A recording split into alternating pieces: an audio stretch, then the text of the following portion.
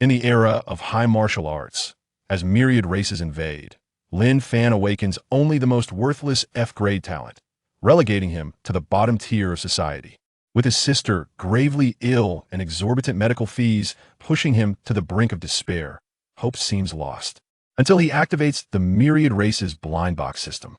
Whenever a customer uncovers a treasure, he receives a random 100-fold critical return. He transforms the bodies of otherworldly beings into blind boxes, setting up a stall in the night market, proclaiming, "Become rich with a single cut. Unleash your divine talent."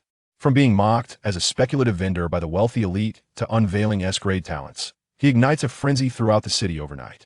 As his blind boxes yield masterful combat techniques and royal-level cultivation methods, the esteemed families and military establishments can no longer remain idle. From grassroots hype to strategic resources, the authorities regard him as a walking armory, monopolizing his business, as martial artists spare no expense for a chance at a box. However, as his power surges exponentially, he uncovers a sinister conspiracy of cultivation orchestrated by a divine civilization behind the invasion of myriad races. Gazing into the starry sea, with a furnace at the ready, Lin Fan resolves to craft the most formidable Genesis blind box ever conceived to confront the so-called deities perched high above. Chapter 1. An F-grade start? Pay with your life for that million. A dim, gray haze looms, lifelessly suspended in the center of the awakening crystal ball. On the playground of Jianghai City 3rd High School, the once lively crowd falls into an immediate silence, thousands of eyes fixated upon the frail figure on the platform. Lin Fan, F-grade talent, no attributes. The awakening instructor's voice is devoid of inflection, mechanically pronouncing a death sentence, the pen in hand striking heavily across the roster, as if discarding a defective part. Next. The silence below lasts less than 3 seconds. F-grade? I thought this bookworm would pull off something spectacular, but instead, he delivered a grand disappointment. How laughable. An F-grade talent wouldn't even have the strength to move bricks on a construction site. His life is essentially overdebt. So, this is the so-called top of the theoretical class? What good is theory in this world? Talent is life. Laughter cascades like a tide from all directions, swiftly engulfing Lin Fan. Standing on the platform, he withdraws his stiff fingers from the crystal ball, feeling the coldness seep in. F-grade, the most abysmal talent in this world, with a cultivation speed merely 1% of the norm, and a ceiling locked at the 3rd rank of martial apprentices. In this age of invasion and martial supremacy, F-grade signifies a lifetime destined for the lowest echelons of society, without even the qualification to be cannon fodder. He takes a deep breath, the sounds of derision echoing around him that if he weren't the top in theory, there would be no ridicule. If he didn't have a sister waiting for him, being an ordinary person wouldn't matter. Turning, he steps down. Each footfall feels as if treading upon cotton, light and unsteady. Hey, isn't this our grand talent, Lin? A figure blocks his path. Wang Tung, clad in an expensive custom training outfit, proudly displays a freshly awarded B-grade talent badge pinned to his chest, glinting painfully in the sunlight. Behind him, several sycophants regard Lin Fan with a disdain reserved for a stray dog. Step aside. Lin Fan does not raise his gaze, his voice icy. F-grade? That's just worthless trash. Wang Tung does not yield, instead advancing a step, looking down at Lin Fan from his elevated position, his handsome face radiating superiority. Don't ever claim to be my classmate again, Lin Tung. I can't afford such embarrassment. Understood? Worthless. A heavy hand slams onto Lin Fan's shoulder, the force nearly bringing him to his knees. The physical enhancement from his B-grade talent has endowed Wang Tung with twice Lin Fan's strength. Lin Fan grits his teeth, struggling to remain upright. His nails dig deep into his palms, blood seeping through his fingers, a tormenting pain. Strike back? With what? In a world where power reigns supreme, the weak are denied even the right to be angry. Boring. Wang Tung scoffs, pulling out a tissue to wipe the shoulder he had just struck, as if cleaning off some filth, casually tossing the crumpled paper at Lin Fan's face. Scram. The paper hits his face, not painful, but stinging. Lin Fan does not glance at the discarded paper nor the arrogant figure of Wang Tung as he leaves. He merely silently weaves through the crowd, his heavy steps carrying him out of the school gate. At Jianghai City First People's Hospital, Intensive Care Unit. The scent of disinfectant is suffocating, the white walls resembling a fortress that isolates all hope. Mr. Lin, this is your final notice. The attending physician adjusts his glasses, slapping a payment demand on the table, his tone colder than that of the awakening instructor. Your sister, Lin Xiaoya, is in the late stages of genetic collapse. The gene chain is rapidly disintegrating. If gene recombination surgery is not performed within a week, her body will completely collapse like a sand sculpture. How much for the surgery? Lin Fan hears his own voice tremble. 1 million. The doctor states an astronomical figure. That's the bare minimum after deducting insurance. I know you've just awakened. It's difficult, but this hospital is not a charity. If the payment isn't made within a week, we will have to cease the operation of the life chamber. 1 million. For Lin Fan, who is impoverished and orphaned, this is not just a number. It is a mountain pressing down on his spine. His entire savings barely amount to 2,000. Lin Fan cannot recall how he exited the doctor's office. He approaches room 302 like a soulless being peering through the glass window. Inside the life chamber lies a frail girl, painfully thin, quietly resting.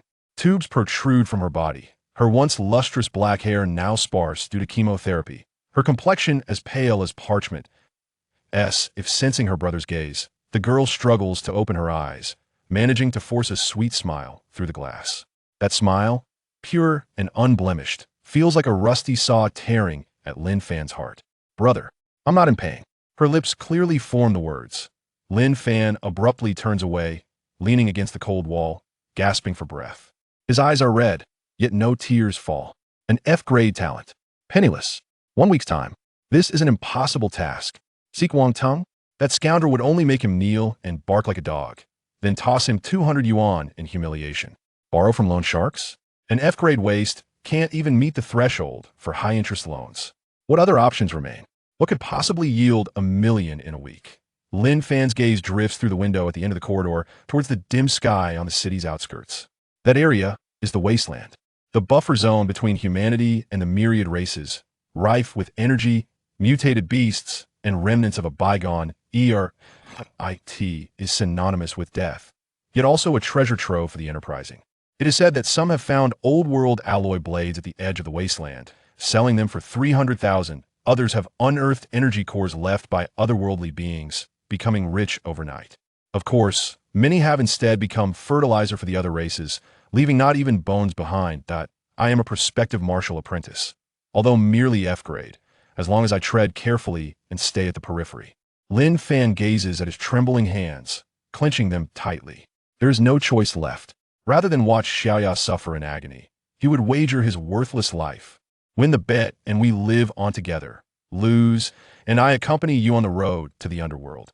Outside Zhanghai City, at the edge of the first wasteland zone, the sky is a dark crimson, the air thick with the stench of decaying corpses. Amidst the ruins, withered grass shivers in the wind. Lin Fan crouches low, cautiously moving through a desolate construction site. In his hand, he clutches a rusty iron knife, a meager find from the second-hand market for 50 yuan, the blade marred with several nicks. Sweat drips down his forehead, stinging his eyes. He dares not wipe it away, his gaze fixed intently on every inch of ground beneath him. 3 hours have passed. Aside from a heap of worthless rusty rebar and shattered concrete, he has found nothing. Damn it, is it truly the fate of the downtrodden to resign themselves to such a life? Lin Fan lifted a heavy concrete slab, revealing only a few startled cockroaches that scattered in panic. A profound sense of frustration surged within him, almost compelling him to let out a roared that moment. A faint rustling sound emerged from behind him. Every hair on Lin Fan's body stood on end as a chill raced up his spine. It was the instinctual warning of death that every living being possesses. Without a moment's hesitation, he rolled to the side, clumsily seeking refuge behind a nearby cover. Thud! A shadow crashed heavily onto the spot where he had just stood, rending the concrete floor with deep gashes, sparks flying. Lin Fan quickly scrambled to his feet, his back pressed against a partially collapsed wall, his grip on the knife trembling uncontrollably. Before him, 3 pairs of green, glistening eyes flickered menacingly in the shadows. Corrupted wolves, the most primitive of cannon fodder in the battlefield of myriad races, were as large as calves, their skin and fur rotting, oozing with a foul, putrid liquid.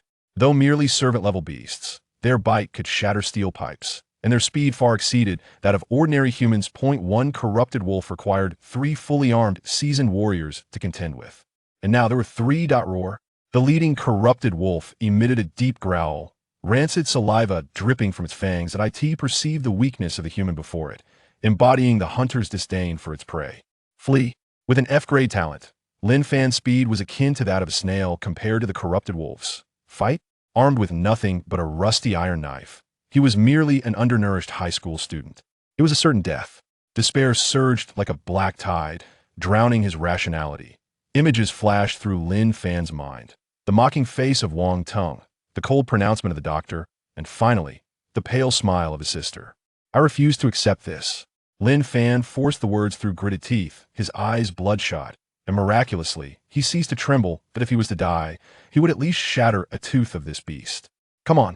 He let out a hoarse roar, advancing rather than retreating, gripping the knife tightly, and with every ounce of strength, he swung at the charging alpha wolf. This strike held no finesse, only the determination to perish together. Clang. The sound of metal colliding was deafening. The rusty iron knife struck the corrupted wolf's hard skull, barely opening a shallow wound before crack.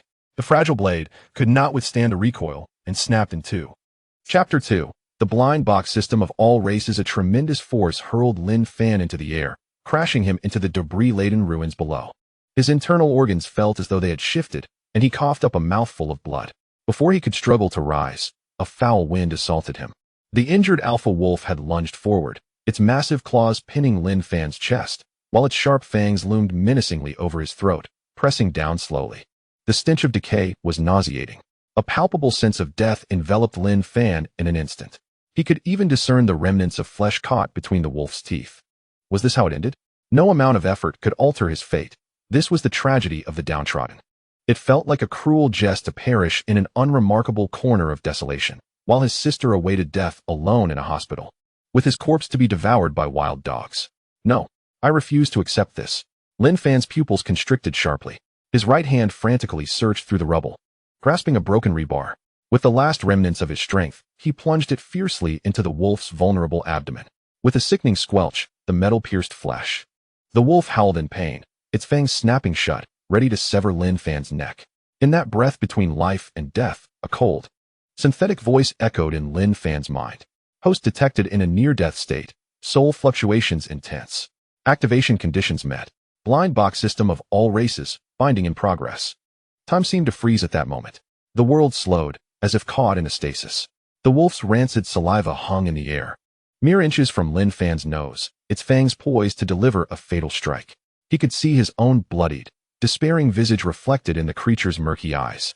The skin on his neck had already been pierced by the wolf's sharp teeth, the icy breath of death surging through his veins.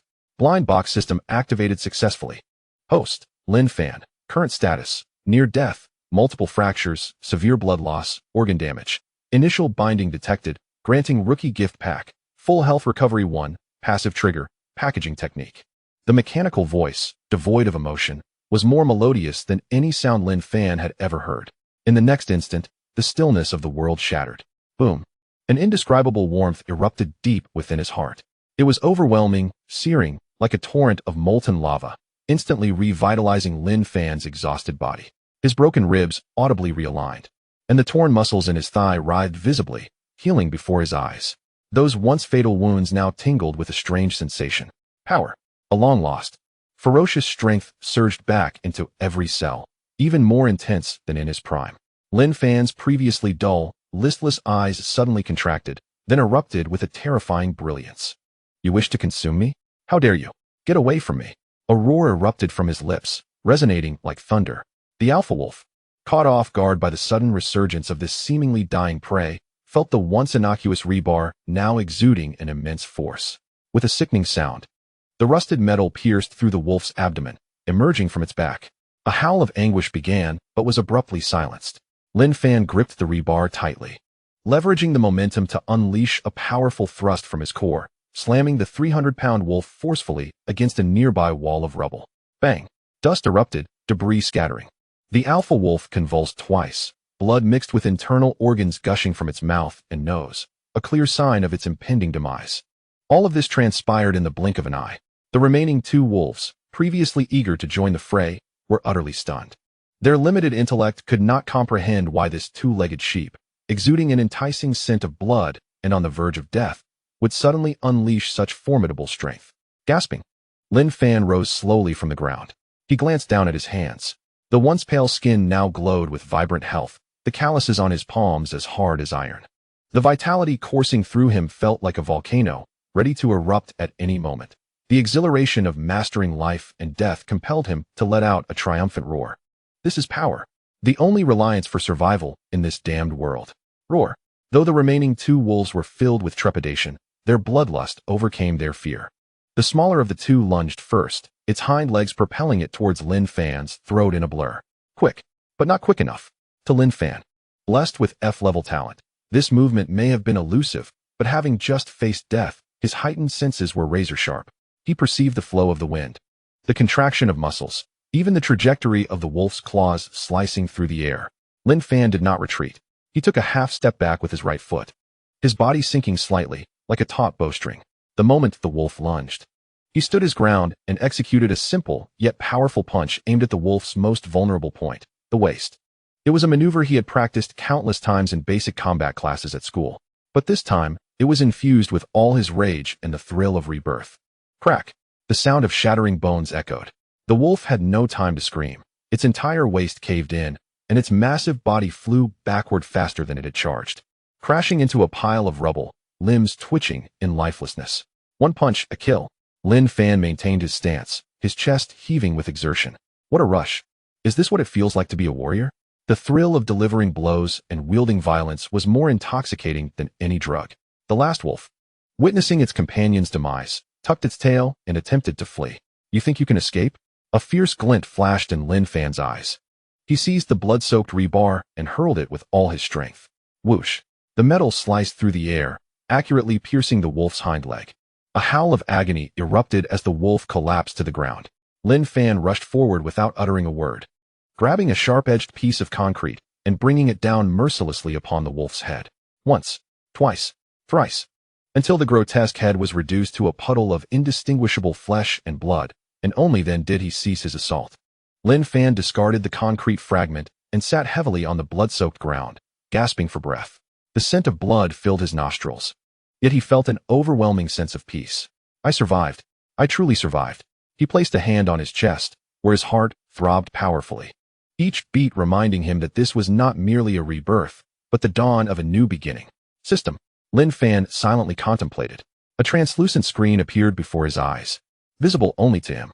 Blind box system of all races. Host, Lin Fan. Realm, apprentice warrior. Vitality value, 0.9. Mentality, 11. Average person, 10. Talent, F level. Current ability, packaging technique, can encapsulate corpses into blind boxes. Current limit, servant level, warrior. Blind box points, 0. System space, not activated. His vitality value had increased by 0.2. Lin Fan's heart raced. To think he had labored for 3 years to barely reach a value of 0.7, and this life-and-death struggle had equated to months of training? No, that wasn't the crux of the matter. Lin Fan's gaze fixated on the packaging technique section. A blind box. Transforming corpses into blind boxes? What kind of skill is this? Detected encapsulable target.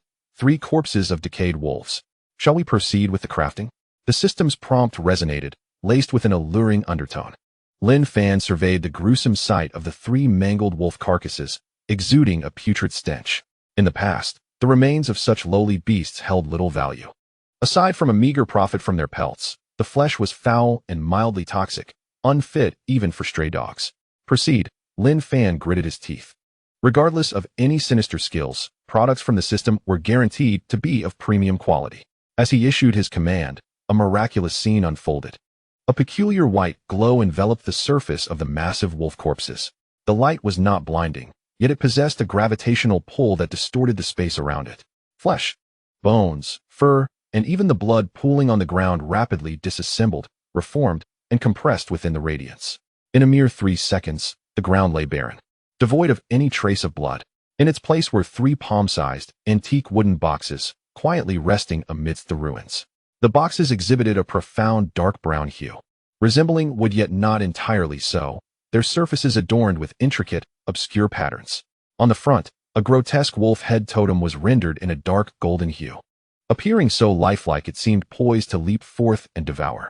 Corrupted Wolf Mystery Box, Standard Edition, Quality, White, Source, Corrupted Wolves of Zone 1, Description: as a mystery box. It may contain a worthless book titled Postpartum Care for Sows, or perhaps a rare power rune. It all depends on luck. Opening price: suggested sale price of 10,000 Union coins. Lin Fan picked up one of the boxes, its warm and heavy texture betraying its previous state as a pile of rotting flesh. Could this truly be worth 10,000? Chapter 3. The first mystery box. Could this truly be worth 10,000? Lin Fan weighed the heavy black box in his hand, his fingertips gliding over the intricate, obscure patterns. 10,000 Union coins. For the affluent heirs frequenting the CBD, it was merely the cost of uncorking a bottle of wine. Yet for Lin Fan, this sum could procure 2 low-grade gene stabilizers, granting his sister an additional 3 days of life within her stasis pod. Corrupted Wolf Mystery Box. Standard. Contents: probability disclosure: 70 probability. Corrupted wolf fur, fangs, claws, worthless materials, recycling price approximately 500 coins. 29 probability. Essence blood. Wolf heart, low-grade alchemical materials, market price approximately 2,000 coins. 09 probability. Undamaged D-class beast soul skill book, market price 50,000 to 100,000 coins. 01 probability. Hidden variant. The data on the system panel was cold and direct. This was a scam. Lin Fan couldn't help but curse. Who, with any sense, would spend 5,000 coins to gamble on a high probability of receiving only 500 coins worth of trash? This was even worse than the underground casinos of the black market. Even the 09 D-class beast soul, in the eyes of true powerhouses, was merely a slightly valuable toy. Who would buy such a mystery box? Just as Lin Fan prepared to unleash a torrent of invective upon this deceitful system, a message in bold crimson text abruptly invaded his vision. Host, please note, this system is named Mystery Box of all races, not Charity Mystery Box. The true value of the mystery box lies not in selling, but in the returns. Core passive, 100-fold return, current level, 10 to 20 times. When a customer opens a mystery box, regardless of the item obtained, the host will receive a high-quality critical return of the same type. Return multiplier, minimum 10 times, maximum 100 times. Example: if a customer opens a corrupted wolf leg bone, worthless, the host may receive refined iron bone, D-class material, or diamond wolf bone, C-class material. Example: if a customer opens a D-class power talent, the host may receive B-class giant strength, or even A-class mountain shaking talent. In that moment, the wind ceased. The nauseating stench of decay in the wasteland seemed to dissipate.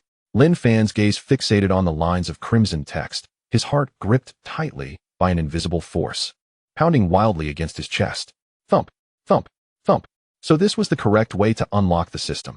The so-called mystery box was merely a guise, a bait.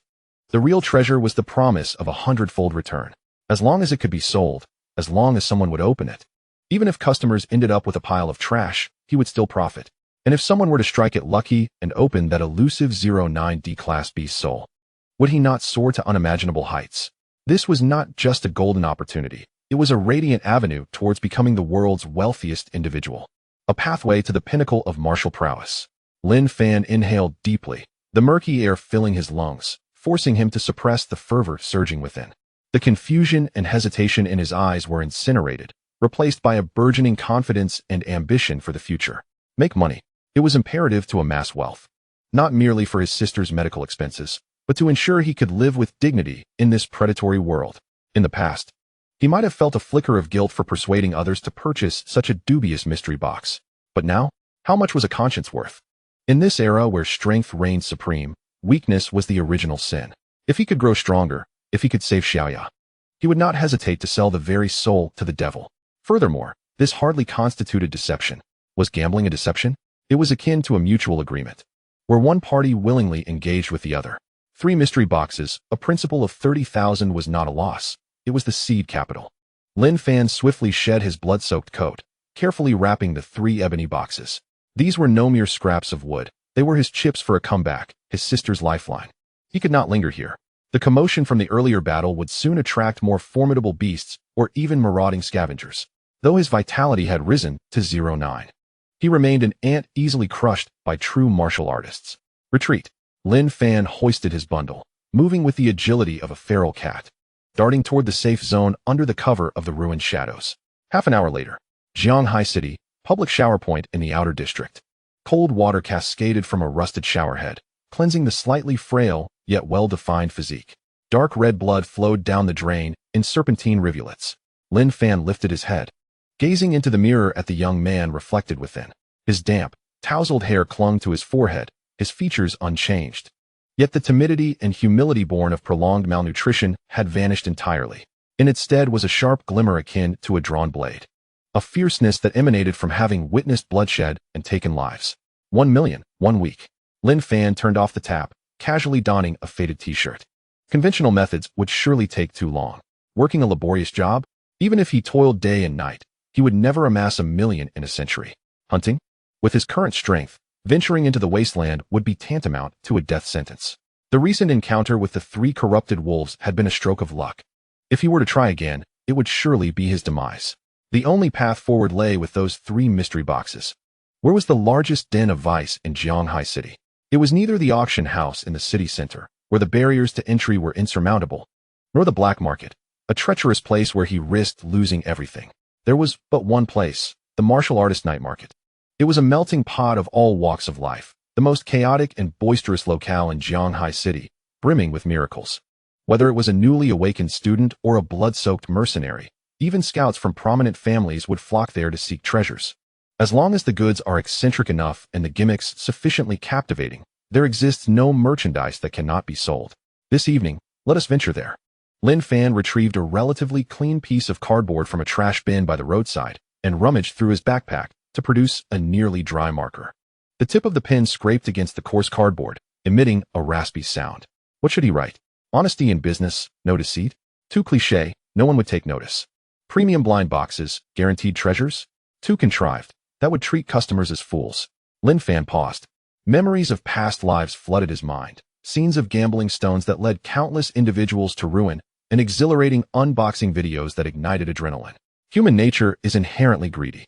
The more perilous and unknown the allure, the deeper it stirs the desires lurking within the human soul. With a flick of his wrist, a few bold, hasty characters sprang to life on the cardboard, the scrawl exuding a sense of arrogance and audacity. In this stroke, he wagered not only the customer's money, but also his very existence. As the city lights illuminated the night, the bustling warrior night market in the western district of Jianghai City emerged, a cacophonous wound within this steel jungle. The air was saturated with the pungent scents of low-grade tobacco, grilled meat seasoned with cumin and sweat. Enormous neon signs pulsated overhead, casting bizarre shadows upon the street. Second-tier demon ape S walnuts. Get them. Boost your health and extend your life. Recently unearthed artifacts from a bygone era. Suspected extraterrestrial technology. Don't miss out. Power elixirs. Ancestral secret formula. 1 bottle invigorates your mind. 2 bottles banish fatigue. 3 bottles grant immortality. The din of hawkers, bargaining, and sporadic outbursts of conflict merged into a colossal wave of sound, assaulting the eardrums of every passerby. Lin Fan stood at the entrance of the night market, clutching the package tightly. Even on the periphery, he could feel the wave of heat and pressure enveloping him. Among the throngs of people, warriors with formidable presence flowed by, clad in finely tailored combat attire. Gleaming alloy blades at their waists, their gazes haughty. In stark contrast, Lin Fan, dressed in shabby attire, resembled a sheep lost in a pack of wolves. Make way. Don't block the path. A burly man rudely shoved Lin Fan aside, the force causing him to stumble back 2 steps. Turning to glare, the man sneered at Lin Fan's disheveled appearance, spitting derisively. Where did this poor student come from? Go home and drink your milk. Laughter erupted from the surrounding crowd. Lin Fan remained silent, merely brushing off the wrinkles from his sleeve. There was no anger, no shame. In a world where power reigns supreme, the dignity of the weak is thinner than paper. To earn respect from others, one must demonstrate strength that silences critics or offers temptations that incite frenzy. He tightened his grip on the cardboard and stepped into the crowd. He did not approach the bustling stalls with high foot traffic. He could not afford their fees. Instead, he headed directly to a corner of the night market, nestled next to a public restroom, where the odor was foul and the lighting dim. The most desolate corner of the market. Yet it was also the only available space free of charge. This would suffice. Lin Fan crouched down, propping up the tattered cardboard before him. Chapter 4. 1 slice of poverty, 1 slice of wealth. The coarse cardboard was held upright by a broken brick, resting on the grease-stained ground. The ink from the low-quality marker had yet to dry, and the hastily written characters stood out starkly under the dim streetlight, radiating an air of reckless audacity. Divine and demonic blind boxes, reverse your fate. One slice of poverty, one slice of wealth, one slice through burlap. Price, 10,000 yuan each. Lin Fan sat cross-legged behind the tattered cloth, 3 dark wooden boxes placed before him. This small patch of ground was adjacent to the restroom. The mingled scents of urine and the night market-esque characteristic barbecue filling the air, inducing a headache. Yet he sat upright, utterly incongruous amidst the surrounding clamor. 10,000 yuan. This figure loomed like an invisible barrier, instantly deterring curious passers-by. Are you insane? A middle-aged man clad in gray training garb halted, his gaze darting between the cardboard and Lin Fan's face, before letting out a scoff. These students have lost their minds over money. A few pieces of scrap wood wrapped up, and you dare to sell them for 10,000? His companion joined in the mockery. Divine and demonic blind boxes? More like a box of charlatanry. Kid, did you lift that tagline from some street literature? Reverse your fate? Why don't you just claim you can ascend right here? Laughter rippled through the crowd. In this warrior night market, though it brimmed with treasures of dubious authenticity, everyone possessed a sense of discernment. 10,000 yuan was enough to purchase a legitimate low-grade vitality potion, a tangible commodity capable of enhancing one's vitality. Who would squander such a sum on an unverified, poorly packaged product? The youth of today, neglecting their cultivation, were instead chasing after dubious paths. Let us go, don't linger. Just a flashy trickster. The crowd gathered and dispersed. The scornful, mocking gazes, akin to countless fine needles, pricked at Lin Fan's skin. Hey, you there with the stall? A raspy voice suddenly blared in his ear. A group of youths with flamboyant hair and a swaggering demeanor pushed through the crowd, encircling him brazenly. The leader, sporting a mohawk and clad in a studded leather jacket, flicked a butterfly knife in his hand. They were local ruffians. The mohawk youth crouched down, using the knife's tip to prod at the cardboard, his face twisted in mockery. Pretty bold, huh? One slice of poverty, one slice of wealth? Come on, tell us. Are there gold or diamonds in those boxes? Yeah, let us see what's inside. Show us. A nearby blonde youth reached out to grab a wooden box from the ground. Slap. A hand shot out, accurately clasping the blonde youth's wrist. Lin Fan slowly opened his eyes. His movements were unhurried, yet steady. The hand was not particularly robust. It appeared somewhat pale and thin. Yet at that moment, it gripped the blonde youth's wrist with the force of a vice, unyielding. Deal us done. Lin Fan's voice was soft, barely audible amidst the market's din. No credit, and I certainly won't allow any freebies. Damn it, you're pushing your luck, aren't you? The blonde youth felt his wrist constricted like a steel band, the pain causing his face to twitch. Instinctively, he clenched his other fist and aimed a punch at Lin Fan's face. Let go, or I'll ruin you. The wind from his punch whistled through the air. Though he was merely a petty thug, this enraged strike bore considerable weight. If it landed, it would undoubtedly break Lin Fan's nose. Lin Fan did not even raise an eyebrow. With a sudden twist of his grip on the blonde youth's wrist, he leveraged the momentum to yank him backward. The blonde youth lost his balance, stumbling forward, and his furious punch struck the hard concrete ground instead. Bang! A blood-curdling scream erupted, drowning out the surrounding cacophony of vendors. Lin Fan released his grip and resumed his cross-legged position, as if nothing had occurred, merely swatting away a fly. Scram. A single word, concise and to the point. The mohawk youth's butterfly knife froze mid-motion. He gazed uncertainly at the unnaturally calm young man before him, then glanced at his groaning companion on the ground. Is he a practitioner? Yet in this neighborhood, reputation supersedes life. If he were to be intimidated by a mere student, how could he continue to lead his crew? All right, kid, you've got guts. Just remember, anyone who dares to touch my people in the West District night market, you better watch your back. With that, he issued a fierce glare at Lin Fan and, along with his companions, dragged the blonde youth away, disappearing into the throng. This was merely a minor incident. In the chaotic warrior night market, such frictions occurred dozens of times each night. Aside from providing a modicum of conversation for the onlookers, the scene did little to alter Lin Fan's desolate situation. In fact, it was the nearby vendor who was less than pleased. The bald man, who sold teeth and bones of mutated beasts, had previously enjoyed a steady stream of customers, but with the ruckus stirred up by the thugs, his clientele had vanished. Cursed luck. The bald vendor spat a mouthful of phlegm, aimed precisely beside Lin Fan's stall, and sardonic remarks slipped from his lips. I say, young brother, if you lack the capability, don't try to imitate others by setting up a stall, putting a few shabby boxes together to conjure illusions, and attracting a bunch of ruffians. Are you intent on ruining everyone's business? As he spoke, He deliberately nudged his stinking pile of beast bones closer to Lin Fan's cardboard, nearly encroaching upon his space. Be smart and scram far away. This spot will be mine for displaying goods from now on. This was a classic case of the weak being bullied by the strong, too afraid to confront the thugs. He took out his frustrations on the seemingly vulnerable student. Lin Fan tilted his head slightly. The dim light cast shadows across his face, obscuring his expression. Yet the glance he directed at the bald vendor quelled the string of profanities that were poised on the vendor's tongue. What kind of gaze was that? Cold. Devoid of any human emotion. It resembled the look of a famished lone wolf in the wasteland, fixating on a piece of breathing meat. It was the kind of malice that only arises from having taken lives and witnessed bloodshed. The bald vendor's heart skipped a beat, a chill creeping up his spine. Instinctively, he understood that if he uttered another word, this seemingly frail youth would indeed erupt in violence. Clearing his throat awkwardly, he masked his inner turmoil with a forced chuckle.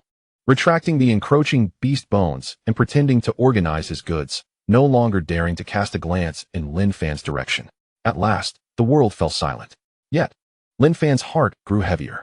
He pulled out his old, cracked screen phone and checked the time, 9:30 p.m. Only 2 hours remained until the night market closed. And not a single blind box had been sold. 1,200 yuan. This constituted his entire fortune, insufficient even for next month's rent, let alone the crushing mountain of 1,000,000 he owed. System, Lin Fan inquired inwardly. Is it possible to lower the price? Just to sell one and recoup some funds. Even 5,000 will do. Warning, this system guarantees premium quality. Prices are anchored to value and cannot be sold cheaply. Each blind box holds the potential to change fate. The 10,000 Alliance coins is already a beginner's preferential price. The host must uphold the prestige of the demon and god blind box. Prestige? Can prestige serve as sustenance? Can it save Xiaoya's life? Lin Fan felt a wave of exasperation wash over him.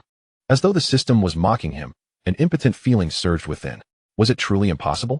Was he destined to be trampled by reality, even with a golden finger in hand? Chapter 5. The plight of the chubby one. Lin Fan took a deep breath, forcing down the tumult of anxiety within him. If the system wouldn't allow a price reduction, he would simply have to wait for a turning point. Perhaps fate had finally heard his outcry. Or perhaps the gears of destiny had finally aligned.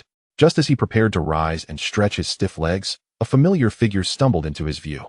Akin to a lost penguin. The chubby one, Zhang Hao, his close companion since childhood. Yet today, the chubby one appeared particularly disheveled. The school uniform that usually clung tightly to him now hung loosely, and in his hand was a half-consumed bottle of cheap beer. His face was flushed, eyes glazed. Clearly having drunk quite a bit, he drifted aimlessly through the crowd, nearly colliding with other stalls multiple times, only offering dazed apologies when scolded. Utterly lacking the spirited demeanor he had once possessed. It seemed everyone was struggling. Observing the chubby one in such a lost state did not comfort Lin Fan. Rather, it pierced his heart deeper. In this damned reality, was it truly so difficult for the underprivileged to find happiness? Zhang Hao, Lin Fan called out. Zhang Hao jolted, sluggishly turning his head, squinting through the crowd until he finally spotted Lin Fan in the corner. In that moment, the confusion in his eyes faded, replaced by a mix of surprise and grievance akin to that of a family member reunited. Fan, he exclaimed, staggering over and wafting a cloud of alcohol. What are you doing here? I just went to your house looking for you. The neighbors said you hadn't returned all day. And when I couldn't reach you by phone, I thought you might have succumbed to despair. By the end of his statement, the chubby one's voice quivered with emotion. His concern was genuine. The events of the awakening ceremony had spread throughout the school, once a genius theoretical scholar. Lin Fan had awakened as an F-grade talent and was publicly humiliated by Wang Tong. Anyone would crumble under such circumstances. You won't die, Lin Fan reassured him, warmth flooding his heart as he tossed a bottle of mineral water his way. And you, what with that ghastly appearance? Did the awakening of an S-grade talent make you so ecstatic that you drank too much? S-grade? Uffed. The chubby one unscrewed the cap and gulped down the water, plopping down on the ground beside Lin Fan with a bitter smile. D-grade, Earth Affinity. Not much better than you, just a meat shield. My parents? Don't even get me started. They were counting on me to bring glory to the family. And now they're discussing sending me to the construction site to learn how to carry bricks. They say with my Earth Affinity, it won't be tiring. He spoke lightly, but Lin Fan could discern the bitterness in his tone. In this talent-centric era, there was little distinction between D-grade and F-grade. Both were at the bottom. Both cannon fodder, mere expendables in the eyes of the powerful. What brings you here? Lin Fan inquired. What else? To unwind, I suppose. Maybe see if I can find some affordable gear. Even a second-hand knife would do. The chubby one sighed, finally noticing the cardboard in front of Lin Fan. But enough about me. Brother Fan, are you setting up a stall? What's this demon and godblind box? Where did you get your stock? Though he was intoxicated, his mind was still sharp. He knew Lin Fan's family situation well, so poor that even a mouse would shed tears leaving behind a grain of rice. Where would he find the capital to engage in business? Moreover, the marketing pitch was far too juvenile. It's not stock, Lin Fan replied, meeting the chubby one's gaze. His tone suddenly serious. I obtained it from the wasteland. Wasteland? The chubby one's eyes widened, half sobering up as he stared in disbelief. Are you insane? You, an F-grade aspirant, dare to venture into the wasteland? Is that even a place for humans? If I don't go, Xiaoyu will die, Lin Fan interrupted his alarm. Zhang Hao opened his mouth, falling silent. He understood Lin Xiaoyu's situation and what that million-yuan surgery fee signified. These 3 boxes. I risked my life to retrieve them. Lin Fan pointed to the wooden boxes on the ground, refraining from mentioning the system or the bizarre production process. There are good things inside. Yet my luck has been dismal. Perhaps this is how it's meant to be. I wish to gamble, to sell my luck to others. Brother Fan, the chubby one gazed into Lin Fan's bloodshot, yet piercing eyes, a shiver running through him. He was all too familiar with that look. Once, in childhood, Lin Fan had displayed the same intensity when helping him reclaim an Ultraman toy from a group of bullies. In the end, the thug, towering over them, had been left crying, returning the Ultraman after Lin Fan had bitten a chunk out of him. That was the gaze of a gambler. It was also the gaze of a lone wolf. Can this truly alter fate? The chubby one asked, pointing at the rudimentary wooden box, swallowing hard. Yes, Lin Fan replied, his conviction unwavering. Were it anyone else asking, he might have resorted to commercial jargon. But facing the chubby one, he felt no need to embellish. For he truly believed it. The system that promises a 100-fold return is the foundation of his audacious ambition. These blind boxes serve as the key to that door. How much? The rotund man inquired. 10,000, came the reply. Cough, cough, cough. The rotund man nearly choked on his saliva, his eyes bulging in disbelief. How much? 10,000. Fan, have the radiations from the wasteland fried your brain? You're selling this broken box for 10,000? That's highway robbery. Too expensive? Lin Fan raised an eyebrow. Can that 10,000 buy you an opportunity to avoid hauling bricks at construction sites, to no longer disappoint your parents? The rotund man was momentarily stunned. Could it? In a legitimate channel, 10,000 wouldn't even be enough for a decent combat skill. But in gambling, he gazed at the dark wooden box. The menacing wolf head totem etched upon it seemingly possessing a certain magic, slowly awakening the deepest desires and resentments within him. D-grade talent. Meat shield. Brick carrier. Was this all there was to Zhang Hao's life? He could not accept it. Fan. The rotund man suddenly produced a crumpled envelope from his pocket, slamming it onto the ragged cloth before Lin Fan with a resolve that spoke of desperation. This is my tuition from my parents, plus 3 years of my savings, totaling 12,000. His eyes reddened as he fixed his gaze on Lin Fan. I initially wanted to buy a decent weapon to fight in the rift. But since you say this thing can change fate, I'll trust you this once. I don't want to carry bricks. I want to be a warrior. Even if I die, I want to perish on the battlefield, not buried under a pile of cement. His shout drew the attention of passers-by, who turned to gawk at the spectacle. Has this fat man lost his mind? Spending 10,000 on a broken wooden box? What a fool. Is this a scam? The acting is so exaggerated. Laughter erupted anew, but this time, Lin Fan and the rotund man paid them no heed. Lin Fan regarded the thick envelope and then the rotund man's face, which was etched with trust and madness. He refrained from uttering any sentimental words, quietly accepting the envelope and solemnly pushing the wooden box toward the rotund man. Choose it. Lin Fan's voice was hoarse, beckoning. This isn't con. In the system interface, the moment the rotund man withdrew the money, the central blind box suddenly radiated a faint, earthy glow. That was a sign of compatibility. Taking a deep breath, the rotund man trembled as he extended both hands to cradle the hefty wooden box. At that moment, the clamor of the night market seemed to fade away. In his world, only this box, laden with all his fortunes and hopes, remained. It was a gamble, to be impoverished or to be wealthy. Chapter 6. Whoever buys is a fool. Before the rotund man could open the blind box, an extremely jarring, exaggeratedly sarcastic voice shattered the fragile atmosphere they had just cultivated. Hey, isn't this the renowned theoretical genius from our third school, Lin Fan? The voice was unmistakable, dripping with a sense of superiority typical of a wealthy second generation, instantly overpowering the surrounding cacophony. Lin Fan did not raise his eyelids. Placing a hand on the rotund man's shoulder, signaling him to remain still. Out of the corner of his eye, he noticed several figures brazenly pushing through the crowd. Leading the pack was Wang Tung. Clearly, this fellow had made a concerted effort to dress up tonight, his hair slicked back, exuding an oily sheen that belied his youth. He held a heavily made-up girl in a revealing halter dress, followed by 3 or 4 lackeys clad in identical training attire, strutting about with their noses in the air, as if to proclaim their status as rich kids. Fate has a cruel sense of humor, Lin Fan thought with a cold smile. In the city of Zhanghai, neither too large nor too small, this unwelcome nuisance had to appear at the most inconvenient time. Oh dear. Is this the classmate who awakened an F-grade waste talent you mentioned? The girl clutched her nose, as if detecting a foul odor. Her heavily lined eyes sweeping over Lin Fan before resting disdainfully on the shabby stall, letting out a derisive laugh. How did he end up like this? Selling at a stall in such a filthy place? What a disgrace. Not just disgraceful, but a blemish on our school's reputation.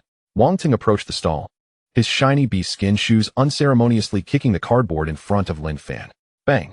The cardboard flew half a meter away. The words "change fate" splattered with mud, rendering it particularly pitiful. That kick felt like a blow to the rotund man's heart. He had been immersed in a tragic sense of desperation, but now, jolted back to reality, his round face flushed crimson, he shot up. Wang Tung, what the hell are you doing? Looking for trouble? Sit down. Lin Fan's voice was low, yet carried an undeniable firmness. His hand, still resting on the rotund man's shoulder, suddenly exerted force, rendering the hefty figure immobile. The rotund man turned in astonishment to see Lin Fan still standing, hand gently patting his shoulder, signaling him to refrain from rash actions. Lin Fan's dark gaze was fixed calmly on Wang Tung. Oh, the rotund man is here too? Wang Tung feigned surprise upon noticing Zhang Hao, his mockery intensifying. What is this? 2 useless ones banding together, planning to form a league of the inept? Or did you awaken as a waste too? Preparing to join Lin Fan in scamming people? As he spoke, his gaze fell on the 3 dark wooden boxes, his smirk widening. Everyone, come see. Witness the marvel.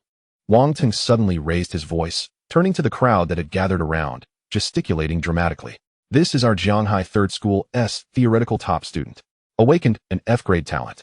And despite being foolish enough to read books, he dares to present a few pieces of scrap wood to swindle money. 10,000 each. Huh. Why not rob a bank? This broken wooden box? I bet it wouldn't even be suitable for kindling. Are you using it to store the ashes of your F-grade talent? Initially, the crowd was merely a passive audience, but Wang Tung's incitement quickly shifted the tide. In a world where strength was revered, possessing an F-grade talent was an inherent sin, synonymous with incompetence. A waste with an F-grade talent dared to sell a blind box at such a lofty price.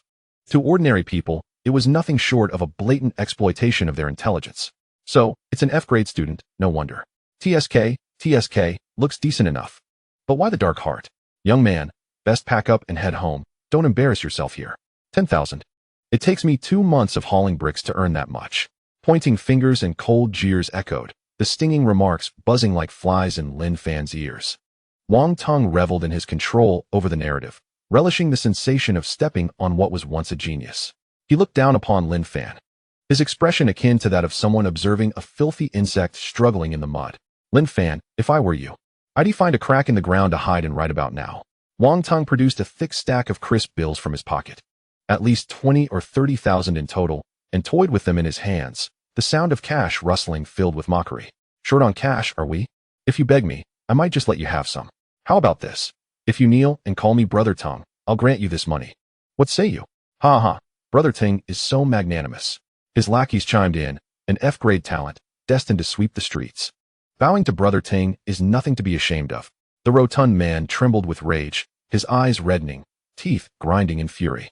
Had Lin Fan not been firmly holding him back, he would have lunged at these scoundrels. Finally, Lin Fan moved.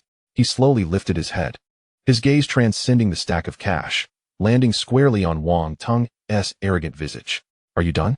Lin Fan's voice was soft, as gentle as the cold wind sweeping through the wasteland at night, devoid of warmth. Wang Tung was taken aback, clearly not expecting Lin Fan to remain so composed under such circumstances. If you can't afford it, then leave. Lin Fan uttered 5 words indifferently. Do not obstruct my business. Your saliva has sullied my stall. Silence. A deathly stillness enveloped the surroundings. The onlookers widened their eyes in disbelief. Was this kid insane? A mere F-class aspiring martial artist dared to speak to the scion of the Wang family in such a manner? Wang Tung's expression darkened visibly, the veins on his forehead pulsating with rage. He felt disregarded by what he perceived to be an insignificant insect, a waste, in front of the crowd. This sensation was 1,000 times more unbearable than being verbally assaulted by Lin Fan. It was akin to striking a cotton ball. One inflicted no damage upon the opponent, yet appeared as a foolish clown. Very well, Wang Tung sneered in anger, abruptly slamming a stack of banknotes onto the ground before Lin Fan. The pink bills scattered across the floor, some even drifting onto Lin Fan's legs. I have plenty of money. This 10,000 is enough to buy your worthless life 10 times over. Wang Tung pointed a finger at Lin Fan, spitting as he continued. But I wouldn't deign to purchase your garbage. I want everyone to know that you, Lin Fan, are a fraud, a piece of trash. He turned to the crowd and shouted, everyone, see this. A worthless individual trying to swindle money. Whoever buys from him is a fool. I, Wang Tung, declare that anyone who dares to purchase his goods today is declaring war against the Wang family. Upon hearing this, the few bystanders who had shown curiosity about the blind boxes instinctively recoiled, retreating in fear. Although the Wang family was not the most prominent clan in Shanghai City, they wielded considerable influence, and ordinary martial artists could not afford to offend them. A vast expanse of space suddenly opened up in front of the stall, leaving only scattered banknotes and 3 solitary wooden boxes. The bullying had gone too far. The fat man could no longer contain himself, letting out a beast-like roar. Wrenching himself free from Lin Fan's grasp and seizing a half-brick from beneath him, ready to charge at Wang Tung. Wang Tung, I'll kill you. Fatty. Lin Fan, quick as lightning, seized the back of the fat man's collar, yanking him back with force, slamming him onto the ground. Brother Fan, don't stop me. This bastard is bullying us too much. The fat man's eyes were red, tears welling in his eyes. Fighting would attract the city management and incur medical expenses. Lin Fan crouched down, meeting the fat man's gaze, his tone chillingly calm. We have no money for compensation. Besides, it is not worth it to go to jail over such scum. But no buts. Lin Fan stood up, his gaze sweeping over the scattered banknotes before resting on the smug Wang Tung. He neither picked up the money nor erupted in fury. He merely calculated silently in his heart. Wang Tung, peak of the aspiring martial artist realm. If he fought here, he could disable Wang Tung's leg in 3 seconds. But the ensuing troubles would be endless. His sister's medical fees were still not fully gathered. He could not afford to go to jail. He had to endure. For his sister, he must swallow any humiliation, no matter how great. Wang Tung was it? This grudge would be sealed. Lin Fan calculated how to ensnare Wang Tung in his trap. Wang Tung, do you think you are humiliating me? No. You are transforming yourself into the most valuable material for my future blind boxes. Have you had enough of your bravado, young Master Wang? Lin Fan dusted off his clothes, his tone remaining flat. If you've finished your antics, please step aside. My customers are still waiting to open their boxes. With that, he picked up the cardboard that Wang Tung had kicked away, rearranging it, then solemnly pushed the blind box that had been cradled in the fat man's arms. Fatty, ignore the barking dog. Lin Fan's voice was soft, yet resonated clearly throughout the venue. Open your box. Let them see who the real fool is. Seeing this, Wang Tung sneered even more. Oh, still pretending? If you can pull anything out of that broken wooden box, I'll eat the dirt off the ground. All right. Lin Fan abruptly raised his head, fixing his gaze on Wang Tung. That's what you said. Let everyone bear witness. Chapter 7. C-Class Talent. Lin Fan scanned the surroundings, his voice suddenly rising in pitch. Young Master Wang said that if something is produced, he will eat dirt. If nothing comes out, I will not take this money. I, Lin Fan, will bow and admit my faults and leave Shanghai City. A gamble. Wang Tung, provoked by Lin Fan's gaze, blurted out without thinking. He did not believe it. He would bet his life that several broken wooden boxes could not produce anything of value. The atmosphere tightened to an extreme. All eyes were fixed on the fat man's trembling hands and the dark wooden box. The fat man gritted his teeth, looking at Lin Fan's trusting eyes, then glancing at Wang Tung's loathsome face. All the humiliation, the unwillingness, and the anger converged into a decisive torrent at that moment. Open. The fat man let out a deafening roar, forcefully lifting the lid of the box. He closed his eyes as if awaiting the sentence of a condemned prisoner, then abruptly flung open the dark wooden box. There was no foul stench, nor was it empty. Boom. A dazzling beam of earthy yellow light erupted from the bottom of the box, soaring skyward without warning. The previously dim, filthy corner, reeking of urine, was instantly illuminated as if it were daylight by this pure energy. Those who had been preparing to watch the spectacle instinctively raised their hands to shield their eyes, gasping in astonishment. What is that? So blinding. The light did not dissipate. Instead, it twisted and coalesced frantically in midair. In the blink of an eye, the formless light transformed into a palm-sized shadow of a putrid wolf. Yet this shadow was no longer the grotesque, decayed form typical of the wasteland. It was crystalline and translucent, resembling a carving of yellow crystal, exuding a heavy and solid aura of pressure. Whoa! A faint wolf howl resonated in the ears of the crowd. In the next moment, the stream of light seemed to be drawn by some force, tracing a graceful arc in the air, directly piercing into the fat man's forehead. The fat man trembled violently, letting out a roar that was both agonizing and refreshing. The wooden box slipped from his grasp and fell to the ground as he shook uncontrollably, as if electrocuted. Then, an eerie scene unfolded.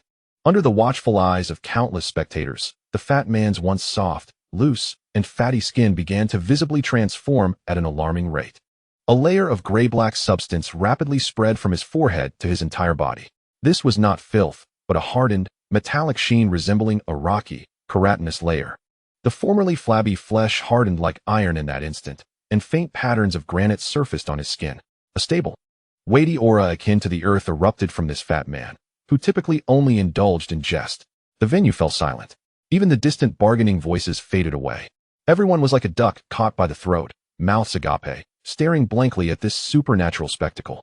Someone trembled, pointing a finger, stuttering, This is talent manifesting? My God, it's a defensive talent. An anomaly. This was an anomaly. An experienced old mercenary nearly had his eyes pop out. Only the awakening of high-tier talents or exceptional treasures could trigger an energy resonance, resulting in an anomaly. This fat man, no, this young brother, had struck it rich. Lin Fan remained seated cross-legged on the ground. Yet under the glow of the earthy yellow light, his calm face appeared exceptionally enigmatic. Only he could see a faint blue system interface suspended before his eyes. Ding! Transaction successful. Customer Zhang Hao opened the corrupt wolf blind box, ordinary version. And fortune smiled upon him. He received a reward, C-grade talent, hardened skin. Lin Fan's heart raced violently, and his hand, concealed within his sleeve, trembled slightly. Although merely C-grade may seem insignificant in the eyes of top geniuses, for a hefty individual possessing only D-grade talent, who nearly resorted to manual labor, this was a genuine life-altering opportunity. D-grade talent only permits a ceiling of low-level warrior status, destined to be mere cannon fodder throughout one's life. Conversely, C-grade talent, with adequate resources, presents a significant chance to ascend to the realm of warriors and become a true paragon among men. Was this worth merely 10,000? Such a treasure, capable of directly elevating one's talent level, would incite bidding wars at an auction, fetching $1 million without question. As the radiance dissipated, the hefty individual opened his eyes in bewilderment, gasping for breath. He felt as if a volcano had been unleashed within him, a searing torrent coursing through his limbs, ultimately merging with the surface of his skin. The sensation of invincible strength made him believe he could shatter a wall with ease. Van Gogh? The hefty man gazed down at his hands. His arms had thickened noticeably, the skin displaying a textured, dark gray hue, with thick calluses forming at the knuckles. A gentle touch produced a resonant sound akin to metal striking stone. Give it a try. Lin Fan gestured to a discarded, rusty steel pipe on the ground. Thick as a wrist. The hefty man swallowed hard and instinctively bent down to retrieve the pipe. It felt heavy in his hands, yet astonishingly light, as if he were wielding a mere plastic straw. An instinctive force surged from his very bloodline, prompting him to exert himself. His fingers curled tightly around the pipe. Creak. The sound of metal warping echoed abruptly amidst the gasps of onlookers. To their astonishment, the once solid steel pipe twisted and contorted like dough within the hefty man's grip. He employed no technique, relying solely on brute strength and that formidable hardened skin. After a few moments, he released his hold. Clang. The pipe fell to the ground, now marred by 5 deep indentations, each half an inch deep, the imprints so clear that even the rocky texture of his skin was visible. Hiss. A collective intake of breath reverberated around him. To crush iron into mud? Could this be the strength of a mere warrior? Even a first-star warrior could not possibly twist a steel pipe in such a manner solely through physical might. This was undoubtedly a C-grade talent, one that combined both strength and defense. Heavens! Had this hefty man not just been a D-grade loser? And in the blink of an eye, he had transformed into a superhuman? The crowd erupted in fervor, an insatiable thirst for power, a reverence for miracles, and a profound regret for missed opportunities. Just moments ago, the chance had been laid bare before them all, 10,000. With that sum, one could acquire this transformative power. Yet, What had they done? They had mocked, scorned, and watched, dismissing true treasure as refuse. Countless fervent, greedy, and frenzied gazes swiftly shifted from the hefty man to the remaining 2 wooden boxes on the ground. What were those boxes? They were, in fact, tickets to paradise. At that moment, the most awkward, shocked, and incredulous individual was none other than Wang Teng. Standing at the forefront, the mocking expression on his face froze, akin to a poorly crafted mask, absurdly ludicrous. His mouth gaped wide enough to fit an egg, emitting strange noises from his throat, yet he could not utter a coherent word. How is this possible? He stammered. This cannot be. I, Wang Teng, spent hundreds of thousands to purchase various expensive gene elixirs, barely elevating my physique. This worthless hefty man, from a family as poor as a church mouse, spent only 10,000 just to buy a dilapidated wooden box, and then obtained a C-grade talent brimming with combat prowess? Has the world gone mad? The steel pipe he had just crumpled felt as if it had been crushed against his face, a searing reminder of humiliation. Those who had previously fawned over him now appeared as if they had been choked, shrinking back in fear, not daring to utter a sound. The 10,000 pink bills on the ground now seemed glaringly conspicuous, a bitter mockery. It silently laughed at him. Your money, young Master Wang, is still money. But so are others' lives. You used wealth to humiliate others, and now they have struck back with their very existence. What a delight. The hefty man finally grasped the reality of his newfound strength. Glancing at the steel pipe on the ground, feeling the surge of power within him, he let out a triumphant roar. I'm a C-grade talent now. I no longer need to haul bricks. He turned abruptly, enveloping Lin Fan, still seated on the ground, in an exuberant embrace, nearly suffocating him with his tears and snot. Fan Gu, this is incredible. Truly incredible. You are my benefactor. Lin Fan, nearly breathless from the embrace, pushed away the hefty man's snot-soaked face. All right, big lad, regain your composure and don't embarrass yourself. He brushed the dust from his clothing and stood up slowly. Ignoring the frenzied gazes surrounding him, he stepped over the scattered bills and approached Wang Teng, who appeared pale and shaken, standing less than half a meter away. Lin Fan could even see the cold sweat beading on Wang Teng's forehead. Young Master Wang. Lin Fan's voice remained calm, devoid of emotion. It seems fortune has not favored you today. He paused, surveying the mire and scattered bills on the ground. Are you planning to steam it or braise it? Wang Teng trembled, instinctively taking a step back, his heel catching on a stone, nearly causing him to fall. Why you? He stuttered, pointing at Lin Fan, his finger quivering. You cheated. This must have been your scheme. This hefty man is your pawn. Pawns. Lin Fan chuckled. He casually picked up the deformed steel pipe from the ground, tossed it lightly, then plunged it forcefully into the ground. Thud.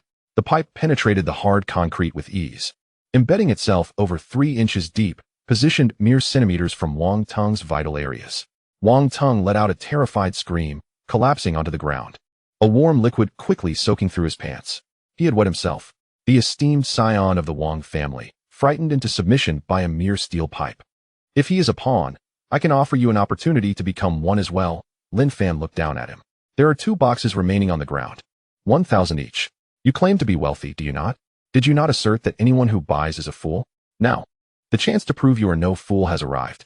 Will you buy, or will you leave? At that moment, the system's alert echoed in his mind, accompanied by an exhilarating sensation that made his very soul tremble. Ding! Detected that the host has sold a blind box, yielding C-grade talent, hardened skin.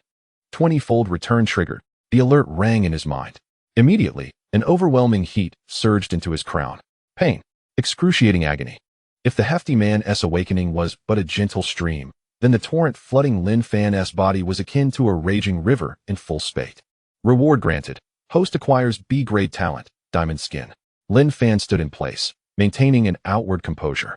Yet beneath the guise of his humble t-shirt, every muscle within him writhed, tearing apart and reassembling. The bones deep within his body erupted with a cacophony of cracking sounds, perfectly masked by the surrounding gasps of astonishment. A faint golden sheen flickered across the surface of his skin, then vanished beneath. This was not the coarse, rocky texture of the hefty man's transformation, but a far superior, more refined evolution of life itself. In a mere 3 seconds, muscle density surged exponentially. Although his previously slender frame appeared unchanged, if struck by a blade, it would surely be the blade that shattered. A B-grade talent. In Jianghai City, this delineates the threshold of genius. Moreover, this particular B-grade talent, focused on physical defense, possesses combat capabilities sufficient to obliterate others of the same rank. Lin Fan exhaled a deep breath. Clenching his fist, the air within his grasp was crushed, emitting a dull thud. Strength, unprecedented strength. His vitality surged wildly, reaching 09153050. In an instant, his vitality had crossed the threshold of early martial apprentice, catapulting him directly to the 5th tier of martial apprentices. Such a meteoric rise, if made known, would render those seasoned warriors who have toiled for decades shamefully envious. Lin Fan slowly raised his gaze, his eyes piercing through the dust-laden air, landing on Wang Teng just half a meter away. At that moment, the world seemed to transform. Previously, Wang Teng loomed like a mountain, a B-grade genius whose presence stifled Lin Fan. But now, he was but a joke. Wang Teng remained seated on the ground, his pants soaked, his complexion as pale as parchment. His lips trembled as he stared at the crushed steel pipe in the hefty man's hands. His eyes, still wide with fear, now mingled with incredulous envy. Is this what it means to be a scion of a prestigious family? Is this the affluent second generation who moments ago demanded he bow in submission? A surge of impulse to annihilate him welled within Lin Fan. Just one punch. With his current 5th-tier martial apprentice strength and the rebound force of his indestructible skin, he could obliterate Wang Teng's head as easily as smashing a watermelon. To kill him? No, that would be too merciful. Death is simple. The true challenge lies in enduring suffering. Such an arrogant fool is the finest fodder, the best stepping stone. Before extracting every ounce of his remaining value, allowing him to die easily would be a waste of resources. Lin Fan forcefully suppressed the boiling urge for violence within him, the faint golden light in his eyes receding, reverting to the unfathomable depths of an ancient well. The primary objective now is to acquire wealth. With power, money transforms from mere currency into a resource, fuel for ascending to greater heights. Hey! Lin Fan's voice broke the silence, not loud yet resonant like thunder, instantly awakening the dazed crowd surrounding him. Have you seen enough? He gestured toward the 2 black boxes on the ground. His tone is nonchalant, as if inquiring whether they had eaten. A C-grade talent has emerged. Does anyone still desire these boxes? 1 second. 2 seconds. After a silence, an explosion of excitement erupted. Holy cow. It really can yield talent. A C-grade talent. 10,000. 10,000 for a C-grade talent? This is practically a gift. That hefty man, formerly a D-grade waste, had just skyrocketed in status. These mystery boxes were indeed genuine. Grab them. Rationality? In the face of destiny-altering temptation, rationality is insignificant. Those who had previously shunned the threats of Wang Teng were now wide-eyed and ravenous, like wolves scenting blood, pushing forward frantically toward the stall. Wang Teng's threats? To hell with the Wang family. As long as a C-grade talent can be obtained, I shall become a martial artist lord. What is the Wang family to me? I'll buy. I'll buy? Don't shove me. I'll offer 15,000. Sell it to me. Step aside. I'll bid 20,000. Boss, I want that box. Don't steal. I saw it first. Whoever tries will face my wrath. The crowd surged like a horde of zombies, instantly submerging the small stall. Countless hands waved bills, phones, and even gold chains, madly reaching for the 2 remaining wooden boxes before Lin Fan. The scene was 100-fold more ferocious than a supermarket rush for discounted eggs. At the forefront, Wang Teng bore the brunt of the chaos. Before he could rise from the ground, he was trampled multiple times by the frenzied crowd. Oh, don't push. I am Wang Teng. I am the heir of the Wang family. A booted foot stomped down hard on his face, leaving a clear shoe print. Then came a second, a third. Those who once showed him deference now couldn't care less about whose feet were trampling him. In the face of a chance to reverse their fates, anyone who obstructed their path became a mortal enemy. Boss, I have money. I can offer 30,000. A balding middle-aged man, drenched in sweat, squeezed to the front, thrusting his phone's payment code toward Lin Fan's face. Skin me, hurry. He was the very stall owner who had mocked Lin Fan moments earlier. Now, there was not a trace of his previous acidity. His face was a mask of flattery, greed, and madness. Get lost. A burly mercenary shoved the balding man aside, slamming a stack of blood-stained bills onto the cardboard. Little brother. I'll take both boxes for 50,000. Why should you have them all? I'll bid 60,000. 80,000. Prices soared. From 10,000 to 80,000 in the blink of an eye. This is the gambler's psyche. Seeing is believing. The hefty man's success was evident. That living, breathing C-grade talent was akin to a potent stimulant, injecting fervor into everyone present. Lin Fan observed the twisted, fervent faces before him, listening to the escalating figures. He did not rush to collect the money. Instead, he watched quietly, like a master puppeteer overlooking the frenzied struggle of ants for mere scraps. This is human nature. Just 10 minutes ago, they had mocked him as a charlatan, a wastrel. Now, mere minutes later, they knelt, pleading for him to accept their money. How ironic. Yet, how satisfying. Lin Fan extended a finger, gently tapping the ground before him. Thud. The sound, though not loud, resonated distinctly amidst the chaotic throng. Everyone instinctively paused, holding their breath, fixated on the young stall owner, terrified of missing a single word he uttered. Are you certain? What you draw depends entirely on your luck. Lin Fan's voice remained calm, acknowledging his own need for money. But now with only 2 mystery boxes left, the highest bidder would prevail. However, once purchased, if you draw something worthless, I cannot guarantee your loss. Chapter 9. Profiting handsomely with tears and blood. 15,000, 80,000. This last box is mine, shouted a bald giant. Adorned with a gold chain as thick as a finger, his eyes bloodshot as if freshly emerged from a dye vat. He forcefully shoved aside those in front of him, dramatically slapping a thick stack of cash onto the cardboard before Lin Fan, his demeanor resembling that of a gladiator rather than a shopper. Deal. Lin Fan barely glanced up, swiftly collecting the cash and sliding the final wooden box toward the man. Mere moments prior, the penultimate mystery box had been snatched by the burly mercenary who had boasted of taking them all. At this instant, the atmosphere at the stall reached a fever pitch, as if the very dust particles in the air were igniting. Those who failed to secure a box pounded their chests in frustration, their gazes toward Lin Fan a mix of envy and jealousy, yearning to storm in and seize the prize. Yet, upon seeing the hefty man beside Lin Fan, radiating an aura of invincibility while wielding a steel pipe, everyone prudently reined in their reckless thoughts. The intimidation of a C-grade talent was undeniably present. Open it, quickly. Someone in the crowd shouted, and all eyes converged on the 2 fortunate, or unfortunate, individuals. The mercenary who had spent 60,000 inhaled deeply, trembling hands lifting the box's lid. No blinding beams of light shot forth, no breathtaking phenomena occurred. Only a faint, metallic scent wafted out, revealing a bottle of dark red liquid resting quietly at the bottom of the box. Item: corrupted wolf blood. Description: extracted from the heart's blood of a mutated corrupted wolf. Consumption can slightly enhance physical constitution, with certain side effects.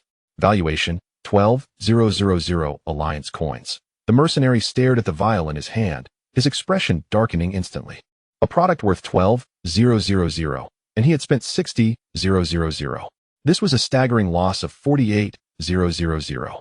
Shortly thereafter, the bald giant who had spent 80,000 also spoke up. With a click, the box opened, revealing a shimmering dagger, approximately 7 inches long, resting on a bed of crimson velvet. The hilt was crafted from wolf bone, and the blade was serrated. Item: wolf tooth dagger. Grade: common iron, martial apprentice exclusive. Valuation: 9,000 alliance coins. I refuse to accept this. The bald man's composure shattered. He had spent 80,000 for a dagger worth less than 10,000. The disparity was enough to make him feel nauseous.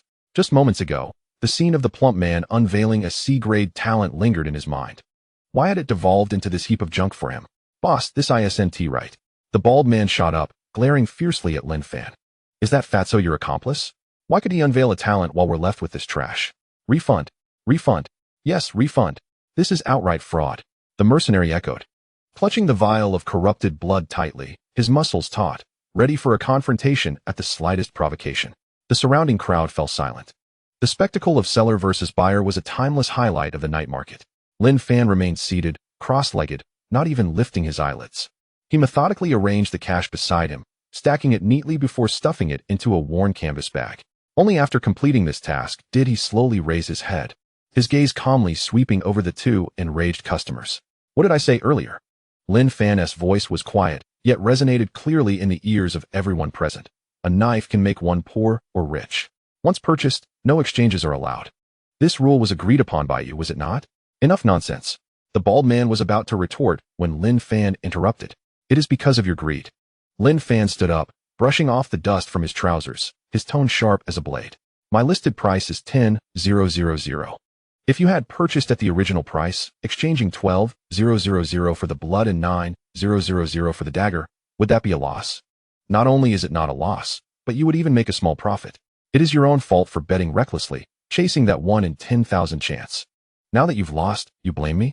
This statement struck like a slap, harshly landing on the faces of both men. The logic was irrefutable. According to the original pricing of the blind boxes, The returns from these two boxes were indeed worth far more than the cost. Lin Fan had not engaged in false advertising, nor had he provided inferior goods. In fact, one could argue that each of the three blind boxes had a return rate exceeding the cost line. The bald man opened his mouth, his face turning a shade of crimson, yet he could find no words to refute. It seems that is the truth. Indeed, the boss was originally selling at 10,000. It was they who escalated the price to 80,000. In that case, these mythical blind boxes truly hold some value? None of the three boxes were empty, and the worst returned nearly 90.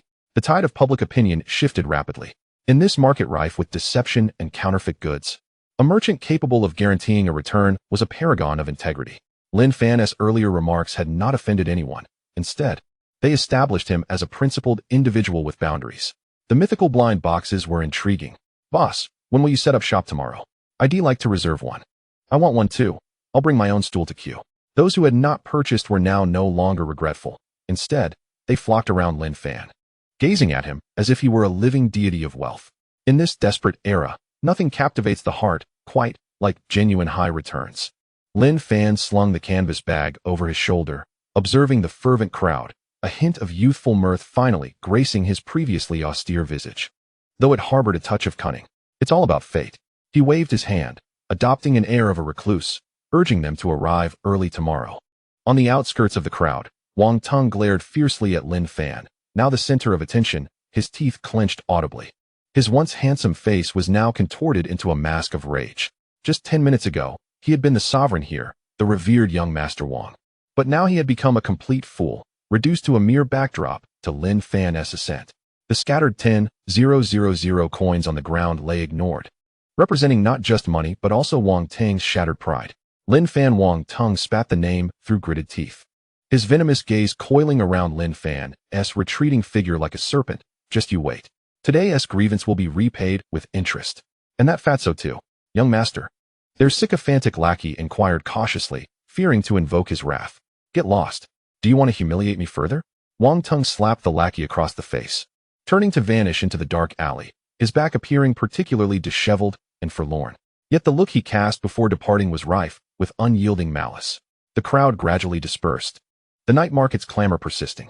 Half an hour later, on the outskirts of the West District ruins, within a dilapidated and abandoned building. Here, far from the night market, the surroundings were tranquil, occasionally interrupted by the sounds of insects. Lin Fan and the plump man huddled in a corner like two thieves, counting money under the dim light of a mobile phone. 1,000, 2,000, 5,000. Holy crap. Fangu, we've struck it rich, truly rich. The plump man cradled the pile of colorful banknotes, his excitement causing his bulk to quiver. He had never seen, let alone imagined, such a sum of money in his life. A total of 151,200. Aside from the 12,000 that the plump man had not touched, the rest was all here. For two impoverished students still in school, this was a fortune. Lin Fan leaned against the wall, watching the exuberant plump man, feeling the tension that had gripped him all night finally begin to ease. He exhaled a long breath, the immense weight pressing down on him finally lifting just enough to create a small gap. 1 million. On the very first day, they had achieved 1/7 of their goal. Moreover, Lin Fan's mind stirred, summoning the system panel. That was the true harvest of the night, a far more precious trump card than the 151,200 in cash. Ding. Transaction settlement completed. Customer A opened corrupted wolf blood, F grade, triggering a 15-fold return. Premium beast blood 2, E grade. Description: purified blood of a mutated beast, infused with frenzied energy, excellent for refining the flesh. Customer B opened wolf tooth dagger, common iron, triggering a 20-fold return. Alloy battle blade, E grade. Description: a standard battle blade crafted with rare metals, capable of slicing through iron like mud, sufficient to breach the defenses of martial-level beasts. Awesome. Lin Fan clenched his fist. This was the terrifying aspect of the Myriad blind box system. Not only could it generate profit, but it also allowed one to acquire resources and equipment for cultivation effortlessly. As long as the blind boxes sold well, Lin Fan would become the world's largest arms dealer and the mightiest warrior. Fangu here. The plump man suddenly divided the counted money into two piles, pushing the thicker stack of banknotes towards Lin Fan, leaving only his original 12,000 capital. What are you doing? Lin Fan raised an eyebrow. Profit sharing. The plump man scratched his head, looking entirely justified. You created the blind box. You set up the stall. I only provided the capital and even got a C-grade talent for free. I can't take this money. Take it. Lin Fan pulled out 50,000 from the pile and stuffed it into the plump man's arms. Brothers ought to be clear about accounts. Without your 12,000, this stall would have floundered tonight. Furthermore, we will need your assistance in promoting the blind boxes moving forward. This is your service fee and investment. No. The plump man recoiled as if burned. Tossing the money back, his round face flushed crimson, his resolve frighteningly firm. Fanga, do you take me for someone like that? If I were after money, I would have snatched that dagger earlier. He grasped Lin Fan's hand firmly, pressing it down onto the pile of money, his gaze reflecting a rare intensity and stubbornness. Brother Fan, I know you are eager for cash. Xiaoya's surgery costs $1 million. You must keep this money, all of it. Once you have cured Xiaoya, we can discuss splitting the funds. With my C-grade talent, I can earn money easily as a sparring partner at any martial arts school. I do not lack for food. But Xiaoya cannot wait. Lin Fan gazed into the sincere eyes of his stout friend, his throat suddenly feeling constricted. In this merciless world, some would sell their souls for a few thousand, while others would betray their brothers for a fleeting opportunity. Yet, there are those who foolishly push away hundreds of thousands simply for the sake of a brother-sister's survival. Such loyalty is worth 1,000 times more than a C-grade talent. All right.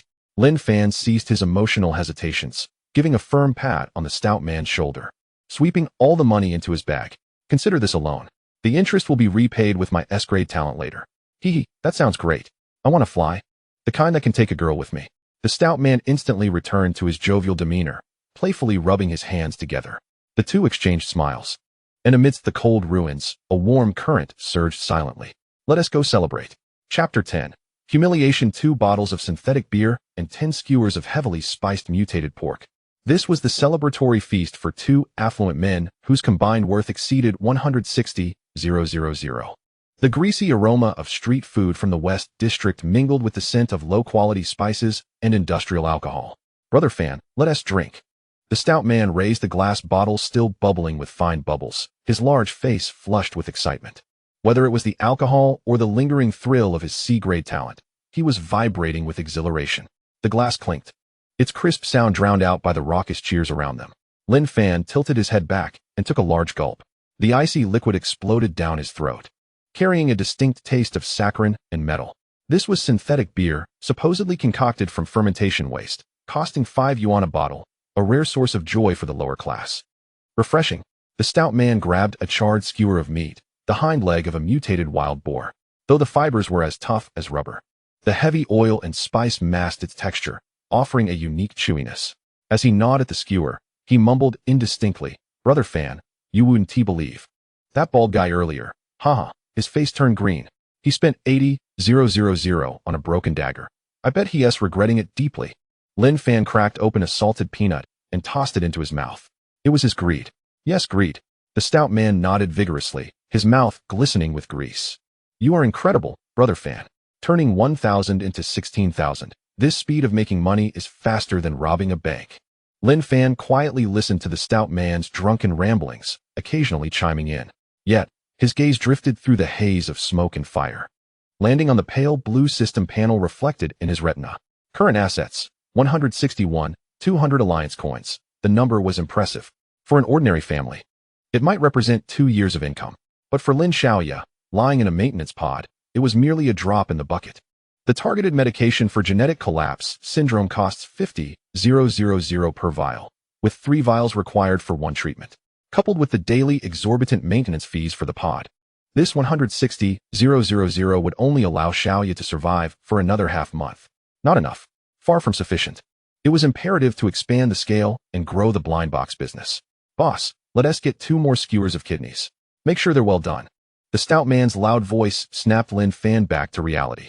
He looked at his friend haggling with the barbecue stall owner, sighing inwardly. The stout man saw only the money but failed to perceive the dangers lurking behind it. Tonight, they had undoubtedly made a formidable enemy of the Wang family. Wang Tung was a man with a vendetta, and after losing face today, he would not let it go easily. Detected low-grade metallic structure, barbecue rack. Material, discarded alloy splice. Evaluation, a filthy piece of trash with little recycling value. The system's notification chimed abruptly. Occupational hazard. Ever since awakening this system, Lin Fan viewed everything as raw materials. He shook his head, forcibly disabling the system's auto-scan function. If he continued to look, he feared he would lose his appetite for this meal. Suddenly, his phone on the table vibrated. It was not a call but a notification from a WeChat group, a barrage of messages, as if someone were frantically spamming. Lin Fan glanced at the screen. Zhanghai 3rd High School Senior Class, 2, Group Chat. At this hour, the group typically discussed games or gossip. Yet, at this moment, the messages were flashing by at an astonishing speed. The stout man also heard the commotion, pulled out his phone, and his expression darkened instantly. Damn it. How dare that bastard speak up in the group? He slammed his phone onto the table, revealing a high-definition selfie. The background was the VIP ward of Zhanghai City's most prestigious private hospital. Wang Teng, dressed in a patient gown, had half his face bandaged, holding a glass of red wine. The caption was dripping with arrogance. Wang Teng, just a minor injury. The doctor insisted I stay in VIP. No choice. My family is too worried about me. Some people should not think that using despicable means can turn their fate around. Trash will always be trash. Let us wait and see. The underlying threat was palpable. Below the photo, a string of replies followed. Li Kai. Tung Gu is mighty. Some people are merely clowns. They won't last long. Zhao Min, take care, Tung Gu. Don't stoop to the level of those lowly beings. Zhang Wei, exactly. I heard those two were still scamming at the night market. What a disgrace to our school. Sun Hao, I also heard that. It seems they used some sleight of hand to fake a C-grade talent. Hilarious. Who still believes that in this day and age, when the wall falls, everyone pushes? In the eyes of these students yet to step into society, Wang Teng symbolized power and future. Meanwhile, Lin Fan and the stout man were merely two laughingstocks seeking attention. Even if the stout man had genuinely awakened a C-grade talent tonight, under Wang Teng's deliberate smear campaign and these people's ingrained biases, it would be dismissed as trickery and deceit. Damn it. The stout man was so furious that his entire body trembled, grabbing his phone to send a voice message. My C-grade talent is fake? I'll go to the hospital and smash his head. A hand pressed down on the stout man's wrist. Steady. No need to rush. Lin Fan's voice was calm, like the flat beer that had lost its fizz. Brother Fan, can we endure this? They are slandering us. The stout man's eyes were bloodshot. Is explaining even useful? Lin Fan took the stout man's phone, casually scrolling through the screen, observing the words of mockery. To them, the truth was irrelevant. Aligning themselves mattered most. Wang Teng sought precisely this effect, regaining face in the class group to uphold his crumbling authority. If the stout man barged into the group to argue and explain, it would play right into Wang Teng's hands. The more agitated he became, the more guilty he appeared. What should we do? Let him continue to be insufferable? The stout man felt an urge to flip the table. To deal with such people, no need for insults. Lin Fan's lips curled slightly as he pulled out his own phone, unlocking it and tapping on the red notification in the group chat. With a few quick taps, the operation was simple. A red envelope. Sent. In an instant, the rapid flow of messages in the group came to an abrupt halt. A bright red envelope startlingly inserted amidst the flattery. Lin Fan sent a red envelope. Note: medical expenses. The group fell silent. After a few seconds, the notification appeared. Wang Teng has claimed Lin Fan's red envelope. Immediately following, another notification appeared. Wang Teng has claimed 001 yuan. Silence ensued. Even through the screen, Lin Fan could sense the sudden freeze in Wang Teng's expression, along with the suffocating embarrassment of the others in the group, who had just been mercilessly berating Lin Fan as a pauper and a fraud. Yet, Wang Teng's swift action, driven by instinct, had left him with a bruised ego. Having snatched a mere penny, coupled with the note regarding medical expenses, the insult was simply beyond comprehension. Puff. The rotund figure stared at the screen for 2 seconds before erupting into laughter, slapping the table with glee. Oh my goodness, ha ha ha. 1 cent. Fangu. You are just too ruthless. Medical expenses of 1 cent. That can't even buy a Band-Aid, can it? Who says it can't? Lin Fan replied leisurely as he tucked his phone away. Looking at that face, it's worth no more. The group erupted into chaos. Wang Teng did not message again. However, 3 minutes later, the system notification read, the group owner has activated a mute for all members. A furious impotence. This was a complete breach of defenses. Let us go? Lin Fan rose, finishing his last sip of beer. Having satisfied his hunger and thirst, it was time to attend to more pressing matters. He did not glance at his phone again, for he knew that the true contest had only just begun. Wang Teng's disgrace in the group would only intensify the vengeance awaiting him offline, more fierce and insidious. The two exited the barbecue stall. In the late-night city of Zhanghai, the wind was a tad chilly. Half of the street lights were out, while the remaining ones flickered erratically due to unstable voltage. A colossal holographic advertisement hovered in midair, showcasing the latest gene therapy, with models boasting flawless skin and perfect smiles, a stark contrast to the dilapidated and filthy streets below, an ironic juxtaposition. Fan go. I'm going to that pharmacy up ahead to buy some digestive tablets. I overindulged in meat earlier. The plump fellow patted his round belly, pointing to the pharmacy at the street corner that still had its lights on. Sure, go ahead, Lin Fan replied casually. The rotund man, without a second thought, scampered off. Lin Fan stood in the shadow of the streetlight, lighting a subpar cigarette. He typically abstained from smoking, only indulging when deep in thought or vexed. As the smoke curled around him, his eyes narrowed slightly. That familiar sensation returned, the feeling of being watched, not with the curiosity of passers-by, but with a malevolent, sticky gaze. Since leaving the night market, this gaze had lingered behind him, ever so faint yet persistent. Lin Fan refrained from turning around, instead feigning nonchalance as he bent down to adjust his shoelaces, using the motion to subtly scan a dim alleyway 50 meters behind him. Chapter 11. The class enemy. The morning sunlight pierced through the thin mist, illuminating the entrance of Jianghai 3rd High School. Lin Fan strolled steadily with his hands in his pockets. Beside him, the rotund Zhang Hao strutted with an air of indifference, having rolled up the sleeves of his oversized uniform to his armpits, exposing two grayish-black arms. After a night's rest, the calloused skin was now more solidified, gleaming with a metallic sheen under the sun, reminiscent of a nouveau riche returning from a mining expedition. Fan Go, look over there. That person's eyes are practically popping out, Zhang Hao boasted, flexing his chest muscles, which had become as hard as iron. Previously, these people had regarded him as a mere pig. Now they looked at him as if he were a father figure. Lin Fan ignored Zhang Hao's boasting, his gaze sweeping over the students at the entrance who were whispering and pointing. The events from the night market had spread more rapidly than anticipated. While most were still observing or deemed it a scam, Zhang Hao's arm served as the best live advertisement. The two entered classroom 2 of the 3rd year, and the once boisterous classroom fell silent the moment Lin Fan crossed the threshold, as if a mute button had been pressed. Dozens of eyes turned in unison, filled with disdain, curiosity, envy, and a mocking sense of entertainment.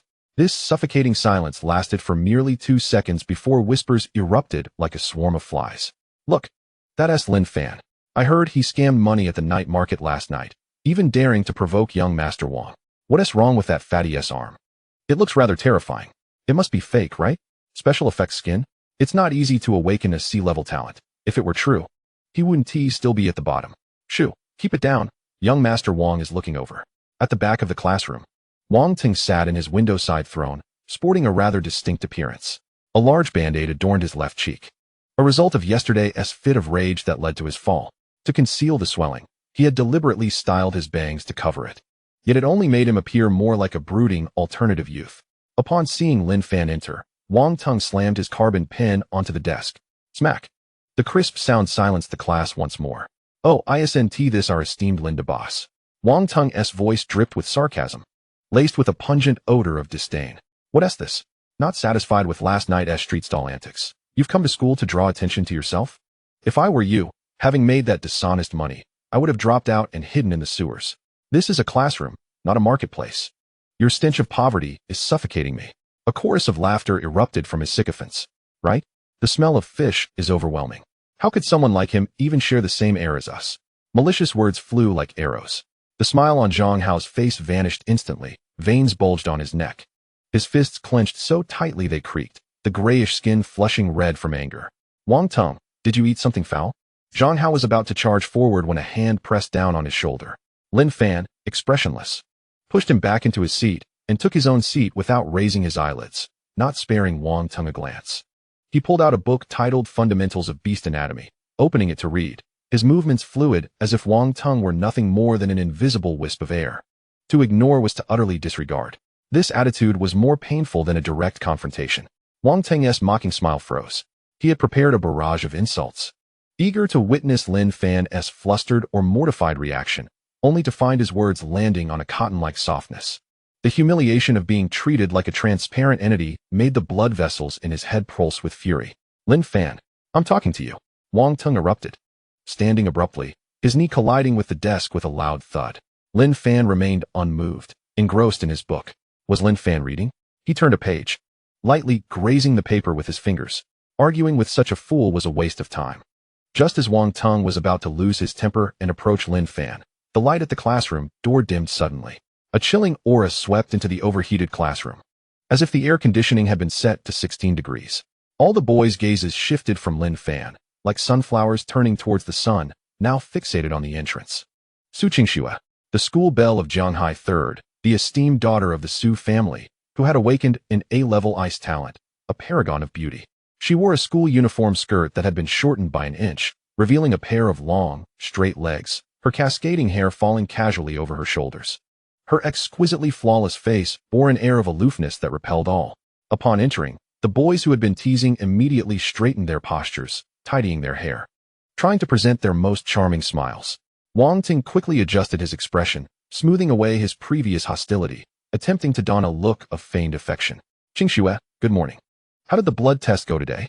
Before Wang Teng could finish, Su Qingxue walked past him without pausing, as if he were merely an obstructive lamppost. Wang Teng's outstretched hand froze in midair, the smile on his face cracking inch by inch. Su Qingxue had a clear objective. She traversed the aisle and halted in the corner of the last row of the classroom, standing before Lin Fan's desk. A profound silence enveloped the room, as every pair of eyes widened in disbelief at this unexpected scene. The aloof beauty of Su, the campus goddess who seldom exchanged more than a word with male classmates, had taken the initiative to approach that F-grade waste. Lin Fan sensed a shadow falling over him and reluctantly disengaged from the system panel. He lifted his gaze to behold an exquisitely striking face, mere inches away, the faint cool fragrance emanating from her reminiscent of a lotus blooming upon a snow-capped peak. Is there something you need? Lin Fan closed his book, his tone as indifferent as if inquiring of a passerby. A collective gasp reverberated around him. Was this lad out of his mind? The campus flower had initiated conversation, and instead of fawning over her, he appeared utterly disinterested. Su Qingxue furrowed her brows slightly, unaccustomed to being treated in such a manner, particularly by an F-grade boy. However, a message from her family the previous night compelled her to lower her guard. The blind box. Su Qingxue's voice was crisp and devoid of superfluous words. Was it truly you who created it? The Su family, one of the 4 prominent families of Jianghai City, possessed a formidable intelligence network. The emergence of a C-grade talent blind box in the night market was dismissed by many as mere rumor, yet the Su family had keenly detected an unusual scent. Indeed, Lin Fan admitted candidly, business is about transparency. Concealing information is rather uninteresting. Since the esteemed Miss Su has come to me, she must be a potential VIP client. Is there more? A glimmer of curiosity flashed in Su Qingxue's eyes. I wish to purchase it. Set your price. She was not lacking in wealth. What she sought was an opportunity that could defy convention and advance even an A-grade talent. While reason whispered that it was absurd, her intuition urged her to explore this possibility. Alas, there is none left, Lin Fan shrugged, a hint of a cunning merchant's regret gracing his features. I sold out last night. The next batch is still in the procurement stage. The so-called procurement involved hunting exotic beasts. When will there be stock? Su Qingxue pressed. Depends on luck and mood. Lin Fan reclined against his chair. However, should the illustrious campus flower desire it, I could reserve a VIP channel for you, naturally, with an additional fee. Agreed.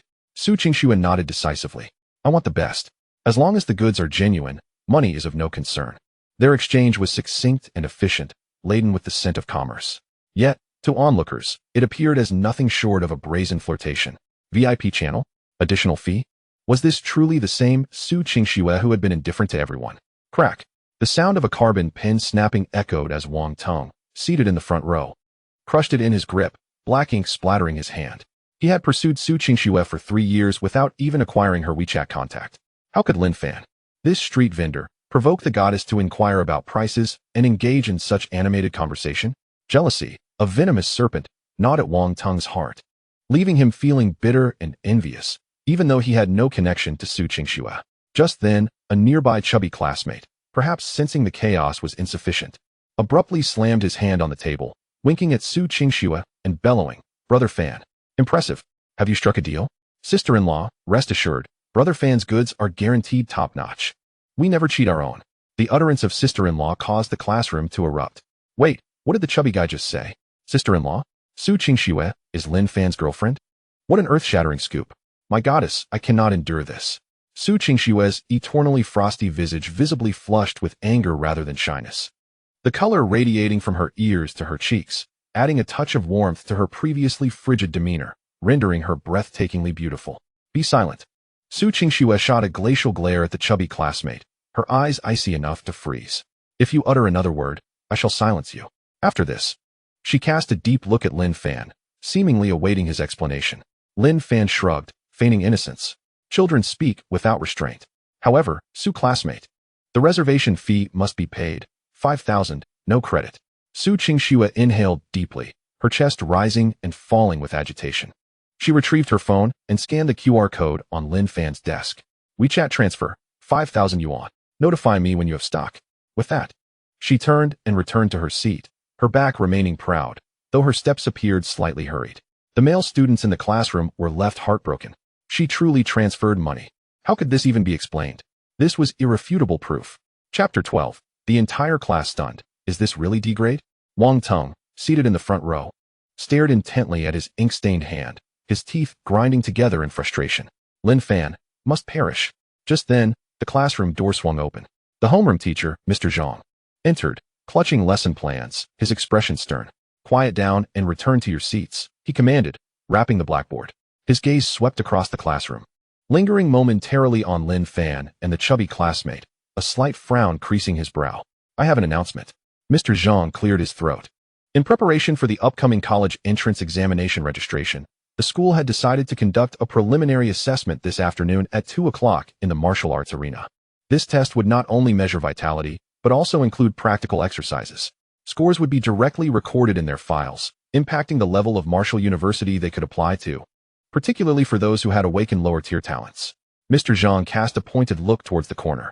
Do not think that awakening guarantees success. If your practical abilities are lacking, you shall be eliminated. For those not wishing to toil in construction, exert every ounce of strength this afternoon. A murmur rippled through the class. A practical test. This was the perfect stage to showcase one's prowess and to flaunt superiority. Many students, confident in their abilities, began to roll up their sleeves, casting sharp glances at classmates with whom they had past grievances. At 2 o'clock in the blazing sun, the Zhanghai 3rd High School martial arts arena felt stiflingly hot. Akin to a giant steamer, infused with the scent of sweat and hormones from hundreds of students. 20 brand new Black Gold Series strength testing machines were lined up, beside which the vitality sensor's indicator lights flickered wildly. Listen up, Mr. Zhang's voice boomed, overpowering even the cicada's serenade. There is only one testing standard. The passing line is vitality 08 and strength 400 kilograms. Those who cannot reach this threshold should promptly enroll in the literature class and cease wasting resources in the martial arts class. A wave of commotion surged through the crowd. An 08 vitality score was an insurmountable barrier for many students who had awakened F-grade talents. First up, Wang Teng. As Mr. Zhang's voice faded, the crowd parted to create a path. Wang Teng shed his outer school jacket, casually tossing it to a nearby sycophant. He wore a snug sports tank top, showcasing his well-defined muscles. Though a bandage on his face marred his appearance, it did not detract from the arrogant stride he took as he approached the testing machine, delaying his actions to stretch his wrists and neck, the joints cracking audibly. With a deep breath, Wang Teng propelled himself off the ground, his body coiling like a drawn bow. Bang! The thunderous impact reverberated throughout the arena. The testing machine's cushioned pad sank deeply under the force, and the numbers on the display fluctuated wildly before settling. Strength, 652G. He then pressed his hand against the adjacent vitality sensor. Vitality, 095. Wow. An uncontrollable wave of excitement erupted from the girls' section. 650 kilograms? That's nearly on par with a martial apprentice. Vitality, 095. Just 005 away from breaking into the first tier of martial apprentices. Truly, Wang is the best among us. What can a mere street vendor compare? Praise flooded in like a tidal wave. Wang Teng reveled in the sensation of being the center of attention, the band-aid on the corner of his mouth suddenly appearing far more palatable. He turned, his gaze sweeping over the crowd, precisely locking onto Lin Fan and the chubby boy in the corner, his chin slightly elevated as he made a downward thumbs-up gesture. A provocation. An unabashed provocation. Next, Zhang Hao. Old Zhang called out the chubby boy's name. The previously fervent atmosphere shifted awkwardly. A few derisive snickers echoed through the crowd. The sports committee member, a tall and slender boy who usually kept close company with Wang Teng, mockingly shouted, "Chubby, be gentle when you hit. Don't get the machine greasy with those hands of yours. It's new equipment, hard to clean." Ha ha. The entire class burst into laughter. In their minds, Zhang Hao was merely a rotund figure, a mascot awakened with D-grade Earth affinity. To have him test his punching strength was as ludicrous as expecting a pig to climb a tree. The chubby boy did not laugh. He slowly emerged from behind the crowd, his face devoid of the usual playful grin. He rolled up his sleeves, revealing arms that were robust to the point of being excessive. Laugh. Just wait. Soon enough, you'll be the ones crying. The chubby boy scoffed inwardly as he stood before the testing machine. Unlike Wang Tong, he did not engage in ostentatious warm-up routines. Instead, he took a deep breath and closed his eyes. Within him, the power that had only awakened the previous night surged forth, wild and untamed like a wild stallion. Buzz. A low tremor seemed to resonate through the air. In the next moment, an unforgettable scene unfolded before everyone. The chubby boy's previously soft and pale-skinned arms transformed at a visible speed into a gray-black hue. Rough, hard, and rich in texture. They resembled two stone pillars freshly hewn from granite. Talent skill, hardened skin. The smile on the sports committee member's face froze. His mouth agape as if it could swallow a duck egg. This was a D-grade Earth affinity? Whose D-grade affinity could possess such visual impact? Give it to me. The chubby boy suddenly opened his eyes, unleashing a thunderous roar. That rock-like arm swung round, accompanied by a fierce wind, devoid of any technique, purely violent, an unreasonable smash. Boom. The sound reverberated, a full double the volume of Wang Tang's earlier punch. The tremendous impact caused the entire testing machine to shudder violently, its base screeching against the floor. The cushioning pad did not merely indent, it nearly burst apart. The numbers on the display did not fluctuate, they shot straight to the peak. Punching strength. 882G silence. An absolute silence. Those who had just mocked the chubby boy now resembled chickens with their necks grasped, faces flushed, yet unable to utter a sound. Even the class teacher, Old Zhang, dropped the attendance book he held. 882 kilograms? What does that mean? The average adult's punching strength ranges from 150 to 300 kilograms. A trained martial artist can manage 400 kilograms, and a peak martial artist like Wang Tong would struggle to reach 650 kilograms. 880 kilograms represented a first-grade martial artist, even approaching the second grade. Before the crowd could recover from their shock, the chubby boy pressed that rock-like hand onto the vitality gauge. Beep. Vitality value, 12, a bona fide first-grade martial artist. This is impossible. Wang Tong stepped forward, his eyes fixated on the screen's numbers, nearly bulging from their sockets. The machine must be faulty. It had to be broken. How could a D-grade waste possess such data? He refused to believe it. He had spent tens of thousands on potions, training daily in the gravity chamber, barely achieving 0.95. This chubby boy, just yesterday claiming he would work at a construction site, had now become a first-grade martial artist? Curse it all. The chubby boy turned. The gray-black keratin layer on his arm slowly receding, reverting to a harmless appearance. He blew on his slightly reddened fist, shaking his head in feigned disappointment. Oh dear. A mistake. I overindulged at last night's barbecue. It affected my performance. Only 882. TSK. How embarrassing, truly embarrassing for Fangirl. A display of sheer arrogance. A top-tier display of arrogance.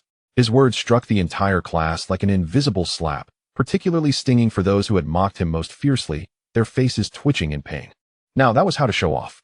Compared to the chubby boy's display, Wang Tang's earlier muscle flex was utterly cringeworthy. Zhang Hao. Old Zhang retrieved the attendance book, his voice trembling.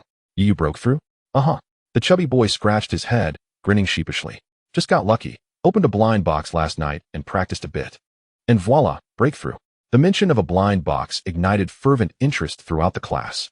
If there had been any doubt about the rumors surrounding blind boxes, the chubby boy was now living proof.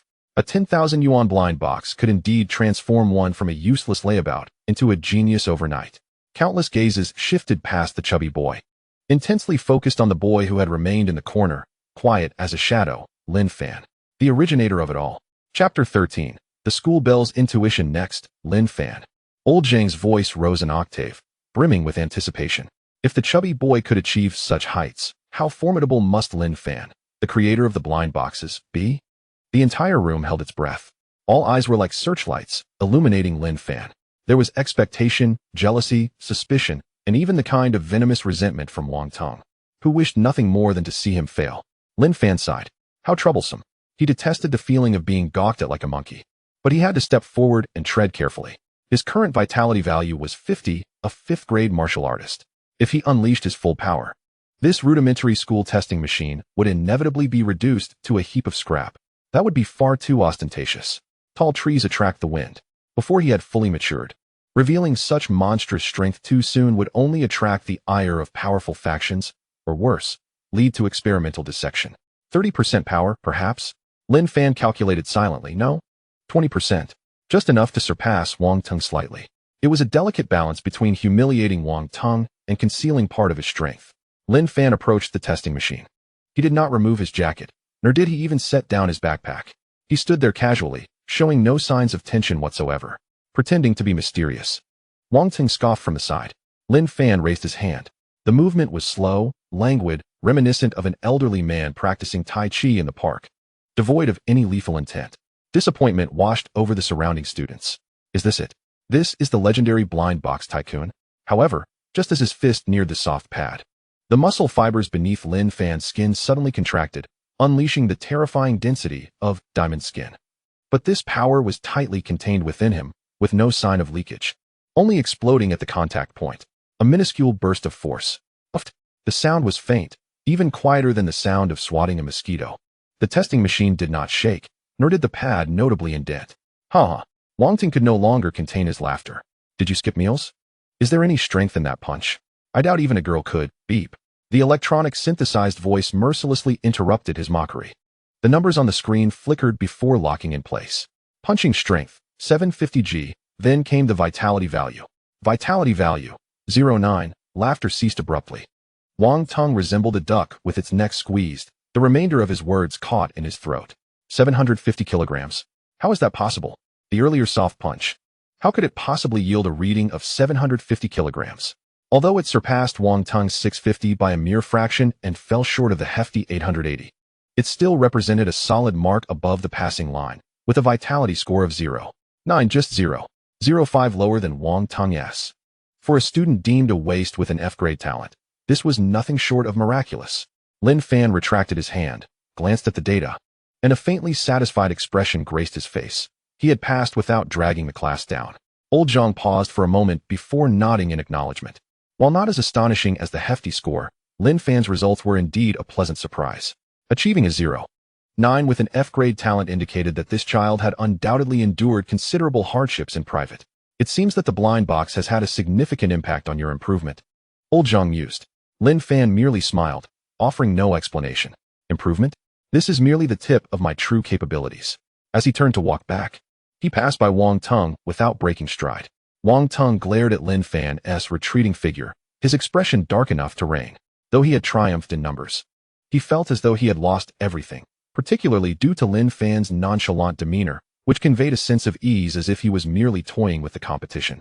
A feeling far more unsettling than the hefty blows delivered by the larger student. He is deceiving us. In the back row of the classroom, Su Qingxue, who had been observing quietly, narrowed her strikingly beautiful eyes, fixating intently on Lin Fan's silhouette. Others may have been fooled by Lin Fan's facade, but not her. As an awakened A-grade ice talent, her sensitivity to heat was unparalleled. At the moment Lin Fan struck, she distinctly sensed a terrifying wave of heat emanating from within him. That was a temperature far beyond what a mere 0.9 vitality could produce. It resembled a dormant volcano, a fierce undercurrent of power lurking beneath a calm surface, tenfold, even 100-fold more violent than the C-grade talent of the hefty student. Concealed vitality, deeply hidden. Su Qingxue's fingers lightly tapped the desk, a thin layer of frost forming beneath her fingertips. Lin Fan, just how many secrets do you harbor? Not only do you possess a blind box that can catalyze evolution, but you also wield this terrifying strength. This boy, who initially seemed to lack presence in class, now appeared to her as an embodiment of deadly allure. It sparked her curiosity for strength and a desire to explore the unknown. Enough, let the testing continue. Old Zhang's voice snapped everyone back to attention. Lin Fan returned to the corner, where the hefty student immediately approached him, a mischievous grin plastered on his face. Brother Fan, you're too sly. That punch just now. I bet you didn't even break a sweat. If you had really put in effort, wouldn't the machine have been wrecked? Hey, keep it low-key for now. I'll save my strength for later.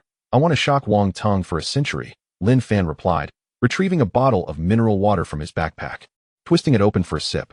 Besides, the school's equipment is quite expensive. What if I break it and have to pay for it? Uft. Who do you think you are? Can you even give birth to a son as big as Wang Teng? The hefty student scoffed, raising a middle finger in disdain.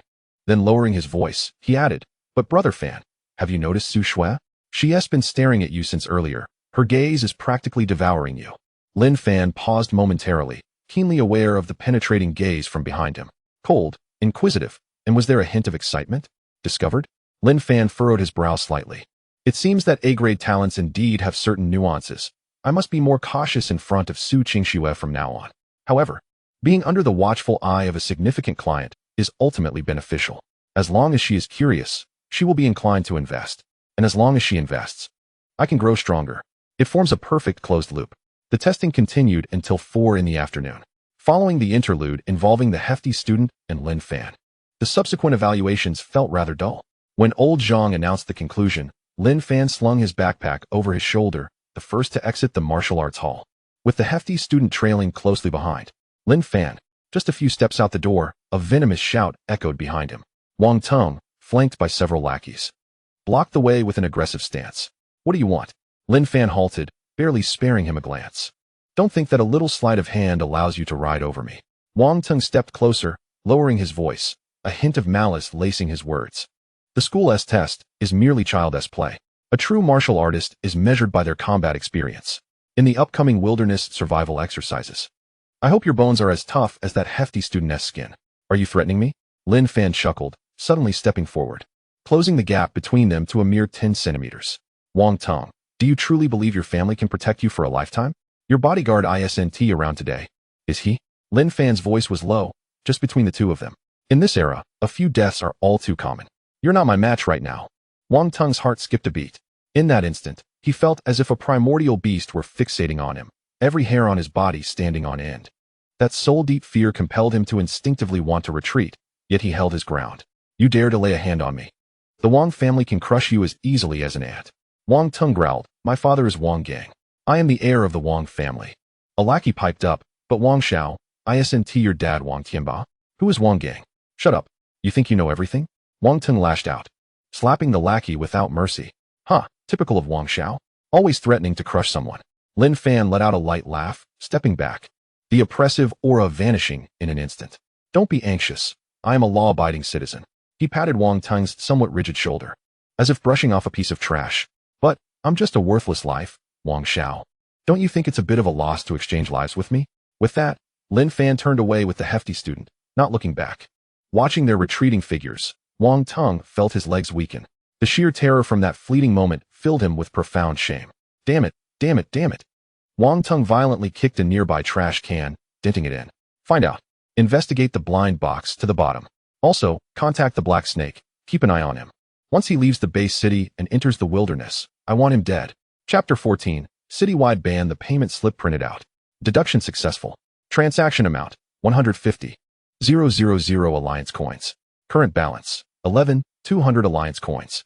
The hospital's self-service payment machine spat out a thin strip of thermal paper. Lin Fan reached out and tore it off, feeling the faint warmth still lingering on the paper.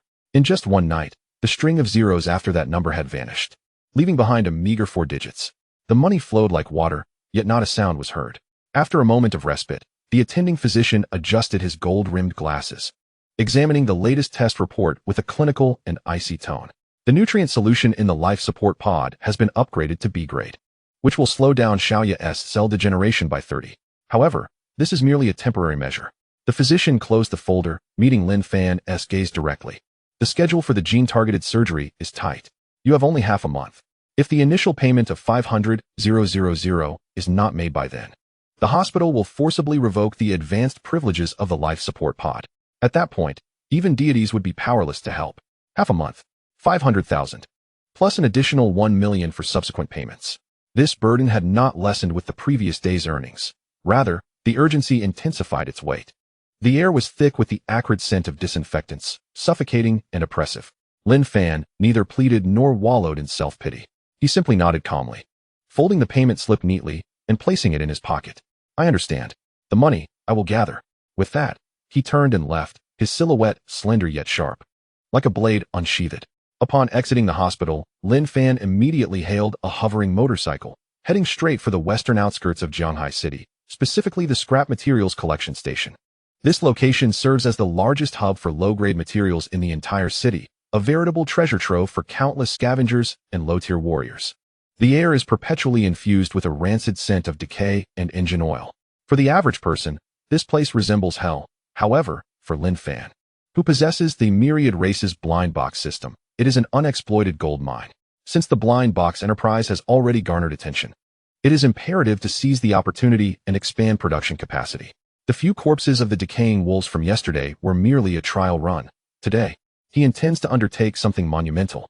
Old Chun, Lin Fan confidently entered a corrugated metal shack adorned with the sign of Chun's Materials Recycling. He had frequented this place to sell the scraps he collected, establishing a familiar rapport with the owner.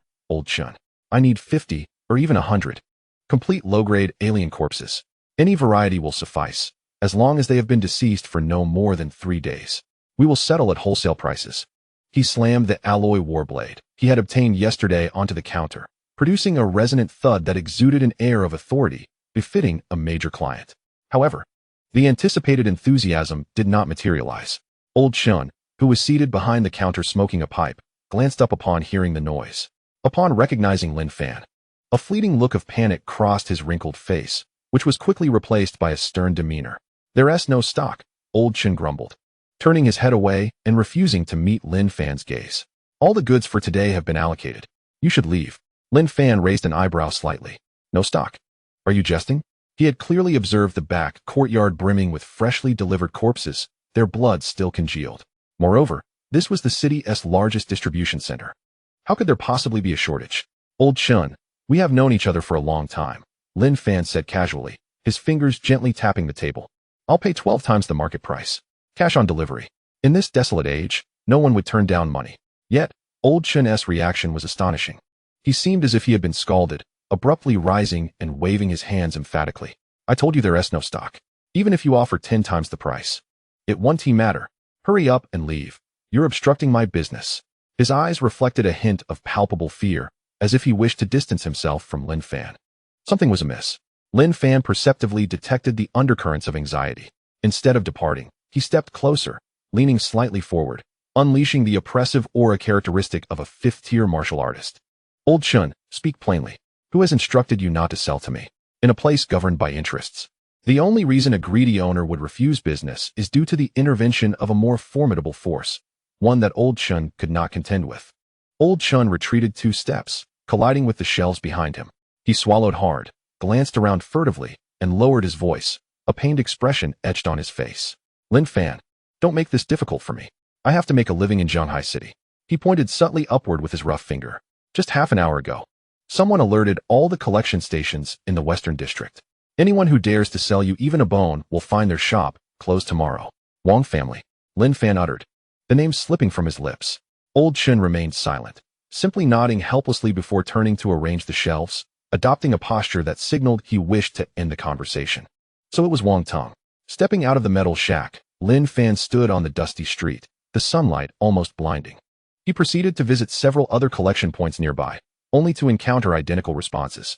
Some owners spoke delicately, claiming a recent scarcity of goods. Others were blunt, coldly instructing him to leave. A few shops even had men clad in black uniforms, the character for Wong embroidered on their chests, casting menacing glances at every passerby. The entire city was sealed off. This exemplified the power of capital. The Wong family, as the titans of medicinal materials and supplies in Shanghai City, controlled the entire low-end supply chain. With a mere word, Wong Tung could sever all of Lin Fan's procurement channels. This was a dimensional assault. Wong Tung did not require brute strength or to create chaos at the night market. He merely needed to lift a finger, leveraging his family's commercial monopoly to ensure Lin Fan's blind box venture was left high and dry.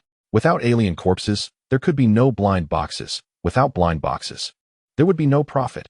And without profit, Xiaoya's life would be in jeopardy. This was a nefarious scheme, insidious, direct, and effective. Ding dong. His phone vibrated. A message arrived from an unfamiliar number. Wong Tung, Boss Lin, how goes business? I hear you're scouring for corpses?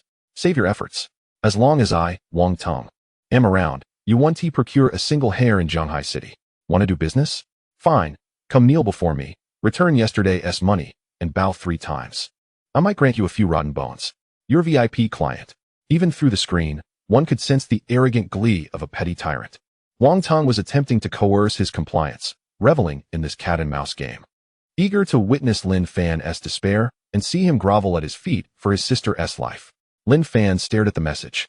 Instead of anger, a dangerous smile slowly crept across his lips, devoid of warmth and imbued with a chilling sharpness. Fool. Lin Fan turned off his phone, slipping it into his pocket. Wang Tong's gravest error lay in his reliance on the logic of an ordinary person to assess Lin Fan. In Wang Tong's eyes, Lin Fan was merely a merchant, a vendor dependent on the supply chain. However, Lin Fan's system was named Myriad Races Blind Box, not Scrap Recycling Blind Box. The raw materials for crafting blind boxes have never relied on purchases. The corpses obtained through purchase are often processed rejects, severely lacking in energy and dried of essence. Blind boxes made from such materials not only lack quality, but also yield low returns. True premium blind boxes must be crafted from the freshest, most intact corpses, even those still warm. Attempting to sever my path, Lin Fan raised his gaze, peering beyond the dilapidated shantytown towards the towering alloy city walls at the edge of the metropolis. Chapter 15. Out of stock. The night enveloped Jianghai City. The neon signs of the night market flickered and buzzed. Yet tonight, there was none of the usual clamor and chaos. A deathly silence prevailed. As Lin Fan stepped into the familiar corner of the night market, his pace faltered. Before him lay a long queue, over 100 individuals, including mercenaries clad in tattered leather armor, workers covered in dust after a long day, and even a few students in uniforms who had evidently skipped class. They were silent, fixated on the empty ground with eyes gleaming like a pack of ravenous wolves starved for weeks. He.S. here. Boss Lin has arrived. A voice broke the stillness. Boom. The crowd erupted. Countless gazes converged on Lin Fan, their fervent desire nearly overwhelming. Boss Lin, I want to reserve one. No matter the cost, save one for me. I've stood in line for 4 hours. My legs are numb. Today I must get a C-grade talent. Get lost. I was here yesterday. Boss Lin, I'll offer 20,000 for one. Waving bills danced like green snowflakes in the air. This was the allure of blind boxes, or perhaps the allure of gambling. The tale of yesterday's underdog triumph had transformed into a legend overnight. In this despairing wasteland, everyone believed they could be the next protagonist. With just 10,000, they could buy an opportunity to rise from the depths of despair. The corpulent figure trailed behind Lin Fan, gazing at the frenzied scene unfolding before him, his throat constricting violently. Brother Fan, this is all money, he stammered, his voice quivering. If we had the goods in hand, tonight's haul could net us at least 500,000. Lin Fan remained silent as he approached the stall, his expression devoid of emotion. From his canvas bag, he retrieved a piece of cardboard and planted it firmly on the ground. Scrawled in hasty black marker were 4 words that exuded a sense of finality. No goods today. The air thickened, and the cacophony ceased abruptly, only to be followed by an eruption of outrage. What does this mean? Are we being toyed with? Why are you here if there's nothing for sale? I took a day off for this, shouted a voice from the crowd. Are you trying to raise prices? Go ahead, name your price. As long as it's not too outrageous, I'll accept it. The crowd began to stir, and several irate mercenaries rolled up their sleeves, ready for confrontation, determined that Lin Fan would have to answer for this. At the eye of the storm, Lin Fan stood as calm as still water, awaiting this very moment. I wish to sell, he finally spoke, his voice low yet cutting through the din with clarity. He spread his hands in a gesture of helplessness, his tone a blend of grievance and indignation. But there's nothing to be done. Some individuals do not wish for you all to purchase. Who? A burly mercenary bellowed. Who dares obstruct my path to wealth? Lin Fan refrained from answering directly. He pulled a cigarette from his pocket, lit it, and inhaled deeply. Amidst the swirling smoke, his gaze swept over the crowd, tinged with a sense of shared despair. I didn't manage to acquire a single hair of today's materials. Every recycling station and supplier in Jianghai City received warnings this morning. He flicked ash from his cigarette, his tone growing colder. Anyone who dares sell me a corpse will find it impossible to survive in Jianghai City. Who is so tyrannical? Someone pressed from the audience. Who else? The corpulent man interjected, his indignation palpable. Only the Wang family, who monopolized the low-end materials market, possesses such power. The mere mention of the Wang family caused many faces in the crowd to change color. In Jianghai City, the Wang family were akin to local emperors, controlling herbs, materials, and even land. The lower-tier warriors and mercenaries had all suffered under their exploitation. Those bloodsuckers. They sell high-priced potions, and now won't even allow us to buy a blind box? They're driving us to the brink. The flames of rebellion were ignited. Lin Fan observed the fervent crowd, a subtle smile playing on his lips. This was the power of public sentiment. He need not confront the Wang family directly. He merely needed to inform these desperate souls. It was the Wang family that severed your only hope. Hatred is the cheapest and sharpest weapon. Everyone disperse, Lin Fan sighed. As if resigned to fate, the Wang family was a formidable force. We, the common folk, could not contend with them. This blind box business was likely at an end. It would be wiser to purchase the Wang family's potions, albeit at a higher price, but at least it offered a glimmer of hope. This concession was like pouring gasoline onto an impending eruption. Why should we acquiesce? A mercenary struck the ground with his alloy blade, sparks flying. If the Wang family want to sell, we will find a way to buy. I refuse to believe they can shut us all out. Yes, we'll buy the corpses. Boss Lin, can we bring our own materials? Don't fear them, Boss Lin. We support you. Lin Fan surveyed the faces flushed with passion, and a great weight lifted from his heart. Wang Tung believed he could suffocate him by cutting off the supply chain. Little did he know, this inadvertently facilitated Lin Fan's most exquisite hunger marketing and brand establishment. Now, purchasing blind boxes had transformed from a mere transaction into an act of defiance against the powerful. This emotional value was priceless. Bringing your own materials is permissible. Lin Fan seemed to deliberate for a moment before reluctantly nodding, but the rules must change. If you bring your own materials, the processing fee is 5,000. Furthermore, they must be from a creature that died no more than 3 days ago. Agreed. It's settled. I'll head out to hunt right now. The crowd erupted in a frenzy. What had begun as complaints morphed into fervent motivation. Since they could not purchase, they would resort to killing. For that chance to defy fate, these individuals would scour every nook and cranny surrounding Zhanghai City. As the crowd dispersed, Lin Fan's gaze fell upon a corner where a thin man squatted, a dark box before him. It was the unfortunate soul who had spent 80,000 on a dagger the previous day. Yet now, he was surrounded by an audience no less than Lin Fan's. 20,000. I'll take it. 22,000. This blind box is crafted by Boss Lin himself, a limited edition. 25,000. The previously open blind box was resealed by the man, polished to a shine with a red cloth. He was inflating its value. Even if it contained only a 9,000 value dagger, the labels of the limited edition blind box and Boss Lin's craftsmanship had doubled its price. A secondary market was forming. Lin Fan withdrew his gaze, a glint of brilliance flashing in his eyes. When a product attracts scalpers and speculation, it signifies that its brand value has firmly established itself. Wang Tung's blockade not only failed to extinguish him, but instead elevated the Shinma blind box to new heights. Brother Fan, the corpulent man tugged at Lin Fan's sleeve. His face devoid of joy, only deep concern. Have we completely offended the Wang family? If those words reach Wang Tung's ears, we have already crossed that line.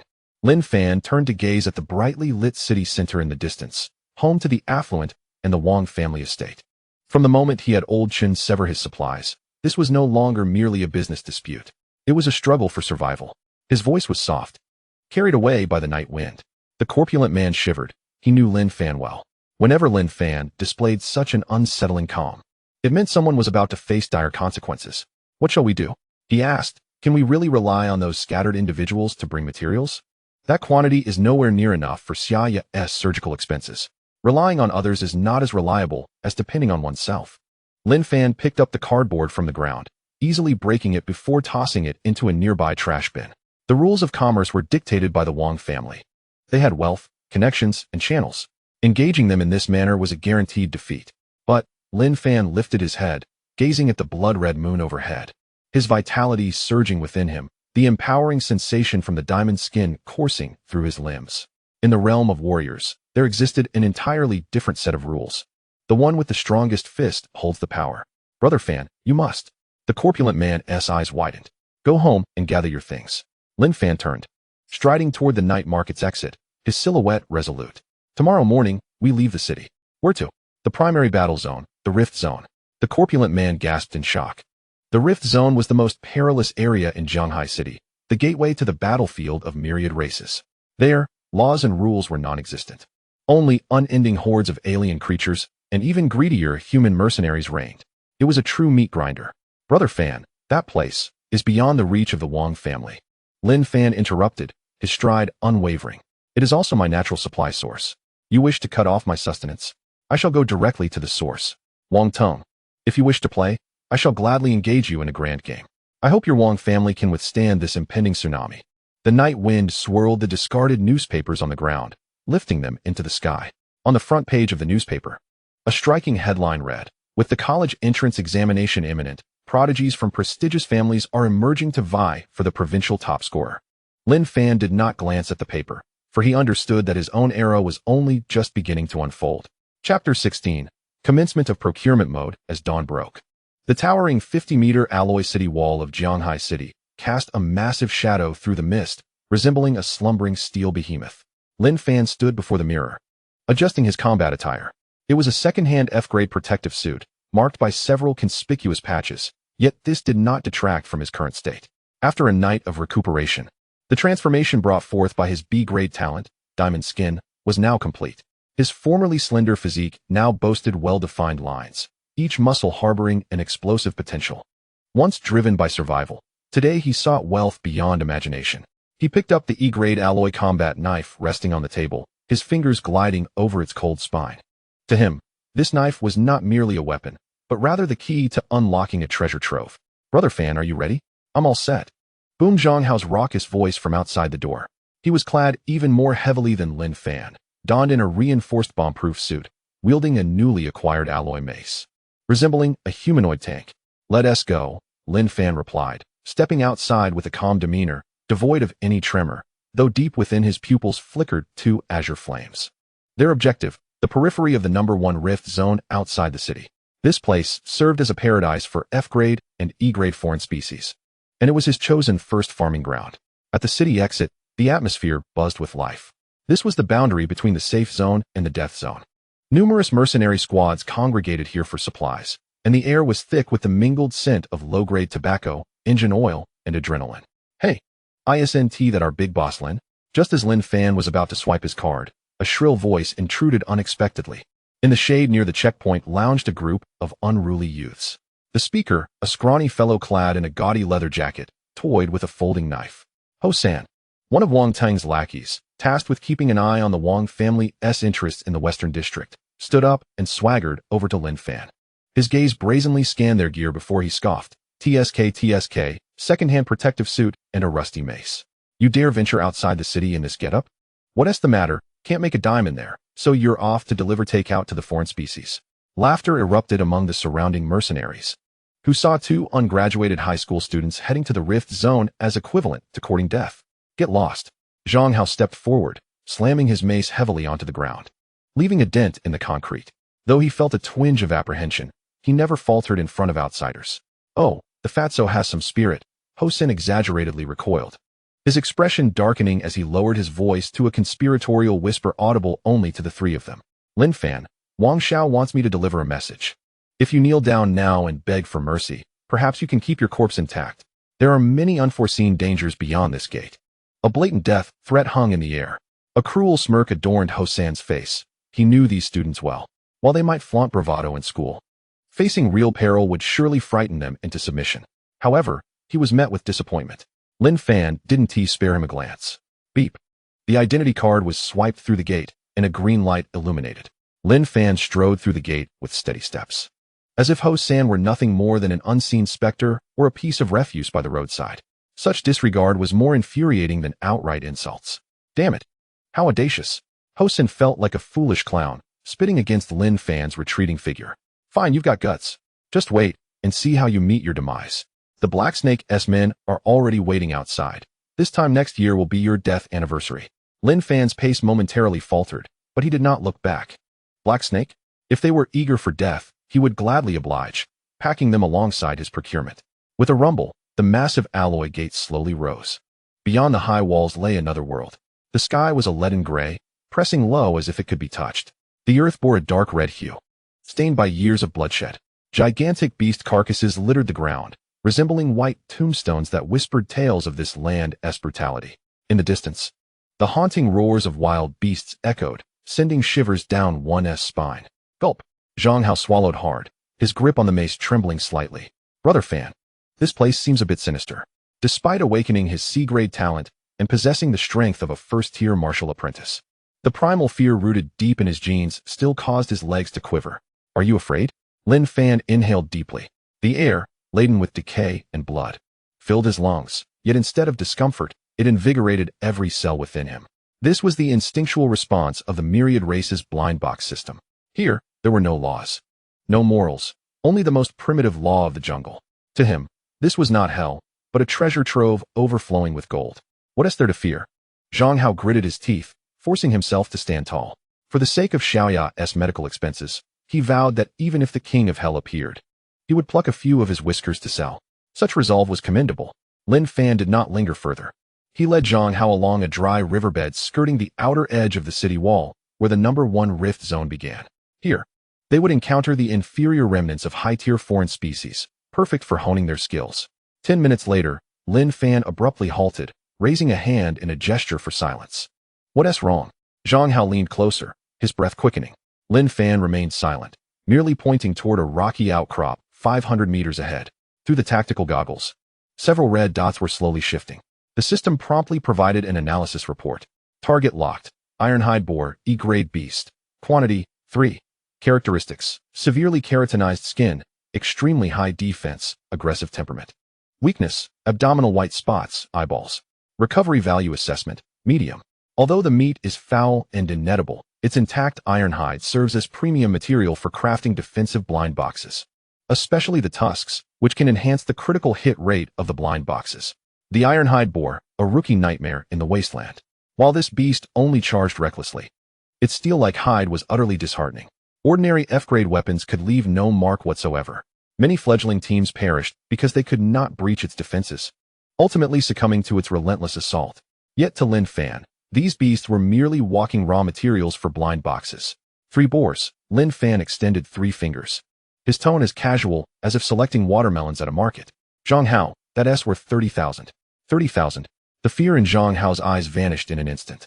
The red dots transformed in his mind from fearsome creatures with sharp tusks into thick stacks of bills exuding the scent of fresh ink. Brother Fan, what is the plan? Should I tank while you deal damage? With the mention of money, Zhang Hao's intelligence surged, and his legs ceased to tremble. No need for such complication.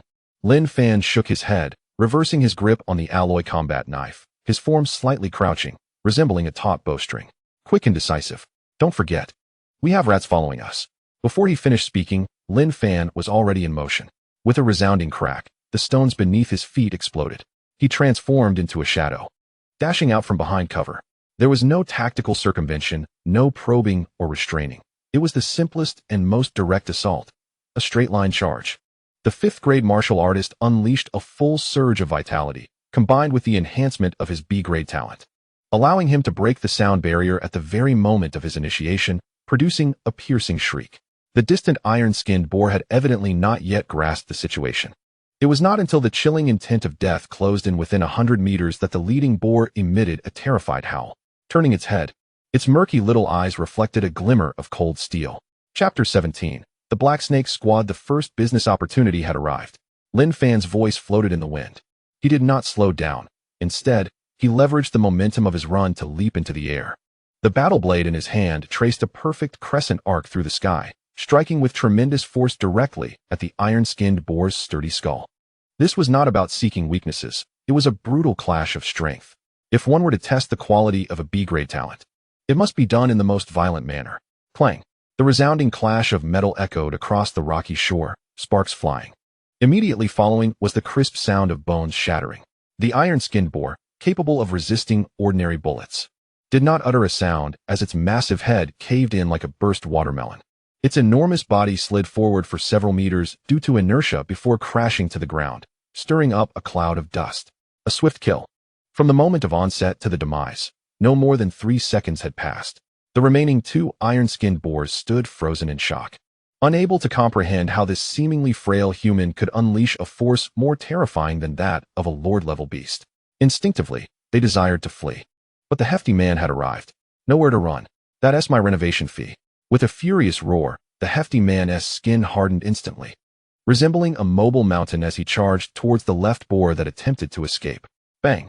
Another muffled thud resonated. The C-grade talent, hardened skin, not only granted the hefty man formidable defense, but also bestowed him with terrifying impact. The several hundred-pound iron-skinned boar was sent flying, its spine shattered mid-air by the follow-up strike from his club. The battle concluded even more swiftly than anticipated. The air was thick with the pungent scent of blood. Lin Fan flicked the droplets of blood from his blade, gazing at the 3 carcasses on the ground as a pleasant notification chimed on the system interface. Successfully hunted 3 E-grade beasts, iron-skinned boar. Material integrity, 98. Evaluation, perfect. Estimated production, defense-type blind box, E-grade, X3. Delightful. The hefty man plopped down on one of the boar corpses, gasping for breath, but unable to hide his elation. Brother Fan, they were far too weak. I feel like I didn't even exert myself, and they went down. It's not that they are weak, but that we have grown stronger. Lin Fan sheathed his blade, maintaining his vigilance. He turned, his gaze sweeping over the rocky expanse, looking towards the desolate wasteland behind him. There, several scavenging vultures circled. However, at the edges of the system's radar, several red dots, belonging to no beasts, were quietly encroaching from 3 directions. They moved swiftly and in perfect coordination. This was a formation specifically designed to hunt humans. Stop laughing, fatty. Lin Fan's tone turned icy as he pulled out a cigarette, twirling it gently between his fingers without lighting it. Pack up. The real guests have arrived. Turn left, 3 steps. Crouch. Lin Fan's voice was barely audible in the wind. This was the renowned rocky forest at the periphery of the first rift. The jagged stones emitted a chilling wail as the wind whistled through their crevices, reminiscent of ghostly cries. Although his calves trembled, Zhang Hao instinctively followed Lin Fan's commands. Clutching the hefty wolf-tooth club, he crouched behind a massive weathered rock like a frightened quail. Brother Fan, are they really coming? His teeth chattered, his round face betraying his desire to return home. They're here. Lin Fan leaned against the shadow of another stone pillar, 3 crimson countdowns flickering on the lenses of his tactical goggles. Distance to contact, 3 seconds. Threat assessment. E-grade mercenaries, skilled coordination, well-equipped. Remember, no matter who strikes you, do not evade. Your life is resilient now, you won't perish. But if you attempt to flee, I will break your legs. What? The hefty man barely had time to protest when a shadow erupted from the stone crevice behind him without warning. Quick, precise, and ruthless. This was an experienced assassin. Silent as he lunged, his obsidian dagger glinting with a faint blue poison, aimed directly at the hefty man's lower back. If this strike landed, not even a first-grade martial artist would survive intact. Die, fatty. In your next life, be smarter. A cruel gleam flickered in the assassin's eyes.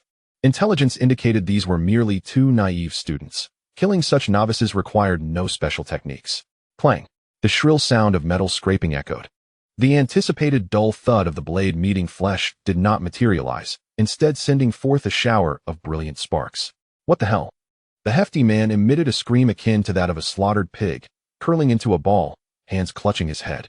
Yet he remained unharmed, even his skin unbroken. At the moment the dagger grazed his skin, the C-grade talent, hardened skin, activated passively.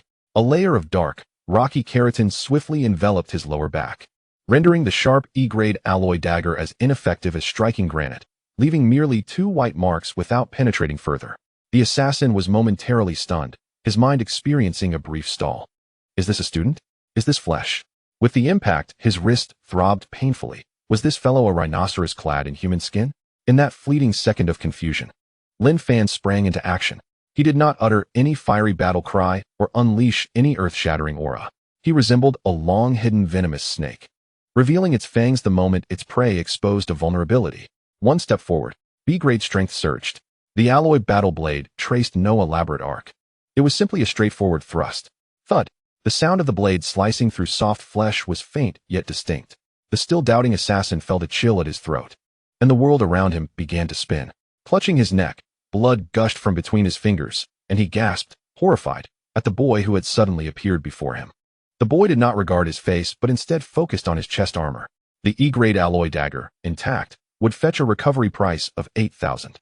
The F-grade leather armor, damaged at the collar, would depreciate by 20%, quite a loss.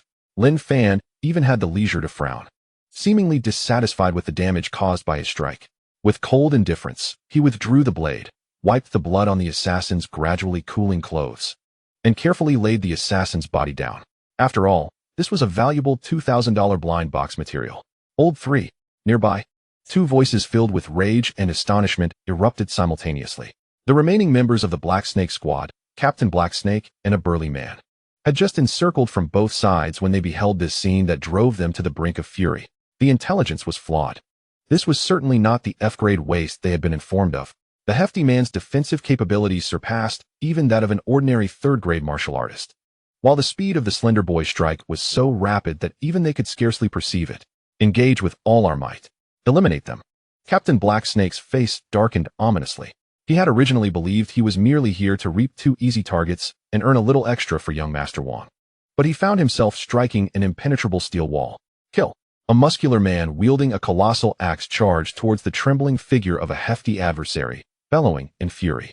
With the element of surprise lost, he resolved to confront his opponent head-on, dismissing the notion that the rotund man's shell could withstand the onslaught of heavy weaponry. Fatty. To your 9 o'clock. Swing the club. Lin Fan's voice echoed coldly, instilling a chill in the air. Though fear coursed through him, the hefty man found a newfound courage in witnessing the fierce assassin felled by his ally, Lin Fan. Damn it! How dare you strike at my grandfather? I will crush you. With his eyes shut tight, he disregarded the enemy's position and, following Lin Fan's command, swung his spiked club wildly to the left. The blow, devoid of finesse, was fueled entirely by brute strength. The vigor of a first-tier martial artist, combined with the enhancement of a C-grade talent, transformed the heavy club into a cannonball in flight. The sound of impact reverberated through the air. The approaching giant felt an overwhelming force surge through the axe handle, fracturing his grip and sending him staggering backwards, each step leaving a deep imprint in the ground. What kind of monstrous strength is this? The giant was left aghast. Don't stop. Keep smashing, Lin Fan urged. Upon hearing this, the hefty man found his resolve bolstered. The reckless abandon of striking without consequence, coupled with the gratifying sound of impact, sent his adrenaline soaring. 80, 80, 80. He swung the club in a relentless flurry, lacking any technical skill. Yet the sheer force he exerted kept the seasoned E-grade mercenary at bay. Meanwhile, Lin Fan's presence vanished, using the intricate terrain of the stone forest to navigate like a specter among the pillars. Come out, you little brat. Show yourself if you dare. Captain Blacksnake leaned against a stone pillar, his twin blades crossed defensively before him, beads of cold sweat forming on his brow. He could not pinpoint Lin Fan's location amidst the howling winds and the clattering noise of the hefty man's strikes, which severely impaired his auditory judgment. The youth seemed to meld with the stone forest, omnipresent yet elusive. This unnerving uncertainty was more torturous than the chaos of battle. I'm calculating. Lin Fan's voice floated through the air, seemingly emanating from all directions. E-grade twin blades, market price, 12,000. If you refrain from resisting, I can grant you a swift end, ensuring your equipment remains intact. Shut up, Captain Blacksnake roared, hurling a throwing knife toward the source of the voice. The blade clanged against the rocks, sending sparks flying. No one was there. Just an echo. What a pity. Lin Fan's voice now resonated directly above him. Since you refuse to cooperate, I shall consider you expendable. Captain Blacksnake shot his gaze upward, and in that fleeting moment, he beheld a pair of eyes, void of malice. Devoid of rage, only a chilling appraisal of value. Lin Fan leaped down from the pinnacle of a 5-meter-high stone pillar, utilizing the force of gravity. His battle blade descended like a silver waterfall. Get away from me. In a moment of desperation, Captain Blacksnake unleashed his full potential. He crossed his blades in a desperate attempt to block the thunderous strike, yet he had underestimated Lin Fan's weapon. And even more so the terrifying explosive power of the B-grade talent, Diamond Skin. Crack. The steel blades, which had accompanied him for 3 years, emitted a mournful cry as they shattered upon impact. Lin Fan's momentum remained unyielding, the blade cleaving through Captain Blacksnake's chest, erupting in a spray of crimson mist. Ah!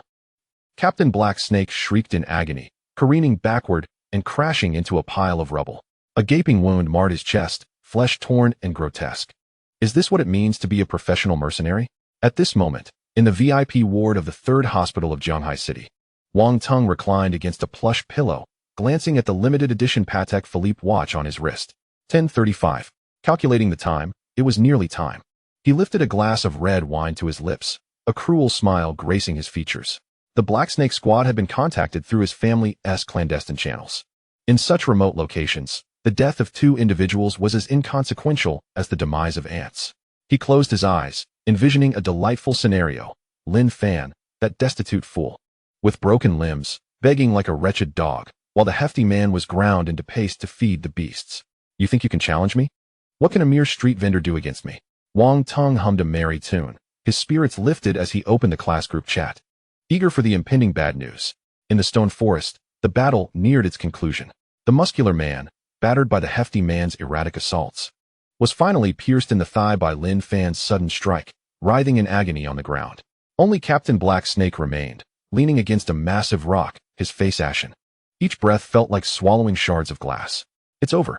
All is lost. As he gazed upon the youth advancing with a blade, reminiscent of the Grim Reaper, Captain Black Snake grasped the essence of despair.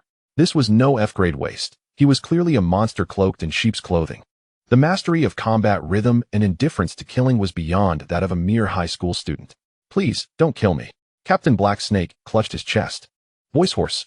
I can pay. I have money. Money? Lin Fan paused, tilting his head as if contemplating the proposition. How much? 50,000. All on my card. A spark of hope ignited in Captain Black Snake's eyes. 50,000. Lin Fan sighed, shaking his head in disappointment. That's too little. Killing you and turning you into a blind box might yield your signature skill, Serpent Shadow Step. That's worth 200,000. Turning me into a blind box? What madness is this? Captain Black Snake felt a chill run down his spine. This youth is a lunatic. A complete and utter madman. You force my hand. Captain Black Snake's eyes turned venomous. If I cannot live, then we shall perish together. His hand shot into his pocket, retrieving a glass vial the size of a thumb, filled with a bizarre red liquid. The viscous substance resembled boiling magma, its nauseatingly sweet scent wafting even through the glass. Gulp. The dark red liquid slid down Captain Black Snake's throat. His skin flushed crimson, veins bulging grotesquely on his forehead and neck, resembling writhing worms. A roar erupted, primal and inhuman. The lethargy that had previously engulfed him exploded, surpassing even his peak condition. The berserk potion ignited his latent life potential for 3 minutes of ultimate power. Die. Everyone perish. Captain Black Snake's eyes blazed red, nails elongating like claws as he dropped to all fours, launching himself from the ground. Boom. Debris flew as he propelled himself forward, his speed more than doubled, transforming into a crimson blur, lunging straight at Lin Fan. Lin Fan did not engage directly. The moment his adversary swallowed the potion, he was already in motion. His footwork was erratic and unpredictable, his body flowing like a boneless sheet of paper, gliding past a massive stone pillar. Bang! The pillar shattered beneath Captain Black Snake's claw, fragments striking Lin Fan's face, a painful reminder of the force behind the attack. Though strength and speed surged, intellect had plummeted. Lin Fan assessed the situation coolly in his mind. Captain Black Snake now resembled a rampaging bull. Though powerful, he was devoid of strategy. 3 minutes.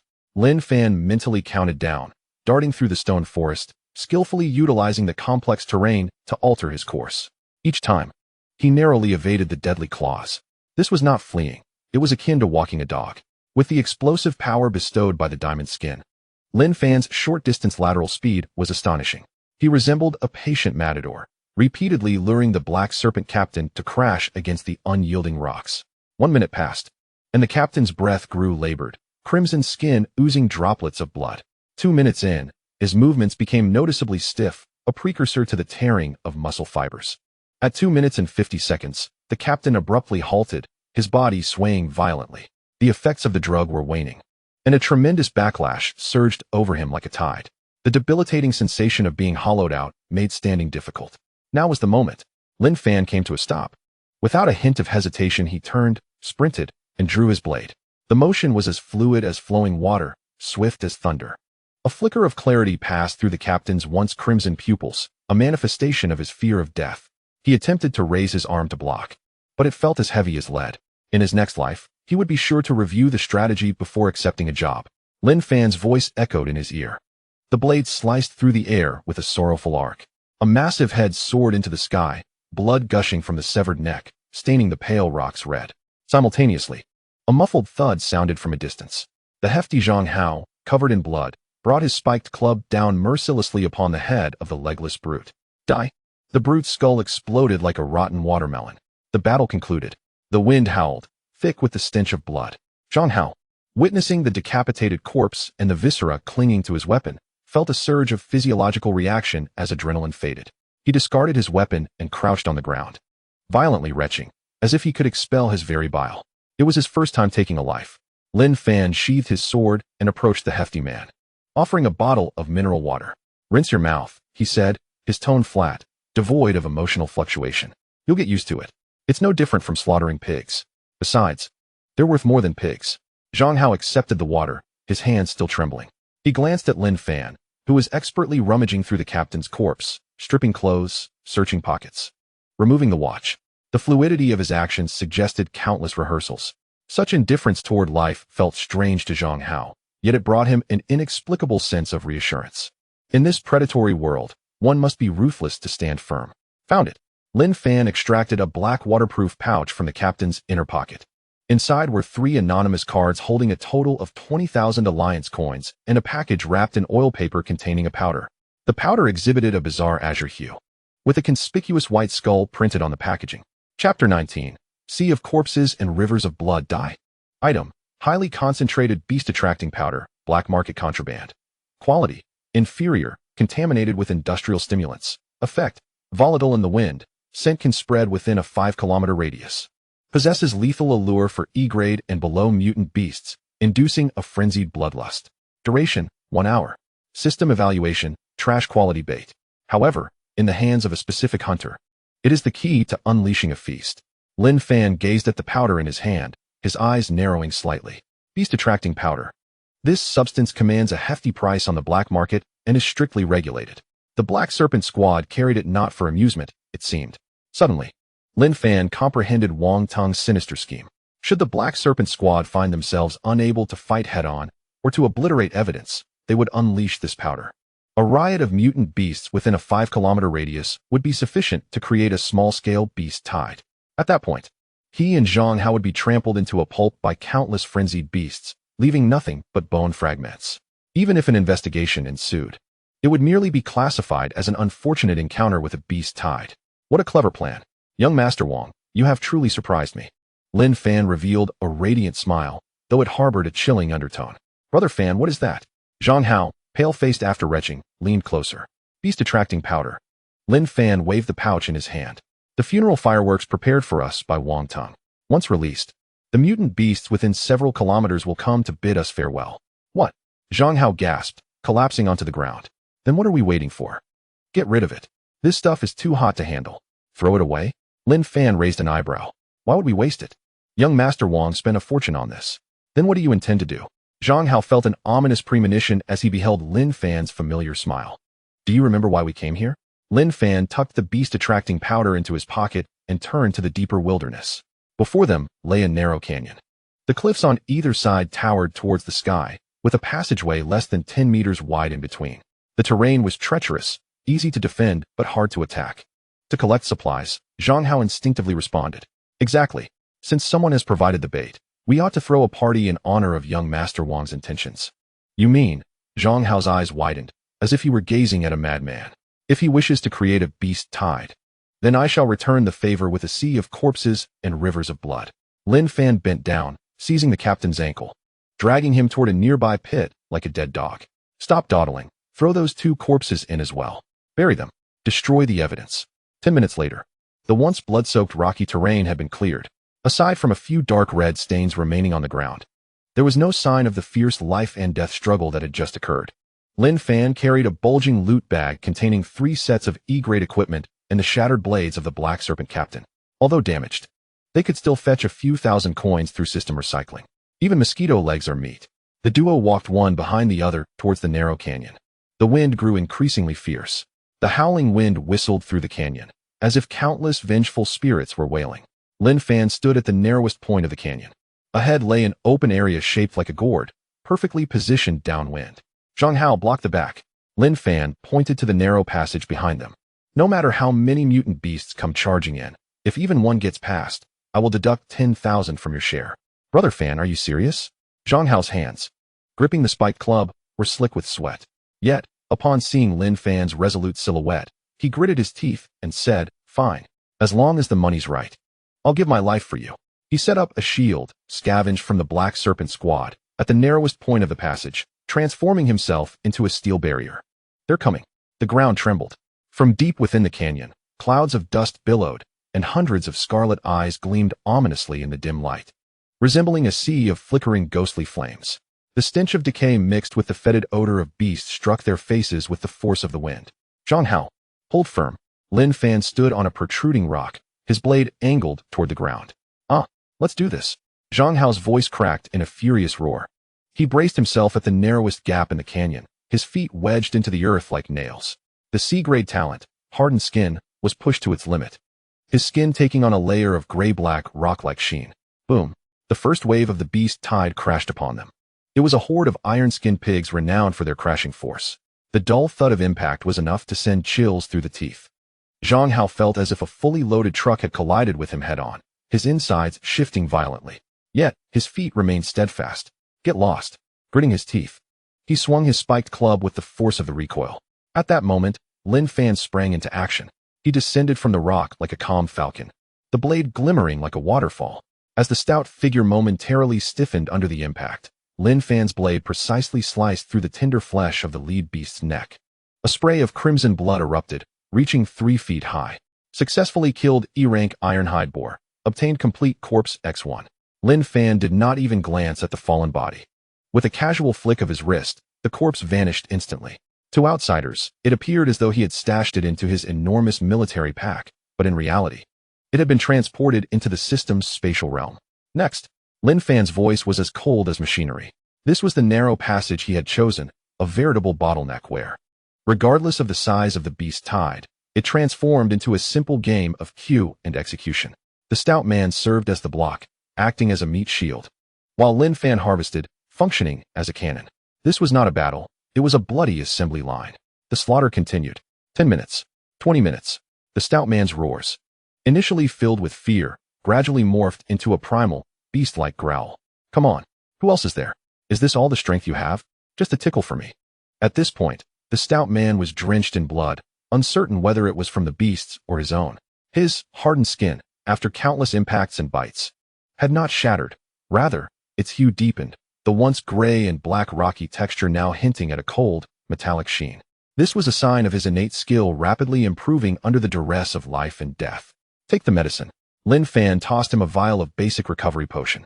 The stout man did not even use his hands. He simply bit off the mouth of the bottle, swallowing the shards of glass along with its contents. Refreshing. He wiped the blood from his face, his eyes now a fierce red, clearly intoxicated by the thrill of killing. Each strike, each visceral impact, awakened the dormant ferocity within him. The timid little man was gone, replaced by a berserker on the verge of awakening. Lin Fan remained silent, busier than the stout man. The alloy combat knife in his hand had dulled. This E-rank weapon could not withstand the relentless intensity of continuous slashes. Crack. Finally, after felling a mutated decay wolf, the blade shattered. Lin Fan expressionlessly discarded the broken knife and swiftly drew the twin blades of Captain Black Snake from his pack. He continued to slash. The motions were monotonous and repetitive. Swing the blade, pierce flesh, withdraw the blade, collect the corpse. The system notifications flooded the screen, akin to a melodious symphony. Obtain mutated rat corpse X1, completeness 95. Obtain decay wolf essence X1, quality E-rank. Obtained ironhide boar tusks X2, quality good. Lin Fan's mind raced. With each corpse that fell, his mental calculator ticked. 10,000, 20,000, 50,000. These were not merely corpses. They were an avalanche of currency raining upon him. The thrill of watching the balance numbers surge was enough to eclipse all fatigue. An hour later, the bodies piled up in the canyon, no longer able to accommodate more. Lin Fan had to fight while retreating to make room for new materials. Brother Fan, the lure powder seems to be losing its effectiveness. The stout man panted. His wolf fawn club now completely stained red. The once dense tide of beasts began to thin, and the remaining creatures seemed to regain their senses. Hesitating as they surveyed the ground littered with their kin's corpses, Lin Fan glanced up at the distance. A more oppressive aura was approaching. Likely a D-rank beast, or even higher. Retreat. Lin Fan decisively commanded. Greed may be a merchant's virtue, but ignorance of retreat is the epitaph of the deceased. Today's gains had already exceeded expectations. Let us go. Without hesitation, the two swiftly departed the battlefield, taking advantage of the terrain for cover. Chapter 20. Release that demon wolf. Let me handle it. The sun dipped below the horizon. The western city gate of Zhanghai was stained a deep crimson. Hosen squatted atop a stone pillar at the gate, a cigarette dangling from his lips, occasionally glancing outside. He awaited news from the Black Snake team. According to plan, those two oblivious students ought to have been reduced to mere skeletons by now. The Black Snake team should have returned to report. Why are they still not back? Their efficiency is truly lacking. Hosen exhaled a smoke ring, his expression one of impatience. Surrounding mercenaries and small teams, upon spotting the Wang family insignia on Hosan, hastily made way, which he found quite gratifying. Lin Fan and Zhang Hao, having escaped the minor beast tide, ventured northward 10 kilometers into the rift. The air grew thick, imbued with a nauseating sulfurous scent. The vegetation exhibited an eerie purplish-black hue, each leaf seemingly soaked in venom, with edges as sharp as blades. Brother Fan, something feels off about this place. The stout man gripped his now dark red wolf fawn club tightly, his voice lowered. The earlier thrill of slaughter had faded, replaced by a primal shudder of instinct. This was an elite zone. The creatures roaming here began at the peak of E rank, with D rank lords occasionally appearing. For 2 high school students yet to graduate, this was a forbidden area. Of course it feels off. Lin Fan crouched beneath a massive corrosive mushroom, dipping a finger into the ground's viscous slime and bringing it to his nose. A foul odor, laced with high concentrations of energy residue. The previous wave of lure powder, while lucrative, had only attracted E-rank fodder, plentiful but lacking value. Wiping the slime from his hand, Lin Fan's gaze shifted deeper into the mist, realizing that to gather the funds for Xiaoya's surgery, mere quantity would not suffice. We need quality, such as? The stout man swallowed hard. Such as D-rank beast cores. A glimmer of greed flashed in Lin Fan's eyes. A single one was worth 100,000. Suddenly, a violent surge of energy erupted from the dense forest approximately 500 meters ahead. This was soon followed by the sounds of human screams and the roars of beasts. The roar pierced through the air, causing leaves to tremble and fall. People? The stout man gasped, startled that anyone would dare venture into such a place. Let us go take a look. Lin Fan, without a moment's hesitation, crouched low and stealthily approached, using the underbrush as cover, moving like a nimble raccoon. In this location, encountering humans could signify either allies or thieves more dangerous than the beasts. Yet for Lin Fan, it represented a variable. Where there was a variable, there was opportunity. Parting the final layer of thorny brambles, his vision cleared. Before him lay a forest clearing, currently the stage for a one-sided massacre. Ice wall. Block it. A cold, delicate voice rang out, tinged with an unmistakable urgency and weakness. In the center of the clearing, 5 or 6 students clad in fine combat gear stood back to back in a circle. At the forefront was Su Qingxue, who appeared in dire straits. Her once pristine white combat suit was now stained with mud and blood, her stunning visage pale as parchment. She thrust her hands forward, conjuring a thick ice wall nearly half a meter thick, attempting to stave off the onslaught surrounding them. Yet her adversaries were formidable, dozens of decay wolves, their bodies exuding green pus, relentlessly battered against the ice barrier. Behind the pack, crouched a beast over 3 meters tall, entirely black, its fur bristling like steel needles. With a third blood red eye set in the center of its forehead, a D-rank elite, the 3-eyed demon wolf. Have we stirred the wolf's nest? The stout man inhaled sharply, retracting his neck. Brother Fan, that's the schoolflower Su. Should we? Silence. Lin Fan's gaze was fixed intently on the 3-eyed demon wolf. The data on his tactical glasses flickered rapidly. Target, 3-eyed demon wolf, D-class elite. Status, mocking, it revels in the thrill of the hunt. Value assessment, extremely high. Third eye, core material for mental type blind boxes, recovery price 60,000. Wolf skin, primary material for crafting D-class leather armor, complete stripping value 20,000. Demon core, D-class energy core, worth 50,000. Fortune has arrived. Lin Fan's breath quickened. This was no mere demon wolf. It was a veritable moving mountain of gold. As for Su Qingxue, she was merely an accompanying VIP client to maintain. On the battlefield, crack. The ice wall finally succumbed to countless impacts, cracking wide open. Qingxue, I can't hold on any longer. A boy wielding a shield cried out in despair beside Su Qingxue. His left arm was shattered, blood pouring forth, sustained only by sheer will. Hold on. Su Qingxue bit her tongue, forcibly extracting the dwindling vitality within her. A new layer of frost barely covered the fissure. Yet, while her A-class talent was undeniable, she had only just awakened, lacking in practical experience. And with the added burden of protecting her teammates, she had reached her limits. Awu, the 3-eyed demon wolf, which had been watching coldly, finally stirred. It seemed to have grown bored. The crimson vertical eye suddenly glowed with an eerie radiance. Mental shock. Su Qingxue felt as if her brain were being pierced by needles, her movements momentarily freezing. In that instant, the ice wall shattered. Dozens of rotting wolves surged in like a tide. It was over. Su Qingxue felt a wave of despair wash over her as she faced the stench of death rushing towards her. She was unwilling to accept it. She was the hope of the Su family. She had yet to ascend to the pinnacle of martial arts. How could she perish here? Just as the claws of the rotting wolf were about to shred her throat, the three-eyed demon wolf moved. As the leader, it desired to savor the most exquisite prey. Its massive form transformed into a bolt of black lightning, leaping over the pack of wolves and lunging straight at Su Qingxue, its claws gleaming with metallic luster. Capable of cutting through gold and jade, Su Qingxue shut her eyes, awaiting the arrival of death. Fangu, if you don't act now, sister-in-law will be lost. In the underbrush, the plump boy was on the verge of rushing out in desperation. What is the rush?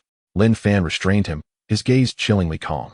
He was waiting for the moment when the price would be highest. Enhancing a situation is less valuable than providing timely assistance. Only by intervening when Su Qingxue was truly in despair could the value of this favor be maximized. Moreover, at the moment the three-eyed demon wolf pounced midair.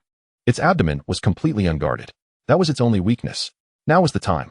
Lin Fan's legs propelled him powerfully against the ground, the earth exploding into two deep craters beneath his feet. The B-class talent, Diamond Skin, erupted in full force, his vitality surging like quicksilver. He launched himself like a cannonball, hurtling from the side bushes with a piercing rush of wind. At this moment, time seemed to slow.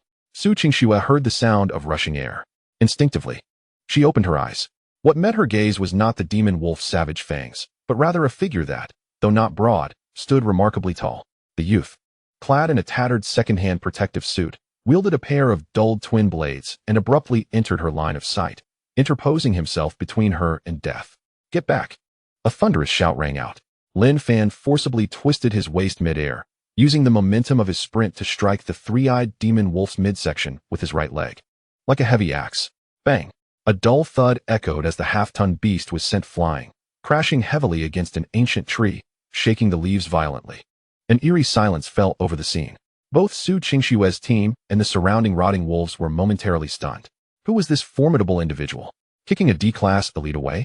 A resonant crash, akin to a massive bell tolling, erupted in the forest clearing. The stench of blood filled the air, dust swirling around. Su Qingxue instinctively curled her body, expecting the searing pain of claws tearing at her throat, yet it did not come. Trembling, she slowly opened her eyes. Before her stood a figure that, while not particularly broad, loomed like a mountain. The tattered protective suit flapped in the wind, and from the torn sleeve emerged not a bloodied arm, but a segment of skin gleaming with a dark golden metallic hue.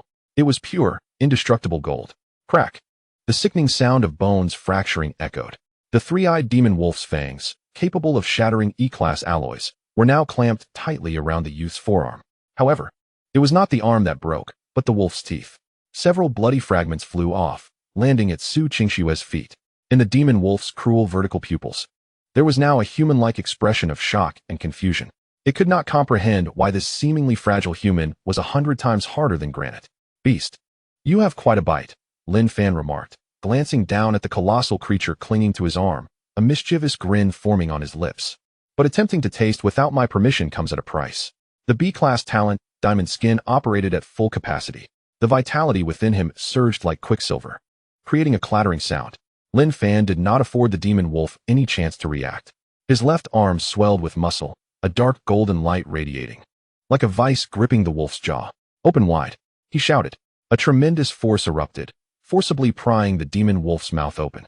The creature emitted a pained whine, its limbs thrashing wildly, scratching sparks against Lin Fan's chest armor, but failing to even scuff the surface.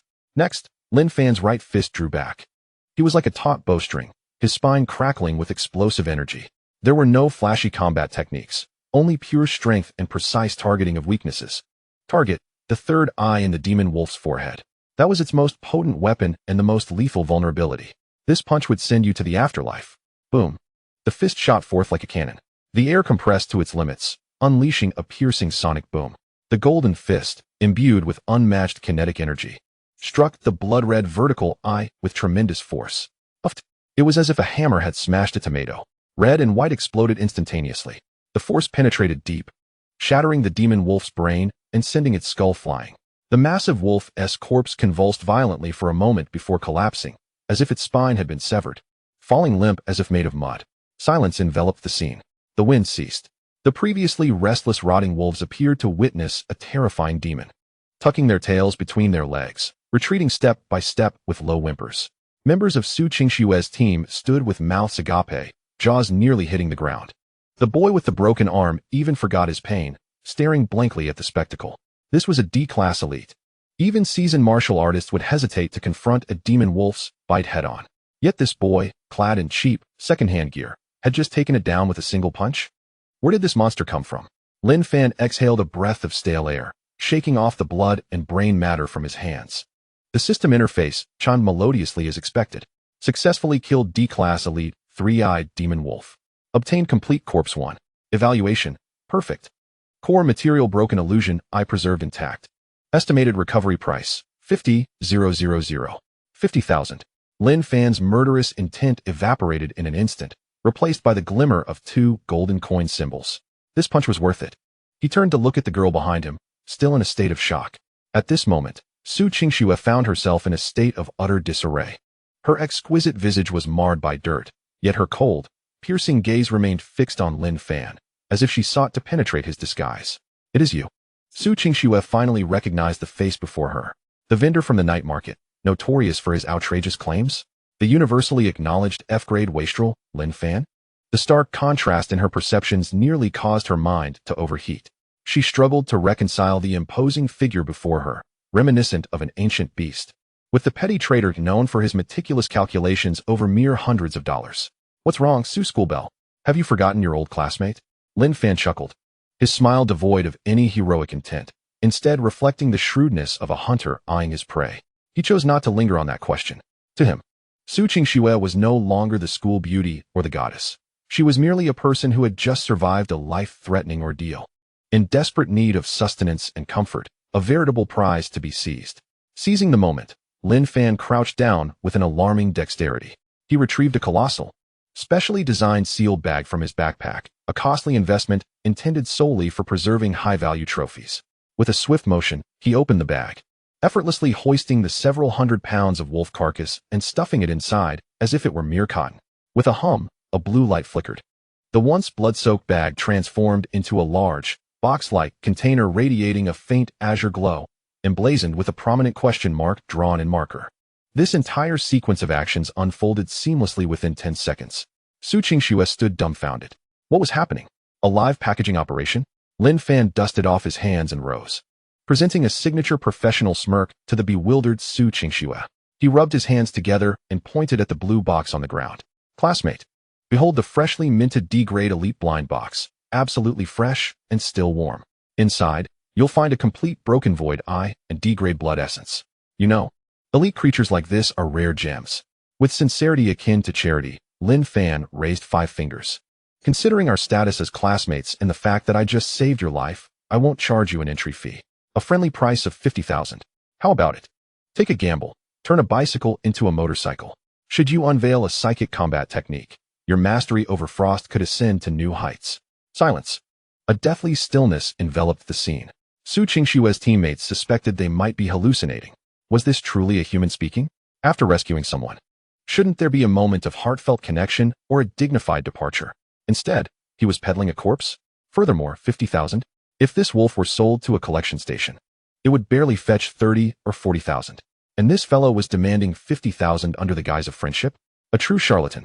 Su Qingxue could hardly contain her laughter, the fleeting feelings of admiration and gratitude evaporating in the face of that astronomical sum.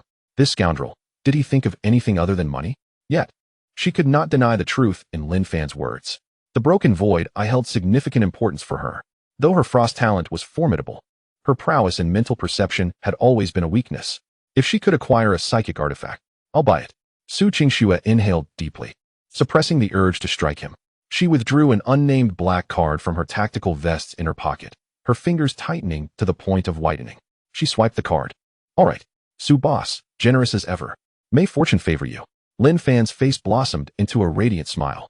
He swiftly produced a portable POS machine, an item he always carried for such unexpected circumstances. In the Wang family's villa in Jianghai City, Wang Teng lounged on a leather sofa, relishing a massage from a maid. Young master, there is still no news from the Black Snake. The butler reported cautiously, head bowed. No news is good news, Wang Teng replied, eyes closed in bliss. That waste should have been consumed entirely by now. The Black Snake's operations were reliable. Just then his phone chimed. It was a citywide news alert. Shocking. Mysterious F-grade student slays D-grade demon wolf. On-site blind box sale. School beauty Su Qingxue lavishly spends 50,000 on the spot. The accompanying image was a blurry photograph of a figure carrying a massive wolf carcass, gesturing a peace sign towards the camera. Although the face was indistinct, the tattered second-hand protective suit was unmistakable. Lin Fan. Wang Tung bolted upright, crushing the wine glass in his hand. Red wine spilled across the floor, resembling blood. He had not perished, and was now entangled with Su Qingxue. Chapter 22. A soulful strike. The school bell stunned ding. Transaction successful. The crisp electronic notification shattered the previously tense atmosphere in the forest clearing. Lin Fan hastily stowed the POS machine, an eager smile replacing his previously cold demeanor. The blood-soaked aura surrounding him dissipated, replaced by an overwhelming scent of commerce. Congratulations, Su Boss. Wishing you an abundance of wealth and martial prowess. Lin Fan beamed as he presented a receipt bearing a QR code. Su Qingxue accepted it, her gaze fixated on the glaring 50,000 alliance coins printed on it. Her eyelids twitching uncontrollably.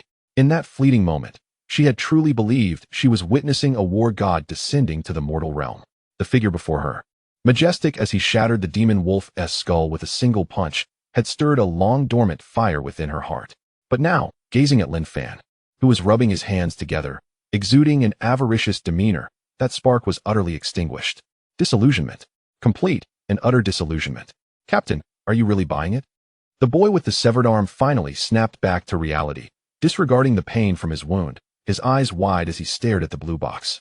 Is this truly a blind box? Just a dead wolf stuffed in a bag with a question mark? This is outright a scam. And 50,000? It's blatant exploitation. Exactly. Qingxue, although this guy saved us, that doesn't change the fact that this wolf is worth at most 30,000. He's trying to price gouge us. What blind box? It's clearly just a gimmick. What could possibly be inside besides decaying meat? The teammates chimed in, casting suspicious glances at Lin Fan. In their eyes, he was merely a petty opportunist. Lin Fan paid no heed to their murmurs. A gathering of impoverished souls. What do they know of investment? His focus remained steadfast upon Su Qingxue. More precisely, on the faint golden halo of fortune hovering above her head, visible only to him. Target, Su Qingxue, fortune level, a grade, destiny's favor. Current status, eager to grow stronger, filled with curiosity about the unknown. System assessment, premium client. Expected return rate, extremely high. This was the true bounty. 50,000 was merely the entry fee. The real profit would be realized at the moment this woman unboxes her treasure. I am not merely purchasing this wolf. I will buy it, Su Qingxue declared. Her voice icy, silencing the surrounding clamor. She gazed at the blue box emanating a faint glow. As an A-grade ice awakener, her perception far exceeded that of the average person. Just moments ago, the instant Lin Fan sealed the box, she had sensed a peculiar energy enveloping the wolf carcass. That energy was obscure, ancient, and certainly not something an ordinary corpse bag could contain. Moreover, Lin Fan's earlier punch was astonishing. How could a waste with an F-grade talent possibly obliterate a D-grade elite? The only explanation lay within that blind box. I trust my instincts. Su Qingxue stepped forward, positioning herself before the box. Wait, hold on. Lin Fan suddenly reached out to stop her. What are you doing? Su Qingxue frowned. Boss Su. There is a certain finesse to opening blind boxes, Lin Fan said with a serious expression, as if he were imparting crucial wisdom. This is a divine and demonic blind box. Sealed within are the essences of otherworldly beings. To unearth something extraordinary, one must approach it with sincerity. Sincerity? Su Qingxue was taken aback. Indeed, the sense of ritual is paramount. Lin Fan began to speak earnestly. First, you must regulate your breathing to steady your heartbeat. Then, concentrate intensely on what you desire most. What do you currently lack? Attack, defense, or perception? This intense focus would resonate with the energies within the box, thereby increasing the likelihood of exceptional rewards. In truth, it was all a fabrication. The system determined the drop rates randomly. Yet, Lin Fan understood a fundamental principle. Engaging the customer was essential. The more elaborate the process, the greater the anticipation, the higher the emotional investment, the more exhilarating the reward. Su Qingxue regarded him with a mixture of skepticism and curiosity. However, upon witnessing the conviction in Lin Fan's eyes, she instinctively complied. She closed her eyes, her chest rising and falling gently as she sought to calm her tumultuous breath. What she desired most, the scene of the recent battle, flashed in her mind. The speed of the demon wolf had been overwhelming, leaving her ice wall ineffective. If only her mental perception were stronger. If she could anticipate her opponent's trajectory in advance, She longed to become stronger. She wished to guard her family and no longer rely on the charity of others for salvation. A fervent desire ignited within her. The surrounding team members exchanged glances, bemused. They watched as the typically aloof and wise school beauty seemed to genuinely believe the words of this unscrupulous merchant, engaging in some sort of ritual that appeared utterly absurd. What a charlatan, one of the boys murmured under his breath. All right, Lin Fan's voice resonated at the perfect moment, laced with an alluring magnetism. Now, open it. Su Qingshue's eyes flew open, her once cold gaze now ablaze with fervor. She pressed her palm against the colossal question mark on the surface of the blind box and tore it open with a fierce motion. There was no grand explosion, no ethereal deities appearing in the air. Yet, the instant the seal was breached, a blinding blue light erupted from the box's crevice, illuminating the dim forest. What? There's light, exclaimed Zhang Hao, instinctively shielding his eyes. The teammates who had prepared to mock were now rendered speechless, their expressions shifting from derision to astonishment.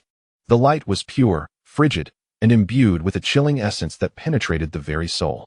Then, the once massive box rapidly collapsed under the brilliance, disintegrating. The hundreds of pounds of wolf carcass vanished, replaced by a fist-sized crystal suspended in the air. The crystal was a deep azure, semi-transparent, and at its center, it bore a tightly closed vertical eye. Even from a distance, everyone could feel the terrifying spiritual energy emanating from that eye, a chill pervading the atmosphere. What is this? Su Qingxue reached out, trembling as she grasped the crystal. The moment it touched her palm, a refreshing current surged through her, revitalizing her weary mind.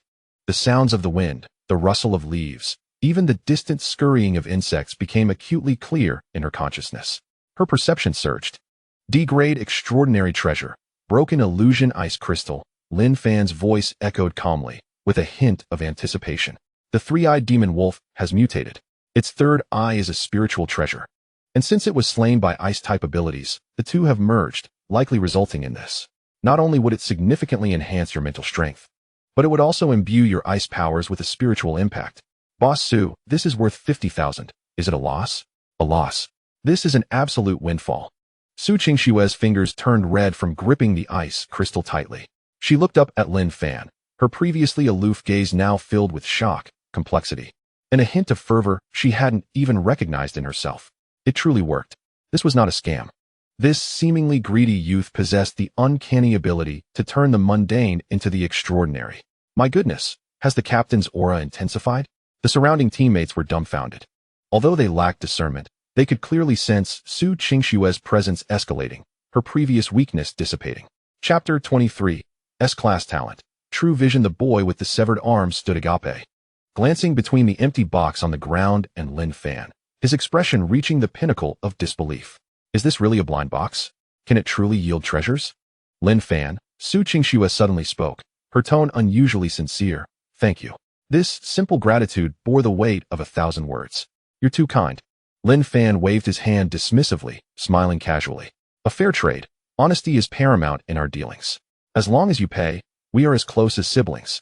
While he spoke lightheartedly, inside, he was elated.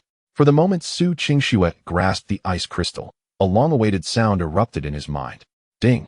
Detected that customer Su Qingxue opened an E-Class blind box. Due to materials being D-Class but poorly crafted, the system categorizes it as E-Class top tier.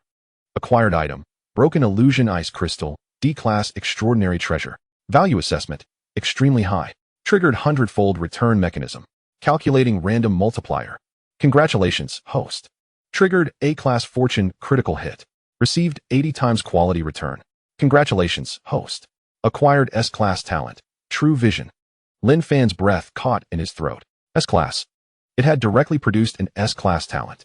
Indeed, the wealthy truly are the primary driving force. Su Qingxue, this A-Class prodigy, was no ordinary individual. A surge of warmth flooded into his eyes. The world around him transformed dramatically. Data. An abundance of data.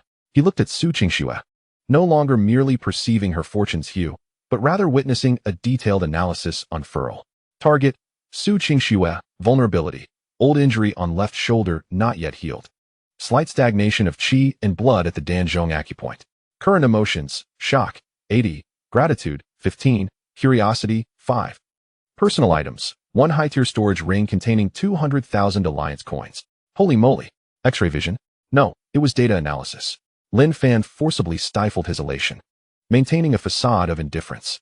The capabilities of these eyes were terrifying. They could not only reveal weaknesses, but also unveil wealth. This was practically tailor-made for him. The conscientious merchant. All right, the transaction is complete. Lin Fan clapped his hands, adopting an air of casual indifference. Everyone, it's getting late. We should return. The stench of blood is quite heavy here, and if any unwanted guests arrive, I cannot be responsible for a second rescue. With that, he exchanged a knowing glance with the still-dazed Zhang Hao. Huh. Oh, let us go. Let us go home and count our money. Zhang Hao, as if awakened from a dream, hoisted his Wolf Fang club and prepared to leave. The day's events had profoundly impacted him. He had thought achieving a C-class talent was a stroke of luck. Little did he know that the school beauty would unveil a D-class extraordinary treasure.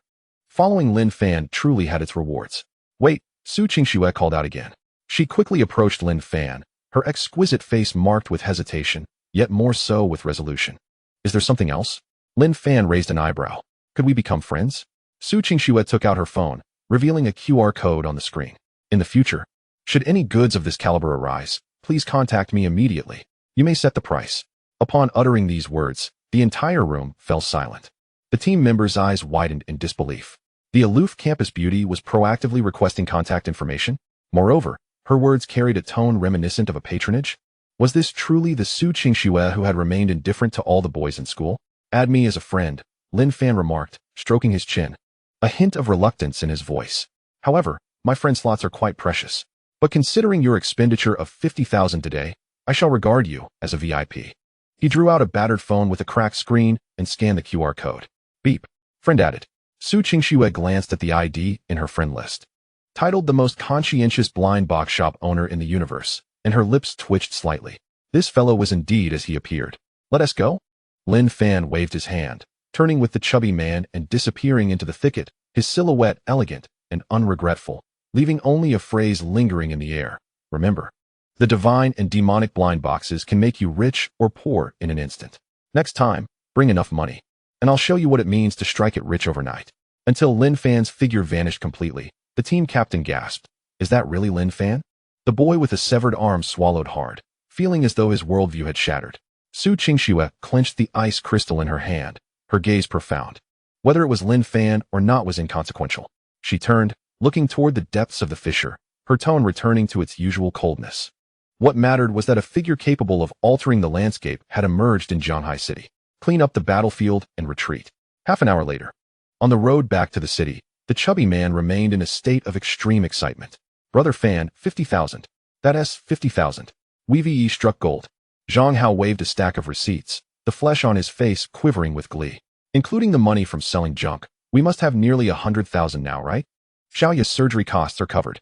100,000? Lin Fan walked ahead, a scornful smile gracing his lips. Chubby, your vision is too narrow. He stopped, turning to gaze deeply at the dark, desolate wasteland, then looked back at the towering Zhanghai City. The setting sun gilded the steel giant with a golden hue. 100,000? That barely covers the initial cost of Xiaoya's first surgery. But this is merely the beginning. With the true vision and possessing an S-class talent foundation, this city, even this world, no longer appears as a battlefield fraught with danger in my eyes. Instead, it presents itself as a vast, untapped gold mine. I'll return and get a good night's sleep. A glimmer of determination sparkled in his eyes. Since Wang Ting wished to engage in a commercial blockade, he would use these eyes to play along with the young Master Wang. At that moment, his phone vibrated. Lin Fan pulled it out to find a message from an unknown number. It contained a brief line heavy with menace. Surviving this far is a stroke of luck. However, this is merely an appetizer. Tomorrow's school-wide competition will show you what true despair feels like. Wang Tong. Lin Fan stared at the screen, a radiant smile blossoming on his face. Despair? He typed back 3 words. Wash it clean. Clean your neck. For I intend to take your head as a blind box prize. At the western gate of Zhanghai City, the setting sun stained the steel walls a grim red. Hosen squatted behind a windbreak of concrete, the cigarette butts at his feet forming a small mound. He trembled with anxiety, his gaze drifting every few seconds toward the end of the wilderness, his unease growing like wild grass. The Black Snake team was never tardy. Given their frenzied efficiency, 2 F-grade high school students should have been reduced to bones by now, their marrow sucked dry. Just as a ludicrous thought crossed his mind, he crushed it ruthlessly. Impossible. The Black Snake was a peak E-grade veteran mercenary group, Killing 2 novices was easier than slaughtering chickens. They must have just gone overboard, those freaks. Ho-san spat, reaching for another cigarette when his hand froze midair. In the distance, amidst the swirling yellow sand, 2 figures approached like javelins. The one on the left was toweringly built, wielding a dark red wolf-tooth club, each step sinking into the ground. The one on the right was slender, carrying an oversized tactical backpack, walking leisurely as if strolling through a garden. Ho-san's eyes nearly bulged out of their sockets, and his lighter clattered to the ground, burning his foot. "Ghosts!" he screamed, leaping from his cover, pointing at the approaching duo, stammering, "How are you alive? Where are the black snakes? Where are they?" Lin Fan did not break stride, nor did he glance at the fool before him. As he walked, he adjusted the folds of his sleeve, his tone as nonchalant as discussing the weather. "They're dead." The 2 simple words carried a palpable sense of bloodshed. "Impossible!" Ho-san shrieked, sounding like a cat whose tail had been stepped on. "The Black Snake leader is degrade. How could you 2 useless fools? If you don't believe it, you can go down and ask him." Finally, Lin Fan lifted his head. What kind of eyes were they? No anger, no killing intent, only a lofty indifference. Under the operation of the S-grade talent, true vision. Ho-san was no longer a person in Lin Fan's eyes, but a pile of data marked with a price tag. Target: Ho-san. Threat level: 0. Value: F-grade trash. Recommended for recycling. Under such scrutiny, Ho-san felt as though he had been stripped bare and tossed into a freezing abyss, a chill rushing to his core. He bellowed in desperation, "You're rebelling. You dare to curse the young Master Wang. Do you believe I will?" A crisp crack interrupted his tirade. Zhang Hao had stepped forward, his massive hand swinging round and delivering a resounding slap to Ho-san's face. With all his might, empowered by his peak first-grade martial artist vigor and the brute strength granted by his C-grade talent, he sent Ho-san sprawling like a rag doll. Ho-san spun in the air twice before crashing against the turnstile, half of his face swelling to the size of a pig's head. Several shattered teeth mingling with blood on the ground. "I've been holding back for a long time," Zhang Hao remarked, shaking his wrist, looking earnestly at the crumpled figure of Ho-san. "Remember, good dogs don't block the way. And don't use that surname Wang to scare people. I get nauseated just hearing it." Surrounding mercenaries erupted into laughter. In a world where strength reigns supreme, might makes right. The fact that 2 high school students could return intact from the wilderness and even thrash a lackey at the gate was proof of their power. Lin Fan patted Zhang Hao on the shoulder, stepping over the fallen Ho-san and swiping his card to enter the city. "Let us go, chubby. Wasting time with trash is the most unprofitable business in the world." Upon returning to their rented room, Lin Fan emptied the corpses of exotic beasts from the system space onto the living room floor. Over 50 E-grade beast corpses piled into a small mountain, exuding a potent odor of blood and money, together with the cash scavenged from the Black Snake team and the estimated value of sold equipment. His assets had surpassed 80,000. 80,000. Lin Fan sat on the sofa, gazing at the figure with a furrowed brow. He was still 42,000 short of the 500,000 required for Xiao Ye's initial surgery. Although he possessed an S-grade talent, earning money was merely a matter of time. However, Xiao Ye's condition could not wait. He needed to accelerate his pace. Lin Fan's fingers tapped rhythmically on the table. To amass such a hefty sum in a short time, merely selling low-grade blind boxes at the night market would not suffice. He required a broader market, higher premiums, and more explosive marketing tactics. "System, let us get to work." Lin Fan took a deep breath, pressing his hands against the pile of corpses. A flicker of blue light illuminated the room. Throughout the night, the apartment was suffused with an eerie energy fluctuation. As the first rays of dawn pierced through the curtains, the mountain of corpses on the floor vanished, replaced by 55 E-grade blind boxes emanating a faint blue glow. Among them was a D-grade exquisite blind box crafted from the three-eyed demon wolf, a prized possession he had prepared for his shop.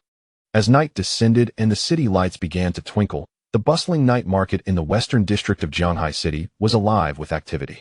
Lin Fan and Zhang Hao pushed their familiar tricycle and, upon turning into their usual street, were taken aback by the sight before them.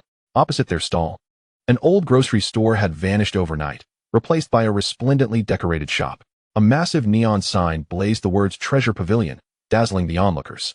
The entrance was adorned with a red carpet, flanked by lavish flower arrangements and attended by 2 rows of elegantly dressed hostesses in high-slit cheongsams, posing provocatively for passers-by. What on earth? Who is this? Such grandeur. Zhang Hao's eyes widened. This renovation must have cost a fortune. Lin Fan remained silent, narrowing his eyes. It seemed fate had a peculiar sense of humor. Among the hostesses stood Wang Tong, clad in a custom white suit with impeccably slicked back hair. holding a megaphone and enthusiastically addressing the gathered crowd. Good evening, esteemed elders and fellow warriors. I am Wang Tong. Today marks the grand opening of our Wang family's treasure pavilion. I am aware that some unscrupulous frauds have emerged in the night market recently, peddling dead cats and rotten dogs disguised as blind boxes, deceiving everyone. At this moment, Wang Tong's gaze fell upon Lin Fan, and a mocking grin spread across his face. He pointed, and suddenly, all the spotlights turned to Lin Fan. Oh, look who has arrived. Boss Lin, I thought you had absconded with the funds. Hundreds of eyes turned toward Lin Fan, whose potential customers, initially lining up at his stall, hesitated, displaying expressions of embarrassment and indecision. Unfazed, Lin Fan calmly unloaded a folding table from the tricycle, laid out a tablecloth, and meticulously arranged the blind boxes. Let us do business without all this chatter. Has the Wang family gone bankrupt and come to the night market to compete with us for a living? Compete for a living? You think you stand a chance? Wang Tong scoffed, brandishing an exquisite crystal box from a nearby shelf. The box was transparent, crafted from high-strength synthetic crystal. Through its exterior, one could clearly see a segment of beast bone glowing faintly. Behold, Wang Tong raised the crystal box high, proclaiming, at Treasure Pavilion, we pride ourselves on integrity. Blind boxes? Those are for fools. We offer open boxes. What you see is what you get. No tricks, no fraud. Every item has been appraised by our family's esteemed treasure evaluators, ensuring quality. Furthermore, as a token of gratitude, we are offering a 20% discount today. E-grade beast bones for just 8,000 credits. E-grade essence for only 12,000 credits. The crowd erupted in excitement. Wait, we can actually see what we're buying? This is incredibly fair. Indeed, while Lin Fan's blind boxes are thrilling, the risk is far too high. These open boxes may be pricier, but they provide certainty. Plus, with the Wang family's backing, there's no chance of counterfeit goods. Let us go take a look. Such is human nature. Faced with absolute certainty, the gambler's instinct often takes a back seat. Within mere minutes, the throng that had gathered at Lin Fan's stall ebbed away like a retreating tide toward the bustling treasure pavilion. Everyone, please don't push. Form an orderly line. There's enough for everyone. Wang Ting stood on the steps, surveying his bustling shop, and then glanced at Lin Fan's now deserted stall. A triumphant smirk etched across his face. Compete with me for capital? Compete with me for channels? Lin Fan, what do you have to win? Wang Tong had even hired an elderly man with a goatee to sit prominently in the shop, ostentatiously using a magnifying glass to explain the items to customers. This young man has a keen eye. This wind wolf leg bone has a warm hue and dense structure, faintly resonating with the sound of the wind and thunder. It's perfect for refining leg technique pills. A purchase is a profit. Oh, this vial of snake venom boasts extremely high purity. Just look at its viscous consistency. Remarkable.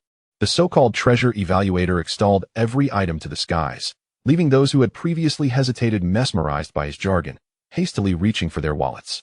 What are we going to do, Brother Fan? Zhang Hao anxiously observed the booming business across the street, sweat beading on his forehead. That scoundrel is clearly targeting us. If this continues, our stall will surely fail.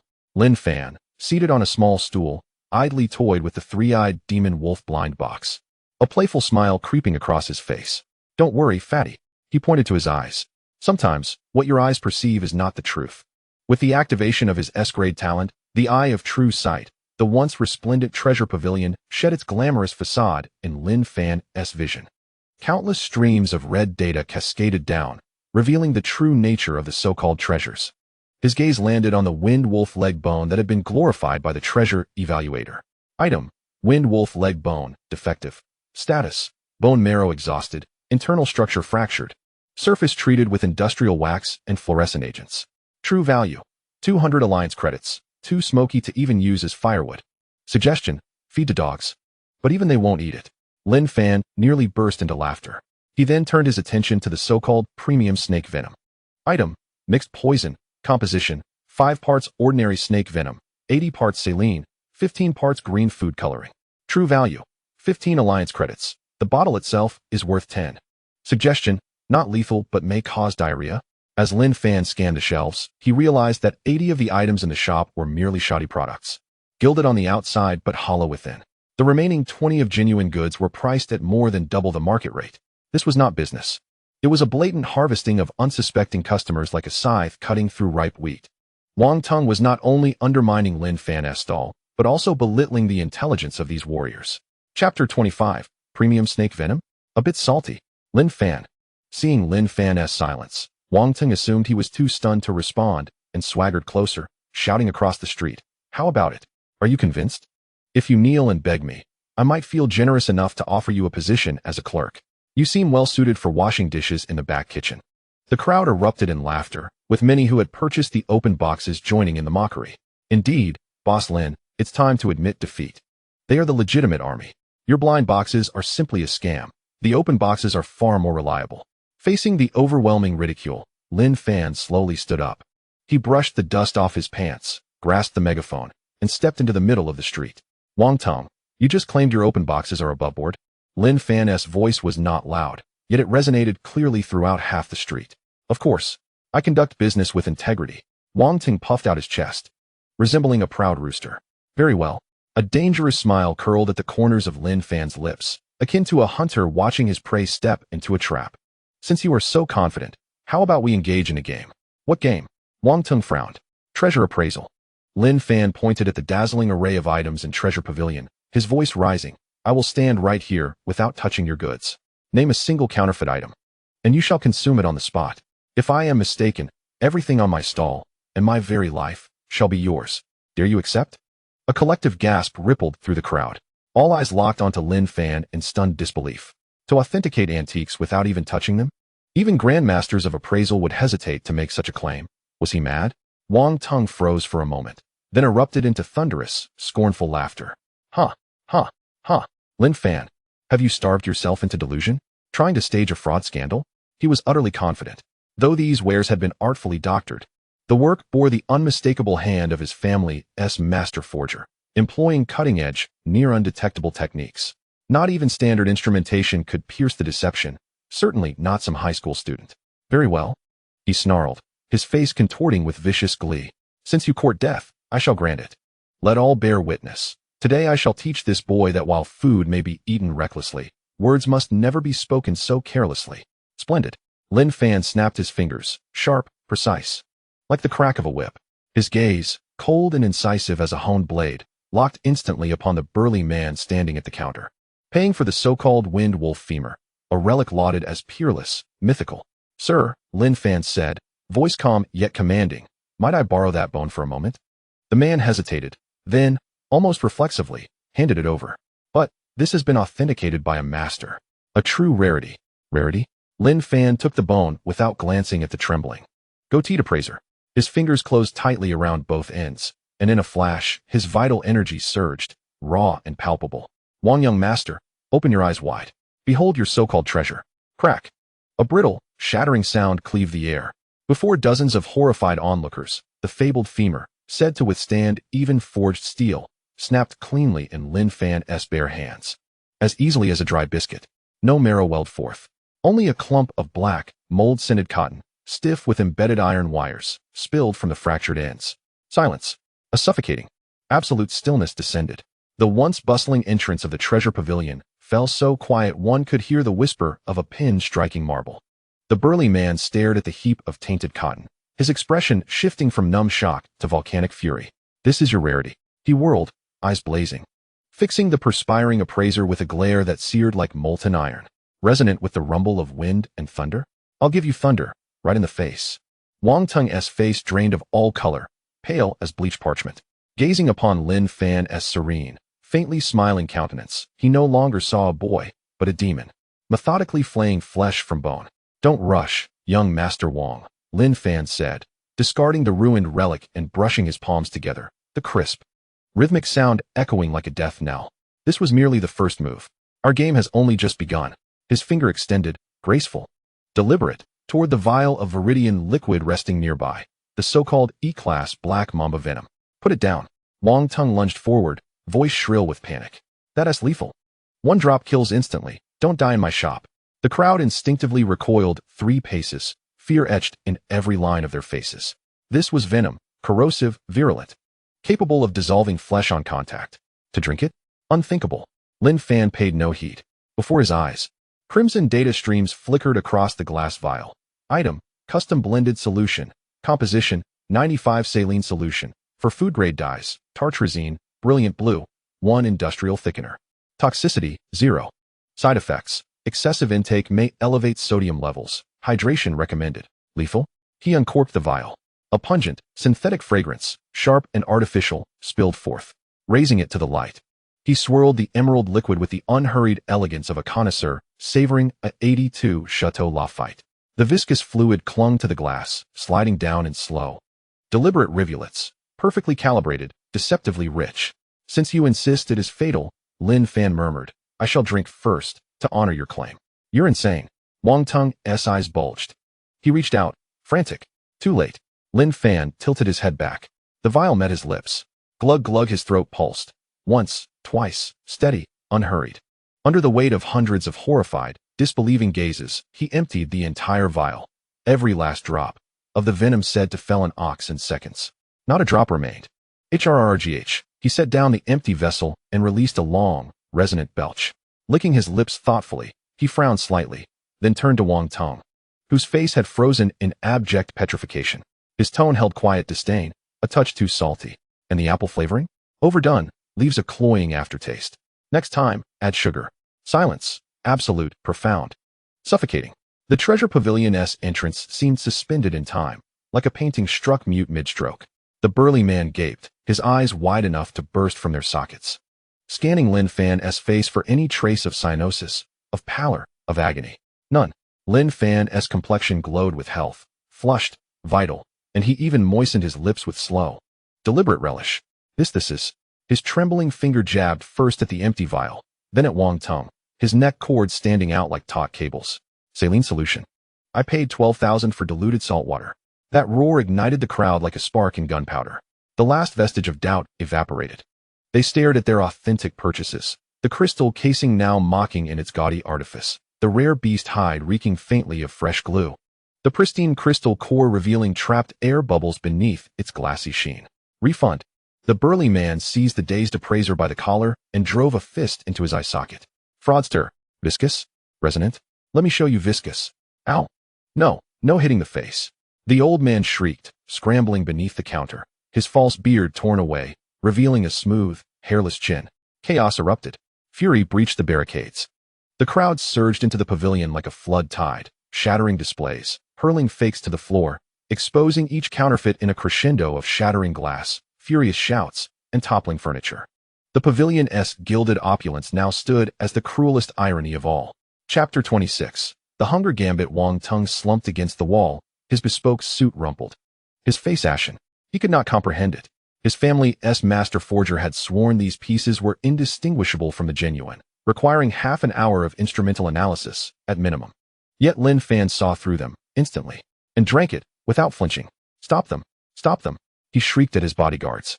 But before they could advance, a pair of martial artists, 5th and 6th rank adepts, seized them, slamming them face first into the marble floor with brutal efficiency. Young master, fall back. It's over. The lead guard hauled Wang Tung upright, shouldering him through the rear exit as the crowd boiled inward. Lin Fan, you'll pay for this. This isn't finished. One shoe came off, abandoned in his flight, while he scrambled, humiliated and breathless, into the waiting luxury sedan. The engine roared.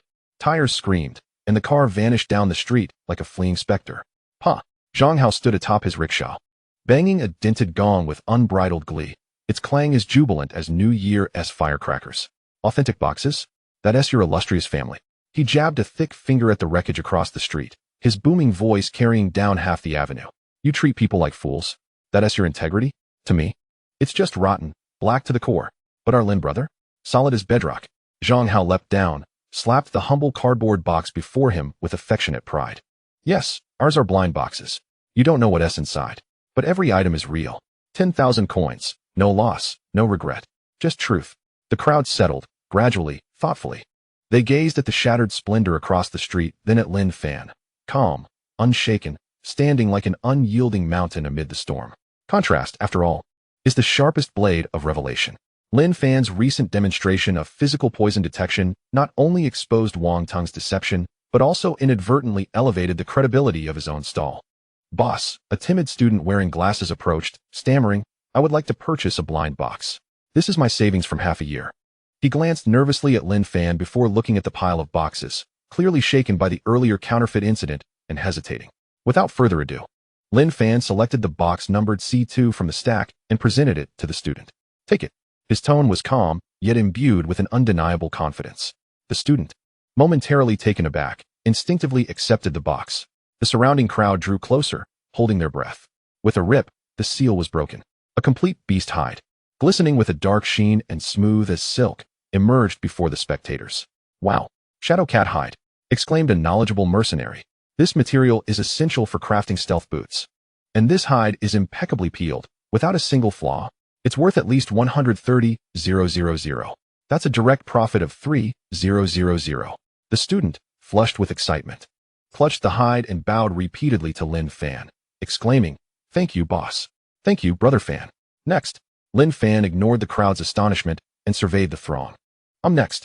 Brother Fan, pick one for me. I want one too. Don't push. Brother Fan, I believe in you. Give me one worth 10,000. The situation abruptly shifted.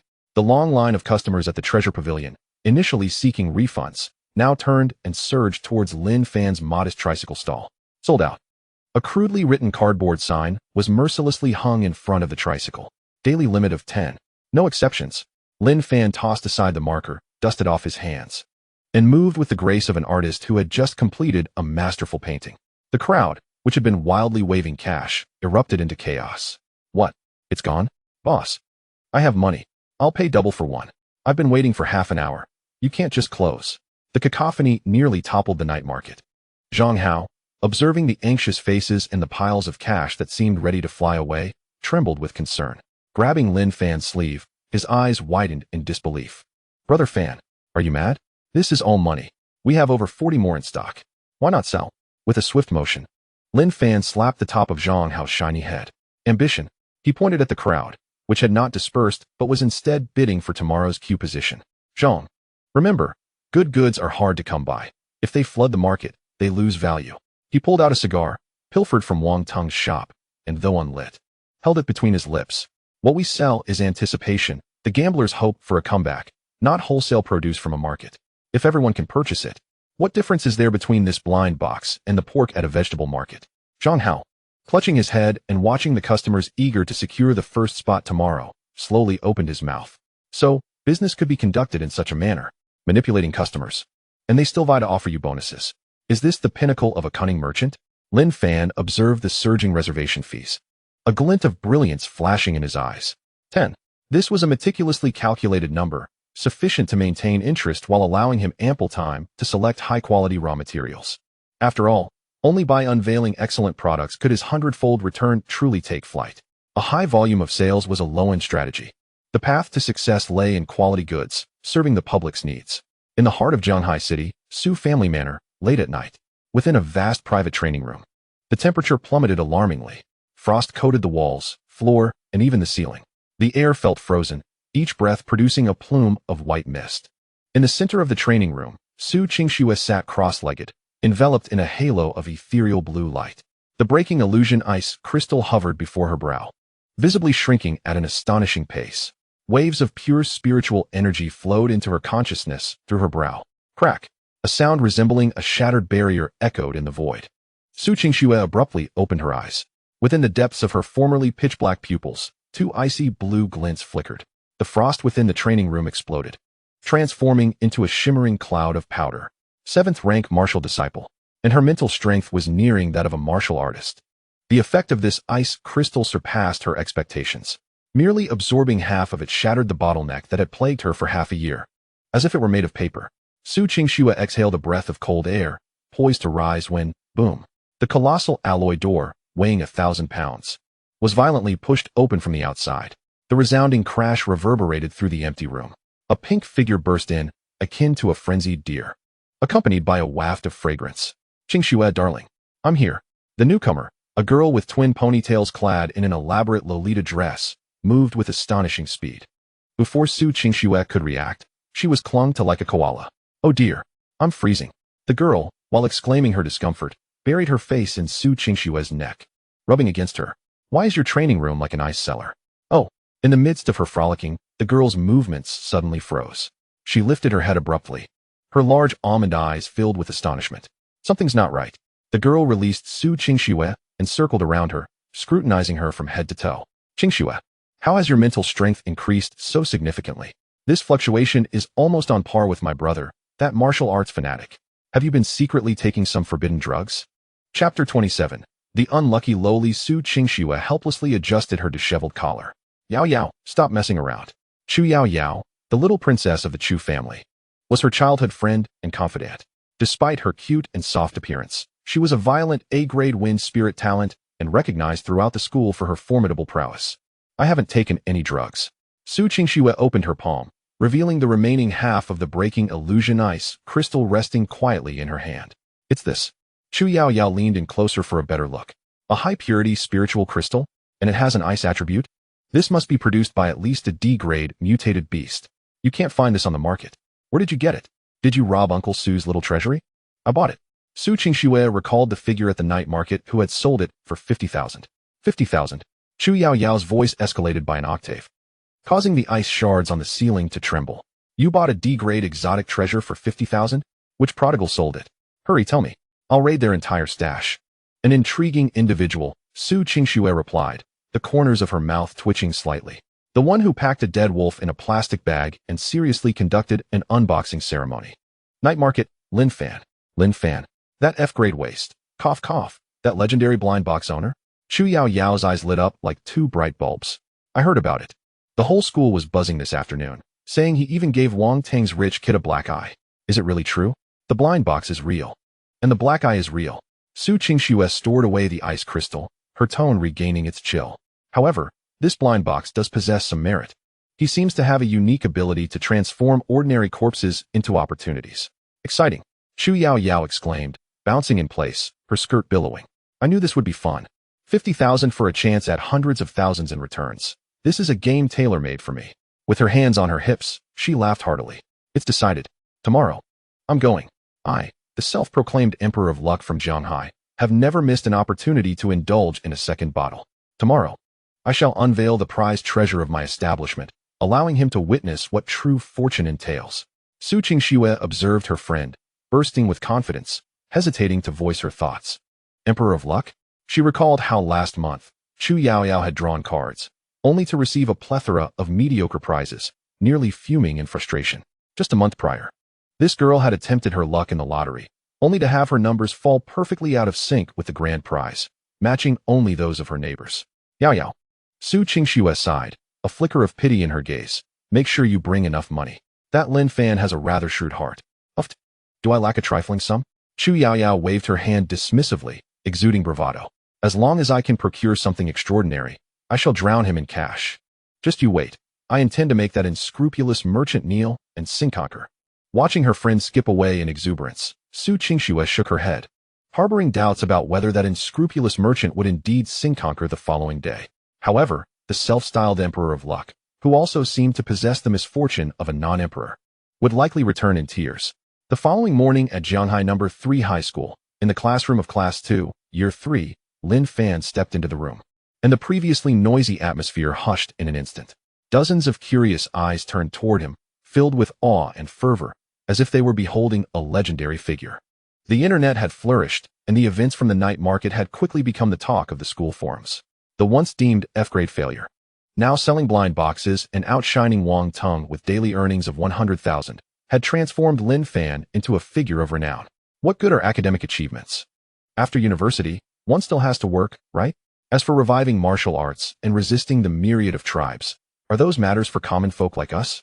Once trailing behind in talent, he now earned a fortune, far surpassing his peers. Good morning, Fanji. Fanji, do you still have blind boxes today? Could you reserve one for me? Several boys, who typically associated with Wang Tong, approached him with servile expressions, breakfast offerings in hand. Lin Fan disregarded their flattery and strode directly to his seat, hastily stuffing his backpack into the desk. Just as he sat down, a faint, delightful fragrance wafted toward him. Morning. Su Qingxue, seated in front, did not turn around but merely uttered a single word. Good morning, Boss Su. Lin Fan replied with a beaming smile. How was your experience last night? Was the 5,000 worth it? Su Qingxue paused, her pen halting midair. It was worth every penny, she responded, turning around to meet Lin Fan's gaze with a seriousness she seldom displayed. However, I must warn you, Wang Tung is rather vindictive, after the humiliation you caused him yesterday. The Wang family will not take it lightly. Be cautious. Thank you for the warning. Lin Fan shrugged nonchalantly. Let them come. As long as they can afford my entrance fee, I'm more than willing to entertain them once more. At that moment, a commotion erupted at the classroom door. Make way. Make way. Good dogs don't block the path. A boisterous voice declared. In the next instant, a girl donned in a frilly Lolita dress charged in like a gust of wind, heading straight for Lin Fan's desk. Smack. A golden bank card was forcefully slapped onto Lin Fan's desk. You are Lin Fan. Chu Yaoyao leaned over the desk, glaring down at him. Her large eyes ablaze with combativeness. I am Chu Yaoyao, Su Qingshue's best friend. I've heard your blind boxes are miraculous. Save me a spot tonight, the best one. I want you to witness the true arrival of the Emperor of Luck. Silence enveloped the classroom. Everyone stared in disbelief at this spectacle. The campus belle, Chu Yaoyao, the one often said to have such dreadful luck she could slip on a banana peel while walking, was challenging Lin Fan's blind boxes. Lin Fan regarded the golden card on his desk, then shifted his gaze to the exuberant girl who radiated energy yet seemed to carry an ominous aura. S-grade talent, true vision, activated automatically. Target, Chu Yaoyao. Fortune, non-emperor, 40, super fat sheep. Recommendation, increase effort. Lin Fan chuckled, non-emperor? What a peculiar constitution. How could such a beautiful girl exude such dark vibes? He mused internally. He extended a finger, gently pressing the golden card back toward her. Chu, is it? Since you are Boss Su's friend, you deserve special treatment. Tonight, I shall prepare a supreme VIP package for you, ensuring an unforgettable experience. Chu Yaoyao gazed at Lin Fan's seemingly harmless smile, and for some inexplicable reason, a chill raced down her spine. Yet, this chill was quickly overshadowed by excitement. It's a deal. She raised her chin defiantly, her twin ponytails creating a proud arc in the air. Prepare to go bankrupt. As Lin Fan watched her retreating figure, his smile broadened. Bankrupt? Does this girl remain oblivious to her non-emperor constitution? Where does her confidence stem from? She is clearly a novice with high aspirations. I hope she doesn't tarnish my reputation in the process. Tonight, someone is bound to falter. Chapter 28. This shop bets on the dignity of the non-emperor. The night market buzzed with life. The heat mingling with the aroma of grilled squid and the saltiness of sweat, swirling above the crowded throng. Don't push. Everyone, please step back. Today's numbers have already been distributed. Those wishing to buy should come early tomorrow. Zhang Hao bellowed, his voice hoarse. Waving a glow stick pilfered from Wang Teng's stall, attempting to restore some semblance of order amidst the chaos. His stout frame became an effective barrier, carving out a small haven in the surging crowd. Lin Fan sat on a small stool behind the stall, cradling a glass of ice-cold lemonade he had swapped with the neighboring tea shop, leisurely sipping. Ah, refreshing. As he observed the numbers on the system's backend rise, Lin Fan felt that this lemonade was sweeter than a fine 1982 Bordeaux.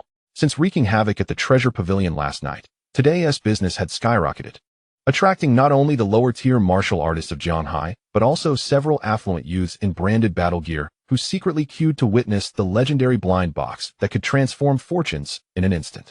At that moment, a sudden gust of wind swept through, unexpectedly weaving its way through the throng, causing several burly men at the front of the line to stagger. Who the heck? Watch where you're going.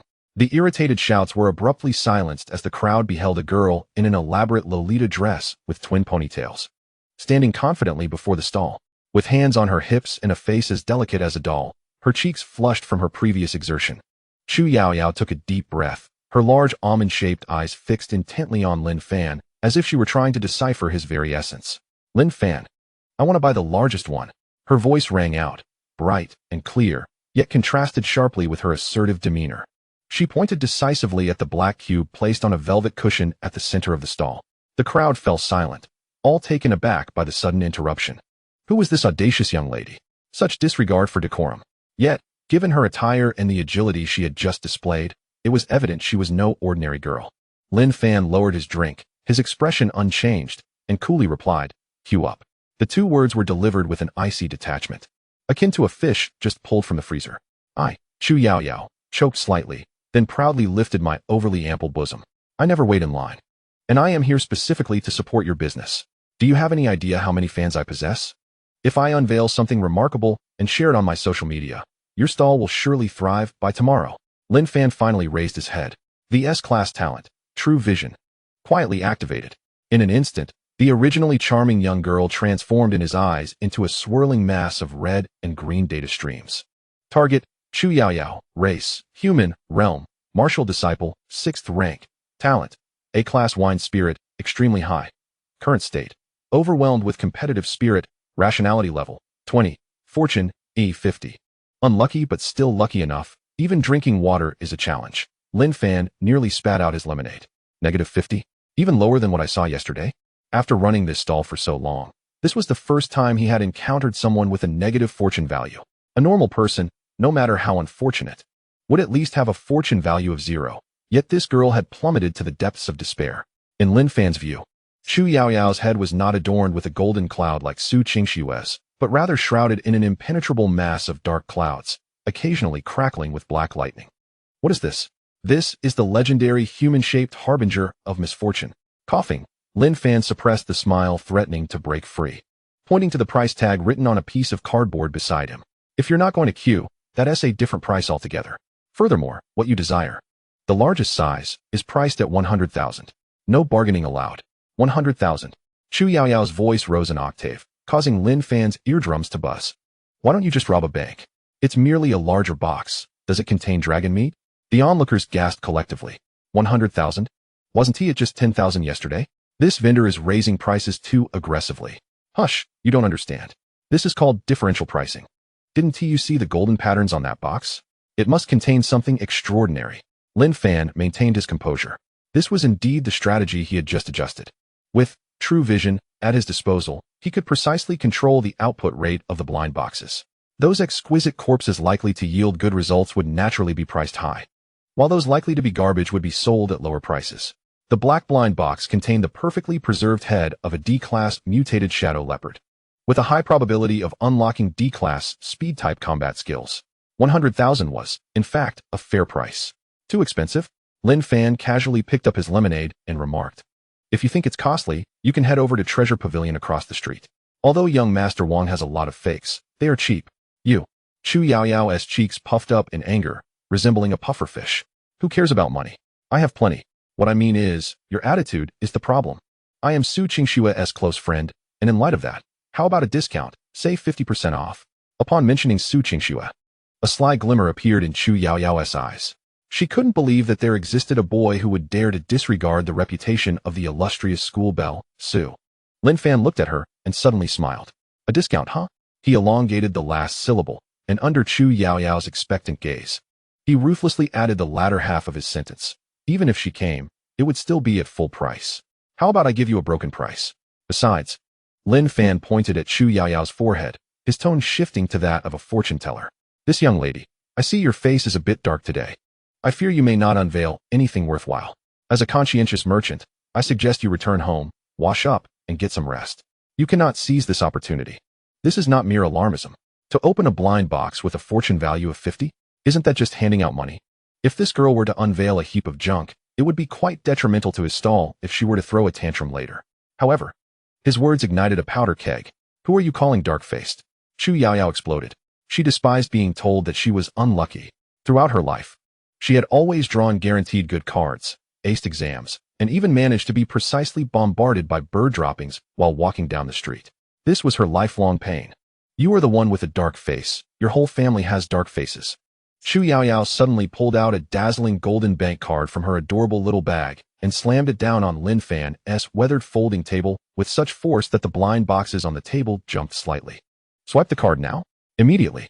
I am determined to buy today. I will show you what it means to possess the power of a lucky star. What it means to defy fate. Her voice echoed in the wind, carrying a tragic determination. The surrounding crowd stared in disbelief. Had this girl undergone some sort of shock?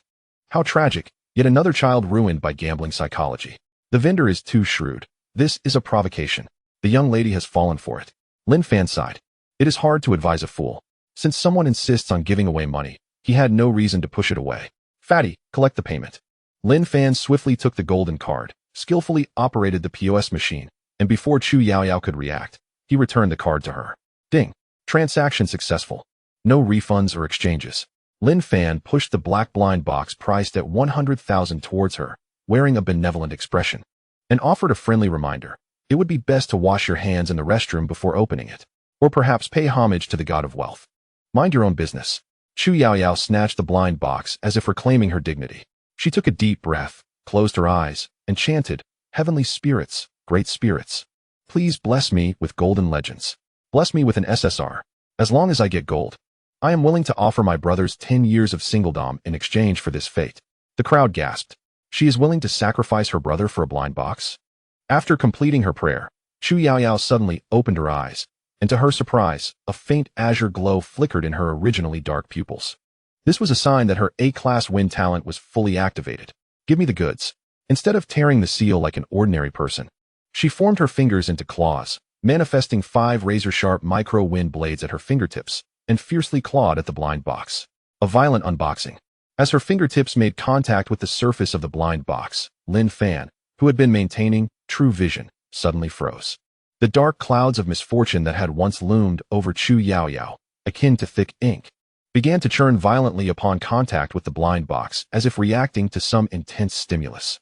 Detecting extreme fortune fluctuations. Detecting target's rebound mechanism triggered, from misfortune to fortune. After a streak of bad luck, there must be a safety net. The data streams in Lin Fan's vision exploded, the black mass representing utter misfortune. After being compressed to its limits, suddenly erupted from the center, radiating an intensely brilliant golden light. The radiance was so overwhelming that it eclipsed even Su Qingshua's previous fortune. What the heck? Lin Fan instinctively straightened his posture. This is possible. Negative times negative equals positive? This is the legendary principle that deep misfortune leads to great fortune? Chapter 29. This time, I've lost a fortune. The golden radiance, no. It was akin to a small golden sun, erupting without warning amidst the bustling night market stalls. The black blind box in Chu Yaoyao's hands had disintegrated into powder, replaced by a swirling mass of azure golden liquid, enveloped by a tempest, emanating an aura that sent shivers down the spine. What the heck? This effect. Is this the kind of commotion 100,000 can produce? I refuse to believe it. The crowd stood frozen in place, mouths agape, emitting strange sounds from their throats. Even Zhang Hao, who was maintaining order, dropped his glow stick, which clattered to the ground, breaking the eerie silence. Su Qingxue, positioned closest, felt the most profound impact. The ice elemental energy within her body began to stir uncontrollably, drawn by the essence of this phenomenon. It was a suppression from the very essence of life. An instinctual yearning for evolution. As Su Qingshua's pupils abruptly contracted, her usual composure shattered in an instant, her voice trembling. A-grade treasure evolution source liquid. The moment those 4 words escaped her lips, it was as if cold water had been splashed into a hot frying pan, causing the entire night market to erupt into chaos. Those knowledgeable understood the implications. This was no ordinary elixir for enhancing cultivation, nor a weapon for vanquishing foes. It was a divine substance capable of directly elevating one's talent level, though effective only for talents below A grade and capable of raising only 1 level. It was enough to incite fierce competition among countless prestigious families. Elevating a B grade talent to A grade meant the emergence of a potential master or even a martial king for the family. Such value transcended mere monetary assessment. In the black market, this item was a legendary rarity, often fetching an opening bid of no less than 5 million. With final sale prices frequently exceeding 10 million. Is this for real? Chu Yaoyao stared blankly at the vial of liquid in her hand, her delicate face a canvas of bewilderment. She blinked, then blinked again. The next second, a scream loud enough to shatter eardrums erupted into the night. Ah, I knew it. I knew I was destined for greatness. I am the chosen one. Chu Yaoyao leaped with excitement, resembling a little squirrel that had just pilfered an acorn, seizing Su Qingxue and shaking her vigorously. Did you see that? It's golden. It's golden. I ask you, are you impressed? This is a treasure that can enhance talent, worth far more than your measly illusory ice crystal. Ha ha. Dizzy from the shaking, Su Qingxue could only smile wryly. Indeed, while the illusory ice crystal was precious, it merely enhanced mental acuity. In contrast, the wind spirit source liquid represented a tangible leap in talent. For someone like Wang Tong, with a B-grade talent, consuming it would instantly elevate him to A-grade, paving a smooth path to success. How outrageous. In the crowd, an elderly man clad in training garb trembled as he examined the blind box he had hastily purchased for 5,000. I also got something. He quivered as he extracted a round pill from the box, its surface adorned with 3 distinct patterns, emitting a faint herbal aroma. Barrier-breaking pill? An astute mercenary exclaimed. Isn't that the one that allows a peak martial apprentice to break through to a martial artist without side effects? Worth 80,000 apiece. It's truly the barrier-breaking pill. The old man wept tears of joy. I've been stuck at peak martial apprentice for 3 years. Now, I can finally break through. 5,000 becomes 80,000. I'm making a fortune. Madness. Complete madness. If Chu Yaoyao's A-grade treasure was an unattainable myth, the old man's barrier-breaking pill was a tangible reality. 5,000 turning into 80,000. 100,000 into 10 million. The thrill of overnight wealth shattered the rational boundaries of everyone present. Boss, I want to buy. Give me 10. Step aside, I was here first. I'll pay double. Fan Gu, Grandpa Fan, look at me. I have money. The crowd surged toward Lin Fan's stall. Faces contorted with greed and excitement, brandishing wads of cash. Yet, as the architect of this frenzy, Lin Fan sat slumped on a small stool, his lemonade losing its appeal. He gazed enviously at the wind spirit source liquid in Chu Yaoyao's hands, then at his account balance, which had increased by a mere 100,000. Feeling a pang of anguish. What a misfortune, he lamented, clutching his chest in despair. How could this happen? I had used the eye of true sight. The raw material in that black blind box was merely the D-grade mutated shadow leopard skull. Logically, it should have yielded at most a D-grade combat technique or shadow materials worth at best 2 to 300,000. How did it produce an A-grade treasure? This defies all logic. System notification. Detected target Chu Yaoyao has triggered the non-lucky guaranteed mechanism. Non-lucky guaranteed mechanism. When the target's luck value plummets below 50 and high-value consumption occurs, the Myriad blind box system will automatically activate the from adversity comes fortune effect, forcibly elevating the drop quality by 3 major levels to soothe the wounded spirit of the non-lucky. Current refund multiplier calculation in progress. As the system explanation flashed across his retina, Lin Fan nearly spat out a mouthful of blood. Soothing the spirit? Who will soothe my spirit? That's 10 million. Had I known this could transform into wind spirit source liquid, I could have opened it myself. Or at least sold it for 5 million. Selling it for a mere 100,000? What a monumental loss. Lin Fan was on the verge of tears, especially seeing Chu Yaoyao's smug, expectant expression made him wish for the ground to swallow him whole. Fan Gu, what's wrong? Zhang Hao, struggling against the crowd, glanced back at Lin Fan. Business is booming. Why do you look like you've lost money? Fatty, you don't understand. Lin Fan gazed mournfully at the night sky, a single tear escaping his eye. This isn't losing money. It's charity. I won't watch if I'm not among the top 10 figures in Huaxia. Though lamenting his losses verbally, his body betrayed him. Ding. Congratulations, host. Selling the blind box has triggered the non-lucky counterattack critical hit. You have received a 100-fold return reward. S-grade talent advancement card can elevate any S-grade or below talent by 1 level. Upon hearing the crisp system notification, Lin Fan's expression shifted from despair to elation. An S-grade talent advancement card? If this were sold, it could easily fetch not just 1 million, but 1 billion. Clearing his throat, Lin Fan straightened his posture, a look of benevolent wisdom replacing his earlier anguish. He lifted the megaphone and shouted to the frenzied crowd, "Ladies and gentlemen, you have witnessed the power of my divine blind box. Fair and square, for every fake, I compensate tenfold. Those lucky enough might transform a bicycle into a motorcycle into an aircraft. However, please remember to consume rationally. After all, individuals like Miss Chu here, the chosen one, are 1 in a million." He emphasized the term chosen one with deliberate weight. Hearing this, Chu Yaoyao elevated her chin proudly, like a peacock unaware of the sarcasm in Lin Fan's voice. Of course, she exclaimed, carefully placing the wind spirit source liquid into a specially crafted jade bottle and waving at those around her who had drawn animal bones and tattered hides. You lot simply don't do enough good deeds. You should help more old ladies cross the street, understand? The unfortunate souls clutching meager materials worth a few hundred looked at Chu Yaoyao's insufferable demeanor, consumed with jealousy and resentment, wishing they could pounce on her. Is this the disparity of the world? Comparisons that infuriate.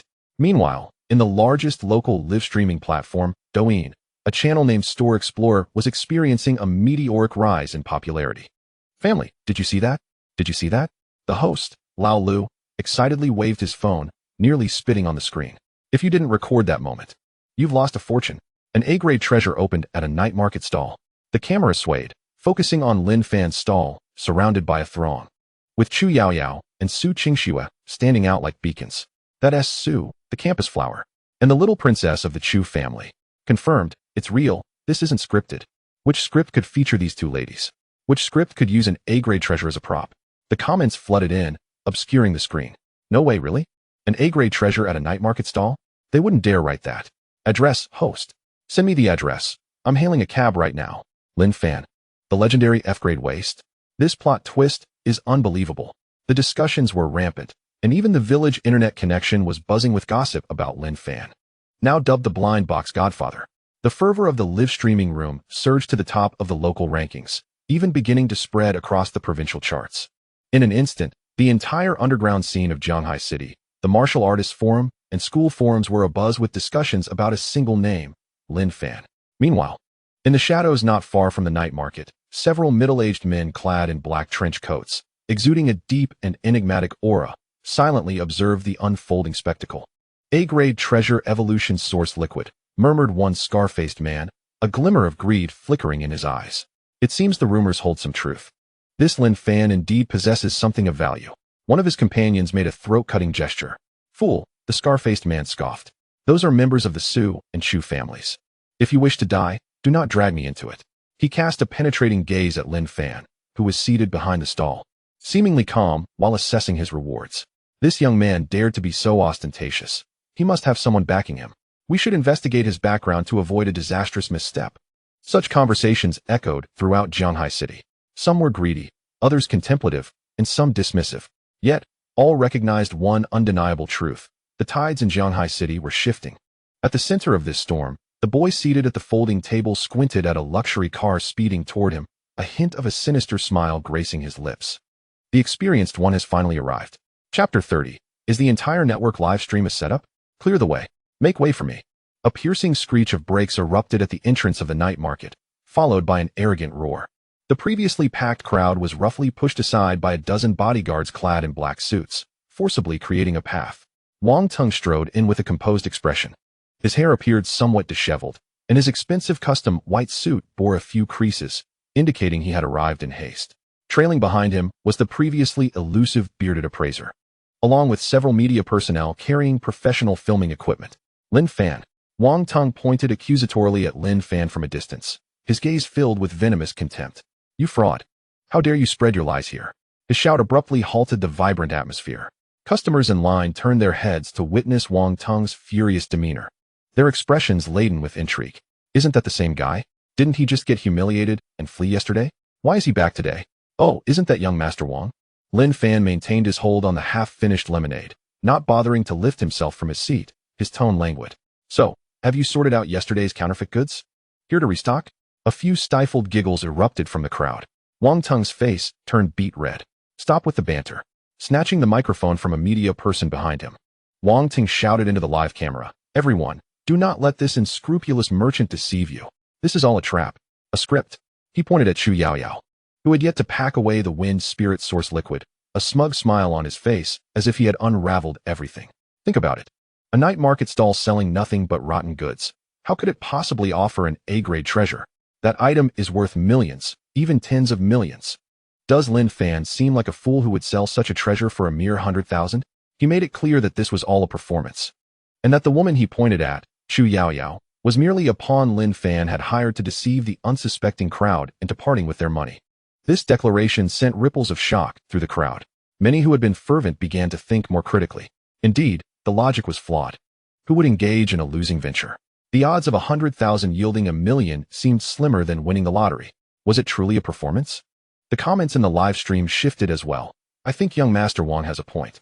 When does good fortune fall from the sky? Exactly. That girl looks like an actress. Her performance is far too exaggerated. The implications were chilling. If this were a scam, Lin Fan's heart must be as dark as they come. As Wang Tung basked in the growing skepticism around him, his confidence swelled.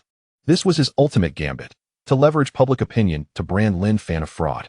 Once the accusation of a pawn was substantiated, Lin Fan's credibility would be irrevocably shattered. And he wouldn't even need to act. These enraged spectators would tear Lin Fan apart. Who are you calling a pawn? Just as Wang Tung reveled in his triumph, a crisp yet dangerously charged voice pierced his thoughts. Startled, he turned to find Chu Yaoyao glaring at him with those large, expressive eyes, scrutinizing him as if he were a simpleton. I said you were the pawn. What of it? Wang Tung sneered. You little girl, looking quite adorable. Yet you've taken the wrong path, following Lin Fan into deceit. That entire outfit of yours must have been rented by him, right? Fake designer brands. Chu Yaoyao chuckled, glancing down at her hand-stitched Lolita dress crafted by a top French designer, then back at Wang Tung. Very well. Her laughter turned into a fierce grin, and she swiftly produced a token engraved with golden phoenix patterns from her bag, flinging it directly at Wang Tung's face. The resounding crack echoed as the token, forged from a special alloy, struck Wang Tung, causing him to stagger back and leave a red mark on his cheek. "Open your eyes wide and see what this is." Wang Tung, clutching his face, was about to explode in anger when he caught sight of the token on the ground. He froze, as if struck by lightning. The token bore a strong character for Chu on one side, and the emblem of the Chu family, one of Zhanghai City's 4 great families. On the other, the wind god wing. The Chu family? Wang Tung's pupils constricted violently, cold sweat cascading down his brow. In Zhanghai City, while the Wang family held a respectable position as a first-rate lineage, they were still subordinate to the Chu family, especially given that his status only allowed him to bully ordinary folks. Few peers of his caliber would acknowledge him. "I am Chu Yaoyao, and I will not change my name or family." Chu Yaoyao placed her hands on her hips, pointing an accusatory finger at Wang Tung. "You just claimed I was a pawn? Accused me of wearing fake designer brands? Called me a fraud? Wang Tung, does your family wish to forfeit its standing in Zhanghai City? Should I call my father right now to explain to you what fraud truly is?" Silence. An oppressive stillness enveloped the crowd. The viewers who had previously followed Wang Tang's lead fell silent. Chu Yaoyao? The princess of the Chu family? The so-called demoness of the Chu family? If she were indeed a pawn, how significant must Lin Fan's influence be to enlist a Chu family princess as his accomplice? Mistake. This is all a misunderstanding. Wang Tang's legs began to tremble, his formerly arrogant demeanor evaporating into sheer terror. He had never envisioned that this seemingly eccentric girl was a formidable force. Wang Tung had seen Chu Yaoyao at a family gathering from a distance, but had never anticipated that this Lolita, with her anime-inspired appearance, was the same person. Who could recognize her in such attire? "Misunderstanding my foot," a voice from the crowd suddenly exclaimed. Instantly, the fury that Wang Tung had incited returned with tenfold intensity. "Damn it, Wang Tung, you scoundrel. Just because you sell counterfeit goods, you think everyone else does too? I nearly fell for your trick. How dare you slander Miss Chu? What else are you capable of?" This only served to reinforce the belief that Lin Fan's blind boxes were genuine. If even Miss Chu was willing to buy from him, surely there must be something valuable. "Wang Tung, get out of the night market. Don't waste my chance to get rich. Rotten vegetables, stinky eggs." And even shoes began to rain down upon Wang Tung. This was undoubtedly an epic counterattack. Wang Tung initially intended to disrupt the event, but instead, he inadvertently validated Lin Fan's client authenticity, offended the Chu family, and propelled Lin Fan's reputation to new heights. As Lin Fan observed the crowd's relentless assault on Wang Tung from the background, he couldn't help but give Chu Yaoyao a thumbs up. This girl, despite her somewhat unfortunate luck, possessed an unparalleled talent for inciting animosity and delivering humiliating blows, truly a master at it. Enough was enough. Wang Tung, battered and bruised, forcefully pushed aside his bodyguards and let out a frantic scream. His eyes, ablaze with fury, fixated on Lin Fan. The humiliation of public disgrace driving him to the brink of madness. "Lin Fan, don't get too smug," Wang Tung croaked, pointing accusingly. "So what if she's from the Chu family? That doesn't prove your blind boxes are genuine. Are you brave enough to wager with me?" "Wager?" Lin Fan raised an eyebrow, intrigued. "What do you propose to bet? Let us wager the value of your worthless boxes." Wang Tung gestured grandly, and his bodyguards promptly brought forth 2 large suitcases. With a resounding thud, they were opened, revealing neatly stacked piles of red bills. "This is 1 million, Wang Tung exclaimed, his eyes gleaming with madness as he pointed at the money. "Lin Fan, you claimed your blind boxes are authentic, didn't you? Very well. Let us conduct a public appraisal live on the internet. You can select 20 blind boxes from your stall, and I will choose 20 treasures from my collection. We will unbox them and appraise their worth right here. If the total value of your 20 blind boxes exceeds my 20 clear boxes, this 1 million is yours. But if you lose," Wang Tung bared his teeth menacingly, "you will kneel and admit you're a fraud, then leave Zhanghai City." A profound silence enveloped the crowd. 1 million. This was an astronomical sum for the majority present. Moreover, this was a genuine wager. Pitting blind boxes against meticulously selected clear boxes? It was a seemingly certain defeat. Wang Tung, having come prepared, undoubtedly possessed verified items of considerable value. Meanwhile, blind boxes were purely a gamble of luck. What if Lin Fan ended up with a collection of worthless items? The onlookers' gazes turned to Lin Fan. Su Qingxue frowned slightly, about to advise against it. But she saw Lin Fan slowly rise. He brushed off the dust from his clothes, approached the 2 suitcases filled with cash, and gently caressed the alluring stacks of paper. "Genuine bills." Lin Fan nodded, then looked up at Wang Tung, a mysterious glimmer dancing in his dark eyes. an expression akin to a hunter spotting the most succulent prey. Young Master Wong, you're not here to disprove me, are you? You're clearly here to sponsor my sister's surgery expenses. I accept your wager. Chapter 31, $1 million gamble, specifically to rectify discontent insanity. Lin Fan was undoubtedly losing his mind. The live stream chat exploded with comments. Comparing blind boxes to carefully selected clear boxes for total value, it was akin to racing a tractor against a Ferrari. What folly! Brother Fan was being excessively reckless. Wang Tung had come fully prepared. 1 million. Losing would not only mean losing money, but also tarnishing his reputation. How could he ever show his face in Jianghai City again? The atmosphere in the venue became palpably tense. Zhang Hao, drenched in sweat, pulled Lin Fan's sleeve and hissed, "Brother Fan, don't be rash. That bastard is definitely bringing good stuff. Don't you know what's in our blind boxes? Statistically, we're bound to lose." Lin Fan gently brushed aside the plump man's hand, offering him a calm look. Statistics? Forgive me, but in the face of a fool, statistics are merely a jest. Come on, young Master Wong. Lin Fan gestured invitingly, his demeanor elegant, as if inviting his opponent to dine. For fairness, you shall choose your items. I will also let you select my boxes. How does that sound? What? The crowd gasped in astonishment. Allowing the opponent to choose the blind boxes? Wasn't that akin to handing over a knife to stab oneself? Wang Tung could easily select those that appeared poorly packaged, small, and lightweight. This was a recipe for self-destruction. Wang Tung was momentarily taken aback, but then elation washed over him. He had been worried that Lin Fan might secretly hide something valuable. But this fool had proven to be brazenly arrogant. Very well, everyone bear witness, he said it himself. Wang Tung, fearing Lin Fan might retract his words, immediately beckoned the bearded appraiser, Master Lu. Choose the ones that look the least valuable. The bearded old man, already seething with indignation, scurried to Lin Fan's stall like a dog. He touched, smelled, and even pulled out a portable energy detector. This one has weak energy readings. It must be trash. This one is lightweight. It's probably just some rotten bones. And this one, the packaging is torn. It's definitely scrap. In no time, 20 blind boxes deemed industrial garbage by Master Lu were selected and neatly arranged on the table. Meanwhile, Wang Tung presented 20 exquisite crystal boxes. Through the crystal, the various materials inside were clearly visible, glimmering fire lizard skin, pristine wind wolf fangs, and even a few sprigs of fragrant spiritual herbs. Behold, Wang Tung boasted triumphantly, pointing at his items. These are all D-grade materials meticulously chosen from my family's storeroom, each worth over 5,000.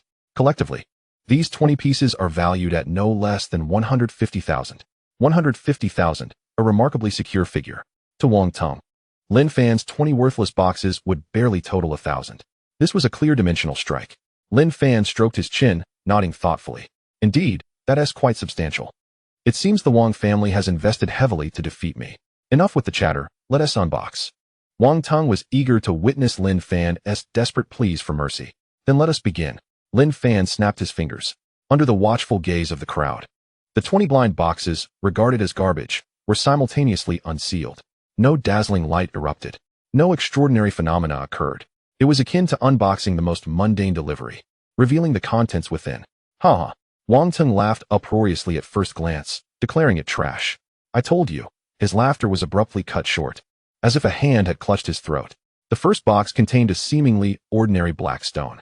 Yet, under the light, the stone's surface shimmered with wave-like patterns, faintly emitting the sound of a tide. What is this? The previously disdainful Master Lu's eyes widened in astonishment as he lunged forward, trembling as he touched the stone. Deep-sea sunken silver. This is deep-sea sunken silver. What sunken silver?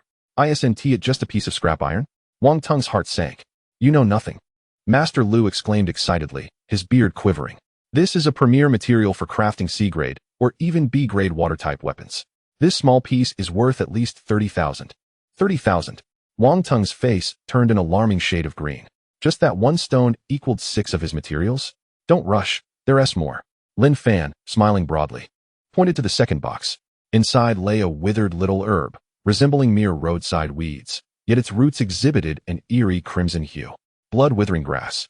A primary ingredient for concocting vitality pills. Though its age is slightly lacking, this single herb is worth at least 20,000. A knowledgeable voice in the crowd gasped in recognition.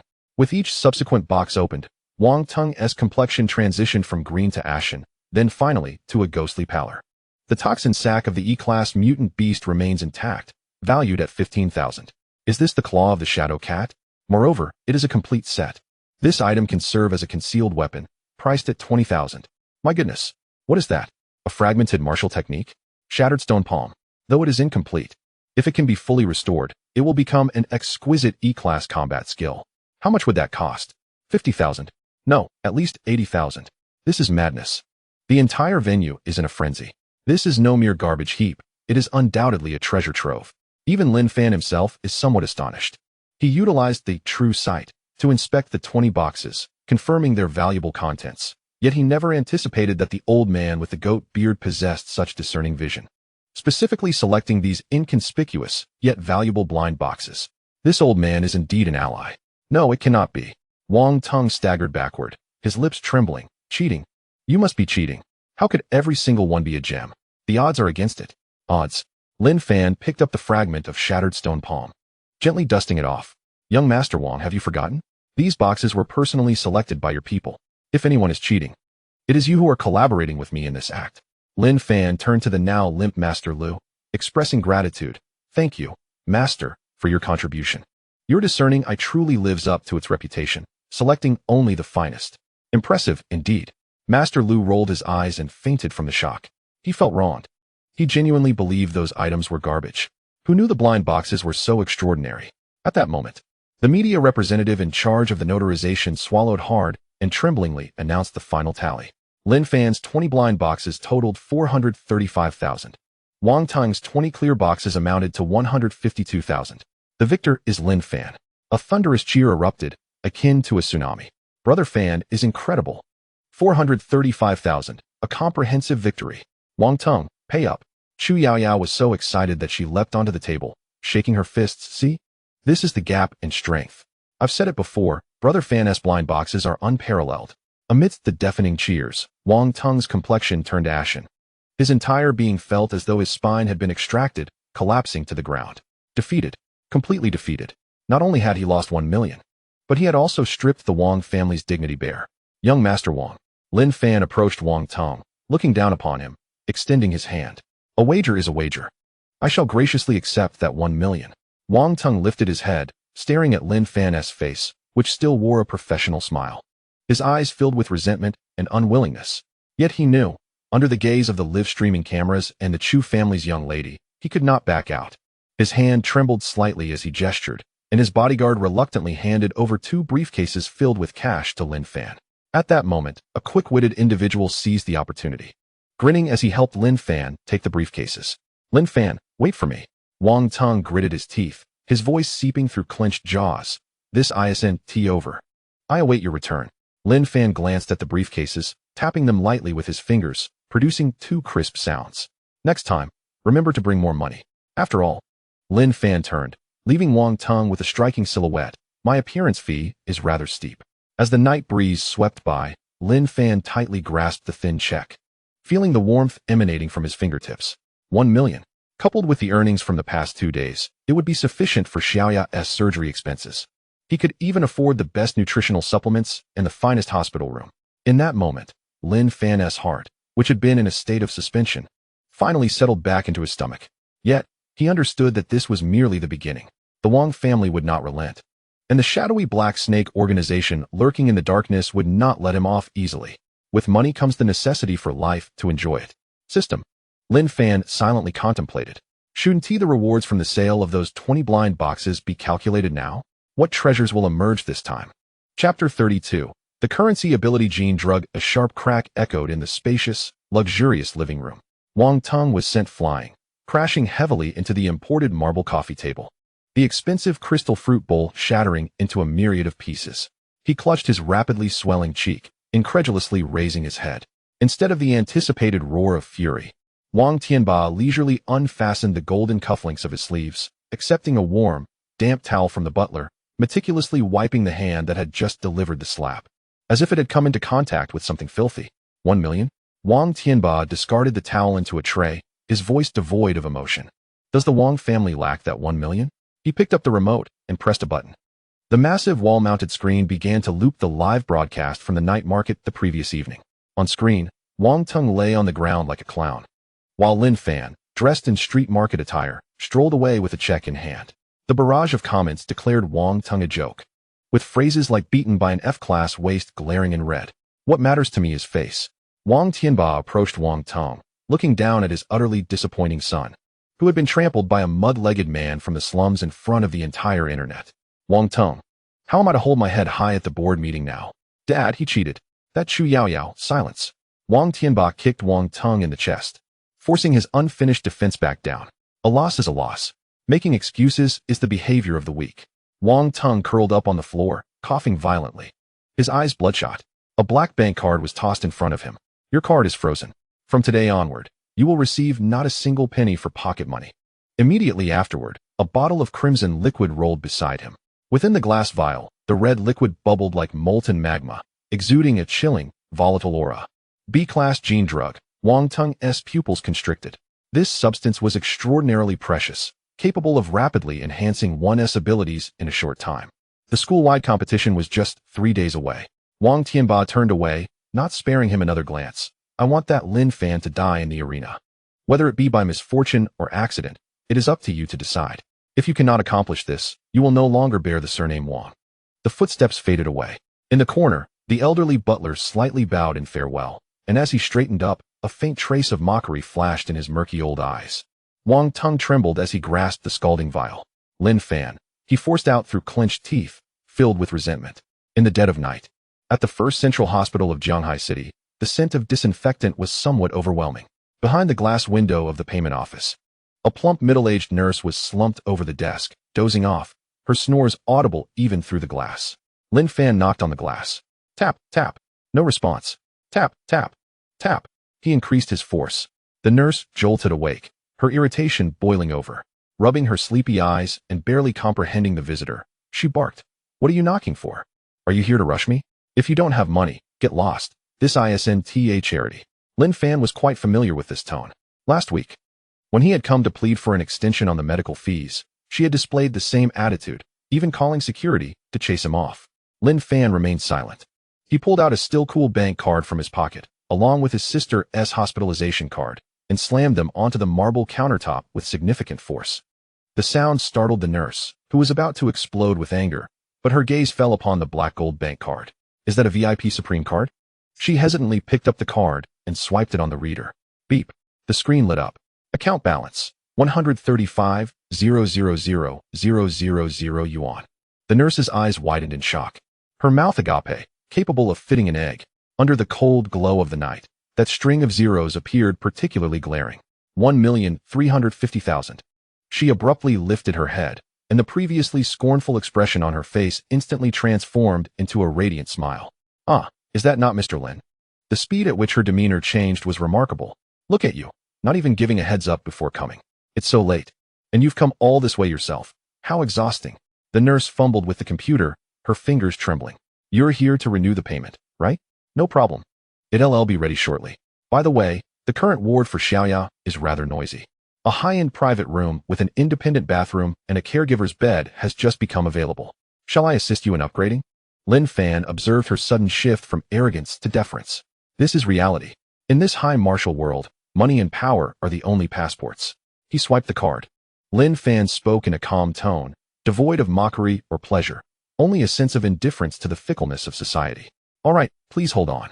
After completing the formalities, the nurse returned the card with both hands, bowing at a 90-degree angle.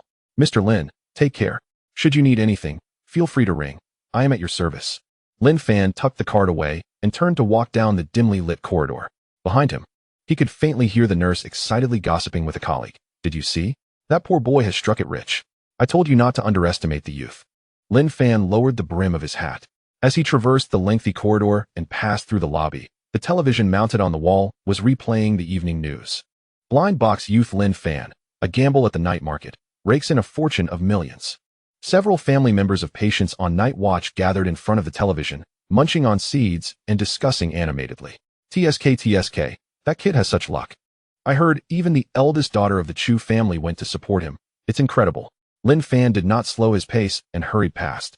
Arriving before room 302, he coincidentally encountered the attending physician, who had just finished his rounds. The doctor paused upon seeing Lin Fan, his gaze quickly shifting to the payment receipt in Lin Fan's hand. You've managed to gather it?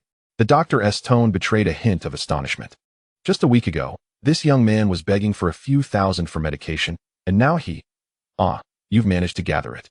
Lin Fan nodded, confirming that the surgical fee and subsequent nutrient solution costs had all been paid. The doctor scrutinized him for a moment without inquiring about the source of the funds. In this world, everyone has their secrets. Good.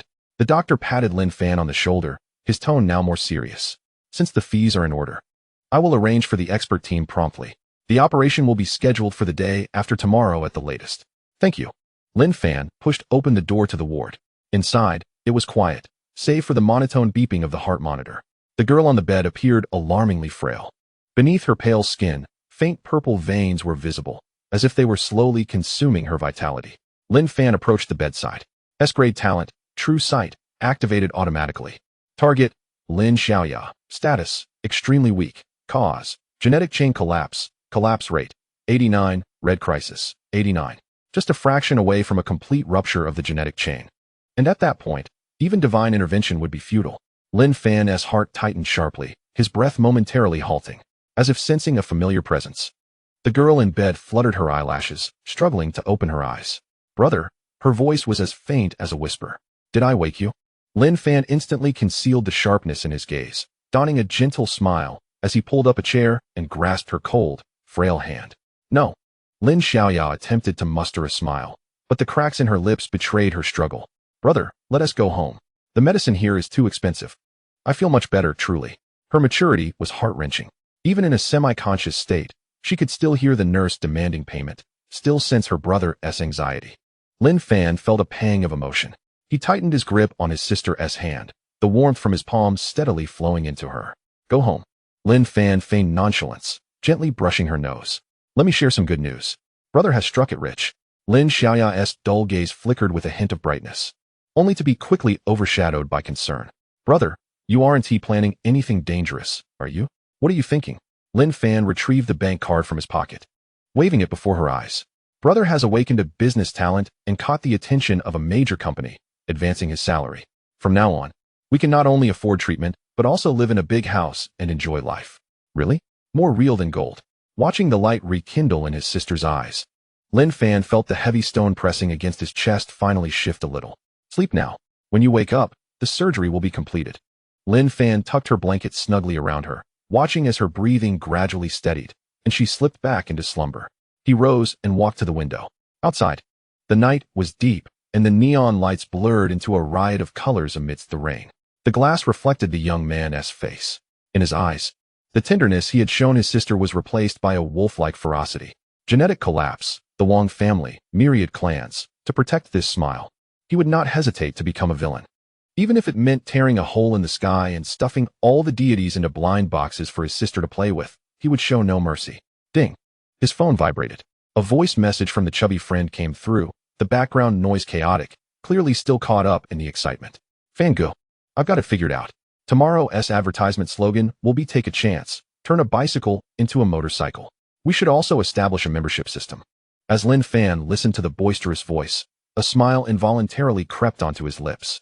This is the warmth of human life. He stepped out of the hospital's front door. Fine rain began to fall, the icy droplets cooling his overheated mind. Behind him, several furtive presences followed closely. They were weak, likely spies sent by the Wang family or desperate individuals consumed by jealousy. Lin Fan did not turn back. Skillfully, he slipped into a nearby labyrinthine alley of the slums, leveraging his familiarity with the terrain and the cover of night to shake off his pursuers in a matter of moments. Half an hour later, Lin Fan arrived in front of a late-night pharmacy named by Kaitang. His account still held several $100,000. Aside from the funds reserved for Xiaoya's surgery, the remaining money must be swiftly converted into combat power. Chapter 33. The class flowers concerned the entrance of Jianghai No. 3 Middle School remained worn. But today the air seemed imbued with a different scent. It was the sweet, acrid aroma of money fermenting. Lin Fan, my classmate, good morning. The usually disdainful gatekeeper stood tall, saluting with a military precision that surpassed even the flag-raising ceremony. A nearly obsequious smile adorned his weathered face. Lin Fan did not pause in his stride, merely nodding slightly. Reality. It was far too real. Just days ago, he was an F-grade waste that everyone avoided. Today, he had become the esteemed Lin boss, whom even the gatekeeper looked up to. As he entered the school, the strange atmosphere intensified. The once boisterous hallway fell silent at his arrival. Students passing by halted, their gazes seemingly glued to him. There was envy, jealousy, and above all, a reverent awe that made them hesitant to approach. A few bold girls even hid behind pillars, holding up their phones to secretly snap pictures, the flashes blinding. Pushing open the back door of Class 2, Year 3, the previously noisy sounds of morning reading came to an abrupt halt. Dozens of eyes fixated on him, as if they were watching an extraterrestrial that had just descended from a UFO. Lin Fan made his way to his seat. The once bare desk was now a small mountain of assorted breakfast items and pink envelopes. Even the chair, which was perpetually wobbly, had been polished to a shine by someone's careful hands. A group of sycophantic boys, usually orbiting around Wang Tung, busily polished his desk with cloths. Upon spotting Lin Fan approaching, they immediately donned obsequious smiles. "Brother Fan, you've arrived. The table is spotless, not a speck of dust to be found. Brother Fan, here are freshly made pan-fried buns from my home, still warm." Lin Fan cast a glance at the breakfast spread, then turned to see Zhang Hao, who was practically drooling. "These are for you, fatty." "All right, thanks, foster father." Zhang Hao shamelessly lunged forward, hands flying as he stuffed buns into his mouth, mumbling indistinctly, "Brother Fan, feel free to assign me any laborious tasks in the future. I, Zhang Hao, may lack other talents, but I certainly possess a hearty appetite." He continued to eat while using his large hands to fend off a few boys trying to ingratiate themselves. "Away with you. Don't disturb Brother Fan's tranquility. If you want to buy blind boxes, go queue elsewhere. Don't try to cut in line here." This chubby fellow had mastered the art of intimidation without any formal training. Lin Fan took a seat and activated True Sight. Instantly, his surroundings transformed into a data-rich panorama. In the classroom, dozens of data panels danced above him. Jealousy level, 89. The desire to stab someone cannot be concealed. Admiration level, 75. A potential prime target for exploitation. Fear level, 60. Fear of retaliation. Amused by the swirling auras of fortune. Some dark and others bright, Lin Fan chuckled to himself.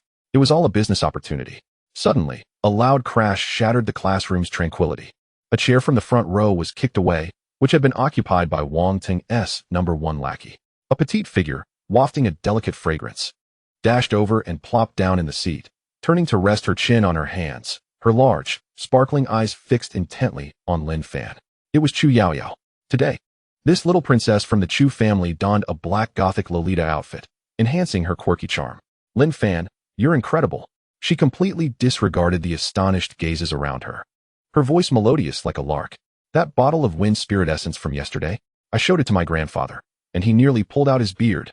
He said its purity is unmatched, even in our family treasury. Now the old fossils in the family are all asking me about that mysterious blind box." Chu Yaoyao leaned in closer, her delicate face nearly brushing against Lin Fan's nose. "Hey, shrewd merchant, I shall be your long-term patron from now on. If you have any good goods, remember to save them for me. I'm not short on money." The hearts of every boy in the class shattered into pieces. That was Chu Yaoyao, one of the two school flowers at Jianghai #1 High School, notoriously known as a troublemaker. And she was willingly offering Lin Fan her patronage? Had Lin Fan perhaps saved the galaxy in a past life? Before anyone could recover from their shock, another wave of cool fragrance wafted in. Su Qingxue, clutching a stack of books, quietly halted at Lin Fan's desk. Today, she wore a simple school uniform. Yet her ethereal aura remained undeniable. Unlike Chu Yaoyao's exuberance, she resembled an iceberg, making it difficult for anyone to gaze directly at her. "Here." Su Qingxue placed a thick notebook on Lin Fan's desk. It was filled with her meticulous annotations. "This is my compilation of key martial arts theories, along with some techniques for practical application." Her voice was soft, yet resonated clearly throughout the room. "The competition is approaching, and Wang Tung 1T take it lightly. This will be useful for you." After speaking, she cast a profound glance at Lin Fan, a hint of complexity flickering in her beautiful eyes. An emotion she herself had not fully grasped. Upon witnessing Chu Yaoyao displaying the wind spirit essence last night, she felt an inexplicable competitive urge, not for the treasure, but rather, she believed that this money-driven merchant should not be monopolized by Chu Yaoyao alone. "Good luck in the competition," were the 4 words she left behind before returning to her seat. Silence. An oppressive stillness enveloped the room. Then, chaos erupted. What the hell? Surrounded by both school flowers? This is utterly ludicrous. On one side stood the wealthy lowly, and on the other, the aloof goddess. This was the pinnacle of life. "Lin Fan, draw your sword. I challenge you to a duel." Countless murderous glares converged on Lin Fan. If looks could kill, he would have been eviscerated 1,000 times over. Lin Fan calmly tucked away his notebook. This was no battleground. It was merely two elite VIP clients vying for priority purchasing rights. As a businessman, he welcomed such healthy competition. Ahem. The homeroom teacher, Mr. Lee, cleared his throat heavily and entered with a scowl. Upon noticing the uneaten breakfast on Lin Fan's desk, his lips twitched slightly, yet he ultimately refrained from commenting. In the past, he would have reprimanded them with chalk. However, now even the principal had specifically instructed him to look out for this Lin student. Quiet down. Mr. Lee rapped on the blackboard. I have an important matter to discuss. There are only 3 days left until the interschool competition. I trust one don't need to elaborate on its significance. This isn't just about our school's internal ranking. It's also a qualifying round for Jianghai City's selection of candidates for the Provincial Talents Training Camp. The mention of the Talents Training Camp silenced the previously restless classroom. All eyes gleamed with longing. It was a ticket to the premier martial arts universities in Huaxia. As long as one could enter the training camp, even if they were eliminated in the end, they would emerge as a coveted prize among the major families. This year's rewards were more substantial than ever. Mr. Lee cast a deliberate glance at Lin Fan. The first prize is a cash reward of 500,000, plus a C-grade martial art technique, and most importantly, the opportunity to enter the gravity training chamber. 500,000. Lin Fan stifled a yawn. That was less than what he earned selling blind boxes in just 2 days. C-grade techniques? With his system offering a 100-fold return, he had no shortage of martial arts. The techniques he obtained were at least A-grade or higher. Rubbish. All of it was rubbish. The only thing that piqued his interest was that slot in the Talents Training Camp. It represented access to stronger warriors, wealthier heirs, and higher quality targets for exploitation. Jianghai City was simply too small. To heal Xiaoya, to combat the mysterious Black Snake organization, and even to face the impending threat of the Myriad races. The resources of Jianghai City alone were woefully insufficient. He needed a broader market. Lin Fan, Mr. Lee suddenly called out, I noticed you were listening attentively just now. So let me pose a question to you. Adjusting his glasses, a glint of cunning flashed in his eyes. Though corporal punishment was off the table, he could still assert some authority over this upstart. With newfound wealth, a person's mindset tends to become unsteady, and he needed to keep Lin Fan grounded. When a martial apprentice breaks through to a martial artist, their vital energy surges, washing through the spine's dragon vein. If they encounter the illusion of withering wood blossoming anew, how should they be guided? The class erupted in astonishment. This question was beyond the syllabus. It pertained to theoretical knowledge relevant only to the martial master stage, absent from textbooks. Su Qingxue frowned slightly, about to offer a hint. Simple. Lin Fan didn't even rise from his seat, reclining languidly against the chair. True sight, scanned the textbook on the podium. And combining it with his previous knowledge as a top student, the answer materialized instantly. The so-called withering wood blossoming anew was merely an illusion caused by a martial apprentice's vital energy reaching its peak and excessive flushing leading to neurological hallucinations. At that moment, one must not overly focus on bodily sensations, instead achieving a state of non-action, maintaining the heart's core, guarding the essence within. Allowing the flow of vital energy to circulate naturally, ascending through the 3 gates, passing the mud ball, crossing the magpie bridge, and finally descending the nectar. Lin Fan spoke steadily, each word precise.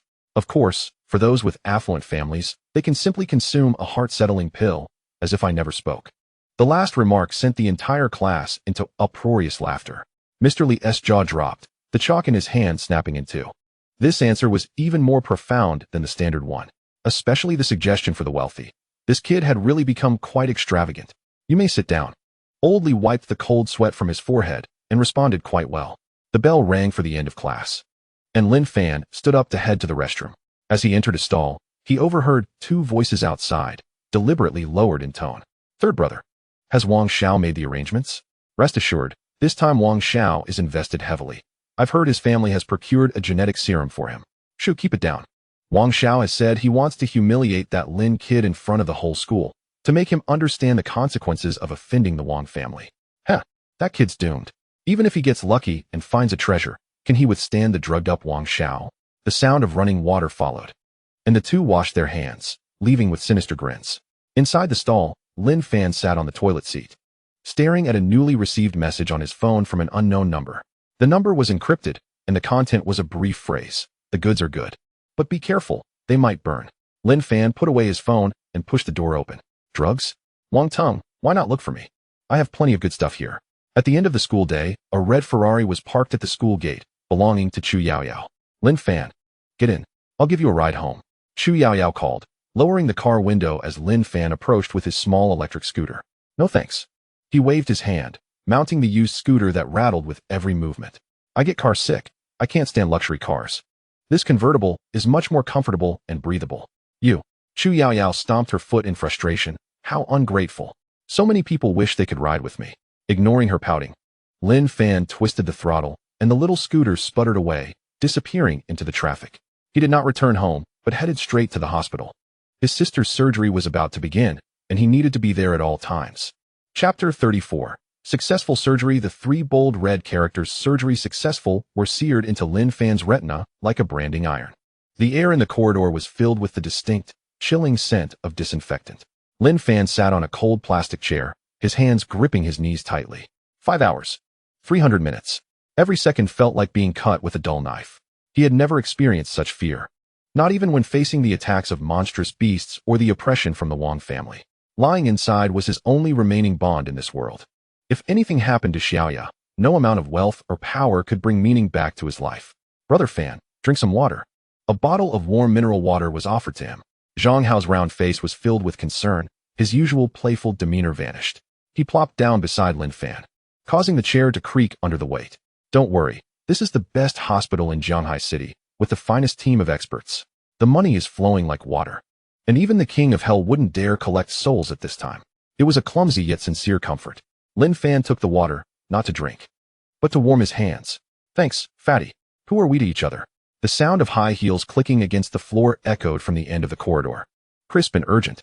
Two stunningly beautiful girls hurried towards him, instantly illuminating the dim hallway. Su Qingxue was still dressed in simple sportswear, her ponytail high. Beads of sweat dotting her forehead, clearly having rushed over from training. Beside her, Chu Yaoyao carried an array of nutritional supplies, as if she intended to empty the supermarket. How is it?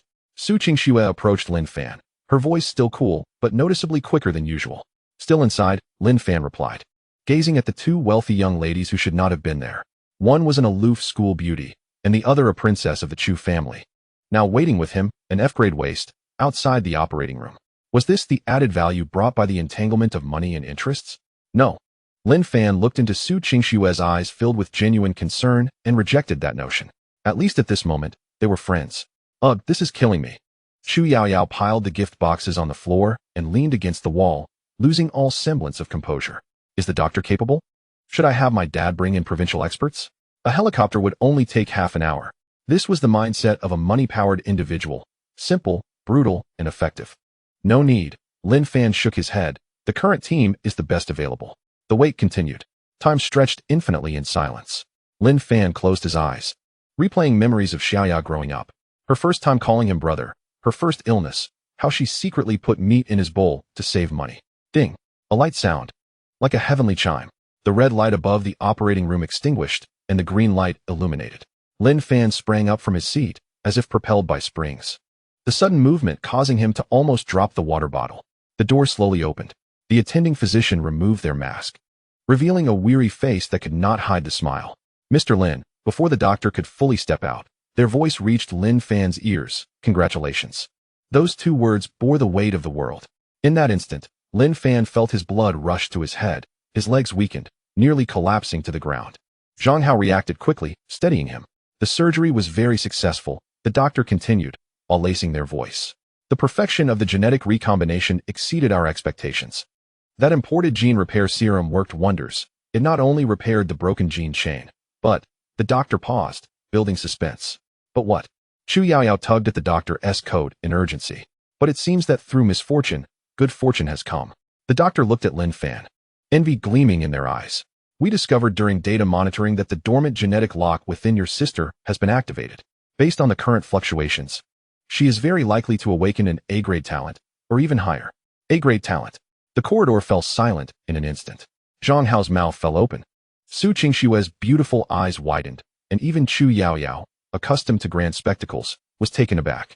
What did A-grade talent mean in this world? It signified prodigies. Even the likes of Su Qingxue and Chu Yaoyao were A-grade talents.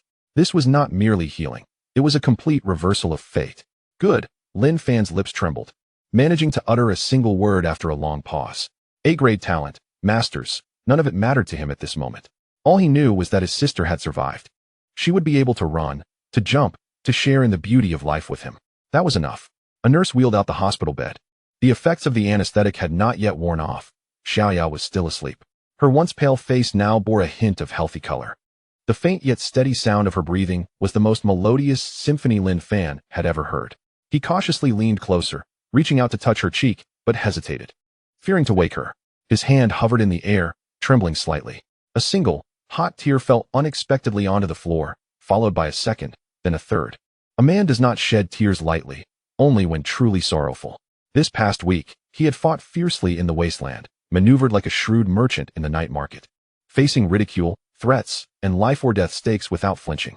Yet at this moment, gazing at this sleeping face, all defenses crumbled. It was worth it. Every grievance, every struggle, every underhanded tactic. At this moment, it was all worth it. All right, brother Fan, stop crying, Zhang Hao said, wiping his own tears, his nose bubbling. An embarrassing sight for a grown man. Xiaoyao's recovery is a joyous occasion. We should be celebrating. Su Qingxue silently handed over a tissue. Xu Yaoyao turned her back, discreetly wiping the corners of her eyes, muttering, "The disinfectant in this hospital is too pungent. It stings my eyes." After settling Xiaoya, it was already late at night. The intensive care unit was exceptionally quiet, with only the humidifier releasing a fine mist. Lin Fan sat by the bedside, observing the stable vital signs displayed. And the anxiety that had gripped his heart finally dissipated. "You all may head back now," Lin Fan said, standing up to escort a few people to the door of the ward. "Thank you for today. No need for pleasantries," Zhang Hao replied, patting his chest. "I'll come by tomorrow to bring breakfast for Xiaoya. How about the century-old preserved egg and lean pork congee from the southern district?" "Sounds good. I'll take my leave now. I need to catch up on some beauty sleep." Chu Yaoyao waved her hand, yawning as she departed. Su Qingxue lingered behind. She looked at Lin Fan, hesitating to speak. "What's the matter?" Lin Fan inquired. "Wang Tung," Su Qingxue uttered. "He has used a B-grade genetic serum. He aims to ruin you in the competition 3 days from now." Lin Fan smiled, a chilling grin illuminated by the stark, white hospital lights. What a coincidence. He adjusted his collar, his dark eyes now devoid of the warmth he had displayed with his sister, replaced by an unsettling ferocity. "I was just looking for an opportunity to thoroughly incapacitate him." Su Qingxue was momentarily stunned. She had never witnessed this side of Lin Fan. Confident, audacious. Yet it felt all too natural. "Be careful," she advised, turning to leave. Once the others had departed, Lin Fan stepped out of the hospital building alone. The rain had ceased. The night sky appeared remarkably clear, speckled with stars. Lin Fan stood on the steps, inhaling the earthy scent in the air. "I have enough money. My health restored. I even have a sister with an A-grade talent. By all accounts, I should be content, seeking a place to live a tranquil life." Yet he knew all too well that this was merely the beginning. In his hand, he clutched the Myriad treasure box, akin to a child clutching a gold ingot in a bustling market. The Wang family was merely the first wave of predators. In the future, there would be the Li family, the Zhao family, and even more terrifying behemoths. Not to mention the shadowy black snake organization lurking in the dark. Without strength, all these blessings would shatter like fragile bubbles at the slightest poke. System, Lin Fan silently chanted in his mind. Host, Lin Fan, current available funds, 350,000, after deducting prepayment. If I invest all 350,000, to what extent can I elevate my realm? If the S-grade talent advancement card is applied to Diamond Skin. Lin Fan raised his gaze towards the brightly lit landmark of the Jianghai Sports Center in the distance. The venue for the citywide high school martial arts competition 3 days hence. It was also the grave he had chosen to bury the label of an F-grade waste. Wang Tung intends to ruin me in front of a crowd. Perfect. I too need a stage, a platform for everyone to comprehend the true weight of the name Lin Fan. F-grade. Lin Fan scoffed, stepping into the night, his silhouette resolute, akin to a blade drawn from its sheath. 3 days from now, I shall make you understand what true despair means. Chapter 35, Sisters-in-Law. The rainy nights in the slums always carry a musty odor. Lin Fan locked the door behind him and drew the curtain, which had long lost its original color. On the table lay 3 small vials of dark red, premium beast blood, exuding an enticing sweet scent. Beside them was a shimmering golden card, the S-grade talent advancement card, returned from the system S unexpected favor, capable of advancing talents below S-grade by 1 tier. Lin Fan exhaled a breath of stale air. Without hesitation, He downed the 3 vials of beast blood in one go. The liquid coursed down his throat, like searing knives scraping along his esophagus. His stomach churned violently. A burning heat surged through his veins, washing over his limbs. The pain was akin to having his bones disassembled and reassembled. Gritting his teeth, Lin Fan felt the veins in his neck bulge, sweat instantly soaking his clothes. System. Use the advancement card. Target. Diamond skin, he roared inwardly. The golden card transformed into countless motes of light, entering his brow. Boom. If the beast blood had felt like boiling water, the golden light now felt like ice. The clash of heat and cold within him was tumultuous. Lin Fan sensed his skin tearing apart and rapidly reforming under some mysterious force. His once bronzed skin began to radiate a faint dark golden luster, the texture akin to metal. His bones cracked, muscles writhed. The once slightly frail frame, due to long-term malnutrition, now appeared inflated, its lines smooth and taut, each muscle brimming with explosive power. Breakthrough. Lin Fan suddenly opened his eyes, delivering a punch into the air before him. Boom. The air exploded with a crisp sound, and the barrier that had impeded the flow of his vital energy crumbled like paper before this violent force. Vital energy surged forth like mercury, unceasing. 9th grade martial artist. He was even on the verge of touching the threshold of a martial artist. Panting heavily, Lin Fan gazed at his hands. The dark golden sheen gradually faded, his skin returning to normal. Yet only he understood the terrifying defensive power concealed beneath this seemingly ordinary flesh.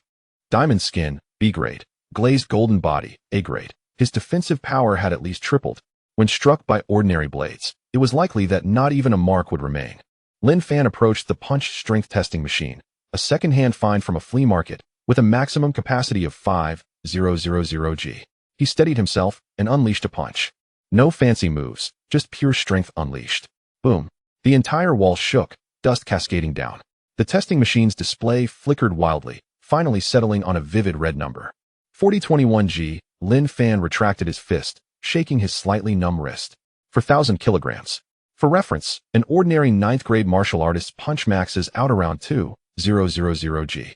Even a novice martial artist typically hovers around 4,000 G. He had not only maxed out his defensive capabilities, but also exceeded in offensive power. Wong Tung. Lin Fan wiped the sweat from his brow, staring at the boy in the mirror whose eyes gleamed like blades. That B-grade genetic serum had better not let me down.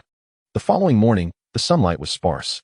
In the intensive care unit of Jianghai City, First Central Hospital, Lin Fan had just cut an apple into small pieces and skewered them with toothpicks when the ward door was gently pushed open. The first to peek in was a little girl with pigtails, followed by a tall figure carrying a fruit basket. Hello, the boss has come to inspect the work. Chu Yaoyao was dressed in a vibrant pink tracksuit, exuding energy. She placed the obviously expensive imported fruits onto the bedside table and casually approached the bed. Is this little sister Xiaoya? She is so pretty, far better than that black-hearted brother of hers. On the hospital bed, Lin Xiaoya leaned against a soft pillow receiving in 4. After 2 days of rest, her complexion had improved significantly. Though still thin, her eyes sparkled with vitality. At this moment, upon seeing the 2 beautiful women who had suddenly intruded, Xiaoya appeared momentarily stunned. Following closely behind was Su Qingxue, who removed her mask, revealing a face as cool and transcendent as a celestial being. She awkwardly set down the thermos she was carrying, which contained soup made by her family's cook, brought along as a thoughtful gesture. On the way, Lin Fan glanced at the logo on the thermos, Imperial Kitchen.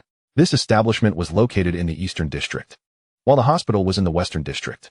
That route must be quite a detour. Yet he refrained from exposing her, simply smiling as he accepted it. Thank you, Miss Su. The cost of fuel on this route will be deducted from the blind box discount. Su Qingxue shot him a glare, her ears slightly flushed, then turned to look at Xiaoya. Hello, I am Su Qingxue. Her voice was unexpectedly gentle, devoid of her usual aloofness. The presence of 2 top-tier beauties lit up the entire hospital room. Even the nurse who entered to change the dressing trembled, her gaze darting between Lin Fan and the 2 lovely ladies, her expression akin to someone witnessing a melodramatic scene. Brother, Lin Xiaoya blinked, her eyes flitting between Su Qingxue and Chu Yaoyao before finally landing on Lin Fan. Her gaze held a mix of astonishment, satisfaction, and a teasing hint of pride in her brother's accomplishments. Did you really acquire these through a blind box? Uffed. Chu Yaoyao, who was drinking water, sprayed it out. Su Qingxue's body visibly stiffened. Lin Fan nearly choked on his own saliva. He shoved an apple into his sister's mouth, exclaiming, Eat your apple. Stop spouting nonsense. Yes. Stop saying such ridiculous things. Lin Xiaoya chewed on the apple, her cheeks puffed up like a little hamster. After swallowing, she innocently remarked, but brother, you said anything could be found in a blind box. These two sisters look like fairies. Where else would you find them if not in a blind box? Her logic was impeccable. Little Xiaoya truly knows how to speak. Chu Yaoyao laughed so hard that she nearly doubled over, reaching out to pinch Xiaoya's cheek. Since I emerged from a blind box, do you prefer the pink sister or the icy sister? What a loaded question. Just as Lin Fan was about to intervene, he noticed Su Qingxue casting a glance his way. Though her expression remained unchanged, an invisible pressure emanated from her. Lin Xiaoya glanced left and right, then earnestly turned to Lin Fan. Brother, only children make choices. Is our house big enough? The room fell silent. 3 seconds later, cough, cough, cough. Lin Fan erupted into a fit of coughing, his face turning a deep shade of crimson. This girl, has the genetic enhancement also expanded her imaginative capabilities? Her logic was almost blinding. Chu Yaoyao was laughing uncontrollably, and even Su Qingxue, with her frosty demeanor, couldn't help but display a faint smile. Like the first thaw of spring, the air in the hospital room transformed into something sweet and warm. This was the most relaxed Lin Fan had felt since his rebirth. No scheming, no bloodshed, just family and friends. Alas, joyful moments are fleeting. By the time they bid farewell to the two goddesses, it was already noon. At the hospital entrance, we're leaving. Su Qingxue stood at the foot of the steps. Not looking back. Don't embarrass yourself at the competition the day after tomorrow. Rest assured. Lin Fan, hands in his pockets, leaned against the revolving door. My blind box is still stored with you. For the sake of our major client's asset appreciation, I must win. Su Qingxue paused, a barely perceptible smile gracing her lips as she got into the car and drove away. Hey, you schemer. Do your best, don't let us down. Chu Yaoyao leaned on the Ferrari's window, shaking her fist at Lin Fan. If you lose to that softy Wong Tong, I'll leave a 1-star review at your store. And write a 1,000-word essay. Alright, I welcome your feedback. Lin Fan waved with a smile. It was only after the red Ferrari vanished into the traffic that the smile on Lin Fan's face gradually faded. He turned, gazing at his reflection in the glass door. His eyes were sharp, like a freshly sharpened blade. Win? He murmured to himself. Winning alone would not suffice. He intended to win spectacularly, to silence everyone with his triumph. This competition was not merely a simple tournament. It was his product launch. An unparalleled opportunity to establish the divine Demon Blind Box brand in the eyes of the esteemed admissions officials from top martial arts universities across the nation. Behind those officials lay a broader market, more lucrative resources, and the potential for greater gains. Only by standing higher could one see more prey. Wong Tong. Merely a living target for demonstrating product effectiveness at his launch. For 1,000 kilograms of punch power. Lin Fan clenched his fists, the knuckles cracking audibly. Coupled with the A-grade glazed gold body rebound, how much should he charge the Wong family for endorsement fees for this advertisement? He stroked his chin, revealing that signature. Benevolent smile. Chapter 36. The first match at the Jianghai Sports Center, filled to capacity with 50,000 seats. The heat and noise almost threatened to lift the vast dome off its hinges. Elite students from 18 high schools crowded the preparation area like sardines in a can. On the podium, the city lord, the vice president of the Martial Arts Alliance, and the directors of major martial arts schools sat upright, their eyes scanning the throngs below like radar, searching for this year's promising talents. What a spectacle! Zhang Hao shrank back, his ample flesh quivering with the movement. He clutched Lin Fan's shirt tightly, sweat pooling in his palms. Brother Fan, there are just too many people. Look over there. That's the crazy line from the third school. Taizhu, they say he can kill a cow with one punch. And over there, the swift sword from the second school, Li Feng. Lin Fan shot him a disdainful glance, yanking his shirt back. Pathetic. He adjusted his cuffs, his gaze calm, as if strolling through his own backyard. The larger the crowd, the better. A bigger crowd means greater flow means better advertising effectiveness. In his eyes, this was not a competition arena, it was a vast, free venue hosting a product launch with 50,000 potential customers. Suddenly, a piercing scream erupted from the entrance, shattering the air. A group of bodyguards clad in matching uniforms forcibly cleared a path through the crowd. Moments later, a figure gleaming with a silvery gray aura strode in with a swagger that seemed to disregard all kinship. Wong Tong. He had evidently put considerable effort into his appearance today. Dressed in a custom C-grade alloy combat suit, equipped with intricate hydraulic assist devices at the joints, and carrying a long alloy sword adorned with several rubies that sparkled blindingly in the sunlight, he was a sight to behold. This ensemble must have cost at least 500,000. Young Master Wang. So handsome. This gear was an absolute showcase of a wealthy player's dominance. Rumor had it that Wang Tung had secluded himself for 3 days in preparation for this competition. His strength must have seen a significant breakthrough. Basking in the cheers and adulation, Wang Tung elevated his chin even higher. Instead of heading to his resting area, he boldly walked through the crowd, stopping just 2 meters in front of Lin Fan. The air seemed to freeze at that moment, and the surrounding murmurs dropped to a hushed whisper. As countless eyes turned towards the unfolding drama, Lin Fan. Wang Tung removed his sunglasses, revealing bloodshot eyes that seemed to swallow Lin Fan whole. Enjoy your last moments of completeness. Wang Tung slowly traced his thumb across his throat in a mocking gesture, an overtly arrogant and provocative throat-cutting sign. Lin Fan couldn't help but laugh. He eyed Wang Tung up and down, taking in the alloy suit and the jeweled sword with a lingering gaze. His expression gradually turning fervent. C-grade high-carbon alloy, quite resistant to impact. The rubies on the hilt are of mediocre quality, but the blade is likely made from memory metal. As he assessed the situation, he nodded in satisfaction. Not bad. Very impressive, young Master Wang. His tone resembled that of a butcher appraising a fattened pig ready for market. Wang Tung's sneer froze. He felt deeply insulted, and the offense was grave. You, Lin Fan, uninterested in his threats, shoved his shoulder against Wang Tung, causing the fully armored youth to stagger before striding towards the resting area. Don't obstruct my business. Wang Tung regained his balance, his face turning a deep shade of crimson. Seeking death, he had just drawn his blade when the referee beside him sternly admonished, no private dueling in the preparation area. Offenders will be disqualified. Wang Tung gritted his teeth and sheathed his sword, casting a sinister glare at Lin Fan's retreating figure. We'll meet on the arena. By then, we shall see if you can still be so sharp-tongued. After this brief interlude, the grand competition commenced in earnest. In the commentary booth, 2 esteemed gold medal commentators were fervently stirring the atmosphere. Ladies and gentlemen, the moment we have all been waiting for has arrived. This year's championship contenders are nothing short of celestial beings engaged in a fierce battle. Indeed, first up is the ice goddess from the Su family, Su Qingxue. With an A-class ice affinity talent, she is rumored to have already reached the 7th tier of martial apprenticeship.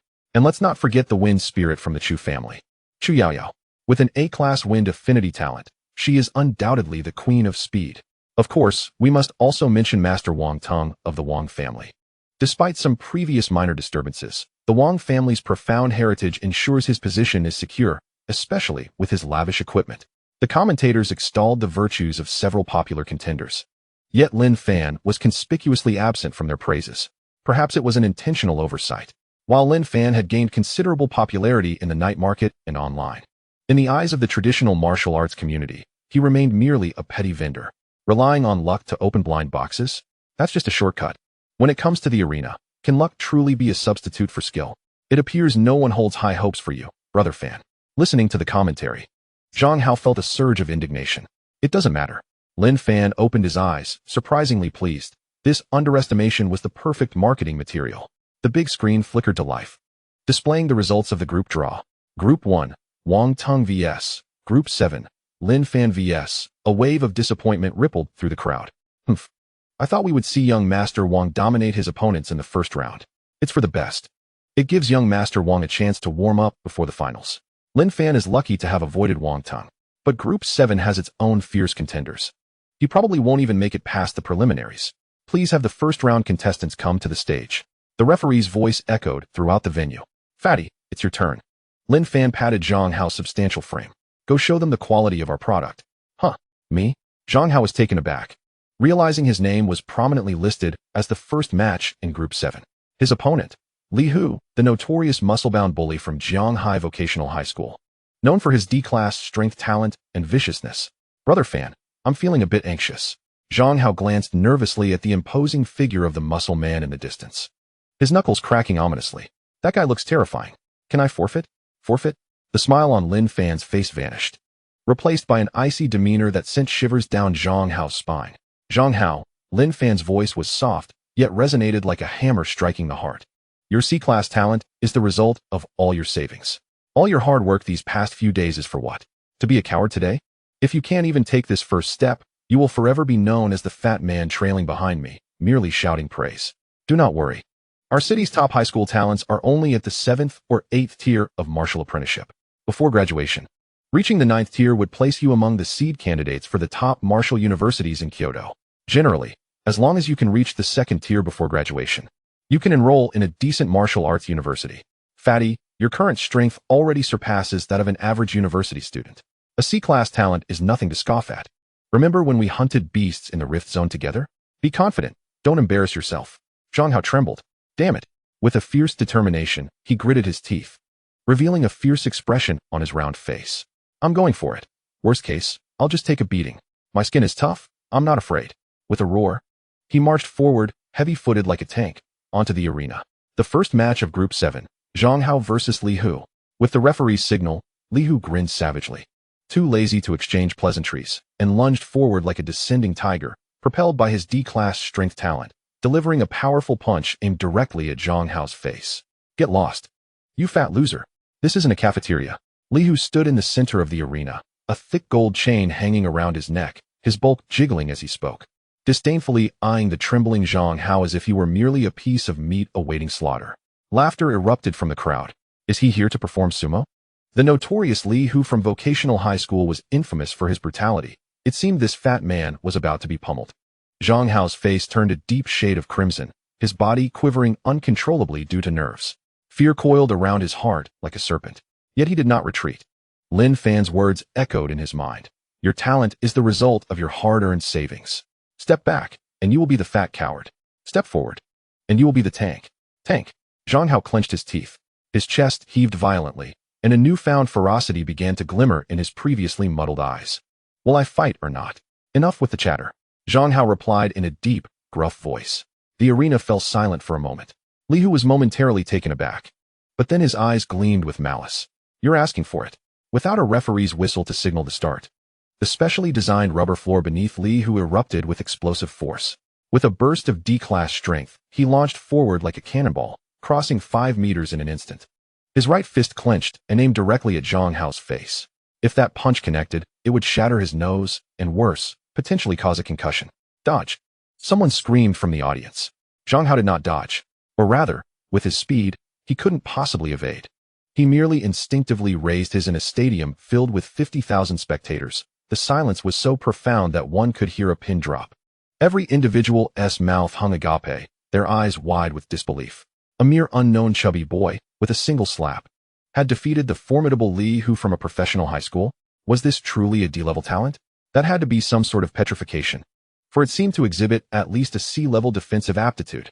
Who was this chubby fellow, exhibiting such ferocity? After a brief moment of stunned silence, the crowd erupted with a roar akin to a tsunami. On the arena, Zhang Hao gazed at his own palm, then at the presumably incapacitated Li Hu in the distance. Trembling with exhilaration, he had won. Truly, he had triumphed. Was this the power of financial investment? He abruptly turned towards the live camera positioned at the edge of the arena, his face dominating the large screen. Families, do you see this? Zhang Hao exclaimed, his face flushed with excitement, spitting words into the camera. This is the embodiment of strength. Do you wish to grow stronger? Do you yearn for a comeback? He produced a crumpled business card from his pocket, thrusting it toward the lens. West City Night Market, blind box stall. Fan G's blind boxes, fair to all. My prowess was drawn from these. Take a chance. A bicycle can transform into a motorcycle. Do not hesitate. The next genius could be you. In the preparation area, Lin Fan covered his face with one hand, finding it too crass. The advertisement's insertion was painfully awkward, devoid of any artistic merit.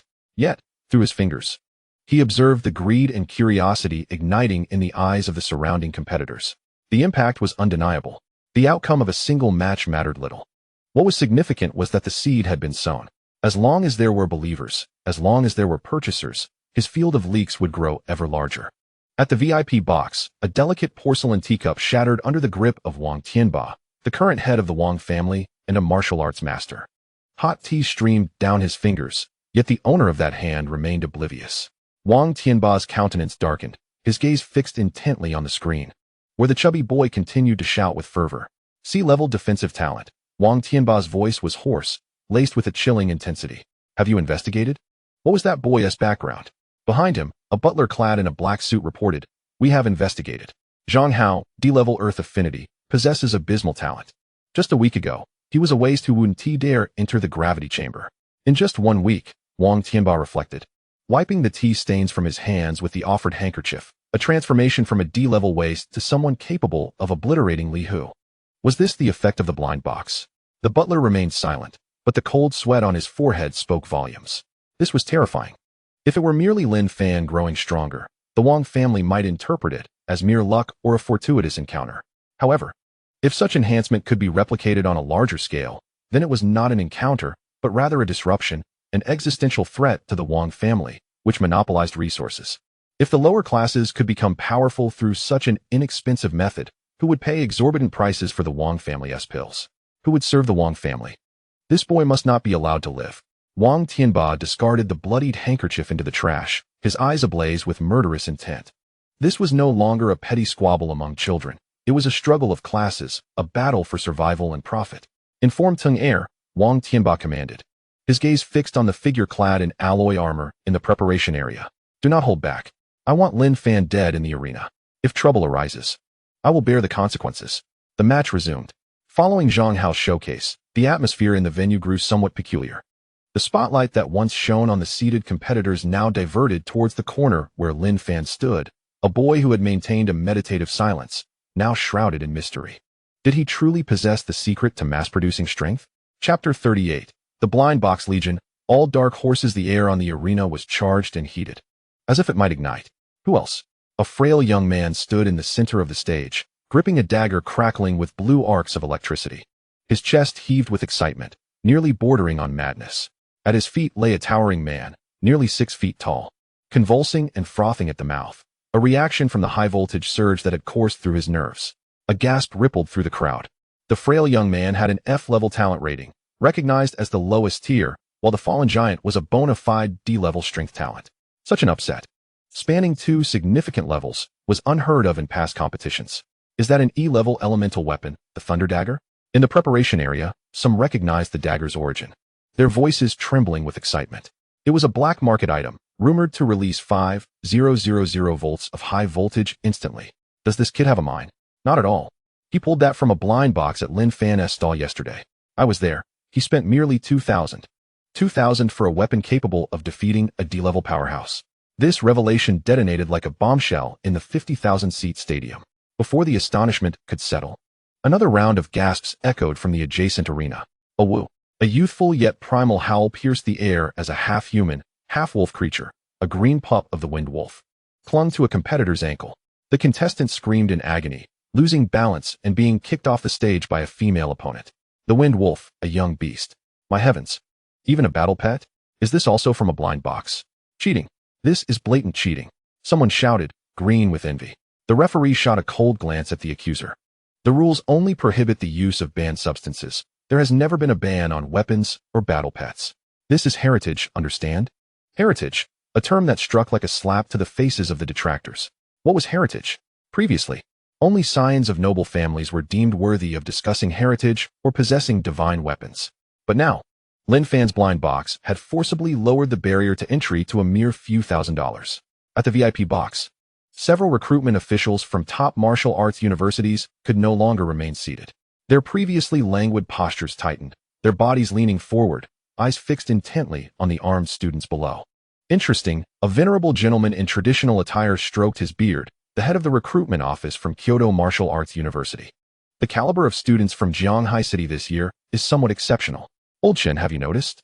A striking woman from Modu Martial University pointed toward the girl cradling the wind wolf pup. That F-level girl, with her mediocre talent, combined with the wind wolf, had a combat capability approaching sea level. Such a pairing promises a high survival rate on the battlefield. I hear all of this stems from that thing called the blind box. Investigate this student named Lin Fan. If these items can indeed be mass-produced, this little fellow's value may surpass even that of an S-level talent. The dignitaries exchanged meaningful glances, their red pens marking a heavy circle around Lin Fan's name. In the corner of the preparation area, Wang Tung's eyes were glued to the screen. The plastic water bottle in his grip crushed into a crumpled mess. It was spiraling out of control. The situation had completely unraveled. This grand competition was supposed to showcase the Wang family's wealth and dominance. Yet now, all the attention was stolen by those lowly competitors wielding blind box gear. Damn it. Damn I. He suddenly turned his head, gazing at a gaunt young man clad in a black robe behind him. Monkey, you're up next. Wang Teng's voice hissed like a venomous serpent. Do not forget the 10 million I promised you. I want that Lin Fan to be rendered blind and crippled. If anything goes awry, the Wang family will cover for you. The youth, known as Monkey, licked his cracked lips, revealing a set of stark white teeth. Rest assured, young Master Wang. His hands slipped from his sleeves, fingers grasping two ebony invade daggers, lethal weapons laced with potent poison. With a C-grade speed talent combined with these tools, even if Lin Fan were merely a beginner martial artist, I could ensure he would be left with scars. The third match of Group 7, Lin Fan versus Ho San. The referee's voice finally rang out. The cacophony of the crowd fell eerily silent in an instant. The main event had arrived. As the instigator of this blind box frenzy, Lin Fan's popularity was off the charts. Countless eyes were fixated on the figure slowly ascending the stage. Clad in a faded school uniform, without armor or protective gear, Lin Fan strolled to the center of the arena with his hands in his pockets, as if taking a leisurely walk in his backyard.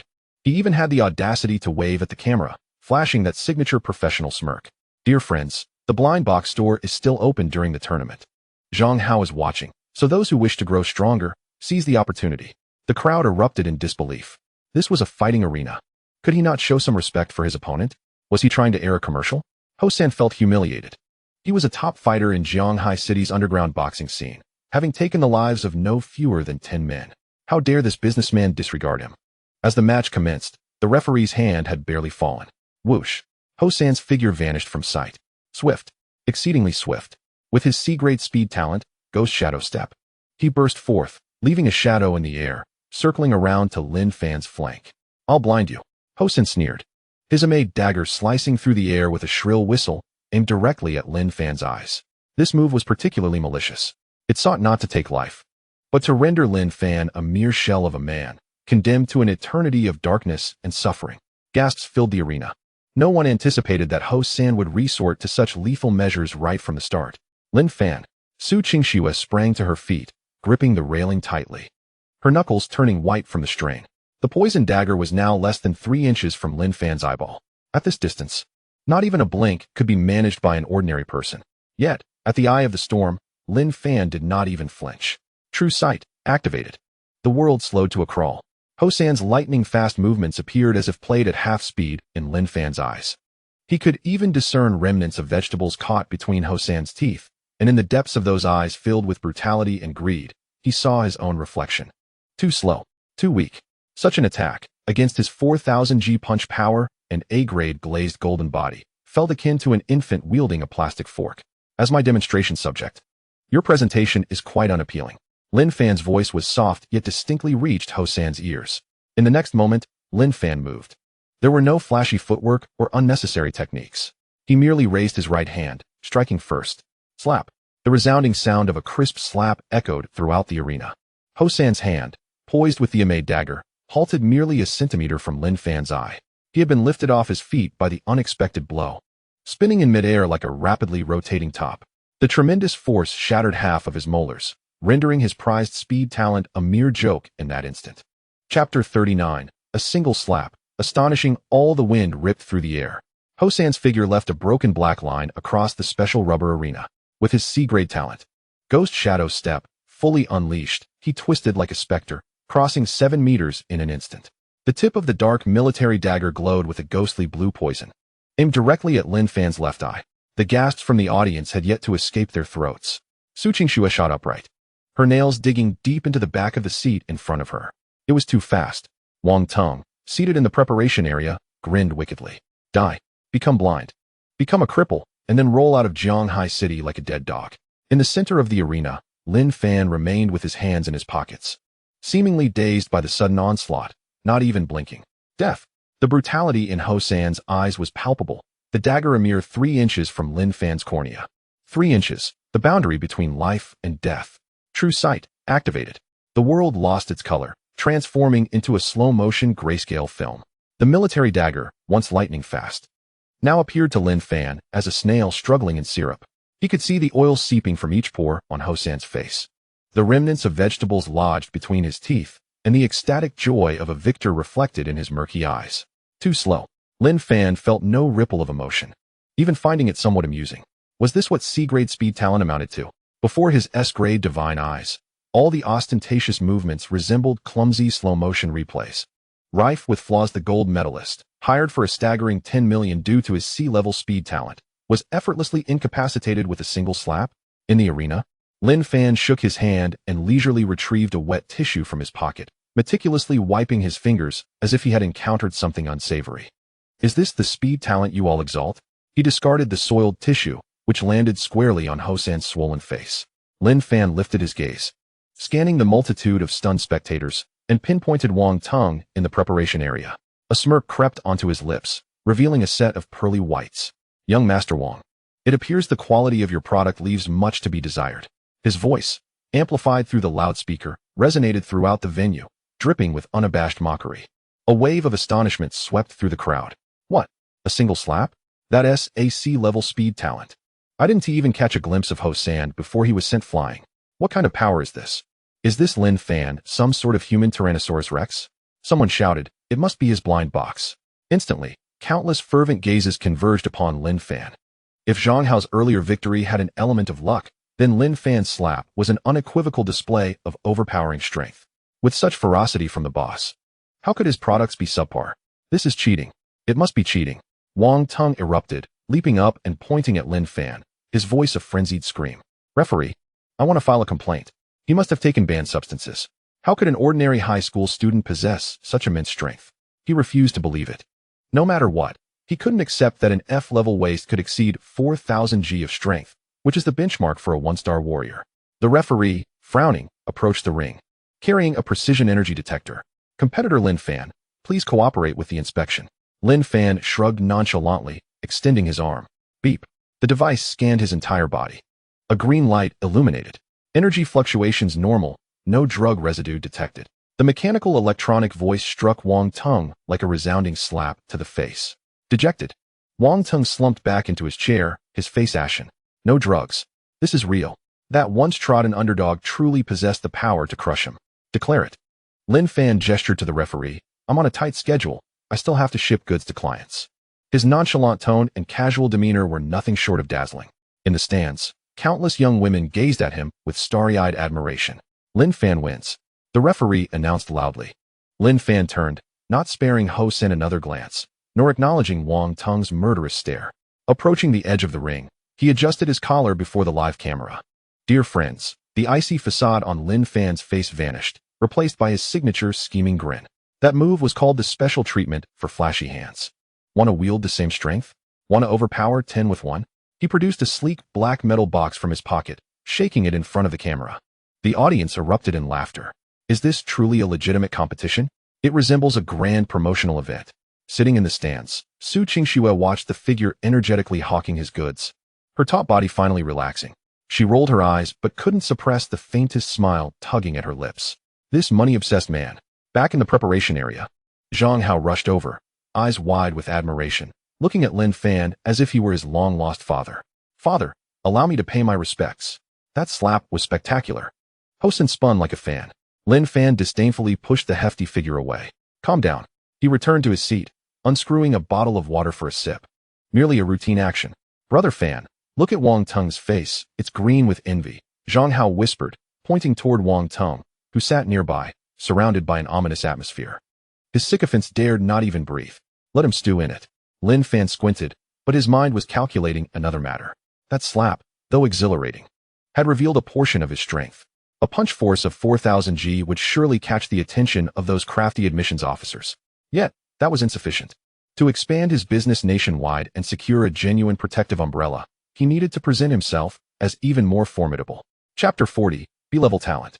Iron body. As the referee blew the whistle, the cries of agony in the arena had yet to cease. Wang Teng stood with one foot planted on his opponent's twisted and deformed leg, his alloy combat boot crushing bones with a sickening crunch. The unfortunate victim from the third school had already succumbed to unconsciousness, but Wang Teng showed no intent to relent. Who's next? Wang Teng surveyed the area. His eyes bloodshot and veined like a spider's web, his chest heaving with fervor. His state was unnaturally heightened, bordering on mania. The audience sat in stunned silence, none daring to exhale audibly in the presence of this lunatic. The first round of group matches concluded. Lin Fan, Su Qingxue, Chu Yaoyao, Wang Teng, and Zhang Hao all advanced. True vision, activate. In a grayish-white panorama, The meridians within Wang Tung's body glowed with an eerie purplish-red hue. The violent energy surged like a wild stallion, recklessly depleting his life potential. At his dantian, a mass of black medicinal power ignited, forcibly pushing his aura towards the 8th or even the 9th rank of martial disciples. A drug that overextends potential. Lin Fan stood in the shadows of the preparation area, his fingers unconsciously stroking. Such substances are not available on the market. They circulate only in the underbelly of the black market. The Wang family was willing to forsake their dignity for victory. Brother Fan, Zhang Hao, cowering behind Lin Fan, watched the injured being carried away, his bulk trembling. Is this guy on the wrong medication? His attacks are so ruthless. If I face him tomorrow in the finals, will he go after me? The chubby one was not particularly strong. Merely qualifying for the group stage was a stretch, and he felt a twinge of fear. Fearful? Lin Fan turned his gaze, glancing at the heavy-set youth. A bit. Zhang Hao swallowed nervously. But I fear more the shame of disappointing you. Lin Fan paused. This rotund companion, though cowardly, truly knows how to step up in crucial moments. You need not serve as cannon fodder. Lin Fan patted Zhang Hao's shoulder with considerable force. Don't sleep too soundly tonight. As my primary spokesperson, the quality of our product must be exceptional. Sea-level talent? How pathetic. Huh. Zhang Hao looked bewildered. Just wait at home. Lin Fan offered no further explanation as he departed the gym. The current Zhang Hao was his public face, the living advertisement for the Divine Demon blind box stall. If the chubby one were to be crippled by Wang Tung in the finals, it would not only ruin him, but also tarnish Lin Fan's reputation. In preparation for the upcoming launch event, he needed to procure supplies. Under the inky night, outside the ruined districts of Jianghai City, fierce winds whipped up gravel, stinging his face. Clad in a black combat suit, Lin Fan traversed the desolate wilderness alone. This time, he did not linger at the periphery but plunged like a dagger into the depths of the fissures. 5 kilometers, 8 kilometers, 10 kilometers. The surrounding air grew thick and viscous, the stench of blood overwhelming. This was a zone teeming with E-level and even D-level exotic beasts. A forbidden area that ordinary scavenger teams dared not tread. Yet, in Lin Fan's eyes, it was a vast, free warehouse of raw materials. A low, thunderous roar reverberated, causing the ground to tremble slightly. Ahead, a shadow loomed like a small mountain, rising slowly. The ironback earth dragon, a sea-level leader beast. This creature possesses tough skin and thick flesh, its back covered with a layer of scales comparable to alloy, rendering ordinary bullets ineffective. Even a novice warrior would choose to avoid it. It is you. Lin Fan licked his lips, his eyes devoid of fear, filled instead with a shrewd appraisal of the value of the prize before him. The corpse of a leader-level beast should yield a B-grade blind box, with a chance of producing an A-grade one. The earth dragon identified the intruder. A flicker of brutality flashed in its pea-sized eyes as its sturdy limbs surged with force, charging forth like an out-of-control heavy tank, rumbling relentlessly. The ground shattered, debris flying. This impact could reduce an armored vehicle to scrap metal. Lin Fan did not evade. He inhaled deeply, his internal energy surging like quicksilver.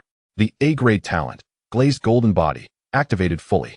His skin shimmered with a dark golden luster, muscle fibers tightening like steel cables. Come, Lin Fan shouted, advancing rather than retreating. He collided with the charging earth dragon like a golden cannonball. Boom. The two figures clashed violently. The air compressed and exploded, sending visible shockwaves rippling outward. The massive body of the earth dragon came to an abrupt halt, the tremendous recoil eliciting a pained wail, its forelimb bones cracking audibly. Meanwhile, Lin Fan merely staggered back half a step, the rock beneath him fracturing into a deep crater. Is this the result of 4,000 G of punching force combined with the defense of the golden body? Lin Fan shook his slightly numb arm. He had decisively triumphed over a C-grade leader beast. Seizing the opportunity, he propelled himself upward, landing atop the earth dragon's back. The iron-backed earth dragon thrashed violently, attempting to dislodge the pest. Lin Fan grasped a protruding scale with one hand, raising his right fist, dark golden light coalescing at its tip. One punch. The scale shattered, flesh and blood scattering. 2 punches. The spine fractured, the wails ceasing abruptly. 3 punches. The massive head drooped limply, devoid of life. Lin Fan leaped down, gazing at the colossal corpse with satisfaction, nodding approvingly. System, it's time to work. Ding. C-grade leader beast iron-backed earth dragon's corpse detected, integrity 85. Capable of producing a premium blind box. Would you like to proceed? Yes. A black light enveloped the corpse. Moments later, the body vanished, and Lin Fan found himself holding a hefty dark yellow box. its surface adorned with rock-like patterns. Earth and Rock Blind Box, Premium. Description: high probability of yielding Earth-type defensive talents or combat skills. Very low probability of obtaining the Earth Dragon's bloodline. All set. At 3 in the morning, a knock echoed on Zhang Hao's window. Groggy, he opened it, barely registering the figure before a heavy box landed in his arms. Brother Fan. Zhang Hao stared at the bloodstained silhouette outside, startled. Have you been killing or setting fires? Enough chatter. Lin Fan jumped into the room, poured himself a glass of water, and opened it. Zhang Hao looked down at the box, which exuded a heavy sense of pressure, feeling its weight in his hands. This is your upgrade renewal. Lin Fan settled into a chair, wiping the blood from his hands. Your C-grade talent will not suffice for tomorrow. This box is what I retrieved from the depths of the rift, C-grade leader beast. Zhang Hao's hand trembled, almost dropping the box. The depths of the rift? Leader beast? He gazed at Lin Fan's bloodshot, yet fiercely bright eyes, warmth flooding his heart, his nose tinged with emotion. Brother Fan risked his life for him in the dead of night. Brother Fan, I will swallow my sentimental words. Lin Fan interrupted, insisting, open it. If you fail to obtain something good, you'll be on stage in your birthday suit. Open it, you must. Zhang Hao took a deep breath, his resolve solidifying. He flung the box open. Buzz. A thick, earthy yellow light instantly filled the room. As the light faded, a pulsating heart lay quietly inside the box. The size of a fist yet as hard as rock, shimmering with a metallic sheen. Heart of the Earth Dragon. Rare.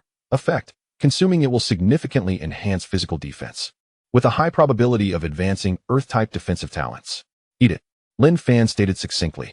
Zhang Hao hesitated not a moment, seizing the heart, and, eyes closed, thrusting it into his mouth. It was bloody, bitter, and hard. But the next moment, a violent surge of heat erupted in his stomach. Ah!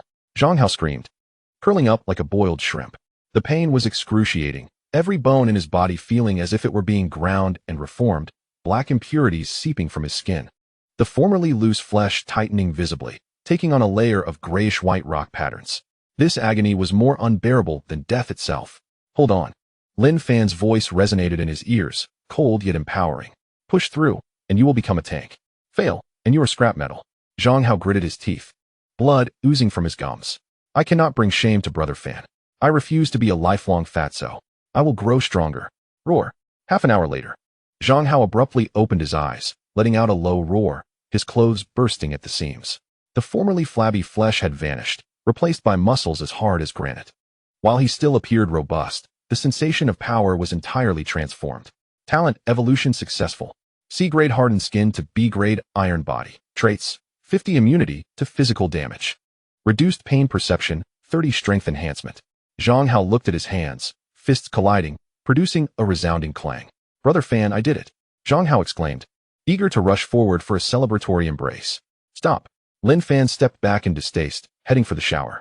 You smell terrible. Watching the plump figure dash into the bathroom. Lin Fan's lips curled into a slight smile.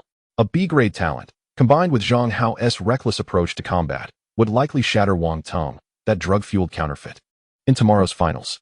Next, Lin Fan observed the system panel, which refreshed with the rewards from his recent actions. Ding. Host grants blind box, assisting target in talent evolution. Triggered a 100-fold critical return. Rewards: A-grade talent evolution card X1, A-grade material, Earth Dragon Royal Spine X1. Chapter 41. The frenzied Wang Tianba in an underground chamber. The air was as murky as stagnant water. Portraits of the Wang family's past heads adorned the walls, their numerous eyes glinting ominously under the dim light. Fixated on the father-son duo at the round table. Consume it. Wang Tianba's voice was devoid of warmth. A purple sandalwood box was pushed before Wang Tong, dragging across the table with a grating sound. The lid bore the engraving of a black skull, its hollow eye sockets seemingly filled with a century of the Wang family's madness and obsession. Wang Tong's hands trembled uncontrollably, the shaking so intense that even the teacups on the table rattled. Father, this is the face of the Wang family. Wang Tianba interrupted, rhythmically tapping his fingers on the table. Losing to anyone is acceptable, but we cannot lose to that street vendor with muddy legs. The Wang family cannot afford such disgrace. Nor can I. Wang Tong swallowed hard, his throat constricting painfully. Trembling, he opened the box. A nauseating stench of blood instantly permeated the air. A crimson pill lay quietly on the yellow silk, its surface shimmering with an eerie dark glow, resembling a blood-filled eyeball. Frenzied pill. A black market narcotic. It exhausts life potential for a fleeting surge of power. In Wang Tung's mind flashed Lin Fan's infuriating smile, the focused gaze of Su Qingxue directed at that useless individual, and the mocking eyes of the entire faculty and student body. Shame, anger, and resentment consumed his reason. With a beastly growl, Wang Tung seized a pill and swallowed it whole without chewing. The medicinal effect erupted. Ugh! Wang Tung rolled off his chair, curling up on the floor, convulsing violently. The veins beneath his skin writhed like worms, bulging with intensity, and his formerly fair complexion morphed into a bizarre purplish-red hue. The whites of his eyes quickly became engulfed in blood vessels. In those eyes, the rationality of humanity was swiftly fading, replaced by pure, bloodthirsty savagery. Wang Tianba observed this scene with a cold gaze, his eyebrows remaining unmoved. He took out his phone and dialed a number. Seal the news. Also, prepare the post-match press release. The headline will read, "Young Master Wang breaks through on the spot. Exceptional talent. Dominates the arena." After hanging up, Wang Tianba looked at his son, who was no longer recognizable as human, with palpable disgust. Useless. Then let us make use of his uselessness. At the Shanghai City Sports Center, the draw ceremony for the top 16 was about to commence. The atmosphere in the preparation area was tense, with contestants either meditating in silence or nervously polishing their weapons. Yet, from a corner came an incongruous sound of tapping. Lin Fan sat cross-legged on the ground, a calculator in hand, his fingers dancing swiftly. Yesterday's live-streaming sales netted a profit of 320,000, and after deducting the share for fatty and material costs, 280,000 remained.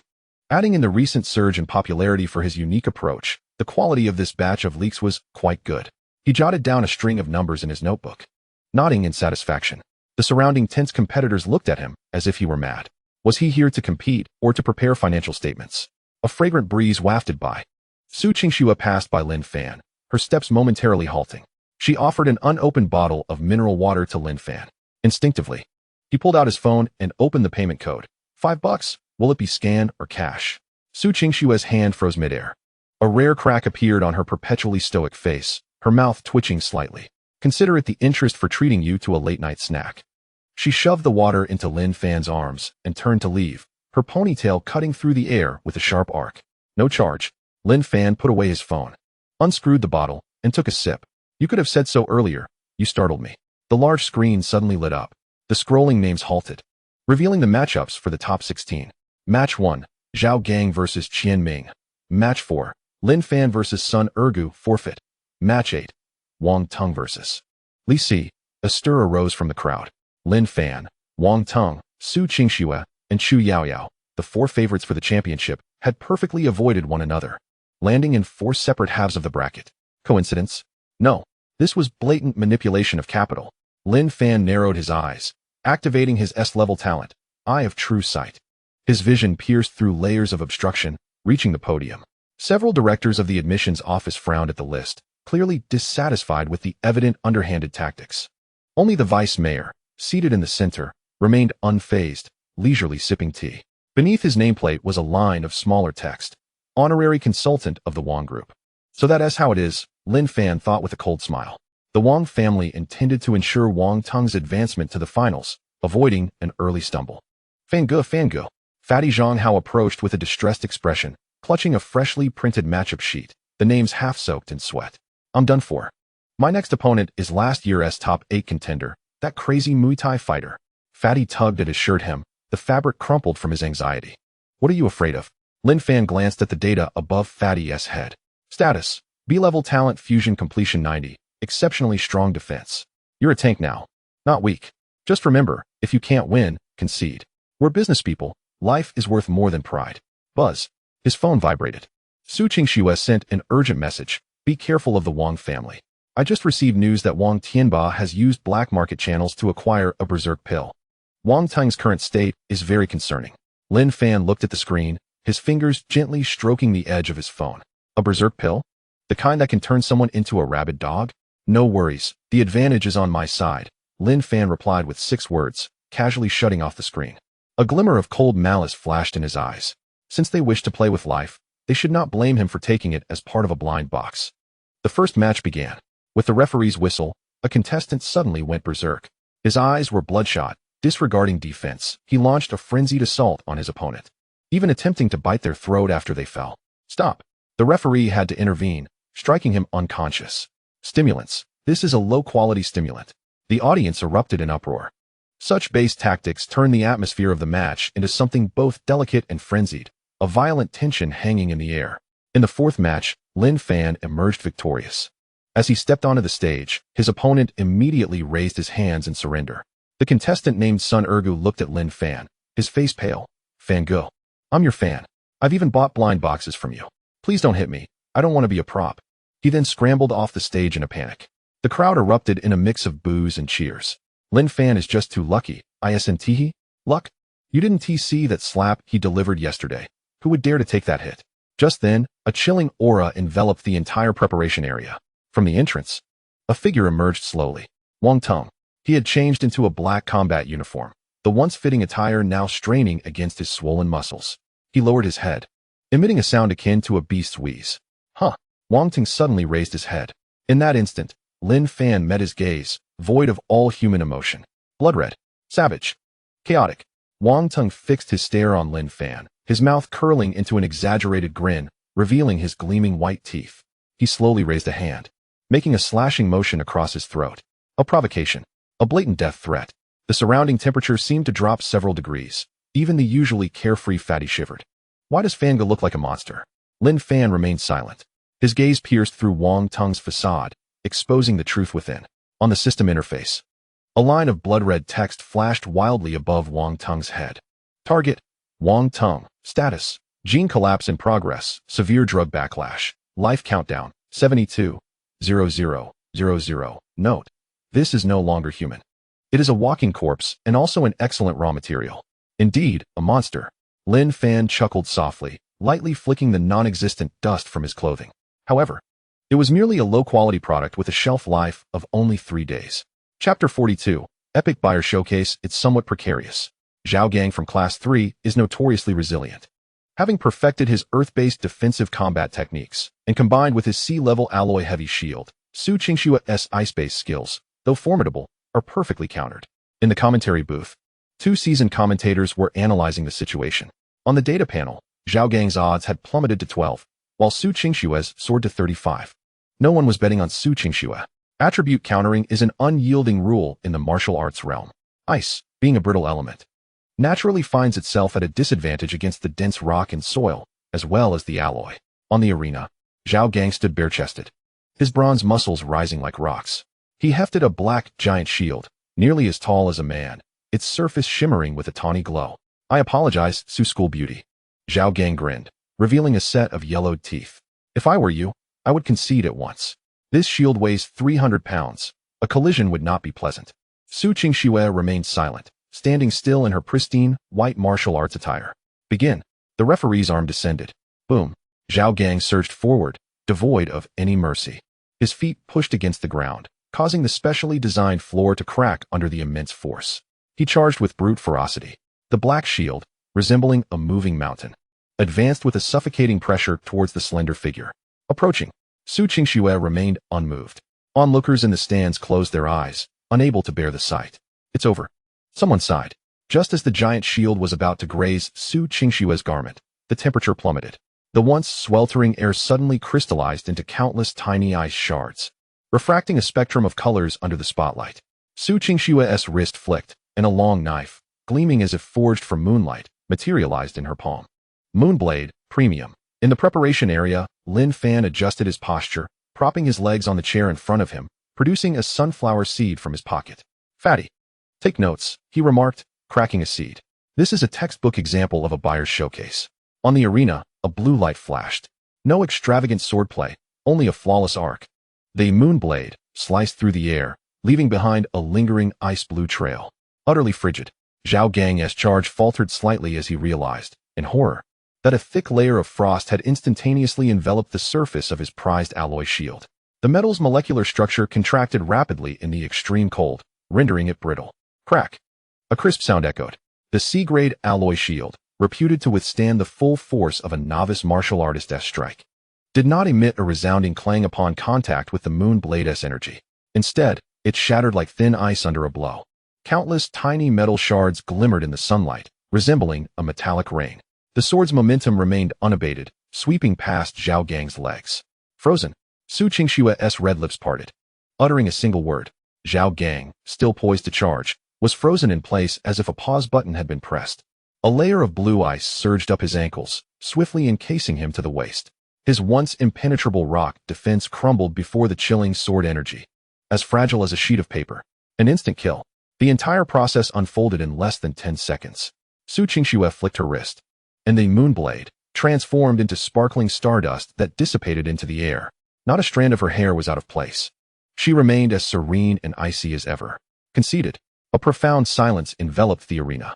The commentator gaped, unable to utter a word. The expert who had just analyzed the earth element's superiority over ice now felt a sting of embarrassment. Was this a counter? It was an outright domination. In the VIP section, the admissions director of Kyoto Martial University suddenly stood, his gaze riveted on the vanishing points of light in Su Qingshue's hand. This was not merely a martial technique. It was a physical weapon. The chilling aura was at least C-grade, no, B-grade mutated ice material. Investigate the origin of this weapon. Not only him, but every admissions officer present had envy gleaming in their eyes. Such a weapon, capable of altering the course of battle and disregarding elemental advantages, was nothing short of a divine artifact for low-tier martial artists. In the preparation area, Zhang Hao dropped his chips, exclaiming, "Brother Fan, is that the one we opened the other night?"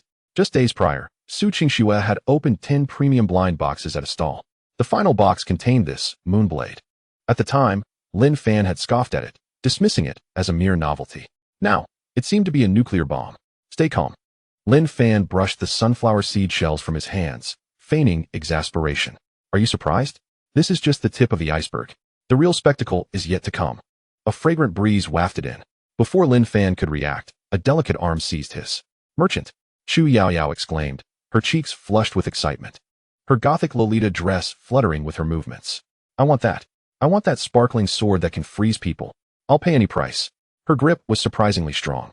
And Lin Fan felt as if his arm might dislocate. Let go, he pleaded, extending a finger to gently push her away. Keep your distance. This is a live broadcast after all. Mind the image. I don't care. I want it. Chu Yaoyao pouted, flailing like a furious kitten. Countless envious gazes shot toward Lin Fan. That was the princess of the Chu family. Many would find it hard to even speak to her. Yet he had the audacity to push her away disdainfully. Lin Fan ignored the stares. From behind, he produced a loudspeaker he had prepared earlier, cranking it to maximum volume. Dear audience and esteemed patrons, was that move just now not spectacular? Do you desire that ice encasing technique that leaves opponents in despair? Standing atop his chair, he transformed into a night market vendor.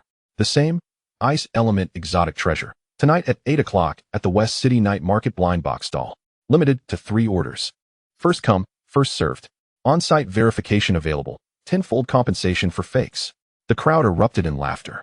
The previously tense martial arts competition had been turned into a product launch. Yet the effect was explosive.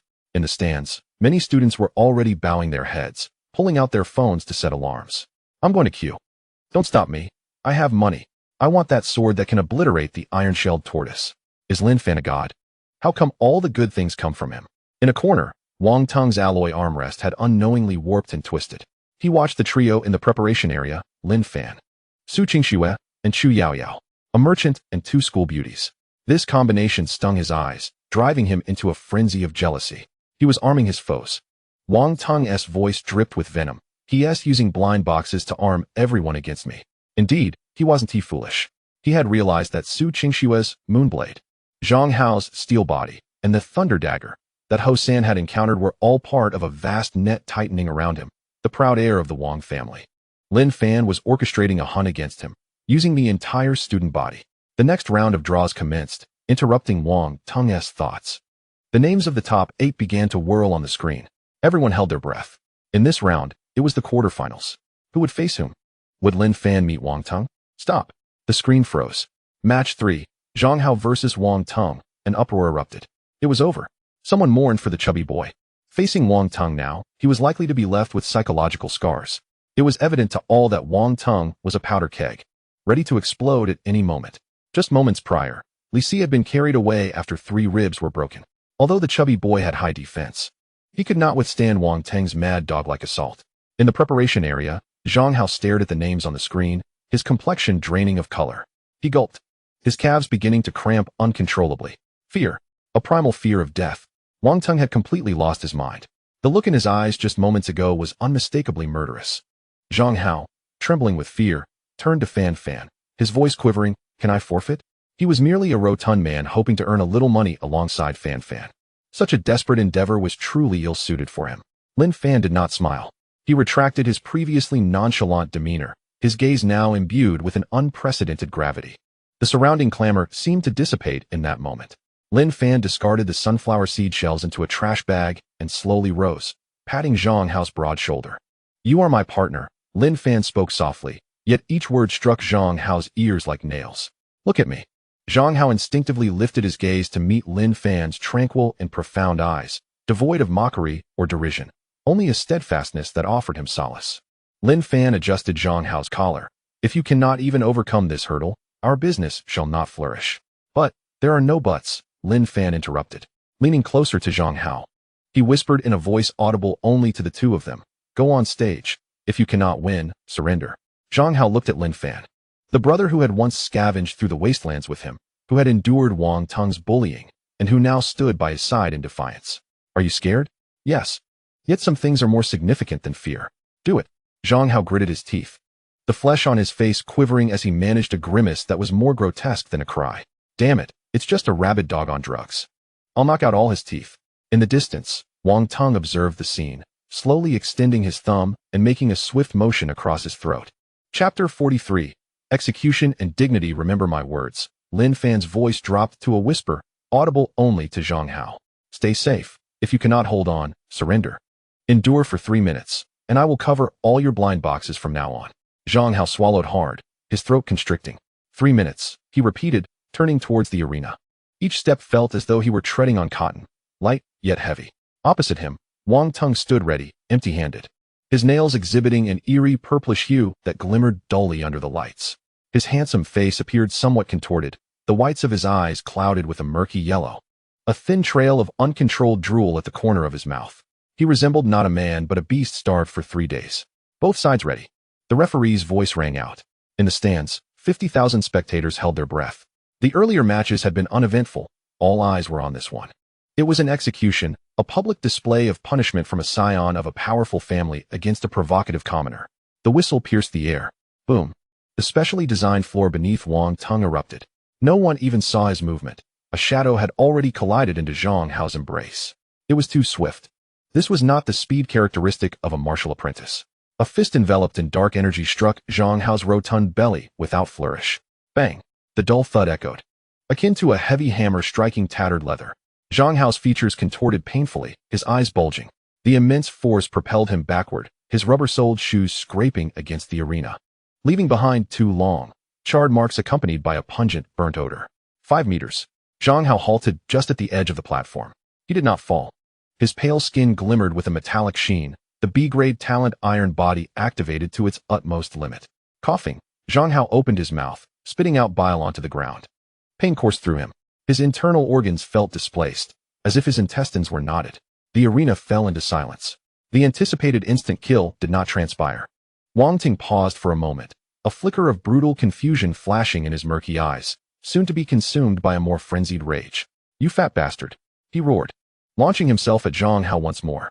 Fist, knee, elbow. The onslaught rained down like a tempest, each strike accompanied by the sharp sound of air being torn apart. Zhang Hao could barely discern the movements, resorting to instinctively shielding his head and curling into a massive ball of flesh. Bang, bang, bang. The resounding impacts reverberated through the arena. With each blow, the flesh on Zhang Hao quivered violently. His skin cracked, blood splattered, yet he gritted his teeth, remaining silent. He could not fall. To fall was to die. To fall was to bring shame upon Fan Fan. In the stands, Lin Xiaoya covered her eyes, her body trembling slightly. Su Qingshu gently pressed her hands over Xiaoya's ears and pulled her head into her embrace. She gazed at the figure on the stage, being mercilessly battered, a flicker of compassion passing through her cold eyes. This was martial arts, brutal, bloody, devoid of any tenderness. On the stage, the stench of blood mingled with sweat. A nauseating concoction. 2 minutes had passed. Zhang Hao felt his consciousness beginning to fade. It felt as though 2 ribs had fractured, each breath akin to inhaling shards of glass. Run. Surrender. His body's instinct screamed. Just raise your hand. Just utter a word. and this hellish agony would cease. The referee stood nearby, ready to intervene at any moment. Zhang Hao's fingers twitched. Yet, Lin Fan's tranquil eyes flashed through his mind. Along with the precious Earth Dragon heart from the previous night. Endure, and you shall be a tank. Fail, and you shall be scrap metal. He did not desire to be scrap metal. He did not want to spend his life as the fat man who merely followed others around shouting praises. A low growl escaped Zhang Hao's throat, reminiscent of a bellows. His previously loose arms once again clamped tightly around his head. Just hold on a little longer. Just a little longer. Wang Tung's rationality unraveled completely. The side effects of the drugs began to erode his nerves, the desire to obliterate everything rendering him impatient. Die, die, die, Wang Tung bellowed, suddenly retracting his right hand into his sleeve. The movement was subtle, yet in Lin Fan's eyes, it was magnified infinitely. The true sight captured a glimmer of icy blue light. It was a bone nail, crafted from the fangs of a deep-sea venomous beast, steeped in deadly poison. Illegal. Lin Fan sprang up, ready to voice his objection. But Zhang Hao on stage moved. Perhaps it was instinct born of desperation. Or perhaps the inherent cunning of a rotund man. At the moment Wang Tung thrust his right hand, Zhang Hao, who had been on the receiving end of blows, suddenly released his protective grip on his head. Instead of retreating, he advanced, presenting his battered and bloodied chest to collide with the bone nail. Thud! The sound of the blade penetrating flesh was almost inaudible. The bone nail plunged deep into Zhang Hao's left shoulder, the black, toxic blood instantly staining his tattered school uniform. The skin around the wound rapidly turned a ghastly shade of gray. Pain, excruciating, bone-deep pain, contorted Zhang Hao's features, yet he did not scream. Instead, he grinned, blood staining his mouth, revealing a fierce smile. Got you. His arms, thick as tree trunks, suddenly clamped around Wang Tung's waist, weighing in at 300 pounds. Bolstered by B-grade strength, at that moment, Zhang Hao transformed from the meek, hefty man into a furious wild boar. Up! He roared, veins bulging on his forehead. Using his momentum and weight, he embraced Wang Tung and expended his last ounce of strength to slam him backward. A tackle, the most primal, savage, and effective technique. Wang Tung felt an irresistible force surge through him, lifting him off the ground as the world around him spun violently. Boom! The arena trembled. The specially designed high-strength floor was dented by the impact. Wang Tung was mercilessly slammed to the ground, his head striking the floor, leaving him dazed and disoriented. The world before him dimming to half. The suffocating force of the collision rendered him incapable of even a scream. Zhang Hao fell atop Wang Tung, gasping for breath. Dark crimson blood trickling from the corner of his mouth onto Wang Tung's expensive visage. 3 minutes passed. The time had come. Without a moment's hesitation, Zhang Hao spared not a glance at the defeated opponent beneath him. He released his grip and rolled away with all his strength, creating distance. Then, he raised his unscathed right hand high. I concede. His voice was hoarse, clear, and resolute. There was no trace of hesitation. The audience was struck dumb. What was this? Surrendering immediately after a desperate counterattack? Finally catching his breath, Wang Tung lay on the ground, engulfed by an unprecedented humiliation. He had been thrown down by a heavy-set man. I will kill you. Wang Tung sprang to his feet, his eyes ablaze with fury, heedless of the consequences as he lunged at the now defenseless figure of Zhang Hao. Enough! A cold voice rang out. The referee appeared between the two, pressing down with one hand. An invisible wave of force erupted, pinning the frenzied Wang Tung firmly in place. The match concluded, Zhang Hao conceded, and Wang Tung was declared the victor. The referee announced the result. Yet his gaze towards Wang Tung brimmed with disdain. Victory in the contest, yet a loss of integrity. In the audience, a brief silence was followed by thunderous applause, not for the victor, but for the bloodied figure being carried off. In the preparation area, Lin Fan hurried forward to catch Zhang Hao on the stretcher. The man's face had swollen grotesquely, resembling that of a pig, and the wound on his left shoulder oozed black blood, exuding a foul odor. Fan, I didn't win. Zhang Hao struggled to open a slit of his eyes, forcing a smile. But I didn't lose either. Be quiet. Lin Fan placed his fingers on Zhang Hao's pulse. Cold. The toxin was spreading through his bloodstream. Detected abyssal corruption, grade B, currently eroding the heart's meridians. The system's prompt echoed in his mind. Lin Fan looked up at the arena, where Wang Tung was still raging. His expression remained calm, eerily so. There were no threats, no furious roars. Lin Fan simply retrieved an antidote pill from his pocket and placed it in Zhang Hao's mouth, then gently closed his eyes. Sleep. Lin Fan rose, brushing off the dust from his hands. His gaze swept through the crowd, landing precisely on the grim-faced elder in the VIP box, Wang Tianba, and the deranged Wang Tong. Lin Fan's fingers stroked lightly. This debt shall be settled in due time. Chapter 44. Have you chosen your grave? The pungent scent of disinfectant mingled with the stale odor of blood. The door to the intensive care unit stood ajar. The doctor had just finished changing the dressings. Tossing the soiled bandages, caked with black clots, into a tray with a soft thud. The toxin was temporarily subdued. The doctor removed his mask and glanced at Lin Fan leaning against the doorframe. Your arm would have been useless by now had it not been for your unique constitution. Even so, he shook his head, leaving the sentence unfinished as he pushed the treatment cart away. The wheels clattered over the tiled floor, the rhythmic sound piercing the silence of the afternoon. Lin Fan stood tall, silent. The only sounds in the room were the beeping of machines. Zhang Hao lay in bed, swathed like a giant rice dumpling. His once round face was now as pale as parchment, and the bandage on his left shoulder was faintly seeping black. Hearing footsteps, the figure in bed stirred slightly. Fan. Zhang Hao struggled to open his eyes. Upon seeing Lin Fan, a glimmer of light flickered in his listless gaze. He wanted to smile, but the movement tugged at his wounds, twisting his expression into a grimace. I didn't embarrass you, did I? Zhang Hao panted, his voice raspy like air escaping a bellows. That bastard was stunned by my throw. I heard the sound of bones breaking. You didn't embarrass me. Lin Fan approached the bed, pulling up a chair to sit beside him. He gently tucked the blanket around Zhang Hao, cautious not to disturb his injuries. You were the best performer today. Lin Fan's tone was flat, devoid of emotional fluctuations. He withdrew a bank card from his pocket and slid it beneath the pillow. It contained the 500,000 earned from selling blind boxes over the past few days. Then, taking advantage of a moment when his body obscured the camera's view, Lin Fan produced a transparent glass vial containing a pale green liquid, radiating vitality. Beginner Purification Elixir. Effect: eliminates all negative states within the body, accelerates wound healing. Open your mouth. Lin Fan twisted off the cap. Zhang Hao instinctively complied. The cool liquid slid down his throat. In the next moment, Zhang Hao's eyes widened. A refreshing wave enveloped him, swiftly alleviating the piercing pain.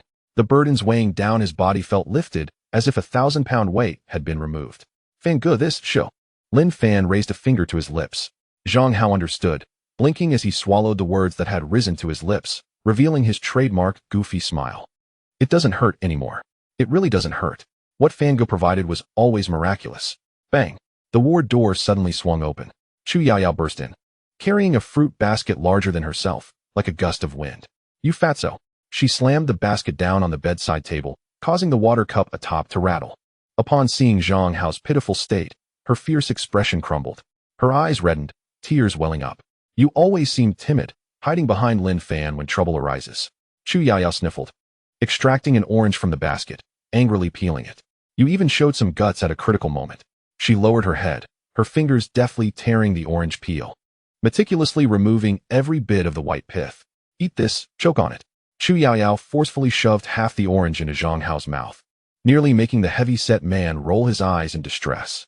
Cough, cough. Zhang Hao coughed and chewed the sweet, juicy fruit. Watching the scene, the chill in Lin Fan's eyes melted slightly. Warmth, yet fragile. In this world governed by the law of the jungle, such warmth was like a bubble, easily burst.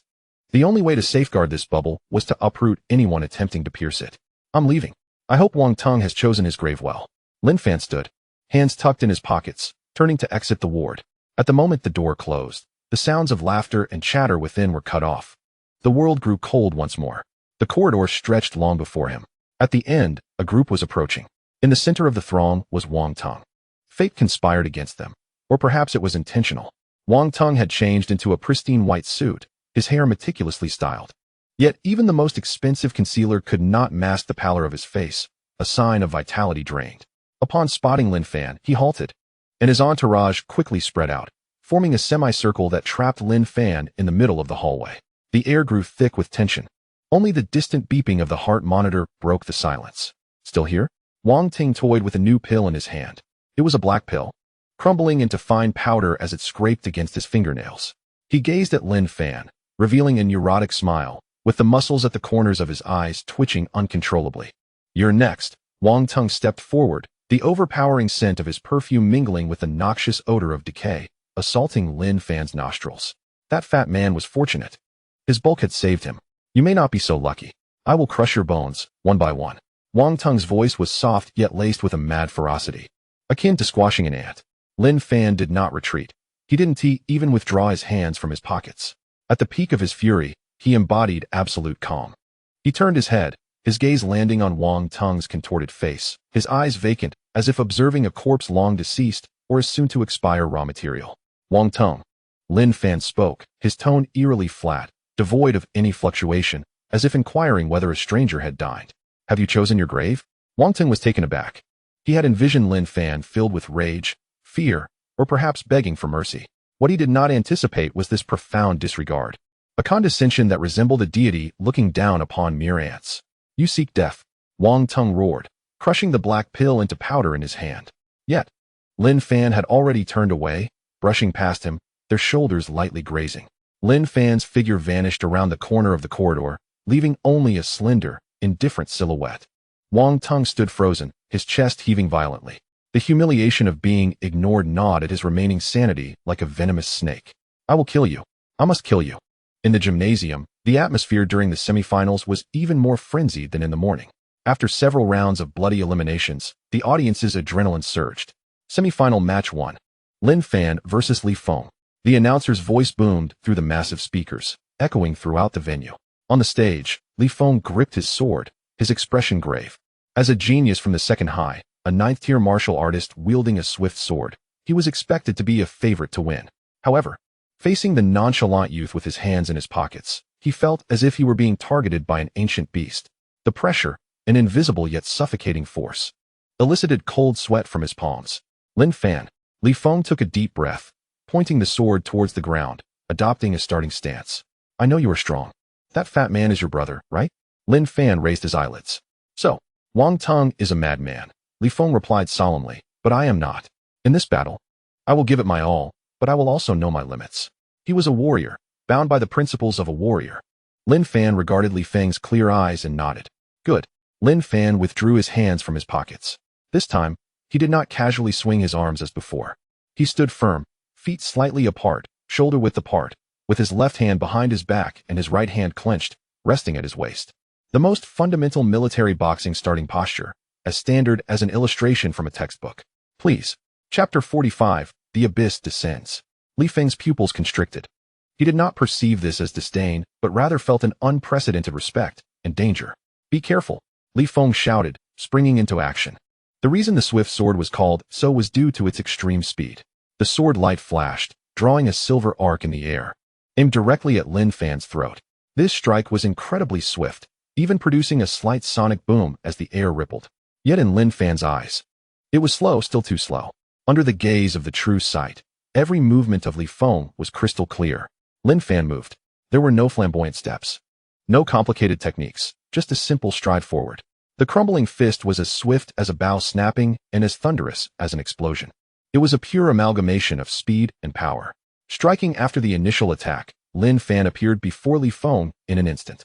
The silver sword light had yet to brush against Lin Fan's garment before it was dispersed by an overwhelming force. A fist, unremarkable yet monumental, loomed large in Li Feng's vision, halting just before the tip of his nose. The distance was mere inches. Bang! In that moment, as the fist halted, a terrifying gust of wind erupted. Li Feng's long hair was pulled back straight, and the muscles of his face rippled like waves under the pressure. Crack! 10 meters behind Li Feng. A row of specially designed alloy barriers meant to contain the contestants shattered and twisted under the force of the punch. Silence. The arena fell into an eerie stillness once again. All cheers were abruptly stifled. Li Feng remained poised to strike, as if ensnared by an immobilizing spell. A single drop of cold sweat trickled down his nose, landing on the fist that loomed so close. He felt the specter of death. If that punch moved forward just an inch, his head would explode like a watermelon. Gulp. Li Feng swallowed hard, his legs buckling as he knelt to the ground. The sword fell from his hand with a clatter. I concede, he said, his voice trembling, tinged with the relief of having survived. Is this the gap in strength? Is this the kind of power that even Wang Ting fears? Lin Fan retracted his fist, not even glancing at the kneeling Li Feng or acknowledging the overwhelming astonishment surrounding him. He turned, his gaze piercing through the thrumming crowd and countless flashes of light, locking onto the corner of the preparation area where Wang Tung gripped the handrail with a pale face. Lin Fan slowly raised his right hand, extending his thumb. Before the eyes of 50,000 spectators, he gradually turned it downwards. This was both a provocation and a sentence. See you in the finals. Lin Fan's lips moved silently, uttering 3 words. On the big screen, the final match list refreshed instantly, the red text resembling a blood-soaked declaration of war. Final battle, Lin Fan vs. Wang Tung. The betting limit reached its peak, with odds solidifying at 115. Despite Lin Fan's overwhelming display of strength in the semifinals, the Wang family seemed to have employed some means to forcibly inject 200 million into the betting pool, equalizing Wang Tung's odds. This was illogical. Capital seeks profit, not charity, unless the Wang family was absolutely certain that the victor standing on the stage tonight would be their own. Please welcome both contestants. The spotlight shone upon the center of the ring. Lin Fan, hands in his pockets, stepped onto the specially designed alloy floor. Opposite him stood a figure shrouded in a large black robe, having waited for some time. A foul stench permeated the air, subtle yet reminiscent of a dead rat left to rot for half a month, mingling with the cold air of the gymnasium. Warning: target's life signs are abnormal. Gene sequence is undergoing reorganization. The system's red pop-up flooded his vision, a flurry of exclamation marks obscuring half of his retina. Lin Fan halted. This was not the aura of a martial artist. Wang Tung. Lin Fan did not indulge in his usual banter. Instead, he slowly withdrew his right hand from his pocket, fingers splayed, dark golden light coursing beneath his skin. Remove that skin. The body bag can wait. A heavy breathing sound emanated from beneath the black robe, reminiscent of a windbag being pulled or a low growl from some wild beast. A hand emerged. The hand had lost all semblance of humanity, with nails extending to 3 inches, dark as ink. Its skin exhibited a dead, grayish hue, covered in a network of fine black veins resembling twisted centipedes. The black robe was violently torn apart, fabric flying in all directions.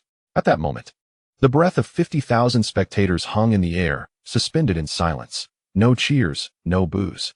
Only an eerie stillness, broken by a few terrified screams. The creature in the arena could no longer be regarded as human. Its skin had entirely turned to a ghastly gray, veins bulging black, and its eyes were completely devoid of white. Most terrifying of all was its mouth, which had split to the roots of its ears, revealing sharp, interlocking teeth, with viscous black liquid dripping continuously, hissing as it corroded the floor beneath. This was mutation. The commentator suddenly sprang to his feet, his chair toppling over. Quick! Halt the match. This is an abyssal infected entity. But it was too late. A monstrous roar erupted from Wang Tung as he forcefully propelled himself off the ground. The specially designed high-strength alloy floor instantaneously exploded into a massive crater. Swiftly, so fast that the retina could only capture a fleeting shadow. He moved with an agility surpassing that of a 2-star warrior, nearing the speed of a 3-star. Lin Fan did not retreat. His A-grade, glazed golden body was activated to its utmost limit, transforming him into a dark golden statue. Boom! The black claws struck Lin Fan's crossed arms with tremendous force, sending sparks flying. The impact was so immense that Lin Fan's feet carved deep trenches into the ground, sliding 5 meters before coming to a halt. Pain surged through his arm, and as he looked down, he saw 3 deep claw marks on his seemingly indestructible golden body, with a layer of black mist attempting to erode his flesh. Lin Fan and Wang Tung, limbs splayed like a grotesque lizard, locked eyes. Wang Tung's pitch-black eyes held no trace of reason, only pure hunger. I crave you. I am famished. You wish to consume me? Lin Fan shook his tingling arm.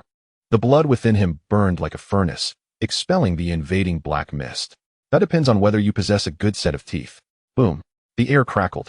Lin Fan took the initiative, stepping forth, appearing at Wang Tung's side in an instant, his right leg descending like a battle axe.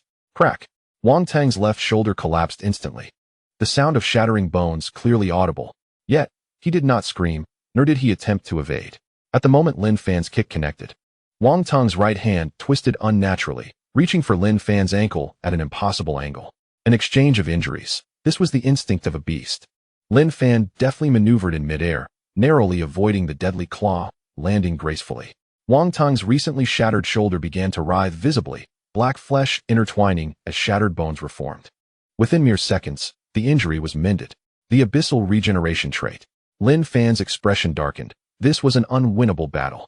Unless he pulverized this monster, it could regenerate infinitely. This regeneration came at the cost of life force, and Wang Tung now resembled an unstable biochemical bomb. In the audience, Su Qingxue clutched her clothing tightly, her nails nearly embedded in her flesh. She could sense the terror of that aura. This was not a duel between human warriors. It was a clash of 2 species. Zhang Hao, Seated in a wheelchair, his bandaged hands gripping the armrests, beads of cold sweat rolled down his forehead. In the arena, the battle raged on, devolving into a one-sided massacre and resistance. Wang Teng, relentless and unyielding to pain, unleashed increasingly frenzied attacks, each claw laced with corrosive toxins. The arena was reduced to wreckage. Debris flying. Lin Fan dodged, waiting. His true sight operated at full capacity, transforming the world into gray-white lines. Amidst the chaotic storm of black energy, he sought the core. Every creature possesses a weakness. Even abyssal monsters are no exception. Found it. Lin Fan's gaze locked onto Wang Teng's heart, where a fist-sized black shadow pulsed rhythmically, resembling a parasite controlling its host through countless tendrils. All energy emanated from that point. One chance remained. Lin Fan inhaled deeply, squeezing out the last vestige of his life force. Dark, golden light coalesced upon his fist, compressing until it transformed into a brilliant point of light. Wang Teng lunged again, his center wide open. Die. Chapter 46. Apologies, I possess dual talents. Die. Wang Teng's roar tore through the air. The mutated giant claw wielded a makeshift heavy sword, enveloped in black abyssal mist, cleaving downward with tremendous force. This strike was devoid of technique, relying solely on raw power and destruction. The air compressed, emitting a piercing explosion as debris was swept up, instantly reduced to dust. Gasps of astonishment filled the arena. The force of this blow approached that of a full-powered two-star warrior. No one believed Lin Fan could withstand it. Dodge. He had to evade. Yet, the figure at the center of the arena remained motionless. Lin Fan did not retreat, not even blinking as the blade approached his hair's breadth. At the instant before contact, he moved, not to dodge, but to raise his right hand. Fingers splayed, dark golden energy surged beneath his skin as A-grade, glazed golden body reached its zenith. His hand seemed forged from the hardest divine metal. Boom. A tremendous explosion resonated. Sparks flew as a shockwave radiated outward from the two, clouds of dust billowing. The scene froze. Wang Teng maintained his chopping stance, his twisted face momentarily frozen in a look of incomprehensible shock as the blade halted, mere inches above Lin Fan's head, firmly grasped by that seemingly delicate, pale hand. Not a hair was harmed, not even a layer of skin scratched. How is this possible? The microphone in the commentator's hand clattered to the ground, emitting a sharp electric sound. The gymnasium, filled with 50,000 people, fell silent as a grave. To catch a blade barehanded? Against a drug-fueled, abyss-altered quasi-warrior's full-force strike? Is this something an F-grade talent could achieve? In the arena, Lin Fan tightened his grip on the blade, the knuckles creaking under pressure. He raised his head, his gaze piercing through the swirling black mist, locking onto Wang Teng's obsidian eyes. Impressive strength, Lin Fan remarked, his voice steady, tinged with a hint of critique. But alas, your technique is rather crude. Is this truly your limit? Wang Teng's body trembled, not from fear, but from muscle spasms induced by exertion. He desperately attempted to press the knife downward or pull it back. Yet, it remained immovable, as if welded to Lin Fan's grasp. Roar. Wang Teng let out a defiant cry, the black veins on his arm threatening to burst, abyssal energy surging forth in an attempt to breach Lin Fan's defenses. Have you had enough? Lin Fan's tone turned icy, as something ignited within his previously tranquil gaze. Now it is my turn. Boom. A terrifying aura exploded from Lin Fan without restraint, no longer concealed or suppressed. It was the essence of a true warrior. His blood surged like a dragon, vitality soaring skyward like smoke. However, this aura was far more substantial and pure than that of an ordinary first-star martial artist. If Wang Teng's presence was akin to a chaotic and violent flood, then Lin Fan's was like a majestic and immovable mountain. A first-star martial artist? You are also a martial artist. Wang Teng's eyes widened in disbelief, the muscles at the corners of his eyes twitching wildly as his rationality crumbled in that moment. Impossible. Absolutely impossible. He, Wang Teng, the illustrious heir of the Wang family, endowed with B-grade talent, had relied on various resources since childhood, even resorting to forbidden drugs and overextending his life to barely touch the threshold of a martial artist. How could this worthless street vendor achieve such a feat? A mere F-grade talent. How could he have reached this stage? It's all a lie. Wang Teng screamed in a fit of hysteria, releasing the hilt of his weapon, his fingers transforming into claws as he lunged for Lin Fan's throat. Die. Lin Fan remained still, simply loosening his grip on the blade. Suddenly, a flame erupted from his palm. It was not an ordinary orange-red flame. It was golden, pure, dazzling, as if capable of incinerating all things. S-grade talent, the divine ash flame. This was Lin Fan's first public display of his second trump card. Boom. The flames surged with the wind. In an instant, Lin Fan was enveloped in the radiant golden fire, resembling a fiery warrior emerging from myth. The terrifying heat warped the air around him. The specially designed floor of the arena began to soften and char. In the preparation area, Su Qingxue stood up abruptly, her beautiful eyes filled with disbelief. 2 talents? And one of them is a supreme fire talent? The ice energy within her trembled, instinctively fearful of the superior power. On the arena, Wang Tung's claw-like hands were halted just half a meter away from Lin Fan by the overwhelming heat. The dark, abyss-like mist met the golden flames, akin to snow colliding with boiling oil. Sizzle. A piercing sound of dissolution arose. Ah! Wang Tung let out a heart-wrenching scream, retracting his hand sharply. His fingertips had been scorched, the once invincible abyssal regeneration rendered utterly ineffective before the divine ash flame. So weak, Lin Fan stepped forward, the flames in his hand extending and instantly consuming the fallen alloy combat knife. A weapon forged from C-grade high-carbon alloy, capable of withstanding the impact of high-explosive grenades, was now turning red and soft at a visible pace in the golden flames. In merely 2 seconds, drip, an iron droplet fell to the ground, burning through the floor. The combat knife had melted away. Witnessing this, Wang Tung's body involuntarily retreated in fear. The terror, stemming from the depths of his soul, finally overwhelmed the madness induced by drugs. This was not a battle, it was a crushing defeat, a dimensional strike from a deity upon a mortal. What kind of monster are you? Wang Tung trembled, his voice laced with a sob. Who I am is irrelevant. Lin Fan traversed the distorted air, standing before Wang Tung. The flames danced around him, yet harmed him not in the slightest. He gazed at Wang Tung as one would examine a defective product. What matters is that your time of demise has arrived. Lin Fan raised his right hand, forming a fist. The flames instantly converged, compressing into that singular fist. There were no extravagant motions, no intricate combat techniques, just a simple, straightforward punch. Boom. The sound of the punch exploded like thunder. Wang Tung attempted to block, crossing his arms defensively over his chest. However, against the force capable of shattering mountains, his defense was as fragile as thin paper. Crack! His arm bones shattered instantly. The momentum of the punch remained undiminished as it struck Wang Tung's chest. His shirt exploded at the back, and he was sent hurtling backward as if struck by a speeding freight train. He didn't even have time to scream before his body became a projectile. Bang! A tremendous sound reverberated throughout the arena. Wang Tung crashed against the energy shield at the edge of the arena. The resilient barrier, reputed to withstand martial artist attacks, formed a human-shaped dent, its surface riddled with spiderweb-like cracks, pulsating with red warning lights. Wang Tung was like a painting, pressed against the shield, his chest concaved, blood oozing from his 7 orifices. The abyssal black mist surrounding him was completely dispersed by the divine ash flame, emitting a foul odor as it billowed smoke. A few seconds later, Wang Tung's body slowly slid down from the shield, collapsing onto the ground like a puddle of mud, utterly unconscious. Silence. The arena fell into a deathly stillness once more. Everyone gaped, staring blankly at the young man in the center of the arena, still poised in his striking stance. One punch. A lethal strike. The abyssal Wang Tung could not even withstand a single move. Lin Fan gradually retracted his fist, the flames around him extinguishing, leaving only a wisp of blue smoke. He adjusted his slightly disheveled cuffs and turned to face the astonished referee. The cold, murderous intent on his face vanished, replaced by his signature innocent smile.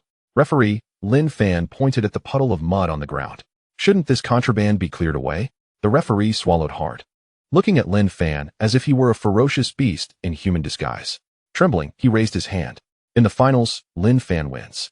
Champion of this martial arts competition, Lin Fan. Cheers erupted 3 seconds late. Then, like a volcanic eruption, they shattered the arena's ceiling. Lin Fan, Lin Fan, Lin Fan. Countless voices screamed his name. In a corner, Zhang Hao sat in his wheelchair, crying like a 200-pound child, snot bubbling out. Brother Fan won. Su Qingxue stood in the crowd, gazing at the figure bathed in light. This guy. In the VIP box, Wang Tianba crushed his teacup again in fury. Tea mingling with blood. He glared at Lin Fan, his eyes filled with venomous resentment. Very well, Lin Fan, this matter is far from over. Wang Tianba turned to leave, utterly disregarding the fallen Wang Tung. On the arena, Lin Fan ignored the surrounding cheers. His gaze pierced through the crowd, landing on Wang Tianba's departing figure. His fingers gently traced the air. Lin Fan smiled. This advertisement was worth it.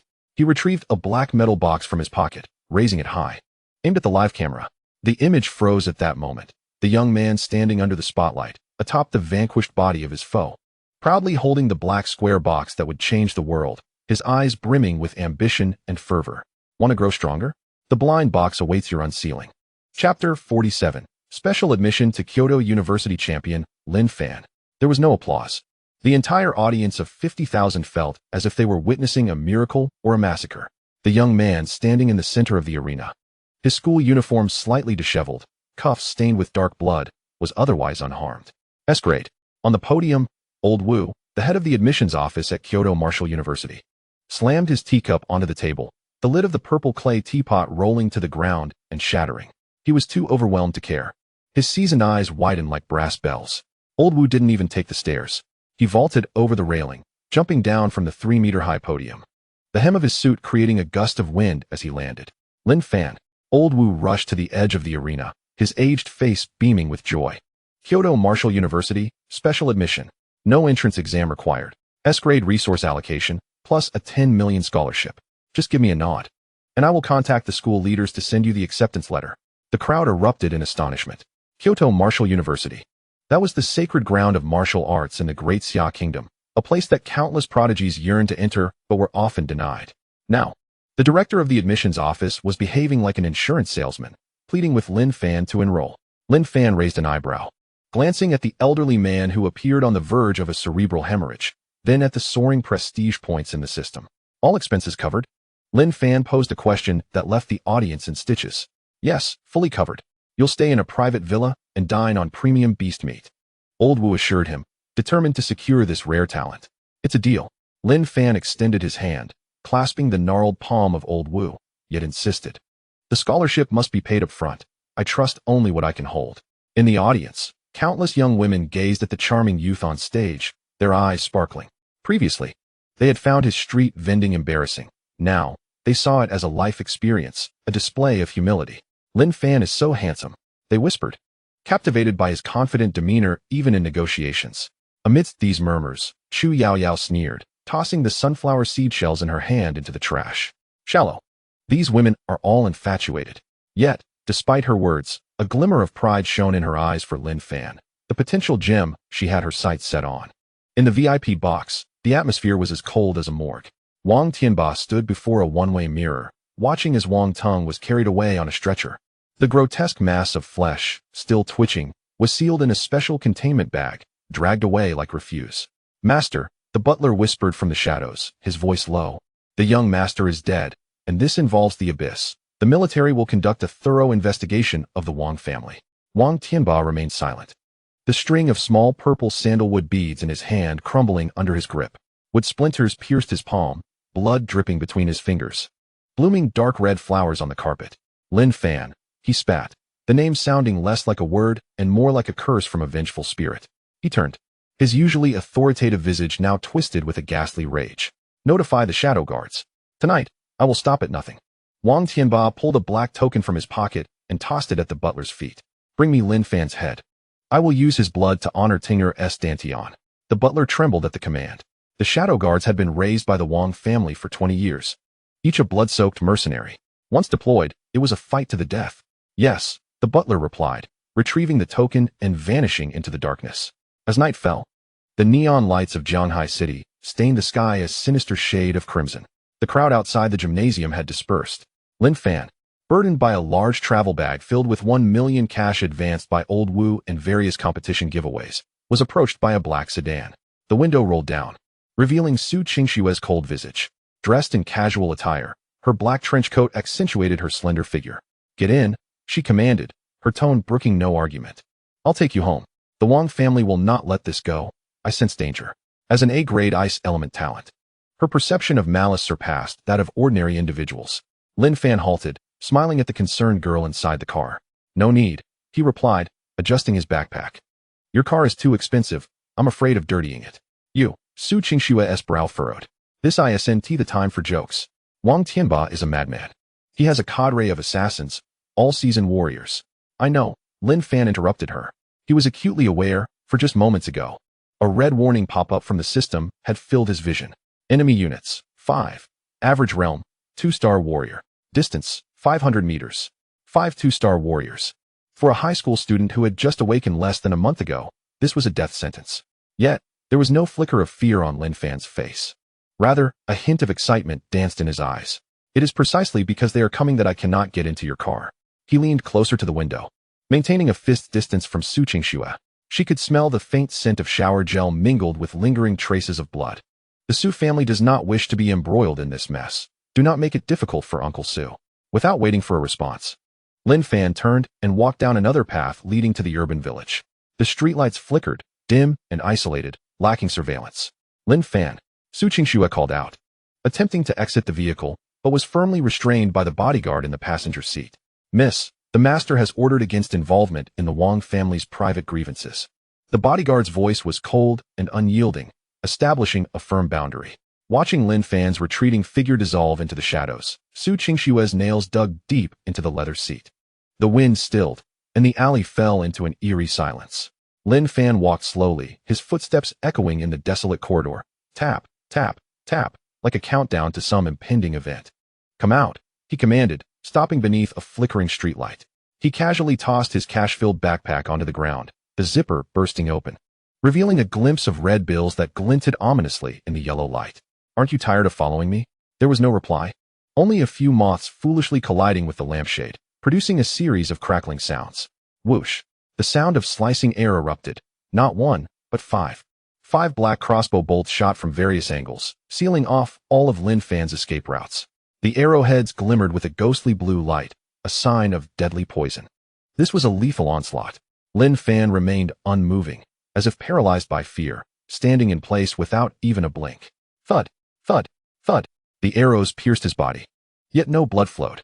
Lin Fan's figure shimmered like rippling water before gradually fading away. A shadow? No, it was a holographic projection. From the shadows, 5 figures clad in black stealth attire emerged.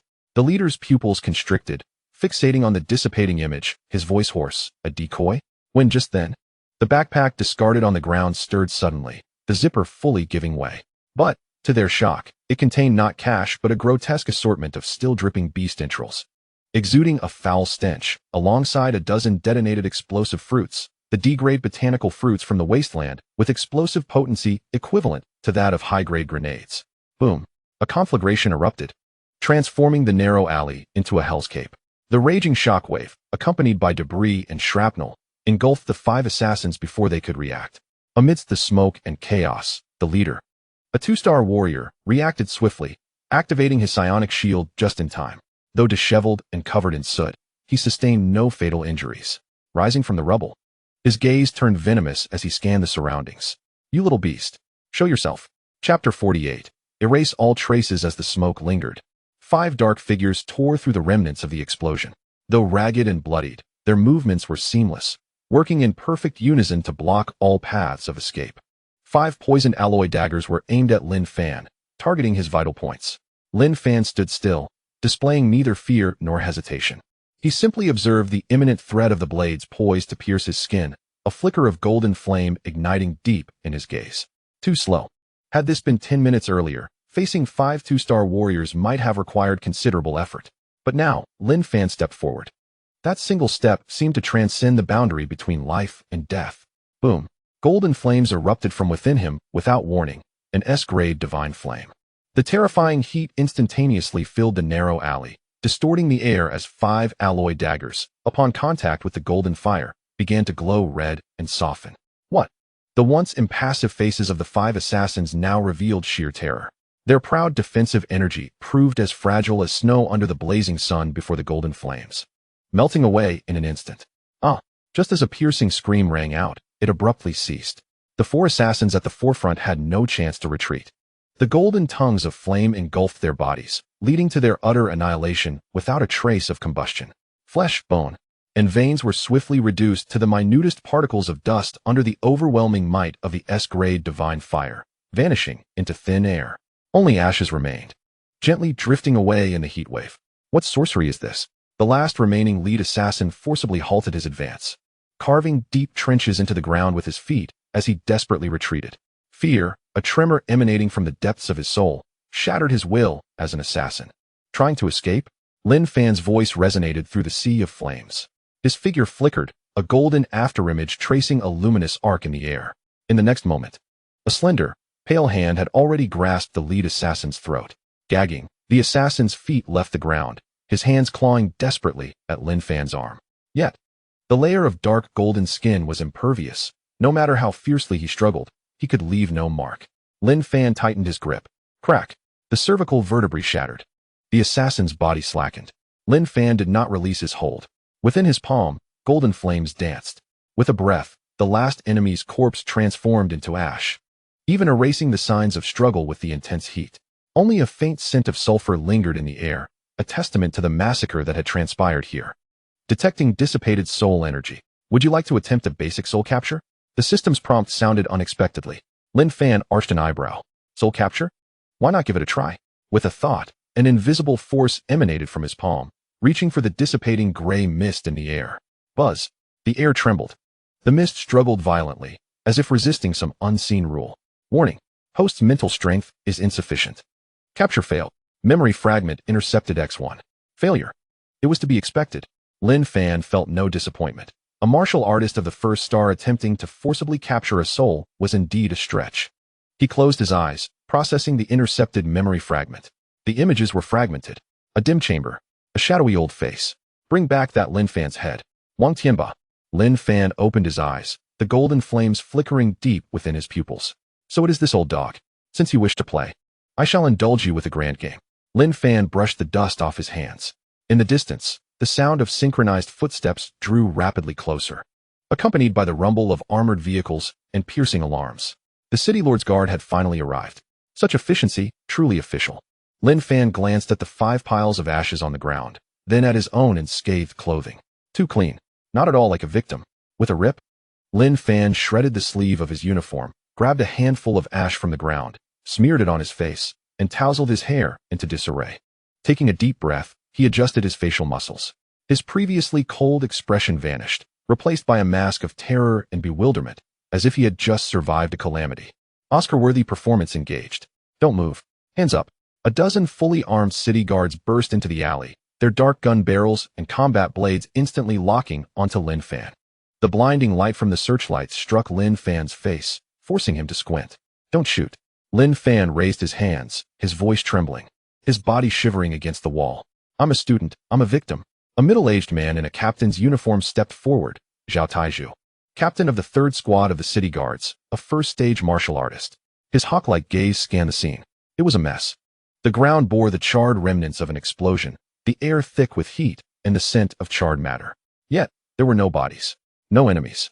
Only a high school student on the verge of wetting himself. What happened? Zhao Taizhu approached Lin Fan, the overwhelming pressure of his blood and energy palpable. Was the explosion caused by you? Where are the attackers? They fled, Lin Fan stammered, pointing to the other end of the alley. 5 people in black. I threw an explosive fruit, and with a bang, they ran away. No witnesses left to testify. Zhao Taizhu furrowed his brow, crouching down to pick up a handful of ash from the ground. It was still warm. This didn't resemble ordinary dust. It was more like cremated remains. He cast a doubtful glance at Lin Fan. This boy he recognized. The champion of today's martial arts competition, the little merchant selling blind boxes. But could he really reduce 5 assailants to ash? Zhao Taizhu shook his head. Impossible.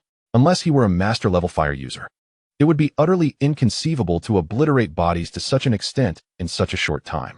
Captain, no suspicious individuals found nearby, a team member reported. But dark marks unique to the Wang family were discovered at the alley's entrance. The Wang family. Zhao Taizhu's expression darkened. This clan of aristocrats again. Resorting to assassination after losing the competition. Do they think the city guards are mere decorations? Zhao Taizhu crouched down, using his tactical gloved fingers to pick up the fine ash. The ash was delicate, without any remnants of bone, not even a trace of the alloy daggers.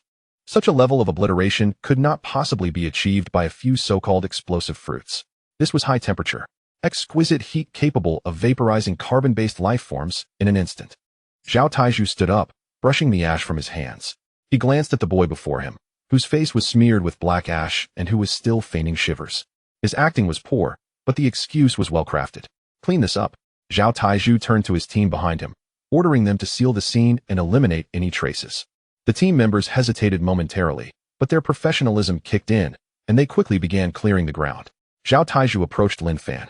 The pressure that belonged to a martial artist dissipated entirely, and he even took the initiative to pat the dust off Lin Fan's shoulder.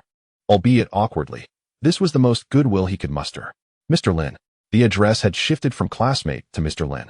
The city lord requests your presence. Zhao Tieju's voice was low, audible only to the two of them. Furthermore, regarding tonight's attack, the city lord will provide you with a satisfactory explanation from the Wang family. Chapter 49. The tea at the city lord's mansion is unsatisfactory. City lord's mansion. Side hall. The clock's hands had turned twice. Tick-tock, tick-tock. The monotonous sound of the ticking clock echoed in the empty room, as if it were gradually wearing down one's patience. A typical method of psychological warfare. Leaving a person in suspense, using the unknown and the passage of time to gradually erode their mental defenses. When the principal figure finally appears, often just a glance is all it takes to send the other party into disarray. Unfortunately, this tactic was ineffective against Lin Fan. He was leisurely wandering around the room, touching the blue and white porcelain vases on the antique shelf, tapping the rosewood tables and chairs, and even leaning in closely to scrutinize the ink-wash landscape painting on the wall. Detecting low-level spiritual energy item, Tranquility porcelain bottle. Year, 120. Material, porcelain clay infused with traces of voidstone. Lin Fan curled his lips in disdain. Is this what the esteemed city lord's residence displays? Its worth pales in comparison to a jade pendant casually gifted by Su Qingxue. He approached a painting next. Detected a fragmented visualization, Majestic Pines of Tsongshan. It contained a faint spiritual imprint. Evaluation. The artist's skill is mediocre, yet it can be considered a peak work of a martial master. Rubbish. Lin Fan shook his head, his fingers brushing against the frame, collecting a layer of dust. The cleanliness of this city lord's residence leaves much to be desired. Just as Lin Fan intended to examine whether the enormous floor vase could fit into the system space, a voice resonated in his mind, akin to a muffled thunderclap. The air thickened instantly. Gravity seemed to amplify tenfold. Lin Fan's knees buckled, the bones in his body creaking softly. Yet he resisted the urge to kneel, his spine straightened like an unyielding spear. Here he comes.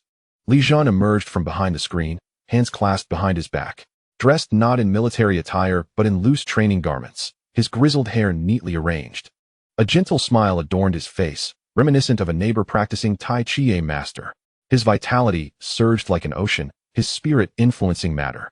The recent gravity shift was the manifestation of his mental pressure. Your Excellency jested. Lin Fan inhaled deeply, his internal energy surging wildly to counter the invisible weight. He turned. A trademark commercial smile plastered on his face, feigning ignorance of the world of collections. He merely thought that if this vase were smashed to create blind boxes, it might yield a fortune and safety charms. Li Zhan paused momentarily, then burst into laughter. Interesting. He took his seat, and with him, the oppressive aura dissipated. Lin Fan, unceremoniously, plopped into the grand chair opposite him. Lin Fan. Li Zhan lifted his teacup, gently blowing away the foam. Let us speak plainly. I summoned you tonight for two matters. Firstly, the Wang family shadow guards. Their demise is well-deserved. Li Zhan's gaze sharpened, a glimmer of insight flashing in his murky eyes. The open use of heavy weaponry and assassins in the city by Wang Tianba has crossed a line. I will suppress this matter. The Wang family will not dare to act against you openly for the time being. Lin Fan nodded. Thank you, City Lord. This serves as a bargaining chip. The authorities will shield him, blocking the Wang family's overt attacks. Now, it is time to discuss the price. Secondly, Li Zhan set down his teacup, the base striking the table with a sharp sound. The atmosphere thickened. Your blind boxes. Li Zhan fixed his gaze on Lin Fan. His tone, though unremarkable, bore an undeniable dominion. The uncontrollable nature of such a venture poses significant risks, not to mention the immense profits. Should these circulate among the populace, it could lead to peril. Some have proposed that you surrender the technology to the state. In return, you would receive an honorary medal and 500 in cash. Others suggest that the city lord's residents manage it, with you responsible for production while sales and pricing remain with the officials. Lin Fan scoffed internally. 500? Not even 1,000? That amounts to a mere 500 coins? The advertising impact from tonight alone could generate tens of millions in revenue. As for surrendering the technology, it is not technology at all. It is merely a facade. Even if you dissected my brain, you would not uncover a shred of technique. City Lord. Lin Fan's expression turned serious. He leaned forward, locking eyes with the master-level powerhouse. Cold sweat trickled down his temples, yet his gaze remained unwavering. The blind box is not mere technology. Lin Fan pointed to his head. It is a gift. My mutated talent is an equivalent exchange. The flesh and blood of myriad races serve as offerings, while the blind box is the vessel. Only through my hands can those remains transform into blind boxes. This, you can verify with any expert. Should you kill or imprison me, the blind boxes would vanish entirely. Li Jun narrowed his eyes, scrutinizing Lin Fan. His mental prowess scanned him like an X-ray, seeking signs of deceit in his heartbeat and blood flow. Lin Fan met his gaze calmly. The system is his greatest secret. A perfect disguise. In this world, where talents are as diverse as the stars, even the most outrageous abilities may exist. Talent. Li Jun's fingers lightly tapped the table. If it is indeed a talent, it becomes even more perilous. You are an uncontrollable variable. No, it is a win-win situation, Lin Fan interjected. The city lord fears two things: that the blind boxes will empower the unruly and disrupt the peace, and that the immense profits will incite upheaval. But have you considered the annual casualties from the beast tides in Zhanghai City? The equipment loss rate among frontline soldiers? If there existed a means to exchange the most affordable beast remains for precious elixirs, weapons, or even talents, what a significant enhancement that would bring to Zhanghai City's overall combat strength. Lin Fan's voice rose. I am conducting business, yet I am also adding weight to humanity's scale. Empty promises. Lin Fan understood that for a pragmatist like Li Jun, sentiment is fleeting. Only tangible benefits could sway him. Seeing is believing. Lin Fan reached into his robe, retrieving a meticulously prepared blind box from the system space. It was modest in size, exuding a profound purple-golden hue.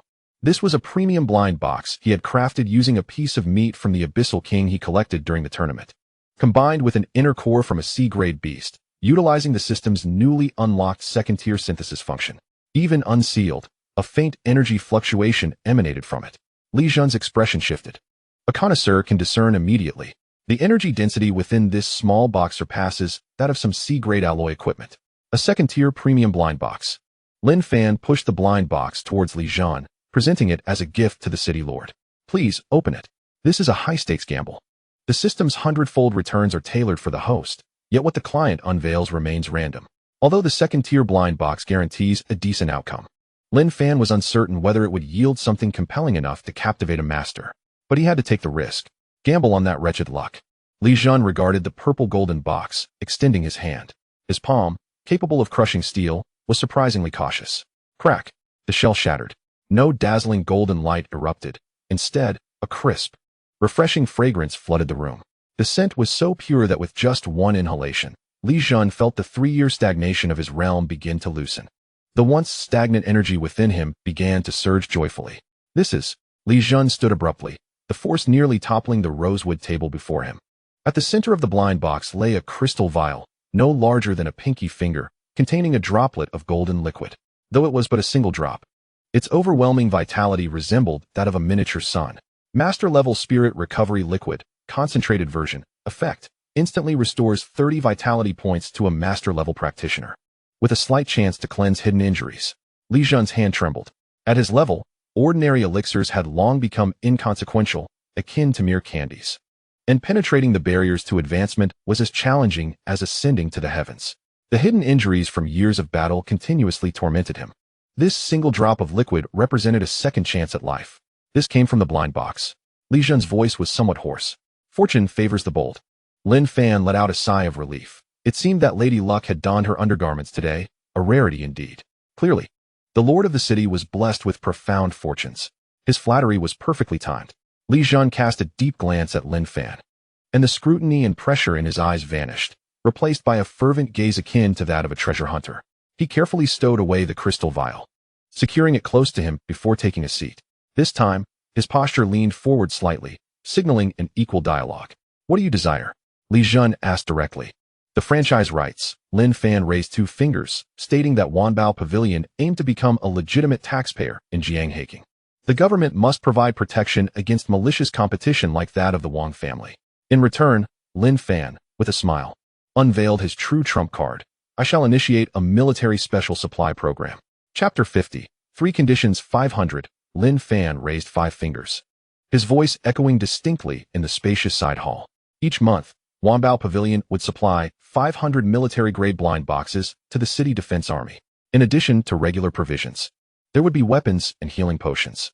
He paused for a moment, scanning Li Jun's impassive face before presenting his final bargaining chip. At cost price. Only material fees. Without any profit for labor. Li Jun's fingers ceased their drumming. This was an irresistible offer.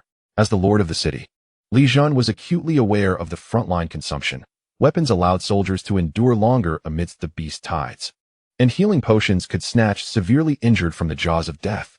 These two commodities had consistently commanded exorbitant prices in the market, often in short supply. If Lin Fan could genuinely provide 500 units at cost, it would mean a reduction of at least 20% in the monthly casualty rate for the city defense army. This was not merely a political achievement, but a substantial boost to morale. Cost price? Li Jun leaned back in his grand chair, scrutinizing Lin Fan with a piercing gaze. You are a merchant, and merchants seek profit, no early rising. Speak, what do you wish to exchange for this? He did not believe anyone would engage in charity, especially not a cunning young fox who had just crippled an opponent in the arena while simultaneously live-streaming the event. 3 conditions. Lin Fan extended his first finger. First, I require an official franchise license. The business of Wanbao Pavilion is unique. I do not wish for daily inspections from the industry and commerce, tax, or health departments regarding my water meter. I need official endorsement, even an exemption. Li Jun glanced at him, raising an eyebrow. This young man sought a golden ticket. Reasonable. Li Jun nodded, assuring him that as long as he did not sell prohibited items or engage in treason, the city lord's office would ensure his operations faced no troubles. Second, Lin Fan raised his second finger, his tone turning somewhat harsh. I have heard that the Wang family shops in the city center have recently been sealed by the city lord's office for alleged violations. Li Jun narrowed his eyes. The news was indeed well informed. Wang Tang's open use of forbidden drugs during the tournament, culminating in his manifestation of abyssal characteristics, was a grave transgression against humanity's moral boundaries. Although the old fox Wang Tianba had shifted the blame to accidental ingestion, the city lord's office seized the opportunity to impose penalties, sealing several of the Wang family's properties in the core commercial area as retribution. Are you interested? Li Jun inquired. The location is excellent, and the feng shui is favorable. Lin Fan unabashedly revealed his greed. I wish to apply for the right of first refusal as the champion of this martial arts tournament. As for the price, let it commence at 3-fold the sealed assets starting bid. 3-fold? This was blatant robbery, targeting the Wang family's assets. If this were to leak, Wang Tianba would likely suffer a stroke on the spot. But this was precisely what Li Jun wished to witness, a tiger driving off wolves, utilizing Lin Fan's sharp blade to carve into the Wang family's flesh. Agreed. Li Jun waved his hand, declaring that the shops would be transferred to Lin Fan's name the following day. Delightful. Lin Fan extended his third finger, his previously relaxed posture becoming slightly more restrained as he leaned forward, his gaze sharpening. Thirdly, I demand the right of first purchase for the corpses of high-level exotic beasts hunted by the city defense army. Wanbao Pavilion will be responsible for recovering all discarded materials, and I will directly offset this cost against the military blind boxes. This means the city lord's office need not disburse a single penny in cash. They only need to provide those exotic beast materials to exchange for 500 life-saving blind boxes. This was Lin Fan's true objective, to construct a closed-loop system, utilizing official corpses for blind boxes, then selling those boxes back to the authorities, reaping exorbitant profits while simultaneously binding the city lord's office to his cause. It was a flawless scheme of empty-handedly snatching a wolf from the fold. Li Jun fell into silence, mentally calculating. This deal was undoubtedly beneficial for the city lord's office. The only risk being Lin Fan himself, uncontrollable, excessively clever, and growing too swiftly. In chaotic times, such a figure was the makings of a tyrant. Deal. Li Jun struck the table forcefully, his voice resonating like the clash of metal. He rose, unleashing an overwhelming aura befitting a master-level powerhouse, instantly enveloping the entire side hall. Lin Fan felt his breath catch, as if 2 mountains bore down upon his shoulders, his bones protesting under the immense weight. This was a show of force, a warning. Li Jun approached Lin Fan, towering over the youth. In his murky, aged eyes, a chilling bloodthirst glimmered. Lin Fan, remember my words today. As long as you pose no threat to Jiang Haking, and as long as your blind boxes can slay the foreign races and save our kin, I, Li Jun, will be your greatest support. The Wang family cannot harm you, nor can anyone else. He shifted his tone. However, should I discover any treachery on your part, or if your blind boxes become a scourge, Li Jun extended a hand, slowly tightening it before Lin Fan. The air crackled, bursting with a sharp snap. I can elevate you, and I can just as easily extinguish you. Regardless of the secrets you harbor, they are but jest in the face of absolute power.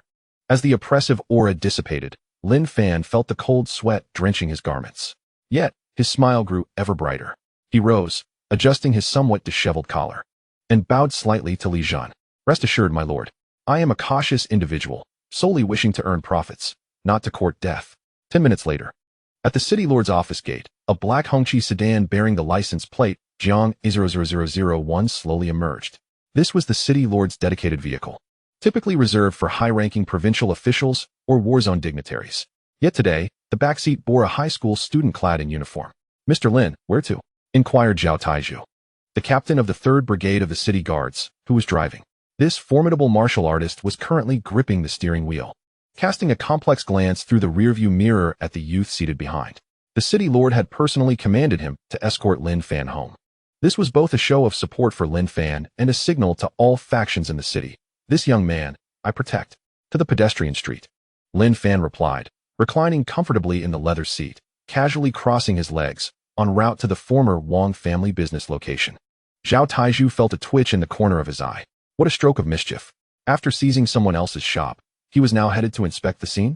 Very well. Zhao Taizhu refrained from further questions, pressing the accelerator as the car glided smoothly onto the main thoroughfare. It was peak evening traffic, and the bustling pedestrian street of Jianghaking was teeming with people. The large shops that had once belonged to the Wang family were now adorned with white ceiling tape. However, a motley crowd had gathered at the storefront, consisting of a group of vagabonds from the Western District who typically subsisted by clinging to the Wang family. Wang Jiapu has been shuttered, and like flies drawn to a scent of decay, they linger here under the guise of maintaining order. Yet their true intention is to seize the opportunity, hoping to profit or to obstruct the next occupant. Have you heard? This establishment is rumored to be up for auction. A burly, bald man squats atop a stone lion, a cigarette dangling from his lips, and proclaims, "We're keeping watch here. Anyone daring to take over will soon learn the rules. Wang's possessions are not toys for any Tom, Dick, or Harry to meddle with. This is our territory." Nearby, a subordinate chimes in, "Baldy, what if that Lin Fan, the one selling blind boxes, dares to show up?" The bald man scoffs, flicking the cigarette butt away. "If he dares to come, I'll turn his face into a blind box.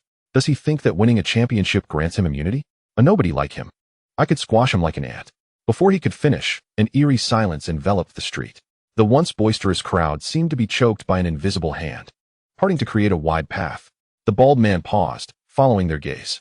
A sleek black sedan glided into the pedestrian street, eventually stopping in front of the sealed shop. The vivid red flag atop the car stood out starkly against the neon lights. The license plate read, Jiang A00001. With a soft thud, the bald man's freshly lit second cigarette fell into his lap, scorching him, but he paid no heed. That was the city lord's vehicle. Why would the city lord come to such a place? Could it be to inspect the closure? The bald man felt his legs tremble and hurriedly rolled down from the stone lion, standing stiffly with his gang, not daring to breathe. The car door swung open. The first to emerge was a sturdy officer clad in military attire, adorned with 2 stripes and a star on his shoulders, Zhao Taizhu. The infamous iron-faced enforcer was well known to the bald man. He had witnessed Zhao Taizhu incapacitate a troublemaking novice martial artist with a single punch. Upon exiting, Zhao Taizhu paid no mind to the surrounding crowd, striding directly to the rear door of the vehicle. He bent down, opening the door and even kindly shielding the threshold with his hand to prevent the occupant from bumping their head. This spectacle nearly caused the bald man's eyes to pop out. To have Zhao Taizhu, a proud martial artist, act as a chauffeur for someone inside the car, could it be a dignitary from the province? Under the watchful eyes of the crowd, a foot clad in cheap sneakers emerged, soon followed by a pair of faded school uniform trousers. Lin Fan stepped out of the vehicle, stretching his arms under the streetlight. "Oh, this special car is far more comfortable than my tricycle," he remarked, rubbing his shoulders and smiling at the stunned crowd. Silence. A deathly stillness. The bald man's jaw dropped, nearly dislocating. Lin Fan. How could it be Lin Fan? The very vendor he had just threatened to turn into a blind box had arrived in the city lord's official car, escorted by the captain of the city guard? What kind of absurdity was this? Lin Fan appeared oblivious to the bald man's group. He turned to Zhao Taizhu, his voice soft yet clear enough for all to hear. "Thank you, Captain Zhao. Please express my gratitude to the city lord for the tea. It was delightful. When Wanbage opens, I'll invite him to cut the ribbon." Zhao Taizhu nodded impassively. "Mr. Lin, you are too kind. The city lord has instructed that if you encounter any troubles, simply call me.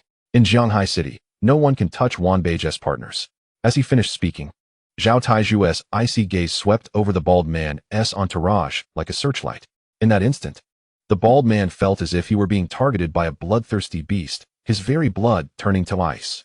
Leave. Why yes, we're going. The bald man, as if granted a reprieve, scurried away with his subordinates, wishing he had been born with fewer legs. Lin Fan watched the retreating figures, resolute in his decision to fly under the banner of the city lord's authority. In a world where the strong prey upon the weak, sometimes reputation wields more power than brute force. 3 days later, on the outskirts of the city, the 3rd Field Army's encampment. The massive steel gate slowly rose. A camouflage truck laden with goods rolled in, kicking up clouds of dust as it stopped in the center of the parade ground. Lin Fan leaped from the vehicle, greeted by the mingled scents of engine oil, sweat, and low-quality tobacco. Here, there were no city lights, only the blazing sun and the austere formations of soldiers. Unload the cargo. Lin Fan knocked on the truck's metal side. The boxes within were unlike the flashy blind boxes found on the market. These were specially crafted military supplies he had worked through the night to produce, constructed from the finest materials, exclusively composed of blood and flesh from D-grade beasts, with some C-grade beast heart's blood mixed in. Is this the material you're delivering? A rough voice, like sandpaper against wood, interrupted him. It was Lei Hu, a company commander of the 3rd Field Army, a mid-tier martial artist. Bare-chested, his bronze skin bore the scars of countless battles, resembling a grotesque centipede. He approached the pile of boxes, kicking one with the toe of his tactical boot. 100 iron lumps? Lei Hu turned, his gaze slicing through Lin Fan like a knife. The city lord's office mentioned you would provide us with life-saving materials. Is this it? Laughter erupted among the surrounding soldiers, who were seasoned warriors, accustomed to the harshness of battle, and viewed blind boxes, tricks to deceive young girls, as a mere joke in the military. Commander Lin Fan remained unperturbed. He pulled a pack of special cigarettes from his pocket, offering one. In battle, luck is also a form of strength. Wouldn't you agree? With a swift motion, Lei Hu swatted the cigarette from Lin Fan's hand, sending it arcing through the air to land in the dirt. The atmosphere instantly thickened. The unloading crew turned pale, retreating in fear. Don't try to play games with me, Lei Hu growled, closing the distance to Lin Fan. The stench of blood heavy in the air. Every drop of blood from my soldiers is precious. I don't have time for your gambling. He was a man who had clawed his way up from a sea of corpses and blood, loathing such opportunistic merchants. Lin Fan, undeterred, bent down to retrieve the fallen cigarette, brushed off the dust, and placed it between his lips, lighting it. He exhaled a plume of smoke directly into Lei Hu's face. Commander Lin Fan's voice, though soft, silenced the crowd. Are you afraid to gamble? Employing the classic tactic of provocation, though simple, it was effective against someone as straightforward as Lei Hu. Afraid? Lei Hu's forehead bulged with veins. I was sleeping among the dead while you were still in diapers. Then let us test it. Lin Fan gestured to the boxes on the ground. Let us open one here. If what's inside is useless, I, Lin Fan, will swallow all 100 blind boxes.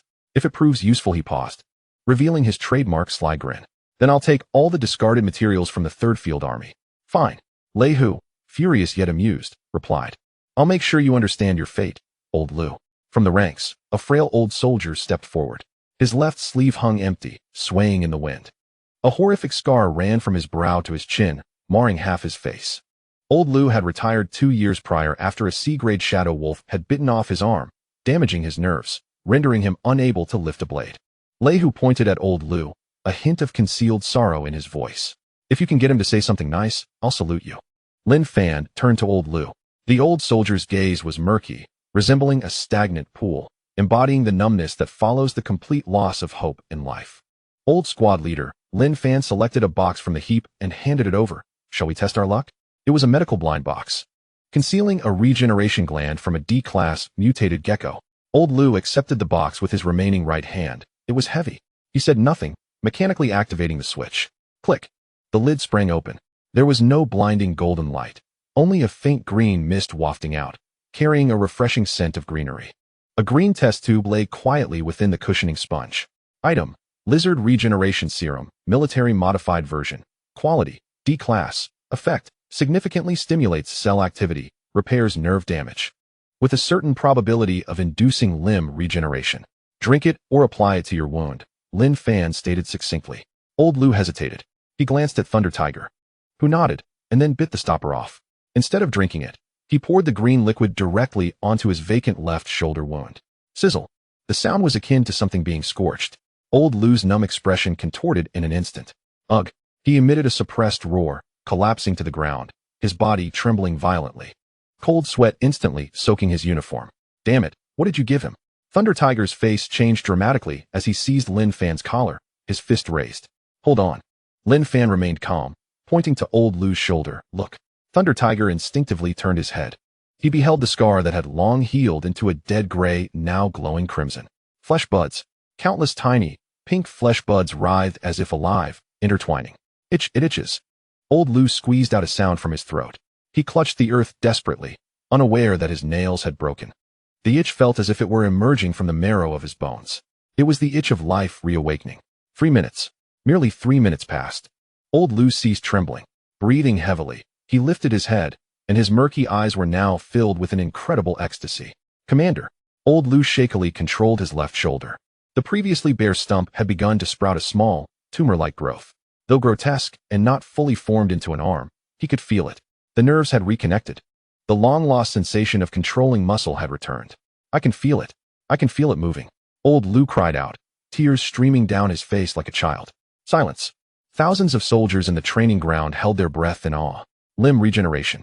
This was an achievement only possible with expensive B-class or higher regeneration serums, which cost at least 500,000 on the market and were scarce.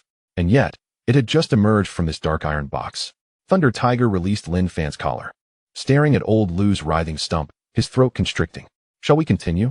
Lin Fan adjusted his collar, his tone as nonchalant as inquiring about the weather.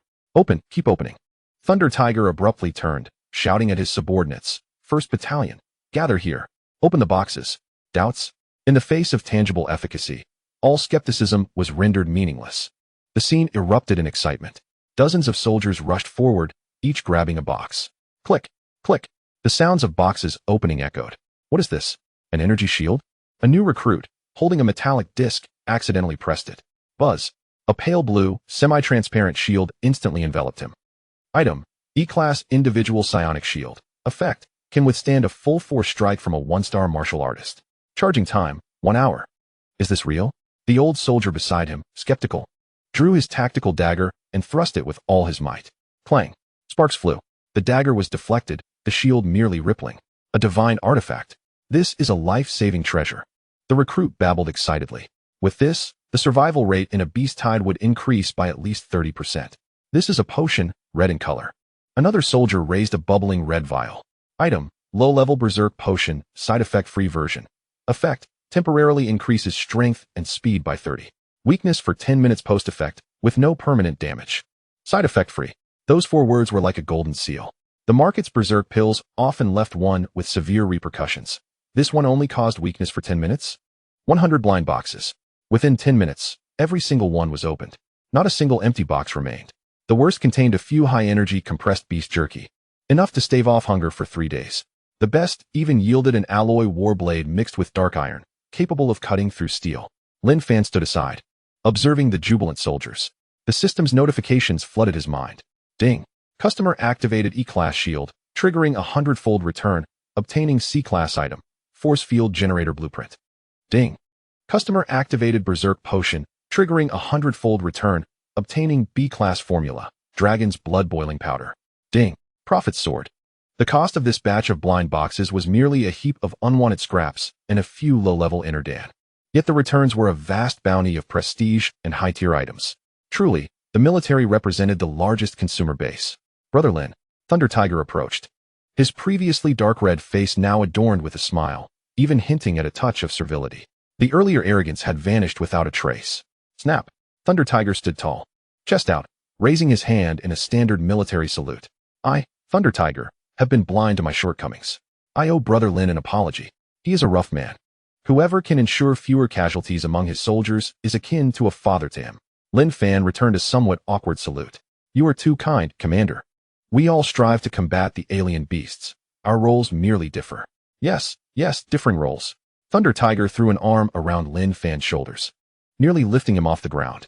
He pulled Lin Fan aside, away from the eavesdropping soldiers, lowering his voice as if conspiring. Brother Lin, Could we possibly secure more of these special blind boxes next month?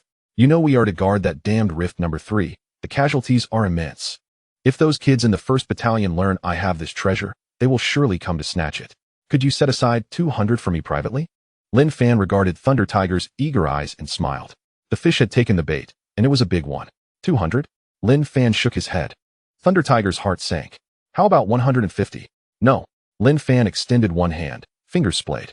500.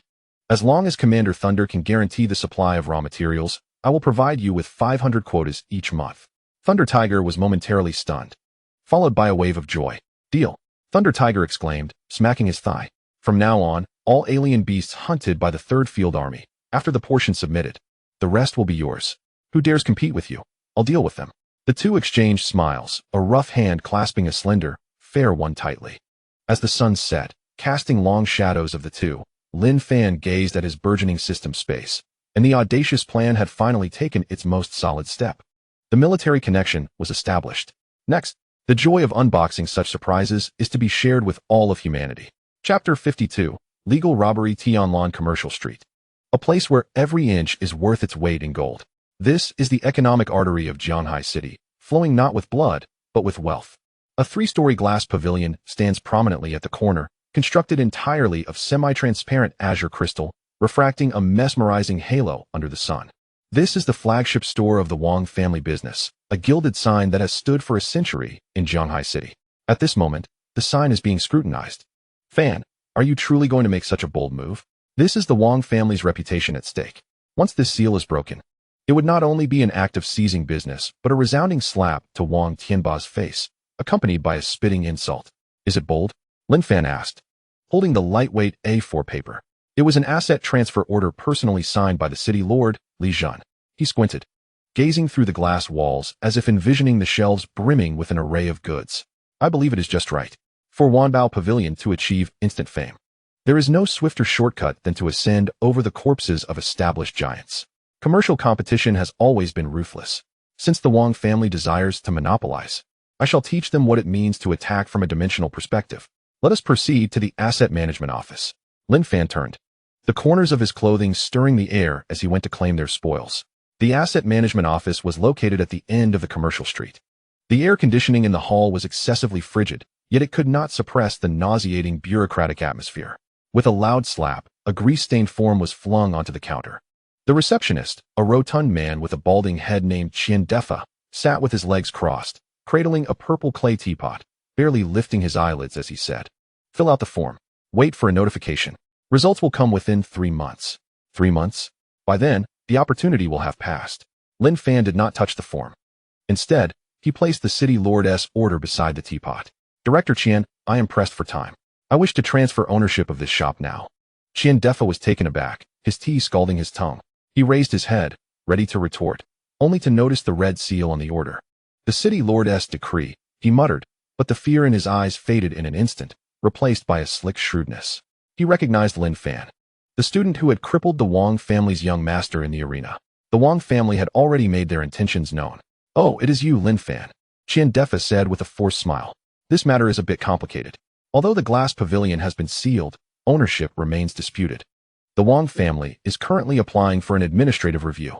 According to the procedure, assets in dispute cannot be transferred during the freeze period." Such blatant lies rolled off his tongue. Who would dare contest an asset sealed by the city lord's direct order? Disputed? Lin Fan laughed, leaning on the counter, his piercing eyes fixed on Qian Defa. "Director Qian, do you believe the city lord's decree is ineffectual? Or do you think the Wang family's reputation is worth more than the city lord's command?" Qian Defa's expression stiffened, but this seasoned bureaucrat had long cultivated a thick skin. "Lin, one can eat a messy meal, but must not speak recklessly." Qian Defa placed the teapot down, his tone now laced with a hint of threat. "I am merely adhering to regulations. If you are dissatisfied, you may file a complaint. However, young people should understand the importance of discretion. Forget about the land in the city center. There is an abandoned warehouse near the garbage dump in the west of the city. If you want it, I can arrange it for you right now." To suggest opening Wanbao Pavilion next to a garbage dump? That was sheer humiliation. Zhang Hao trembled with rage, ready to confront. But Lin Fan held out a hand to stop him. "I understand." Lin Fan nodded, a radiant smile gracing his face. "Director Qian, you are teaching me an important lesson. I am grateful. He took out his phone. Instead of dialing a complaint line, which would take too long, he directly called a number. Hello, Captain Zhao? This is Lin Fan. I am at the asset management office. A man named Qian Defa claims that the city lord's order is merely a piece of waste paper. Yes, he also suggested I set up shop at the garbage dump. I will await your arrival. After hanging up, Qian Defa was left stunned. He observed Lin Fan's calm demeanor, an unsettling realization dawning upon him. Captain Zhao? Which Captain Zhao? Boy, who do you think you were scaring? Qian Defa feigned composure. But his facade cracked. Bang! Before he could finish, the glass door of the asset management office was kicked open with force by a boot clad in tactical gear. The thick tempered glass shattered instantly, shards scattering across the floor. Which bastard said the city lord's decree is waste paper? A thunderous voice boomed like rolling thunder. Zhao Taizhu stormed in, accompanied by a fully armed squad of city guards. A combat knife was pressed against Qian Defa's throat. The palpable aura of impending violence chilling the air. Zhao, the king of hell. Qian Defa's purple clay teapot fell to the ground with a crash, shattering into pieces. He felt as if his bones had been extracted, collapsing into his chair, his pants suddenly damp. He never imagined that Lin Fan's phone call would summon this formidable figure. Qian Defa, you've grown bold, daring to obstruct military supplies? Do you wish to fill trenches on the front lines, or pick up soap in prison? It was a misunderstanding. A misunderstanding. Qian Defa cried out, his face streaked with tears, bowing repeatedly. I had no idea it was military supplies. If I had known, I wouldn't dare, even with 10 times my courage. Captain Zhao, spare me. Spare me. Military supplies. This was a clause in the agreement between Lin Fan and the city lord. Wanbao Pavilion, as a special supply channel for the military, enjoyed the highest level of protection. Hindering military affairs could lead to instant execution in this era. It's too late. Zhao Taizhu cast a disdainful glance at the puddle on the floor and waved his hand. Take him away. Investigate his accounts. Such a parasite surely has dirty dealings. 2 soldiers, fierce as wolves, lunged forward and dragged Qian Defa out as if he were a dead dog. His wails faded into the distance. The hall fell into a profound silence. Other staff members recoiled, wishing to bury their heads in their computer screens, terrified of attracting trouble. Mr. Lin, Zhao Taizhu turned toward Lin Fan, the fierce expression on his face vanishing. It is dealt with. These bureaucrats require a firm hand, without a show of strength.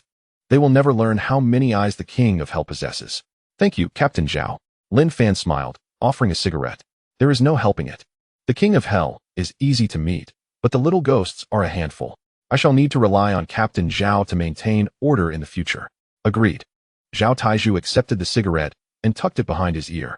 Regarding the transfer, he glanced at the trembling young clerk at the counter. I will handle it. Right away. The young clerk's voice quivered as she hurriedly typed on the keyboard. How is the price calculated? The system shows an assessed value of 100 million. 100 million. This is the market price, which is already considered undervalued for a flagship store in such a prime location. Lin Fan remained silent, simply observing the young clerk as his fingers gently tapped the counter. 30%, Zhao Taizhu suddenly interjected. His face was stern, and he spoke with utmost seriousness. This shop is suspected of aiding the enemy and is classified as an asset related to organized crime. According to wartime special regulations, it will be auctioned to military partners at a 70% discount. Is there a problem? The young clerk swallowed hard. A 70% discount? Buying a property valued over 100 million for 30 million? This is not a discount. It is outright robbery. Yet, gazing at the warm gun at Zhao Taizhu's waist, she dared not utter a word of dissent. And no problem. It complies with regulations. The young clerk swiftly printed the contract, stamped, and signed. Her motions so practiced that they were almost painful to watch. 3 minutes later, Lin Fan stepped out of the door, clutching the property deed that still bore the scent of ink. The plump man, who had been feigning silence, finally came to his senses. He looked at the small red book in Lin Fan's hand, then glanced at the 30 million deducted from his account, feeling as though the entire world had turned surreal. Is this really in our hands? 30 million? That's the Lioli Pavilion. Just selling the construction materials would fetch far more than that. Brother Fan, how is this any different from robbery? It's too dark, truly too dark. Previously, he had considered Lin Fan's blind box sales as unscrupulous. But now he appeared to be a philanthropist in comparison. Difference? Lin Fan halted his steps. The distinction lies in the fact that robbery does not yield such profits. He raised the red book, stating, and we are legitimate. This is the taste of power. If it were the old Lin Fan, he would have been chased away by city management even for setting up a stall at the entrance. But now, he was a champion, a genius, a partner to the military. The rules began to serve him. Let us go? Lin Fan tossed the deed to the plump man, instructing him to find a renovation team and remove the Wang family's sign. I want this building to become the largest den of vice in Shanghai City. All right. The plump man clutched the property deed as if it were his own child. The fear in his eyes dissipated, replaced by an almost frenzied excitement. Following Brother Fan means there's meat to eat. At the Wang family mansion, a priceless Song Dynasty roux kiln teacup was smashed to the ground, shattering into countless pieces. This is too much. Too much. Wang Tianba, disheveled and resembling a mad tiger, gasped for breath, his once pampered face now flushed with rage. Is 30 million merely a trivial matter? He pointed at the kneeling butler, saliva flying as he spoke. That is the Wang family's ancestral property. Built brick by our forebear, it is our family's honor. The Liuli Pavilion has been robbed. This is no mere slap in the face. It is akin to peeling off our skin and trampling it underfoot, then spitting on it. Master, please calm down. The butler trembled, terrified. That Lin Fan now has the city lord's backing and military connections. We cannot act against him at the moment. Cannot act? Wang Tianba, enraged, suddenly stopped his roar, his gaze turning venomous. Does he not wish to do business? A country bumpkin relying on luck thinks he can rival the Wang family. Does he understand the nature of business? Huh, does he truly comprehend it? Chapter 53, Wan Beige the Red Silk Fell. The plaque made of golden silk Nanmu shone brilliantly in the sunlight, with 3 gilded characters that nearly blinded passers-by, Wan Beige. But that was not the most audacious part. What truly rendered the entire Tianlong commercial street silent was the red and black couplet at the entrance. First line, open the heavens, open the earth, open all things. Second line, one joy, one sorrow, one life. Horizontal inscription, strive for it, and a bicycle becomes a motorcycle. Brother Fan, isn't this a bit too arrogant? The plump man, Zhang Hao, stood on a ladder, clutching a corner of the red silk, observing the expressions of bystanders who seemed to question the owner's sanity. We haven't even opened yet, and we dare to claim to open all things? Is this boasting acceptable? Arrogance. Lin Fan stood at the foot of the steps, hands in pockets, surveying his creation. He shook his head. This is called style. Enough chatter, get back to work. He waved his hand and turned to enter the shop. Remember the renovation details I instructed. It should resemble the previous Jadestone shop. Upon entering the hall, the antiquated and oppressive decor that once belonged to the Wang family business had been completely dismantled. In its place was an exhilarating sense of luxury. A massive crystal chandelier hung from the 3-story ceiling, refracting a mesmerizing glow. The floor was covered with a thick red carpet, soft and plush, making one feel as though they were walking on clouds, instinctively lowering their guard. There were no traditional shelves. In the center of the hall stood a colossal circular crystal display.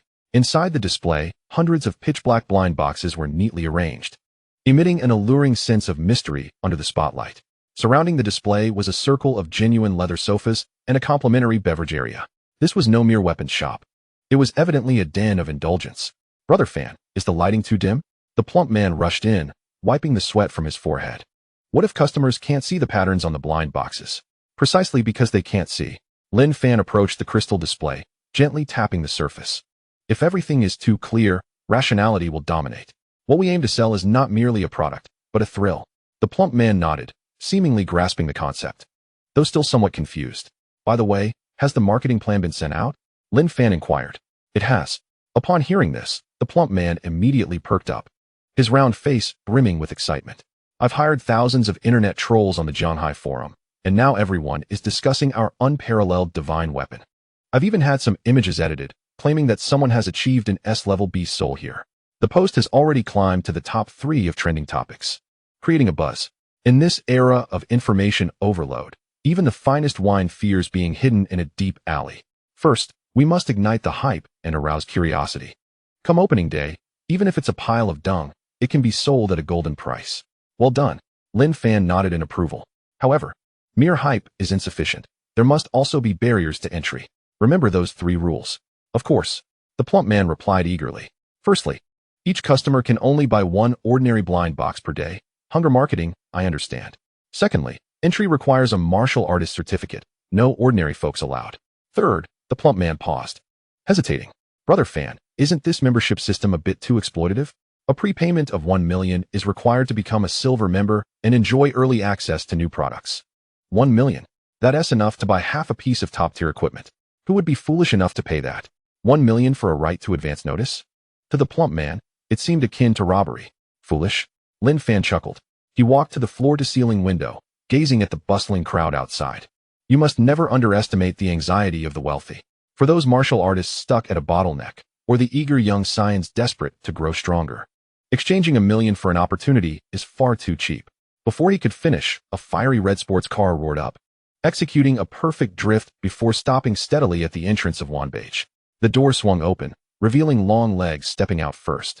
Chu Yaoyao, clad in a sleek black racing suit that accentuated her violently contrasting figure, removed her sunglasses, tossed her hair, and shouted into the store, Lin Fan. I'm here to support you. Following closely behind, a low-key yet luxurious black sedan came to a halt. Su Qingxue emerged, still clad in white, as cool as snow. But upon seeing Lin Fan, a subtle warmth flickered in her usually distant gaze. This is your new shop? Su Qingxue stepped into the hall, surveying her surroundings. Her gaze lingered for a moment on the lavish crystal chandelier and red carpet. Very much your style. It was hard to discern whether her remark was praise or criticism. The esteemed Su University beauty graces us with her presence, illuminating our humble abode. Lin Fan greeted her with a smile. So, are you here to sign up for a membership? Given our familiarity, I can offer you a 10% discount. Dream on. Chu Yaoyao leaped over, shooting him a glare. We're here to support you. Look outside. Lin Fan turned to see 2 rows of uniformed staff struggling to carry 2 enormous floral arrangements to the entrance. The flower arrangements towered 2 stories high, crafted entirely from precious spiritual flora, with each basket valued at no less than 100,000. Even more astonishing was the banner atop. On the left, the Su family congratulates Wanbage on its grand opening and prosperous fortune. On the right, Mr. Zhu from the Chu family wishes prosperity and wealth to the new establishment. The Su and Chu families, 2 of the 4 prominent clans of Jianghaking, have simultaneously sent floral tributes. The onlookers, who had been observing the new shop with skepticism, were suddenly abuzz with excitement. Wow! The Su and Chu families are both sending flower baskets? Who is this owner? This is quite a show of prestige. I recall the last time the city lord's estate opened, it had a similar grandeur. Initially thought to be a mere gimmick, it now appears there is substance to this establishment. This is endorsement. In this realm, while strength is undeniably crucial, connections and background often dictate a business's fate. With the flower baskets from the Su and Chu families displayed here, anyone contemplating trouble at Wanbao Pavilion must first consider their own standing. Thank you. Lin Fan gazed at the 2 enormous floral arrangements, his mind clear as crystal. These are not mere flower baskets. They signify that Su Qingxue and Chu Yaoyao are declaring to the entire city, Wanbao Pavilion is their ally. Don't just say thanks. Su Qingxue approached the crystal display case, her gaze resting on a blind box priced at 100,000. I'll take this one. Consider it the first transaction of our grand opening. I want one too. Chu Yaoyao, unwilling to be outdone, produced a black card and slapped it on the counter. Give me 10. If I don't get something good today, I'll camp here. The atmosphere instantly intensified. The rotund man beside them grinned widely, rushing to finalize the order. At that moment, his phone rang abruptly. He answered. But after just a few words, his previously jovial expression froze, turning pale. Understood. He hung up and hurried to Lin Fan's side, lowering his voice. Unable to hide his alarm. Brother Fan, we have a problem.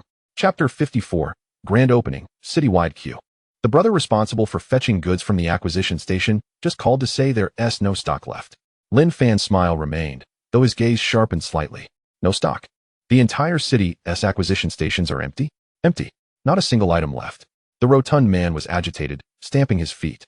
Someone started hoarding goods at high prices since last night. Regardless of the grade of beast corpses, even foul-smelling rotting flesh, anything with a hint of spirit has been swept clean. He swallowed hard. Moreover, they declared that from now on, they will purchase all low-grade materials in Jianghaking at 20% above market price. Anyone who dares sell to Wanbao Pavilion is opposing them. A ruthless tactic indeed. The core of the blind box business lies in raw materials.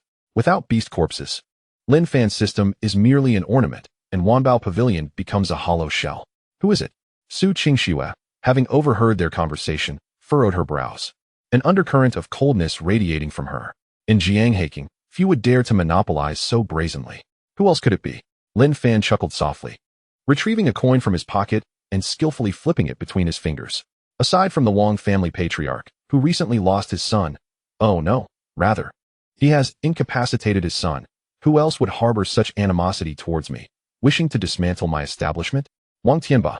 This old dog is surprisingly quick on the uptake. Realizing he cannot challenge the officially backed Lin Fan through force, he resorts to underhanded tactics within the commercial realm. He seeks to suffocate Wanbao Pavilion's supply chain with capital, effectively starving Lin Fan. For an ordinary merchant, faced with such capital pressure, closure would be the only option. Unfortunately for him, he is up against Lin Fan. Brother Fan, what should we do? A shop without supplies is like a fish out of water. Why panic? Lin Fan placed a steadying hand on the rotund man's shoulder, his palm radiating a calming strength that settled the man's frayed nerves. If Wang Tianbao wants to play, then we shall play along. Lin Fan turned to gaze out the window.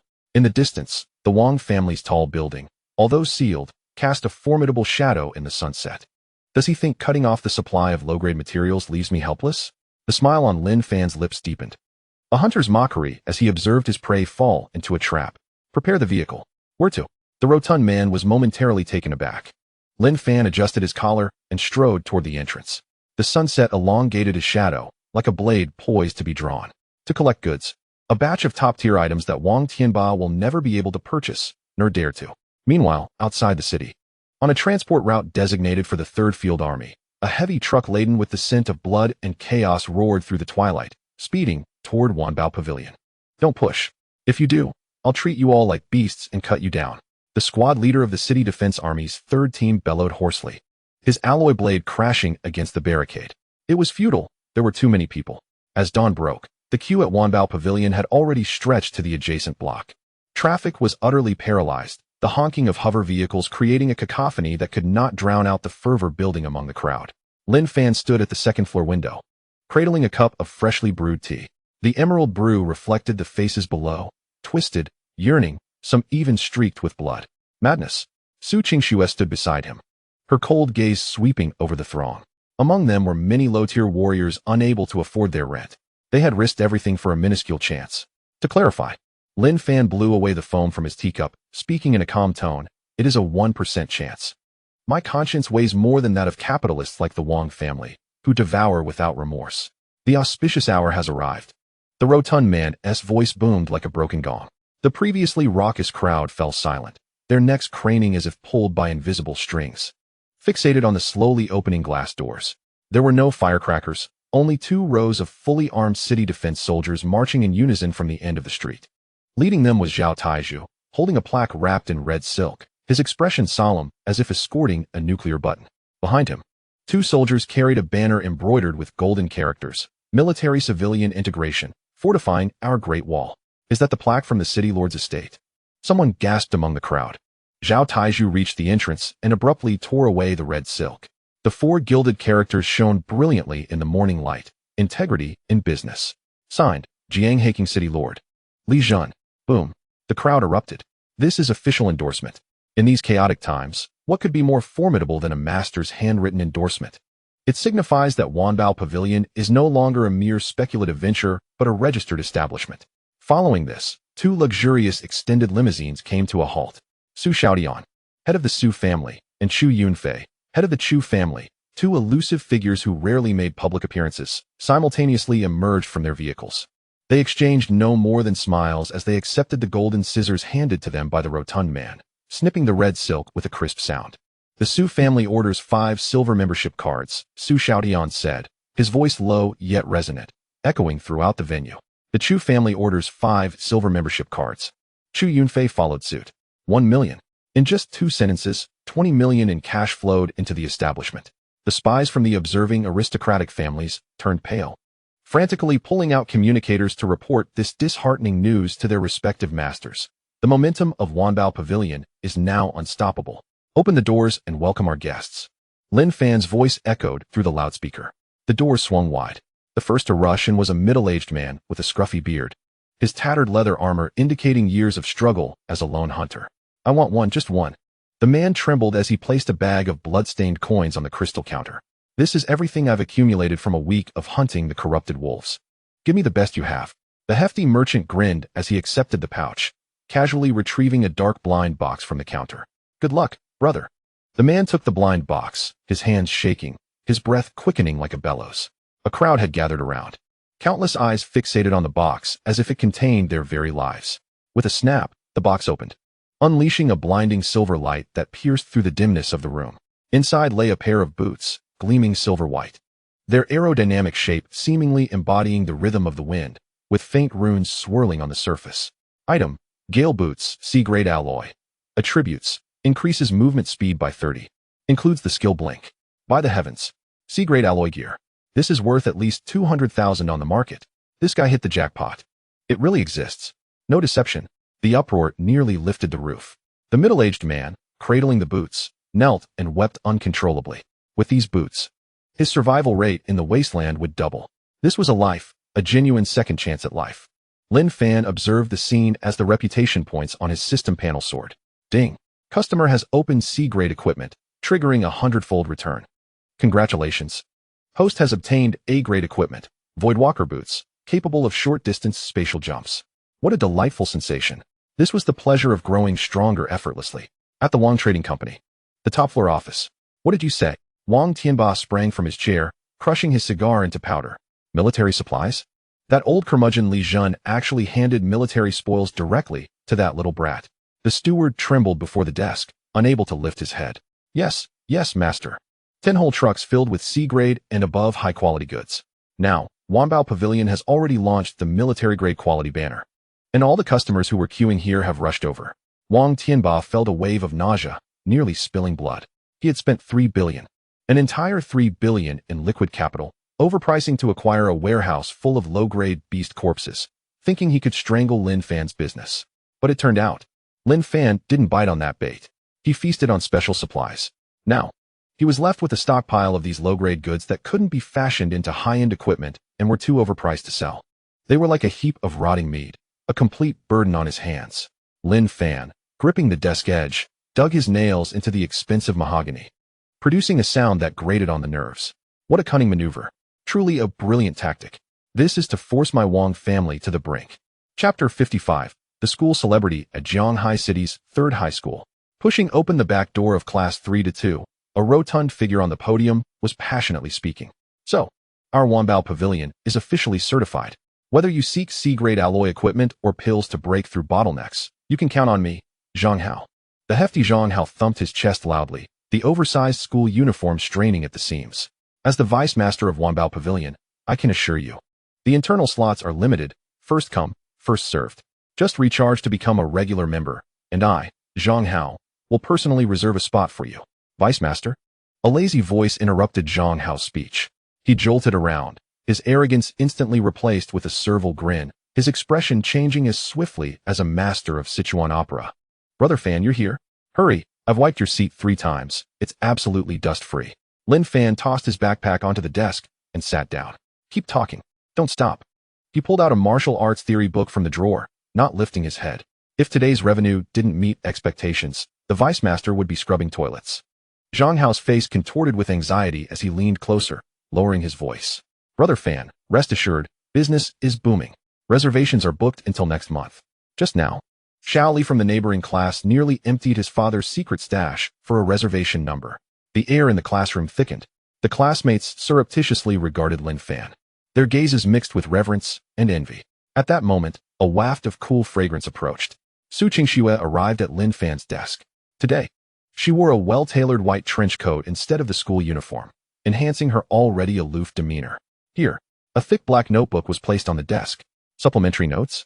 The entire class gasped in disbelief. The aloof school beauty Su Qingxue had voluntarily given a boy notes? Had the sun risen from the west? Lin Fan opened the notebook. The first page held not martial arts theories nor historical formulas, but a densely annotated power distribution map of Jianghai City. Flipping further revealed an analysis of the core industries of the major families in the provincial capital, assessments of power levels, and even covert contact methods for several underground black market channels. Each page bore meticulous annotations and risk assessments in elegant handwriting. This was no mere notebook. It was a declaration of allegiance from the Su family, a treasure trove of invaluable business intelligence. Well organized. Lin Fan closed the notebook, gently tapping his fingers on the cover. The Su family's channels in the provincial capital could offer a 2% rebate for Wanbao Pavilion. This notebook could be considered your investment in technical shares. Su Qingxue's delicate face registered a moment of shock, quickly followed by frustration. This guy is all about business. Suit yourself. With a cold huff, Su Qingxue turned and returned to her seat, leaving Lin Fan with her frosty silhouette. Bang! The front door was kicked open, crashing against the wall with a thunderous sound, dust cascading down. Chu Yaoyao burst in, holding an exquisite redwood gift box with fervor. Her ponytail swayed behind her, resembling a lively little cannonball. Lin Fan, take this. The gift box landed heavily on Lin Fan's desk, causing the black notebook to bounce slightly. The box bore the glaring gold letters, 1,000-year blood ginseng. My dad sent this for you. Chu Yaoyao placed her hands on her hips, her voice booming enough for the entire corridor to hear. He said you just finished a match and must be depleted, so take good care of yourself. This ginseng was dug from Changbai Mountain and is worth at least 500,000. 500,000. Gasps echoed around the classroom. This was not merely a health supplement. It was a lavish expenditure. The Su family provided intelligence, and the Chu family bestowed resources. Were these two prominent families openly competing? Lin Fan accepted the gift box without hesitation, tucking it into the drawer. Thank you. He looked up at Chu Yaoyao, a professionally feigned smile on his face. I'll arrange a Supreme VIP card for you, offering an 80% discount on blind boxes, exclusively for personal use. Humph, who needs your lousy card? Chu Yaoyao pouted defiantly, though a blush crept onto her cheeks. She cast a furtive glance at the distant Su Qingxue, her eyes glinting with a hint of triumphant provocation. Competitions between families often unfolded in such straightforward fashion. The bell for the morning study had yet to ring when the class teacher, Old Wang, appeared at the door. This typically stern middle-aged man, marked by his balding head, wore a gentle smile today. Lin Fan, come out for a moment. His voice was soft enough to give goosebumps. In the hallway, Old Wang held a thermos filled with rich goji berry tea, offering it to Lin Fan with the ease of serving a superior. Lin Fan, have a sip, soothe your throat. Lin Fan did not take it, leaning against the railing. Teacher Wang, if there is something to discuss, please be direct. A momentous occasion. A truly momentous occasion. Lao Wang, unfazed, cradled his cup and lowered his voice, revealing that Kyoto Wu University had just contacted the school. The special recruitment slots had been confirmed. Kyoto Wu University, a prestigious institution ranked among the top 3 in Huaxia, is a revered sanctuary for countless martial artists. The conditions are exceedingly generous. Lao Wang gestured with his fingers, outlining a full scholarship for a combined master's and doctoral program. Moreover, the university has granted special approval for family members to reside on campus. Your sister is still in junior high, correct? The school has agreed to facilitate her transfer to the affiliated middle school of Kyoto University. Family members. Lin Fan's eyes narrowed slightly. This was the crux of the matter. With his sister's illness now resolved, she needed a tranquil environment for recovery. Being in Kyoto would provide access to superior medical resources and safety compared to Jianghaking. It was evident that Kyoto Wu University had done their homework, precisely identifying his vulnerability. So soon? Lin Fan raised an eyebrow. Assuming the process would take at least 10 days to 2 weeks. Special exceptions are made. Lao Wang grinned, showing his teeth. You are now the pride of Jianghaking and a symbol of our school. The principal declared that you would be carried to Kyoto Wu University in a sedan chair, if necessary. Such is the privilege afforded to geniuses. Rules are always bent to accommodate the strong. Very well, Teacher Wang, understood. Lin Fan nodded, turning to head to Kyoto for enrollment. With that, he turned and returned to the classroom. Lao Wang watched Lin Fan's retreating figure, thoughtfully stroking his bald head.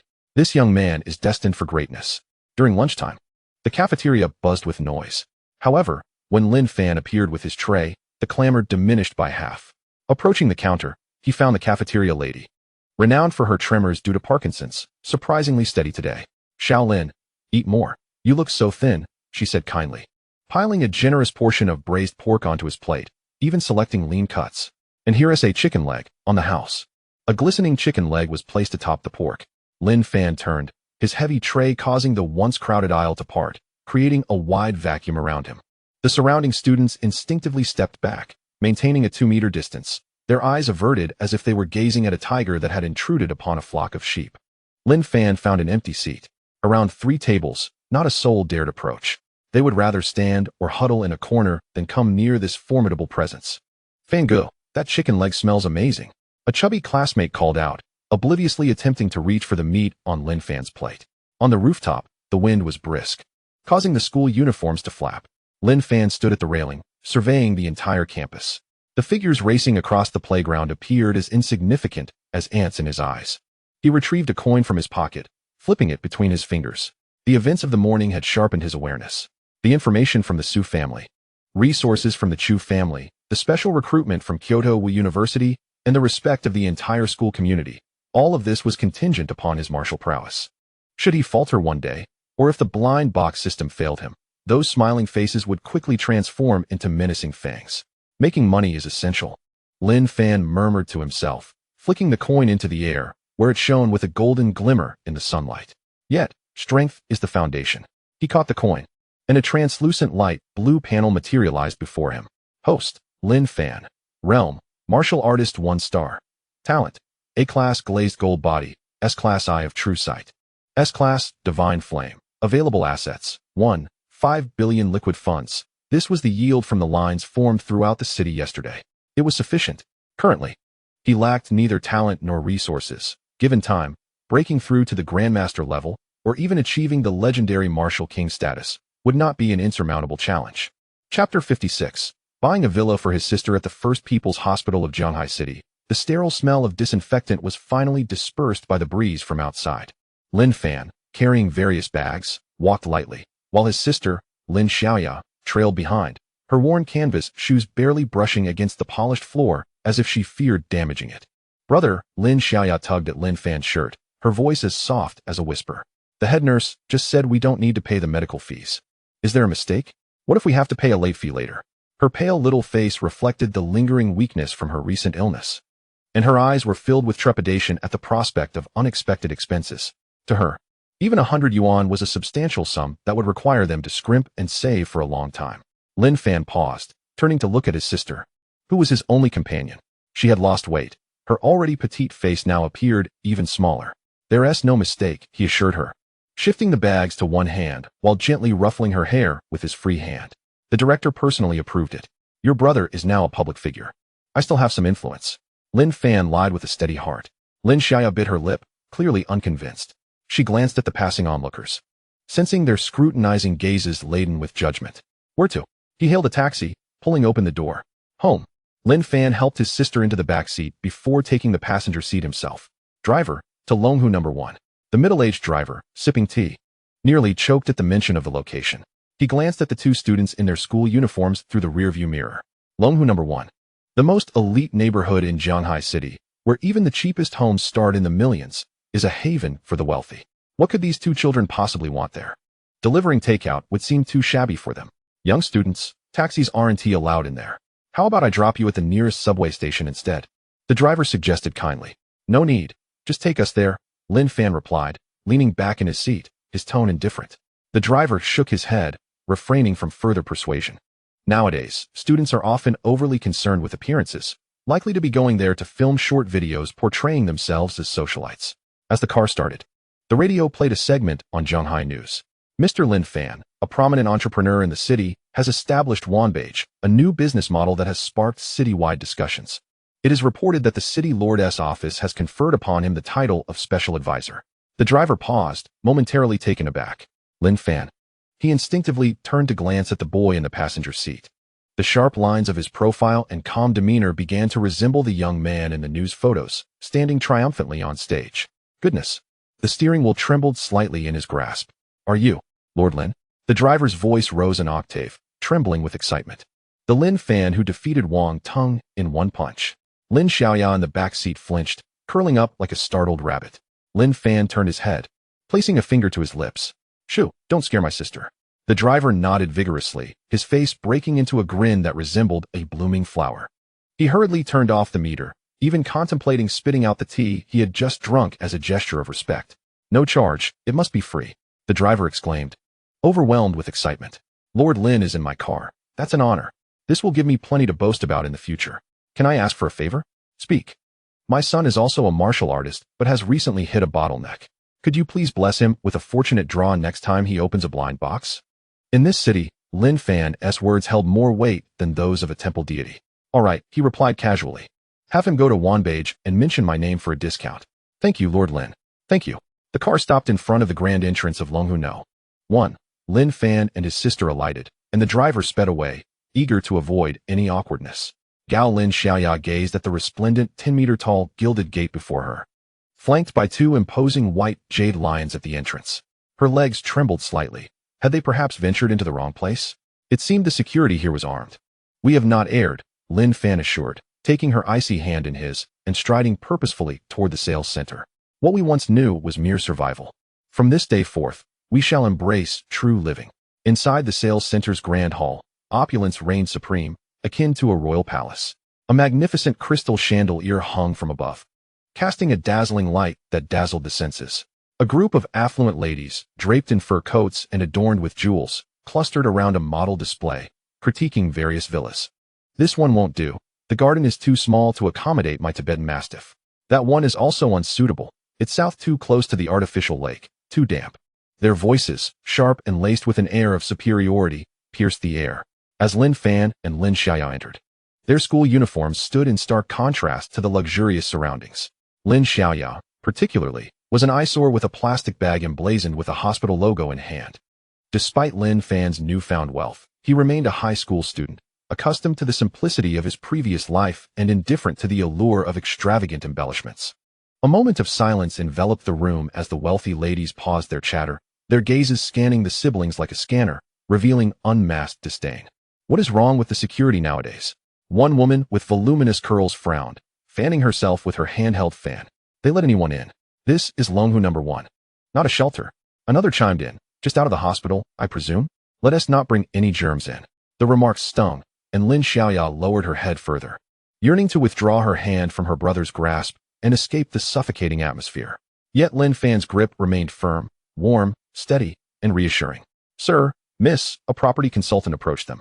Though adorned with a professional smile, his eyes lacked warmth, and he instinctively maintained distance. We operate on an appointment-only basis for viewings. If you do not have an appointment. Lin Fan interrupted, his gaze fixed on the enormous model in the center of the hall. He was searching, seeking the location marked by the system as a nexus of spiritual energy. The consultant faltered, a flicker of impatience crossing his face. Yet another audacious child. Thinking this was a market? Sir, our villas start at 30 million, with a deposit requiring verification. Lin Fan raised his hand, pointing to a solitary villa nestled halfway up the hill on the model.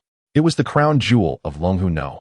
1, situated with a mountain at its back and water before it, commanding a prime position. Uft. The woman beside him, with her voluminous hair, couldn't suppress a laugh. Young man, you have an eye for fine real estate. That S. Yulong residence, priced at 120 million. Planning to sell your school to buy it? Laughter erupted around them, and the consultant's expression darkened. Sir, please refrain from jesting. That property is reserved for our owner and not available to the public. With a swift motion, a black card was tossed onto the marble countertop, the sound crisp and clear. The card was entirely black, edged with a circle of golden filigree, and at its center was an intricate emblem depicting 2 crossed swords guarding a fortress. The laughter in the hall ceased abruptly. The consultant's eyes nearly bulged. As a star salesperson at Longhu number 1, how could he fail to recognize this card? It was the highest-tier privilege card from the city lord's mansion of Zhanghai. Seeing the card was akin to encountering the lord himself. In the entire city, fewer than 5 individuals possessed such a card. Manager. The consultant's voice shifted dramatically, akin to a rooster whose neck had been grasped. Manager, please come quickly. Chapter 57. Family gathering. The sales manager, sipping coffee on the second floor, heard the commotion and peered over with irritation. When his gaze fell upon the black card and the boy standing beside it, his coffee cup crashed to the floor, splattering brown liquid across his trousers. Ignoring the mess, he scrambled down the stairs, nearly tripping on the last step. Mr. Lin. The manager rushed to Lin Fan's side, bending at the waist almost to a 90-degree angle. His formerly haughty demeanor replaced by a sycophantic smile as cold sweat beaded on his forehead.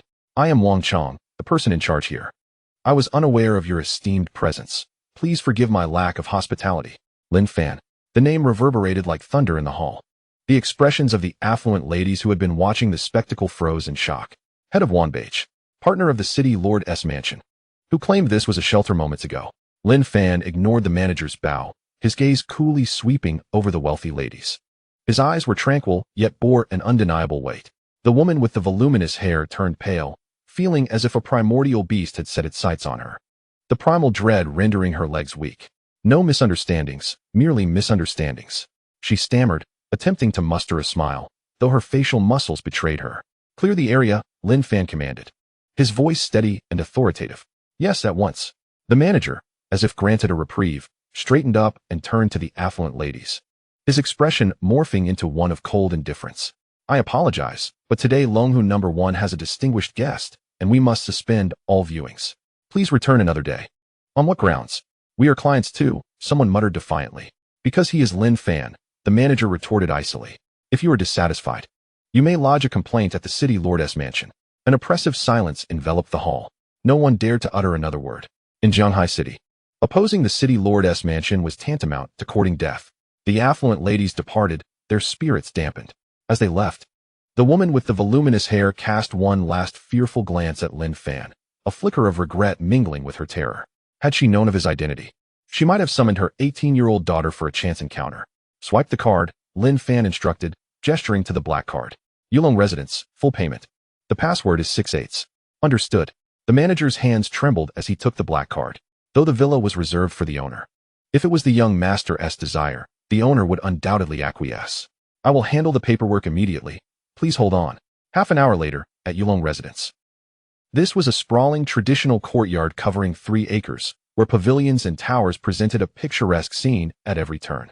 The enormous floor-to-ceiling windows reflected the distant Long Lake and the setting sun. Lin Fan pushed open the heavy rosewood door. The hall was adorned with a thick Persian carpet that felt soft and plush beneath his feet, as though he were walking on clouds. Lin Xiaoyao lingered at the entrance, awestruck by the surreal luxury surrounding her. She rubbed her feet on the doormat, hesitant to step inside. Brother, this carpet is so white, my shoes are dirty. She recoiled, her face displaying a bashfulness born of overwhelming astonishment. Lin Fan smiled. He casually tossed his belongings onto the entryway cabinet and knelt down. Lift your foot, he instructed, gently grasping his sister's ankle and removing her worn, yellowed canvas shoes. He then retrieved a pair of pristine pink bunny slippers from the shoe cabinet and slipped them onto her feet. This is our home, Lin Fan said, looking up at her with earnestness. Here, you can tread as you please, even if you were to scorch the carpet while roasting sweet potatoes. No one would dare to intervene. As Lin Xiaoya gazed at her brother crouched before her, tears welled in her eyes. The grievances, fears, and disdain she had endured over the years coalesced in that moment, spilling forth as tears that fell onto the carpet. Enough, do not weep over your hardships. Lin Fan rose to his feet, tousling his hair as he selected a room.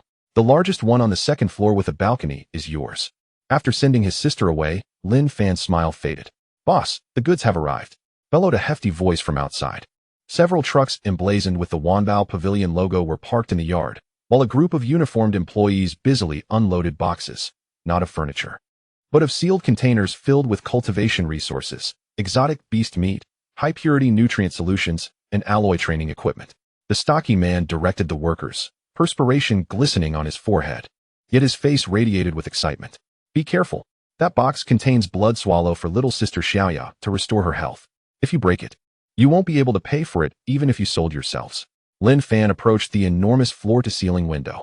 The sunset was a deep crimson, casting a glow over half of Longhu Lake. Sitting on the sofa, he could see the entire outline of Jianghaishi from this angle. In the past, he was at the very bottom of that silhouette, gazing up at this place. Now, he stood at the pinnacle, looking down upon the masses. Lin Xiaoya changed into a loose-fitting home outfit, clutching a large rabbit plushie, and cautiously moved to sit beside Lin Fan. Brother, do we really not have to return to that leaky little house? No more, Lin Fan replied, wrapping an arm around his sister's frail shoulders. From now on, no one will make us lower our heads again. His gaze drifted through the glass toward the distant twinkling lights of countless homes. Among those flickering lights, how many people were still struggling in the mire, just as they once did?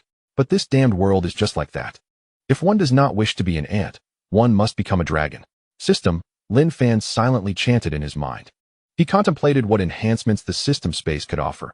He had received too many returns lately, and if it weren't for the limited consumption of bodily potions, he would have long consumed them like water. Tonight, he aimed to break through to the second star of a martial artist.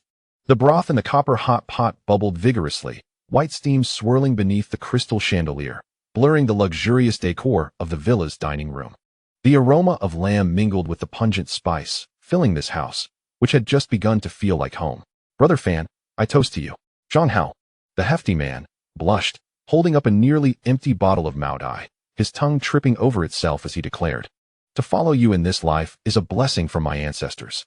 As he spoke, tears welled in his eyes, and he began to wail while clutching the bottle. Shut up, Lin Fan replied with evident disdain. It's not in the bowl. What are you crying for, you big man? Crash. A loud noise erupted from the kitchen, followed by the scent of something burnt wafting through the air. Chu Yaoyao rushed out with a plate, her face smeared with white flour and her expensive custom dress covered in soot. Taste this. I made tomato scrambled eggs myself. She slammed the plate onto the table. The contents resembled a charred mass, utterly unrecognizable. Lin Fan stared at the culinary disaster, his eyelids twitching. Miss Chu, he said, setting down his chopsticks with sincerity. If you wish to poison me to inherit Wanbao Pavilion, you could simply use a lethal toxin instead of going to such lengths to scorch the pan. You. Chu Yaoyao's cheeks puffed up in anger, ready to retaliate, but she noticed Su Qingxue quietly arranging the table beside her, suppressing a laugh. Today, Su Qingxue had shed her school uniform for a simple home sweater, her long hair casually tied up, revealing a warmth that contrasted with her usual aloofness. She deftly placed peeled shrimp into Lin Xiaoyao's bowl, her movements exuding the grace of a devoted wife. Lin Xiaoya, seated in her wheelchair, glanced from the fierce Chu Yaoyao on her left to the gentle Su Qingxue on her right. The little girl blinked her big eyes and leaned toward Lin Fan, whispering in a voice she thought was small but could be heard across the table. Brother, which one is my sister-in-law? Lin Fan nearly spat out the red wine he had just sipped. The air in the dining room froze instantly. Chu Yaoyao's face flushed crimson to her neck as she frantically tried to snatch the burnt tomato eggs. What nonsense! Who would want this charlatan? Su Qingxue paused, neither refuting nor blushing. She simply picked up her wine glass and took a gentle sip. The red wine stained her lips, shimmering alluringly under the light. At that moment, Lin Fan felt a slight discomfort in his digestion from this meal. Chapter 58. The emergence of the exceptional in the backyard of Wanbao Pavilion. The rear of a military truck was forcefully opened, and a nauseatingly sweet odor instantly permeated the yard. The soldiers responsible for transport donned gas masks, cautiously lowering a translucent sealed box. Ghost-faced venom spider, elite level peak. Lin Fan, wearing specialized isolation gloves, lightly tapped the glass. What a fine specimen. This was dug up by that fellow Lei Hu from a pile of corpses. The spider's venom sac was impeccably preserved. Even the bluish barbs remained unscathed. On the black market, this corpse alone could exchange for a well-located property in the city center. Yet to Lin Fan, this was today's trump card. Brother Fan, isn't this thing too fierce? Zhang Hao, standing 3 meters away, pinched his nose in distaste. Will it scare away the customers if we keep it in the store? And this smell, our newly renovated shop, will be ruined. Scare them away? Lin Fan's lips curled slightly, a glint of shrewdness in his eyes. Remember this, fatty. To ordinary people, this is a deadly poison. But for certain lunatics specializing in poison cultivation, it is an unparalleled tonic. 10 minutes later, in the center of the Wanbao Pavilion lobby, the once empty display stand for the store's treasures now held a jet black box. The box bore no patterns. Only a glaring red character for poison, standing out starkly. Beside it stood an electronic display board. Today's store treasure blind box, Poison Series. Price, 5 million Alliance coins or equivalent high-level poison attribute cultivation materials. Note, non-poison martial artists should enter with caution. Consequences are at their own risk. 5 million. As that number lit up, the customers who had been perusing ordinary blind boxes erupted in uproar. Are you insane? 5 million for a blind box. Is the owner out of his mind? For 5 million, you could buy a B-grade alloy battle armor. Who would gamble that much? I reckon Wanbao Pavilion is just a gimmick. Those who pulled out good items before must have been plants. Voices of doubt and ridicule echoed throughout. Lin Fan, seated in an elegant leather chair behind the counter, casually toyed with a coin, his expression unfazed. 5 million doesn't filter out the poor, it filters out the foolish. True buyers never care about the price, they only consider the value. Time ticked by. The sun gradually dipped in the west. The crowd swelled, including numerous internet celebrities drawn to the commotion, unleashing a torrent of criticism at the black and gold blind box. Wanbao Pavilion's traffic peaked at that moment, albeit mostly negative. Suddenly, the light at the entrance dimmed. A chilling, sinister aura swept through the lobby like a gust of cold wind from hell, silencing the once boisterous crowd as though they had their throats gripped. Everyone instinctively turned around. An old man, cloaked in a voluminous black robe, slowly entered the store. His back hunched, he leaned on a gnarled wooden staff, and with each step, the red carpet seemed to gather a layer of frost. Someone recognized the old man's identity, their face turning pale as they scrambled backward.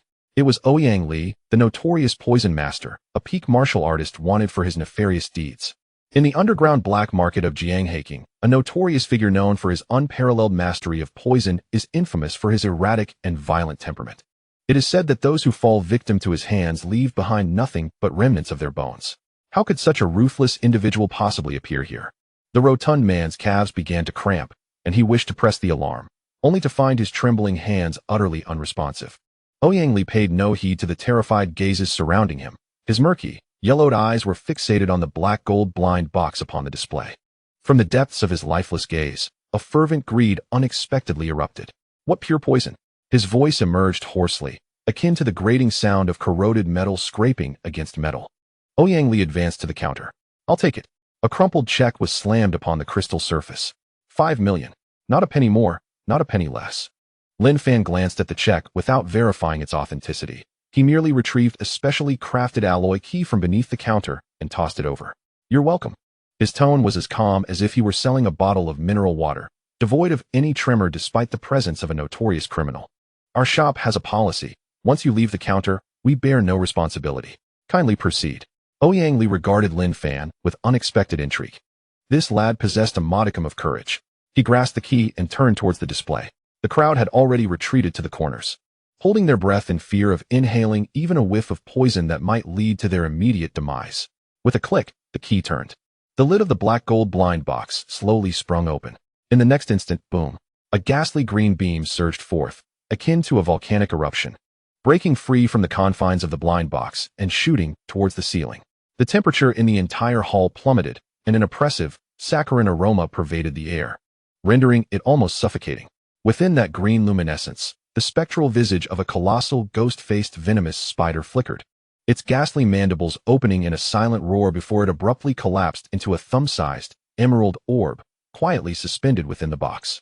Item: source of deadly poison, class a special talent medium. Effect: upon consumption, there is a 50 probability of awakening the Class A talent, source of deadly poison, allowing mastery over all toxins and transformation into a spirit of poison. A profound silence enveloped the room. An absolute stillness. The eyes of all present widened in disbelief. A Class A talent.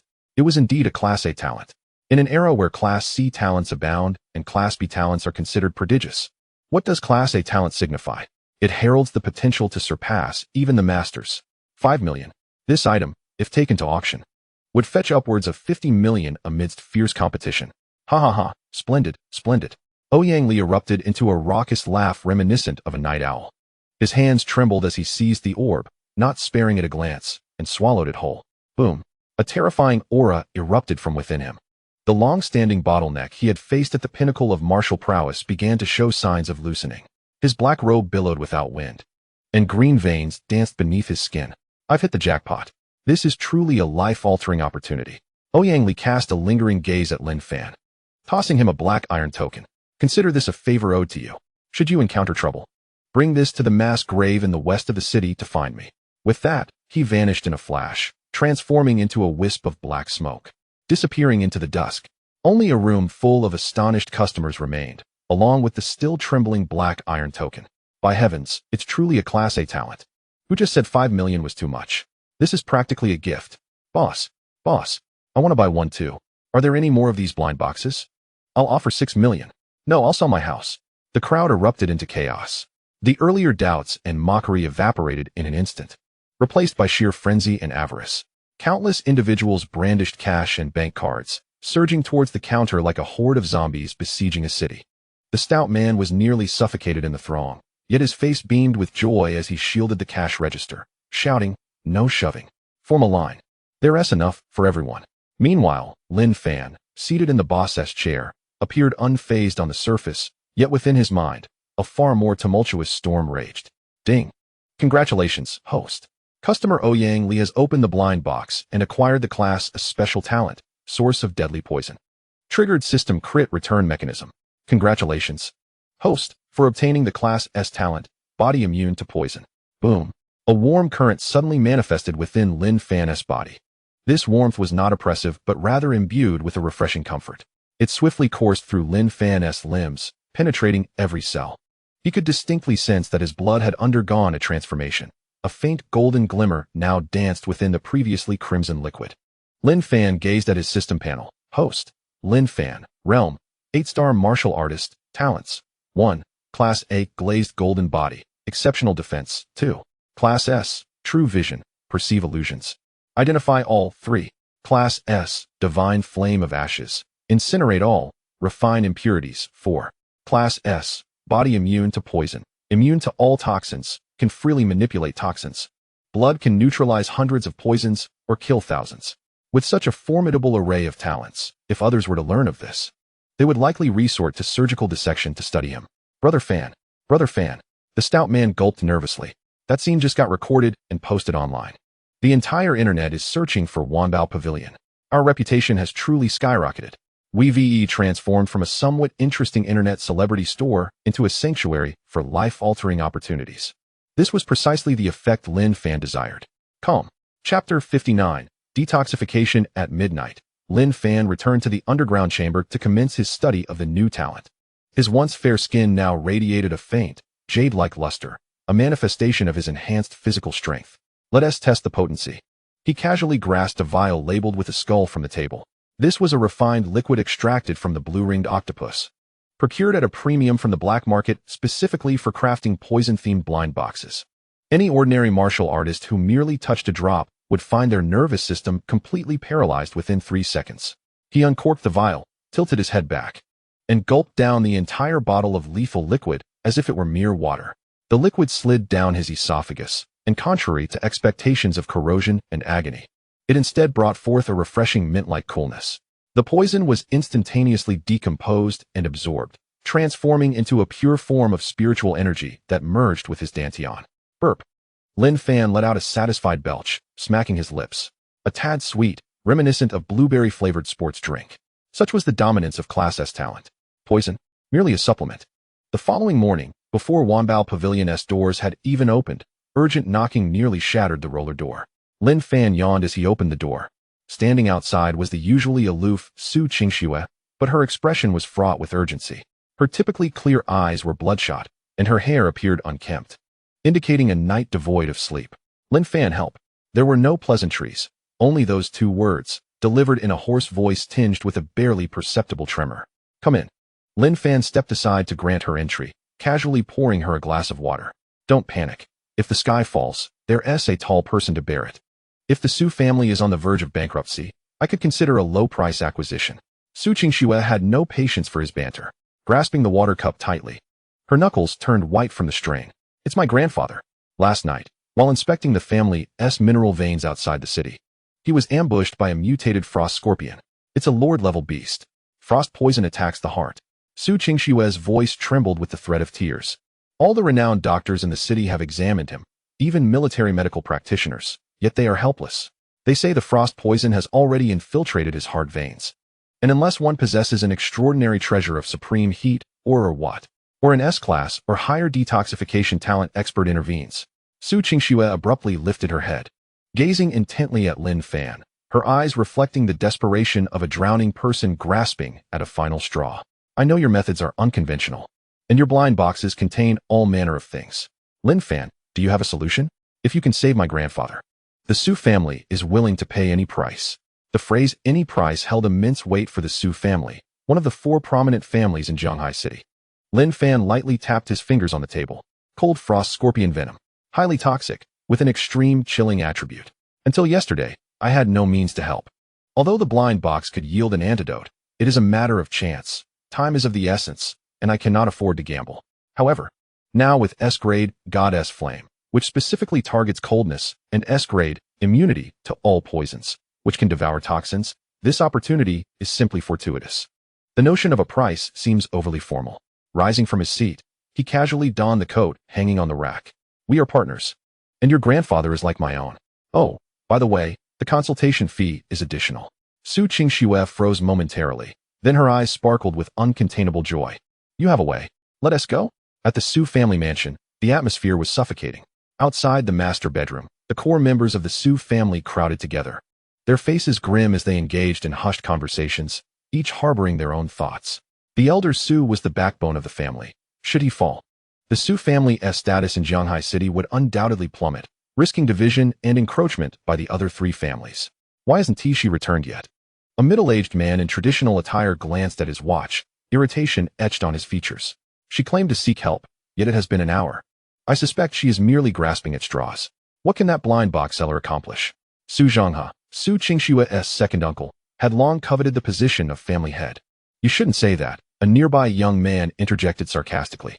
Lin Fan is quite popular now. Perhaps he truly has some unconventional remedy. Maybe he can open a blind box and summon a deity? A few suppressed snickers echoed around them. Just then, hurried footsteps approached from the corridor. Su Qingxue burst in with Lin Fan, exuding urgency. Make way. She pushed past the blocking Su family members, heading straight for the bedroom door. Stop. Su Zhong has stepped forward. Blocking the entrance, his eyes hawk-like as he fixed his gaze on Lin Fan. Qingxue, is this the so-called miracle doctor you found? A mere opportunist reeking of copper? Uncle. Lin Fan can save grandfather. Absurd. Su Zhonghe's voice boomed. Inside is Master Zhang, a renowned healer from the provincial city. You bring an amateur in. What if he disrupts the Master's treatment? Can you bear that responsibility? It seems you wish for grandfather's demise to hasten the division of inheritance. The accusation hung heavily in the air. Su Qingxue trembled with rage, ready to retort when a hand rested on her shoulder. Lin Fan stepped forward. Bypassing Su Zhonghe without a glance, his eyes fixed beyond the crowd toward the bedroom. On the intricately carved bed lay an elderly man, frail and with a pallid complexion. His eyebrows and beard coated in a thick layer of frost. Even from several meters away, a chilling aura was palpable. 3 minutes remaining, Lin Fan suddenly declared. What? Su Zhonghe froze. I said, the old man has 3 minutes left, Lin Fan stated flatly, as if announcing the weather. The cold toxin had already sealed his heart, while the so-called Master Zhang was futilely trying to stimulate acupoints with his needles. If it were a common cold, it might suffice, but this was a mutated toxin. His needle would only accelerate the toxin's eruption. Preposterous. A voice of indignation erupted from within the bedroom. An elderly man with a white beard stormed out, brandishing silver needles. His fury evident. Who dares question my medical skills? I have practiced for 50 years. Enough with the resume, Lin Fan interrupted impatiently, shoving Su Zhonghe aside with a force that sent the martial artist stumbling several steps back. Why you? Su Zhonghe began to retaliate, but he was met with Lin Fan's indifferent gaze. In that instant, he felt as if he had been targeted by an ancient beast, the hairs on his neck standing on end, and the words of reproach caught in his throat. Lin Fan strode into the bedroom. Bang! The door slammed shut behind him, locking with fluid grace. Lin Fan, what are you doing? Came Su Zhonghe's frantic pounding from outside. Someone, break the door down. This scoundrel intends to murder the elder. Inside the bedroom, Lin Fan paid no heed. He approached the bed, looking down at the barely breathing elder. Old man, consider yourself fortunate to have encountered me. Extending his right hand, he hovered it 3 inches above the elder's chest. God's flame erupted. Boom. A golden flame ignited in his palm. Devoid of heat, yet exuding an aura of divine authority. Lin Fan pressed down, and the golden fire transformed into countless fine threads, seeping into the elder's pores. Sizzle. The sound was akin to oil splashing onto ice. Within the elder's body, a cacophony of unsettling noises erupted. The frost covering his exterior began to visibly dissolve, transforming into a foul, black vapor that wafted upwards. Then, activating his innate talent, he gained control over the poison. Lin Fan's left hand pressed against the elder's brow, generating a terrifying suction. The deep blue cold toxin, entrenched within the elder's heart, responded to an unseen command, frantically converging towards Lin Fan's palm. The elder's previously ashen complexion began to flush red, while Lin Fan's arm darkened visibly. The potent toxin capable of slaying a lord-level beast surged into Lin Fan's body. His S-grade poison constitution ramped into full operation, instantly breaking down and absorbing the toxins, transforming them into pure nourishment for his cells. Lin Fan surged from a 6-star warrior to an 8-star warrior. 3 minutes later, the elder suddenly opened his eyes, expelling a mouthful of black blood. Uffed. The blood splattered onto the floor, instantly corroding a large hole into the expensive carpet, releasing a noxious white smoke. With a deep exhale, the elder expelled the lingering malaise. His previously murky gaze regained clarity. Though still frail, the aura of imminent death had completely dissipated. Crash! The bedroom door was violently kicked open.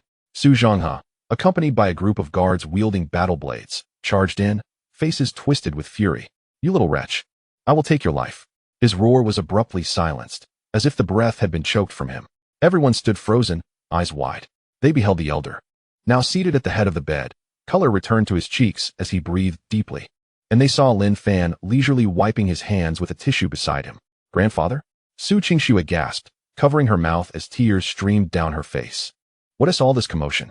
The elder bellowed with surprising vigor, his voice still slightly weak, but carrying the undeniable authority of a leader. I'm not dead yet. And you dare to rebel? Su Zhonghe's blade clattered to the ground, his face drained of color as he crumpled to his knees. Father, are you well? Su Jintian retracted his cane, and his once frail frame now stood tall and straight, his vitality surging like a furnace, banishing the lingering chill in the bedroom. He had reached the pinnacle of martial mastery, and there was even a hint of the aura of a Grandmaster. His son, Su Changhe, clutched his broken leg, cold sweat soaking his back, his features contorted in pain, yet he dared not utter a sound of anguish. Silence, commanded Su Jintian, not even glancing at his second son. His voice as frigid as ice. As the core of the Su family, you are blind to the truth. Lin Xiaoyu is my savior and a benefactor to the Su clan. How dare you regard him as a charlatan? Go kneel at the ancestral hall and leave the family business to your elder brother. Should there be a next time, you will be expelled from the family lineage. The room fell into a heavy silence, the Su family members rendered mute by the gravity of the elder's words. This single strike of the cane not only roused Su Changhe, but also awakened all those who had been merely observing. Turning to face Lin Fan, Su Jintian's stern visage instantly softened into a warm smile, even laced with a touch of deference. Lin Xiaoyu, your kindness is beyond words. From this moment on, the doors of the Su family shall always be open to you. Anyone who dares to show you disrespect will be slapping my face. With a casual tone, Lin Fan adjusted his collar, noting, although the cold poison within you has been purged, your meridians are severely damaged. You should visit Wanbao Pavilion to procure a few vitality blind boxes. Remember to queue. No credit will be extended. Around them, the corners of people's mouths twitched. To suggest that the head of the Su family stand in line, and to purchase blind boxes? Only Lin Fan would dare to speak in such a manner. Absolutely, absolutely. Su Jintian responded with unexpected eagerness, as if it were the greatest honor. Stepping forward, Su Qingxue took a deep breath and bowed deeply to Lin Fan. Her long hair cascaded down, revealing her delicate, snow-white neck. Lin Fan, thank you. Rising, warmth flickered in her previously cold eyes. From today onward, you are not only my partner, but also the most esteemed guest of the Su family. We owe you a tremendous debt of gratitude. Such debts are only valuable when redeemed, Lin Fan replied with a smile, breaking the somewhat sentimental atmosphere. As a distinguished guest, when I next procure goods from the Su Trading Company, might I not receive a discount? Su Qingxue stared, bewildered. A discount? Indeed, discounts are rather undignified. A price increase is in order, Lin Fan remarked with mock seriousness. After all, my worth has changed. Su Qingxue thought to herself. This fellow can't stray far from his true calling. Let us speak of serious matters, Lin Fan said, retrieving a neatly folded list from his pocket and handing it to Su Qingxue. I lack for nothing. The consultation fee shall be exchanged for the items on this list. I expect delivery within 3 days. Su Qingxue accepted the list and glanced at it, her brows furrowing. It was filled with corpses, not just any corpses, but those of exceptionally rare psychic beasts, illusionary cats, nightmarish beasts, purple-eyed foxes. These creatures possessed fragile bodies, but formidable mental power, making them exceedingly difficult to acquire on the market. What do you need so many psychic materials for? Su Qingxue instinctively inquired, knowing that such materials had a narrow audience for blind box production. Commercial secrets, Lin Fan replied cryptically. This is for my sister, he added internally. Little Ya's affliction was not merely a genetic defect. It resembled a colossal mental force imprisoned within her frail body. To resolve it entirely, high-tier mental energy must either be channeled or awakened. Very well, Su Qingxue said, tucking the list away without further questions. The Su family would utilize all channels available in the provincial capital. In the Wang family mansion, within the study, a priceless antique vase shattered into pieces. Wang Tianba's eyes burned red, his chest heaving violently, resembling a cornered mad dog. The butler knelt on the floor, trembling. The military has intervened, he reported. That Zhao Taiju broke through our checkpoint at the city gate, claiming it was under wartime regulations. Anyone obstructing military supplies will be executed without mercy. The military. Wang Tianba sank into a chair, as if aged a decade in an instant. His financial chains severed, his shops plundered, his son incapacitated. And now even his last means of commerce was violently dismantled. For 20 years, he had built his empire in Zhanghai City, only to see it crumble in mere days at the hands of an 18-year-old high school student. I refuse to accept this. Wang Tianba clenched the armrest, his nails breaking and blood seeping into the wood. Lin Fan, you have forced my hand. Since the rules could not best him, he would overturn the table. He opened a drawer and retrieved an unmarked black phone, powering it on and dialing an encrypted number. The line connected with a chilling silence, punctuated only by heavy, unsettling breaths. "This is Wang Tianba," he said, his voice cold as if crushing ice. "I wish to place an order. Target, Lin Fan. Do not harm those around him. I hear he has a sister residing at Longhu No. 1. I want her alive. I intend to make him witness as I slowly torture the one he cherishes most." A silence lingered on the line for 2 seconds, then a processed electronic voice emerged, laced with mockery and greed. "Longhu No. 1 has tight security. It will cost extra. 50 million. A frenzied glint flashed in Wang Tianba's eyes as he confirmed, "The deposit has been transferred. I want results by tonight. Shadow Fong will take the order. Mr. Wang, may our cooperation be fruitful." As night deepened, Lin Fan pushed open the door, a faint scent of burnt food mingling with the aroma of a meal wafting forth. It was not an unpleasant burnt odor, but rather a clumsy warmth. "Brother, you're back." Lin Xiaoya, donned in an obviously oversized apron, peeked from the kitchen. Her small face was dusted with flour, and a smudge of soot adorned her nose, resembling a little calico cat. "Don't bother changing your shoes. Wash your hands and come eat. I learned a new dish today, sweet and sour ribs. Although, the color is a bit dark, I assure you the taste is perfect," she proclaimed proudly, carrying a plate to the dining table. Lin Fan gazed at the dark mass on the plate, his heart softening despite its unappetizing appearance. He changed out of his coat, which bore the scent of disinfectant. A soft gasp escaped from the kitchen. Lin Fan's eyes sharpened, and in an instant, he vanished from his spot, reappearing beside Lin Xiaoya, seizing her wrist. On her once delicate fingers, a severe burn blister had formed, swollen and angry. "What happened?" Lin Fan's voice deepened. "It's nothing, just a splash of oil when I was cooking," Lin Xiaoya replied, attempting to withdraw her hand while wearing a placating smile. "I promise it doesn't hurt, really. Look, I've rinsed it with cold water." "Don't move," Lin Fan insisted firmly, pulling her hand closer and gently blowing on it. Ability activated, True Sight. What began as a simple examination of her injury transformed into a chaotic rush of pale blue data streams before his eyes. In his vision, the injury on Lin Xiaoya's finger did not exhibit the typical signs of redness and inflammation. Beneath the damaged skin, a bizarre purplish-red energy surged violently, large and chaotic. Resembling a dormant volcano on the verge of eruption, forcefully contained within her frail human form. This energy did not merely reside in her finger. It was spreading throughout her meridians, encroaching upon her heart and brain. High-energy psychic response detected. Target, Lin Xiaoya. Status, S-rank psychic talent awakening, on the edge of control. Reason, weak constitution, unable to bear the immense tide of psychic power. At risk of imminent explosion. Consequences, mild brain death, severe psychic detonation, annihilating Longhu No. 1. Lin Fan's pupils constricted sharply. Awakening?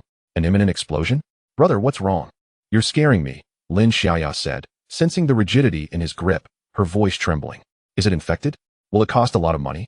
If so, I won't treat it. A band-aid will suffice." "Fool," Lin Fan inhaled deeply, forcefully suppressing the turmoil within. He lifted his head, his face restored to its usual calmness, even adorned with a hint of a relaxed smile. "It was not an infection.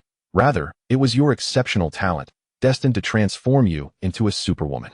Lin Fan gently tousled her hair, the divine flame, in his palm quietly circulating, morphing into a gentle flow of warmth that temporarily sealed the meridians in her arm, slowing the spread of energy. "Really?" Lin Xiaoya's eyes sparkled with curiosity. "When have I ever lied to you?" Lin Fan pressed her down onto the chair. "First, we eat. Afterward, I will give you special training. It might hurt a little tonight. Can you endure it?" "I can endure it." Lin Xiaoya clenched her tiny fists. "As long as I can help you, I am not afraid of pain." Lin Fan turned and walked into the kitchen to serve the meal. The moment he turned his back to his sister, his smile vanished. The goods from the Su family would take 3 more days. Chapter 61. Who is the hunter? "Brother Fan, this is already the 3rd wave." Fatty Zhang Hao crouched in a corner behind the curtains of the floor-to-ceiling windows on the 2nd floor of the Wanbao Pavilion. Holding a high-powered telescope, sweat beads glistening on his forehead. The old man selling roasted sweet potatoes across the street has been replaced. Although he wears an old cotton coat, those hands are calloused, clearly a knife wielder. And that shoemaker on the left keeps glancing towards our shop, peeking 12 times in 10 minutes. Fatty set down the telescope, his voice trembling. "This is reconnaissance. Is the Wang family cornered?" Lin Fan sat in the boss's chair, holding a cup of freshly brewed Dahong Pao, gently blowing away the froth. "Fatty, don't panic. Business attracts a few flies. If you lack this minimal psychological fortitude, how can you ever expand Wanbao Pavilion into the battlefield of all races? But there's no but. Lin Fan set down the teacup, his fingers lightly tapping on the table. True sight. Activate. The world around him instantly shifted. The once lively street transformed into a myriad of flowing data streams in his eyes.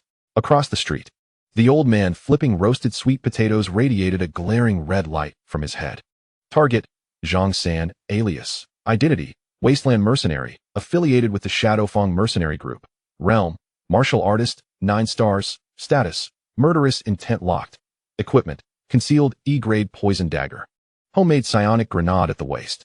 Remarks, a ruthless individual who has seen blood, killed for money, and would sell his own mother. Next, he examined the shoemaker. Target, Li Si, alias, identity, Wang family assassin, realm, martial artist, first stage. Weakness, right leg previously injured, agility reduced by 20. Not just ordinary thugs, these were professionals. Wang Tianba had indeed invested heavily, hiring external assistants and leveraging the family's resources. It seemed the Wang patriarch was truly desperate. Lin Fan retrieved his phone from his pocket and composed a message. Recipient, Lei Hu. The content was succinct. Brother Lei, there have been individuals loitering at my shop, seemingly intent on disrupting my military supply chain. If this batch encounters issues, the special blind boxes for the 3rd Field Army next month will likely be delayed. He clicked send. 3 seconds passed. His phone vibrated violently. Lei Hu's voice message, even without activating the speaker, nearly shattered the device with its furious roar. Who the hell dares to mess with my blind boxes? Those are what I exchange for lives. Lin, my brother, fear not. Send me the coordinates, and I will dispatch an entire battalion of special forces to crush those scoundrels. Lin Fan held the phone at arm's length, rubbing his ears. This Lei Hu remains as irate as ever. He replied leisurely, Brother Lei, simmer down. Using heavy artillery in the city? Do you wish to be invited for tea by the city lord? Patience, let us play the long game. Since they wish to engage, I shall oblige with something grand. Lei Hu, what do you need me to do? Just say the word, and I will flatten their ancestral grave. Lin Fan, no need. Just guard the perimeter and ensure no stragglers escape. As for these individuals, I happen to require a few high-level warriors' corpses for my blind boxes. Putting away his phone, a fleeting glimmer of murderous intent crossed Lin Fan's eyes. Brother Fan, something's wrong. The sound of hurried high heels echoed from the staircase. Chu Yao rushed up, her beloved pink motorcycle helmet still on. There has been a major incident. She slammed a document onto Lin Fan's desk, panting. A message from my dad's friend at the bank. The Wang family is frantically liquidating assets. They've mortgaged several core shops in the city center and 2 mines outside the city at rock-bottom prices, even listing the Wang family estate for sale. Lin Fan picked up the document and glanced over it. A 50 mortgage rate. This was a fire sale. Are they preparing to flee? Fatty leaned in for a look, exclaiming in shock. No. Lin Fan tossed the document back onto the table, his fingers lightly stroking his chin, his gaze profound. If they were fleeing, they would be more discreet. Such a brazen liquidation indicates only one possibility, an all-in gamble. Wang Tianba is wagering the entire Wang family at the gaming table, seeking some devastating power capable of turning the tide, hiring assassins, or procuring forbidden weapons. Chu Yaoyao's face turned ashen. Lin Fan, why don't you take refuge at my house for a while? Although my dad is uninvolved, the Chu family estate has defensive formations. Hide. Lin Fan stood up and boldly drew back the curtains. Sunlight streamed in, casting a long shadow. He observed the old man selling roasted sweet potatoes across the street. His body tense in an instant and revealed a radiant smile. Fatty, issue an announcement. Lin Fan's voice, though not loud, resonated with an undeniable conviction, as if the pavilion master was about to reach a critical juncture. Tomorrow, I shall be in seclusion to break through my realm, undisturbed by the outside world. Consequently, Wanbao Pavilion will suspend operations for 1 day. Brother Fan, Fatty was momentarily taken aback. Inviting them into a trap. Lin Fan turned, his gaze sharp as a blade. Since they sought to probe, he would present them with a prime opportunity to act. The city was guarded by city guards. They wouldn't dare cause a significant commotion. However, if he were to be on the verge of a breakthrough or most vulnerable tonight as night fell, at Longhuno. 1. Yulong residence. A massive crystal chandelier bathed the interior in a soft glow, yet the atmosphere within the villa was oppressively low. Crack. A sudden sound erupted as the glass cup in Lin Xiaoya's hand shattered without warning. Shards flew, slicing her fingertip, drawing forth a droplet of crimson blood. She gasped. But in the next moment, she disregarded her wound, clutching her chest tightly. Her complexion turned pale as a ghost. "Brother." Lin Xiaoya looked up, her once clear eyes now filled with terror and confusion. In that fleeting moment, she felt it, a nauseating wave of malice, like a vast black spider web, enveloping the villa from all directions. It was not a mere illusion. It was a tremor from the depths of her soul.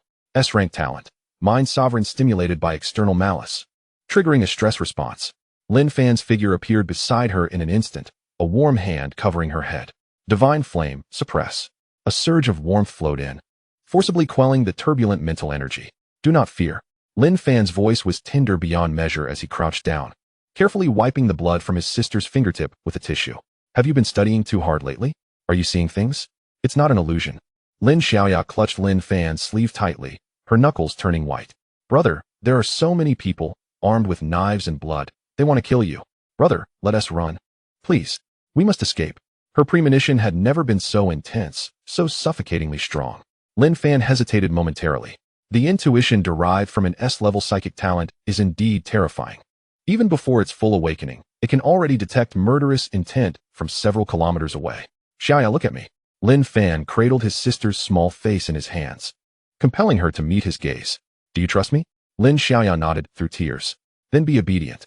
Go to your room, put on your headphones, and play that song you love, Starry Sky, on repeat. No matter what sounds you hear, do not come out. Do not take off your headphones." Lin Fan retrieved a delicate metal box from his pocket and placed it in her hands. "This is a gift from your brother. If someone breaks into your room, press the red button on this box.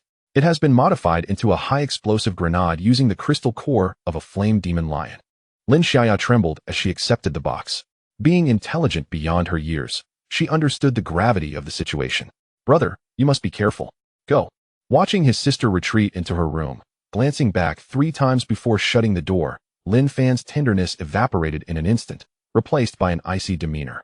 System. Equip a night demon tactical suit. The black, form-fitting combat attire enveloped him instantly, concealing his presence within the darkness. Lin Fan approached the weapon rack in the living room, where a long, matte black alloy combat knife he had procured from the black market was displayed. With a sharp sound, the blade was drawn. Lin Fan picked up a white cloth from the coffee table and began to wipe the edge of the knife with slow, deliberate movements, akin to an artist preparing their beloved violin before a performance. Since he had no intention of playing by the rules, Lin Fan gazed out at the dark night, where startled birds took flight. "Then, let it be known that I shall overturn the table." Chapter 62. Those who dare to harm my sister shall die. The night was as dark as ink, swallowing the courtyard of Longhu No. 1. 6 shadowy figures crept along the walls, their footsteps silent. Clad in special combat suits that refracted light, they blended into the background as surveillance cameras swept past, akin to chameleons. These were the one-eyed squad of the Shadow Fong organization. "The target is on the 2nd floor, confirmed," the leader signaled, his murky left eye glowing with an eerie green light. Intelligence indicated that the target was merely a fortunate high school student, though possessing some peculiar abilities. He was but a lamb to the slaughter under the overwhelming force. 1 martial artist in the initial stage and 5 peak martial artists. This configuration was overkill for assassinating a student. The one-eyed leader even considered their employer, Wang Tianba, to be deranged for offering 50 million for such a task. Even the organization's enigmatic leader, Shadow Fong, had personally ordered this squad to test the waters. As the team approached the villa's floor-to-ceiling windows, the leader raised his right hand, retracting 3 fingers. 3, 2, 1, click. The crisp mechanical sound pierced the quiet night. It was not the sound of shattering glass. The bulletproof window slid open automatically, revealing a warm light spilling from within, exposing the astonished figures of the 6 assassins. Lin Fan sat on the windowsill, clad in his familiar school uniform, as if awaiting an old friend. "You are 3 minutes late." Lin Fan sighed, his gaze calm as it swept over the 6 intruders. "I detest rats hiding in the shadows." Having used the system to scout ahead, Lin Fan was well aware of the assassin's capabilities. Otherwise, he would have fled to the city lord's residence for help. A trap? The one-eyed leader's mind rang with alarms. However, being a seasoned veteran, his shock lasted only a fraction of a second. "Attack!" he bellowed. With a swift motion, he drew 2 poison daggers and launched himself like a cannonball toward the 2nd-floor windowsill, followed closely by his 5 teammates, sealing off all of Lin Fan's escape routes. Since they had been exposed, they would crush everything with absolute violence. Lin Fan remained motionless. He merely snapped his fingers, Clap. This sharp sound seemed to unleash the gates of hell. Boom. Golden flames erupted unexpectedly from around the courtyard. This was no ordinary fire, but a pure, sacred golden blaze. The flames shot up to 10 meters high, forming thick walls of fire that completely sealed off the courtyard. S-level talent, Divine Ember Flame. The intense heat instantly evaporated the moisture in the air, reducing the grass in the courtyard to ashes in an instant. Two of the assassins on the outer edge failed to evade, their clothing catching a hint of the golden flame. There was no burning process. That part of them simply vanished into thin air, leaving no ashes behind. What the hell is this? The one-eyed leader twisted his body midair, landing awkwardly and rolling as he witnessed his subordinates turn to nothingness, his scalp tingling with fear. At this moment, Lin Fan's presence was unmistakable. Martial artist, 8 stars. The intelligence was wrong.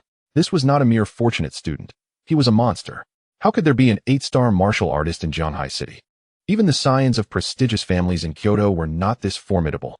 The assassins fell into chaos, even suspecting Lin Fan of being a young master honing his skills in a small place. Don't panic. Focus fire and kill him. Once he is dead, the flames will surely extinguish. The one-eyed leader roared, attempting to rally his team.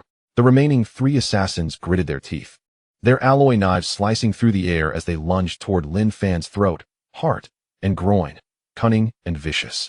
Clang, clang, clang. 3 sharp sounds echoed. The alloy knives, capable of slicing through gold, produced a metallic clash upon striking Lin Fan's skin. A faint layer of glazed golden light shimmered on his exposed skin. The tips of the knives barely sparked, leaving not even a mark. Glazed golden body. How is this possible?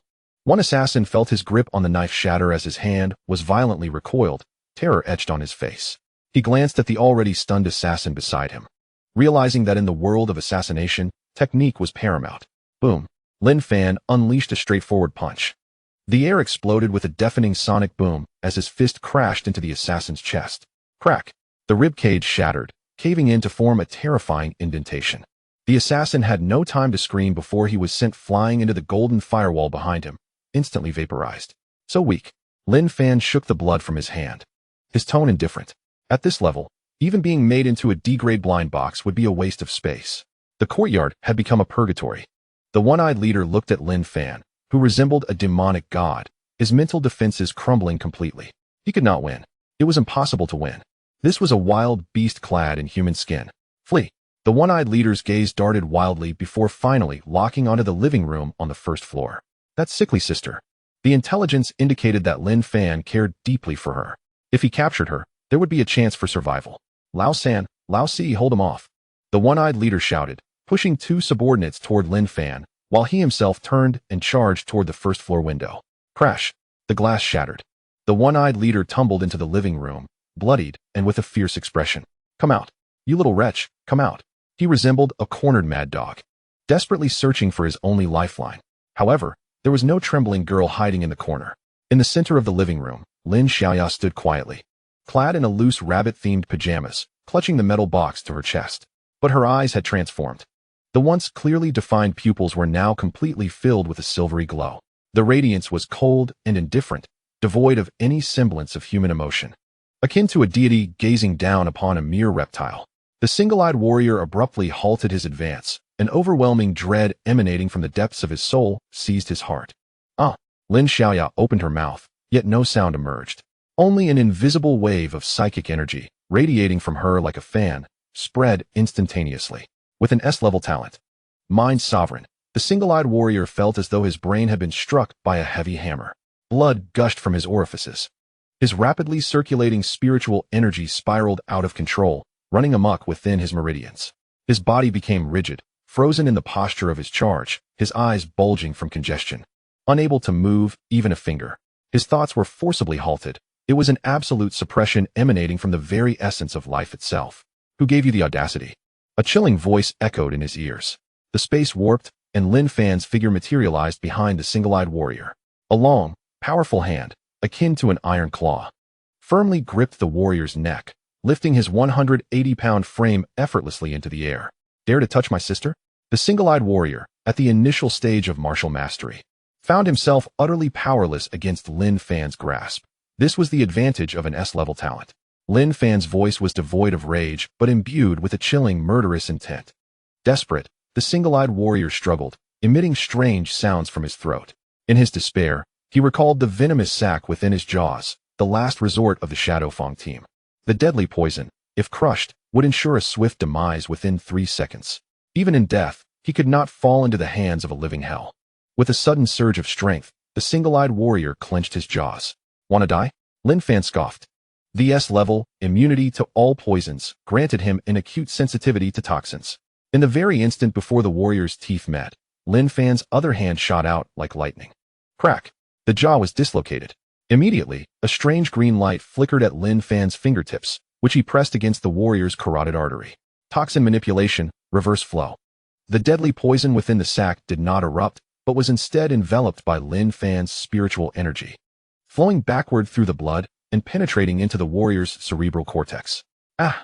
The single-eyed warrior let out the most anguished scream of the night. This was not mere physical pain.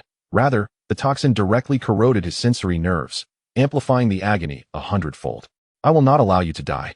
Even the king of hell would not dare to claim you." Lin Fan casually tossed the limp, single-eyed warrior to the ground.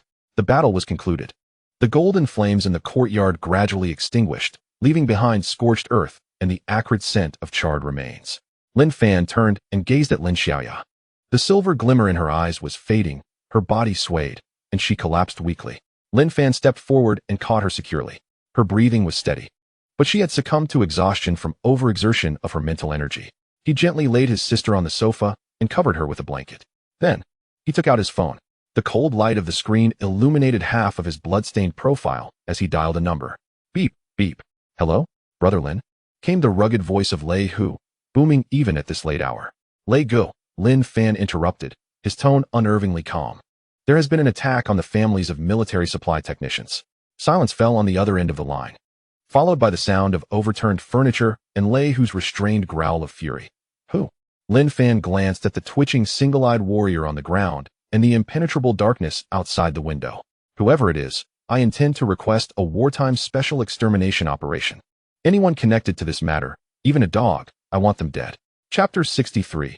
Fear arises from insufficient firepower at 3 in the morning. The air around Longhu No One still bore the faint scent of char. Lin Fan stood on the second-floor terrace, a cigarette, unlit, pinched between his fingers as he surveyed the now tranquil courtyard.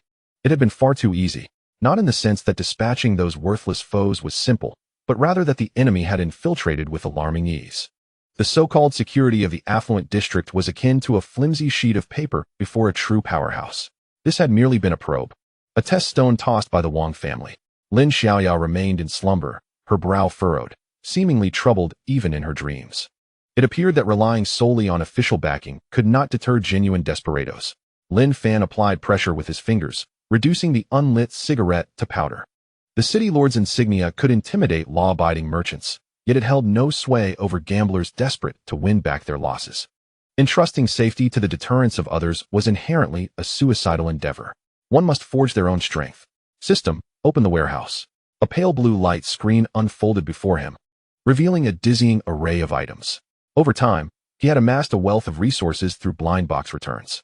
Aside from elixirs for enhancing cultivation and rare materials, numerous special items lay neglected in corners, gathering dust. Now, it was time for them to be put to use. Since they enjoyed covert operations, Lin Fan would create a genuine hell for them. With a flick of his wrist, 12 pitch-black metallic pillars, inscribed with intricate runes, materialized before him. Item, 12 Earthly Fiends Confinement Array. Level, Peak B Class. Effect, draws upon the energy of the earthly fiends to create a spatial domain. Those entering the array have their senses stripped away, gravity doubled, and only a master can break free. Go. Lin Fan waved his hand casually. The 12 metallic pillars transformed into streaks of light, precisely embedding themselves at 12 points around the villa's courtyard, instantly burrowing underground, merging with the ley lines. A hum reverberated through the air, then tranquility returned. Yet, through Lin Fan's true vision, the entire courtyard was now shrouded in a layer of pale gray malevolence. But this was not sufficient. The B-class formation merely confined, lacking lethality. Lin Fan continued to browse the list. This item appeared promising. Item, high-frequency spiritual energy shock mines. Level, C-class. Quantity, 50. Effect, upon triggering, releases a high-frequency spiritual energy shockwave capable of shattering the internal organs of martial masters. Like a diligent gardener, Lin Fan buried enough explosive power to send an entire building skyward in the garden, hallways, and even beneath the welcome mat at the entrance. With defenses established, he needed proactive means of attack. His gaze fell upon a large box in the corner. Item: Beehive Defense System. Level: B Class. Configuration: equipped with a micro-spiritual energy reactor and 6-barreled Gatling spiritual energy cannon, with a firing rate of 6,000 rounds per minute. Featuring automatic target acquisition and thermal imaging lock-on. With a snap, tiles on the villa's roof shifted, and 4 sci-fi-inspired silver turrets slowly rose, their dark muzzles rotating in the night before falling silent in standby mode. Infrared detectors, gravity-sensing floors, and neurotoxin spray systems, all deployed in a full hour's work. Lin Fan extracted every usable defensive item from the system warehouse. Now, as long as a master did not descend, the Dragon Lord's residence would emerge unscathed, or at the very least, would shed a layer of skin. This was no longer a villa. It was a war fortress cloaked in the guise of a mansion. Once all was complete, Lin Fan exhaled deeply, the anxiety stemming from insufficient firepower finally dissipating somewhat. He took out his phone and sent a group message. Fatty, Chu Yao Yao. Su Qingxue. Briefly recounting the attack they had experienced that day, he urged them to remain vigilant. Fatty's response was nearly instantaneous. Fangu, what is going on? Is the Wang family causing trouble? His voice, drowsy yet urgent, boomed through the receiver, accompanied by the sound of something heavy hitting the ground, likely him tumbling out of bed. Maintaining a light tone, Lin Fan replied, things have been unsettled lately. It's best to stay put at school or home. By the way, those low-grade recovery potions you've been stockpiling will increase in price by 20% starting tomorrow. What? A price hike? Isn't that a bit excessive? That's called risk premium. After ending the call, Lin Fan glanced at Su Qingxue's chat window. It displayed typing for an extended period, ultimately sending a voice message. Wait for me for 10 minutes. Her voice was cold, yet it carried an unmistakable hint of breathlessness. Accompanied by the howling wind and the roar of engines in the background, Lin Fan checked the time, for 10 a.m. 10 minutes later, blinding high beams tore through the night at Longhu No. 1. It was not a single vehicle, but rather a convoy. 6 black armored SUVs raced toward him in a formation, the golden Su insignia gleaming under the headlights. The convoy came to a sudden halt at the entrance of Yulong residence. The doors swung open simultaneously, and 20 elite guards clad in Su family combat armor swiftly disembarked. Their movements synchronized as they swiftly occupied every high ground and vantage point around the villa. The door of the middle vehicle opened, and Su Qingxue emerged. She was not wearing her usual exquisite long gown, but rather a pragmatic black combat suit, her long hair tied back in a high ponytail. And she carried a silver metal briefcase. Her typically icy features were now etched with frost. Who did this? Su Qingxue approached Lin Fan, her gaze sweeping over the freshly turned earth in the yard. Although the bodies had been dealt with, the lingering scent of blood was unmistakable to a martial artist's nose. A few rats had been taken care of. Leaning against the door frame, Lin Fan gestured toward the imposing display behind her. Are you planning to move the Su family here? My grandfather heard about your ambush and dispatched a team of Su family shadow guards. Su Qingxue spoke earnestly, her expression devoid of jest. Though the Su family sought to avoid trouble, they were not afraid of it. The Wang family had crossed a line this time. Her grandfather had already stormed into the city lord's mansion. After tonight, the Su family would completely obstruct all of Wang family's commercial channels in Zhanghai City. This was the confidence of a top-tier family. Harm my ally, and I shall sever your financial lifeline. A warmth spread through Lin Fan's heart. While he believed in exchanges of interests, the Su family's after-sales service was indeed impeccable. Please extend my gratitude to the elder.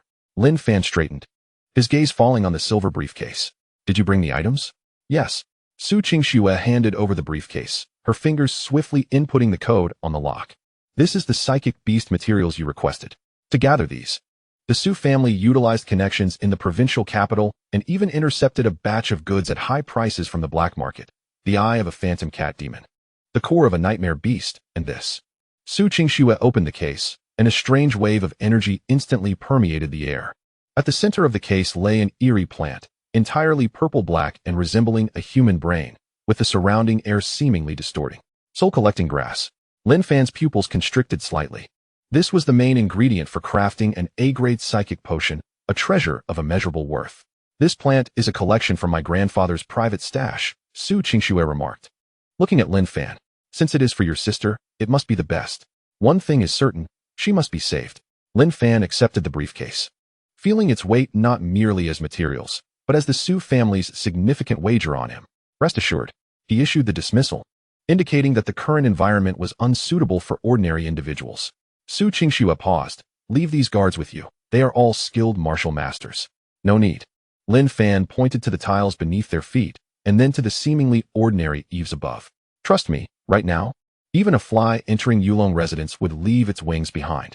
Su Qingxue regarded him intently, sensing a change in Lin Fan tonight. If he had previously been a blade sheathed in its scabbard, now the blade had emerged halfway, exuding a disquieting aura of danger. Very well. She did not insist further and turned to enter the vehicle. Contact me if you need anything. The Su family stands by your side. After leaving a team to guard the adjacent villa, the convoy departed swiftly. Lin Fan carried the briefcase and entered the villa, the main door closing slowly behind him. Click. With the final lock falling into place, the villa's defense system activated at full power. Lin Fan ascended directly to the second floor, pushing open Lin Xiaoya's bedroom door. The young girl remained in a deep slumber, her complexion even paler than before, with a dark aura faintly visible at her brow, as if a sinister creature writhed beneath her skin. The backlash from the awakening of her S-grade talent was intensifying. I'm here, sister. Lin Fan placed the briefcase at her bedside and opened it. Detected high-grade psychic materials. Would you like to initiate the crafting mode? Yes. Taking a deep breath. Golden flames flickered in his eyes. System, deliver me something extraordinary this time. I wish to customize an S-grade awakening guidance potion. Chapter 64. Overwhelming firepower in the test tube. A purple luminescent liquid swirled. This was the psychic talent awakening guidance potion, primarily composed of the soul-collecting grass sent by Su Qingxue, supplemented with 3 psychic beast cores. Lin Fan's hands were steady, devoid of tremors. He gently opened Lin Xiaoya's mouth and poured the scorching liquid down her throat. Sizzle. As the potion entered, Lin Xiaoya's previously contorted face instantly relaxed. The dark psychic storm at her brow, on the brink of eruption, seemed to encounter its nemesis. Swiftly neutralized and decomposed by the potion's power, ultimately flowing gently into her limbs. Beneath her pallid skin, a layer of divine silver light began to shimmer. S-grade talent mind dominator awakening successful. Current status, stable. Psychic threshold locked. The host's sister will enter a deep sleep, expected to awaken in 12 hours. Lin Fan exhaled a sigh of relief, his back drenched in cold sweat. He had won the gamble. He reached out to adjust his sister's blanket. His movements tender as if he were handling a fragile porcelain piece. Exiting the room, the moment the door clicked shut and locked, the warmth faded from Lin Fan's face, replaced by an icy coldness. With his family settled, it was time to deal with the external trash. At the Zhanghai City Defense Forces base, the command center of the 3rd Field Army. Boom. A tremendous crash echoed as the wooden desk that had accompanied Lei Hu for a decade was smashed in half by an iron hand covered in thick calluses. With splinters flew, documents scattered across the floor. The air pressure in the office was suffocating. Lei Hu stood amid the wreckage, veins bulging on his neck like an enraged bear. How dare they touch Lin Fan's family at Longhu No. 1? His aide stood at attention, trembling. Report, Commander. According to intelligence, the Wang family has hired the Shadow Fong organization. The initial probing has been repelled by Lin Fan. But the Wang family seems to have deployed death warriors and is currently gathering forces. That fool Wang Tianba. The state usually turns a blind eye to these people, allowing them to grow so brazen that they disregard the military. If it weren't for the myriad races watching us, these lawless little families would have been eradicated long ago. They can fight the alien races on the battlefield but excel at creating chaos from the safety of their zones. Lei Hu tore off his disciplinary insignia, pacing back and forth, his military boots thudding against the floor. Touching Lin Fan, that is akin to threatening my very lifeblood. What about next month's special supply blind boxes? What about the brothers on the front lines waiting to enhance their strength with those blind boxes? Right now, Wanbao Pavilion was the logistics department of the 3rd Field Army, and Lin Fan was their most significant supply officer. Severing a person's financial lifeline was akin to murdering their parents. Cutting off military supplies was tantamount to treason. Suddenly, Lei Hu halted, seizing the red secure phone and dialing the City Lord's direct line. This is Lei Hu. Connect me to City Lord Li Jun. 3 seconds later, Lei Hu spoke into the receiver, his tone grave, devoid of his usual roughness, embodying the iron will and ruthlessness of a soldier.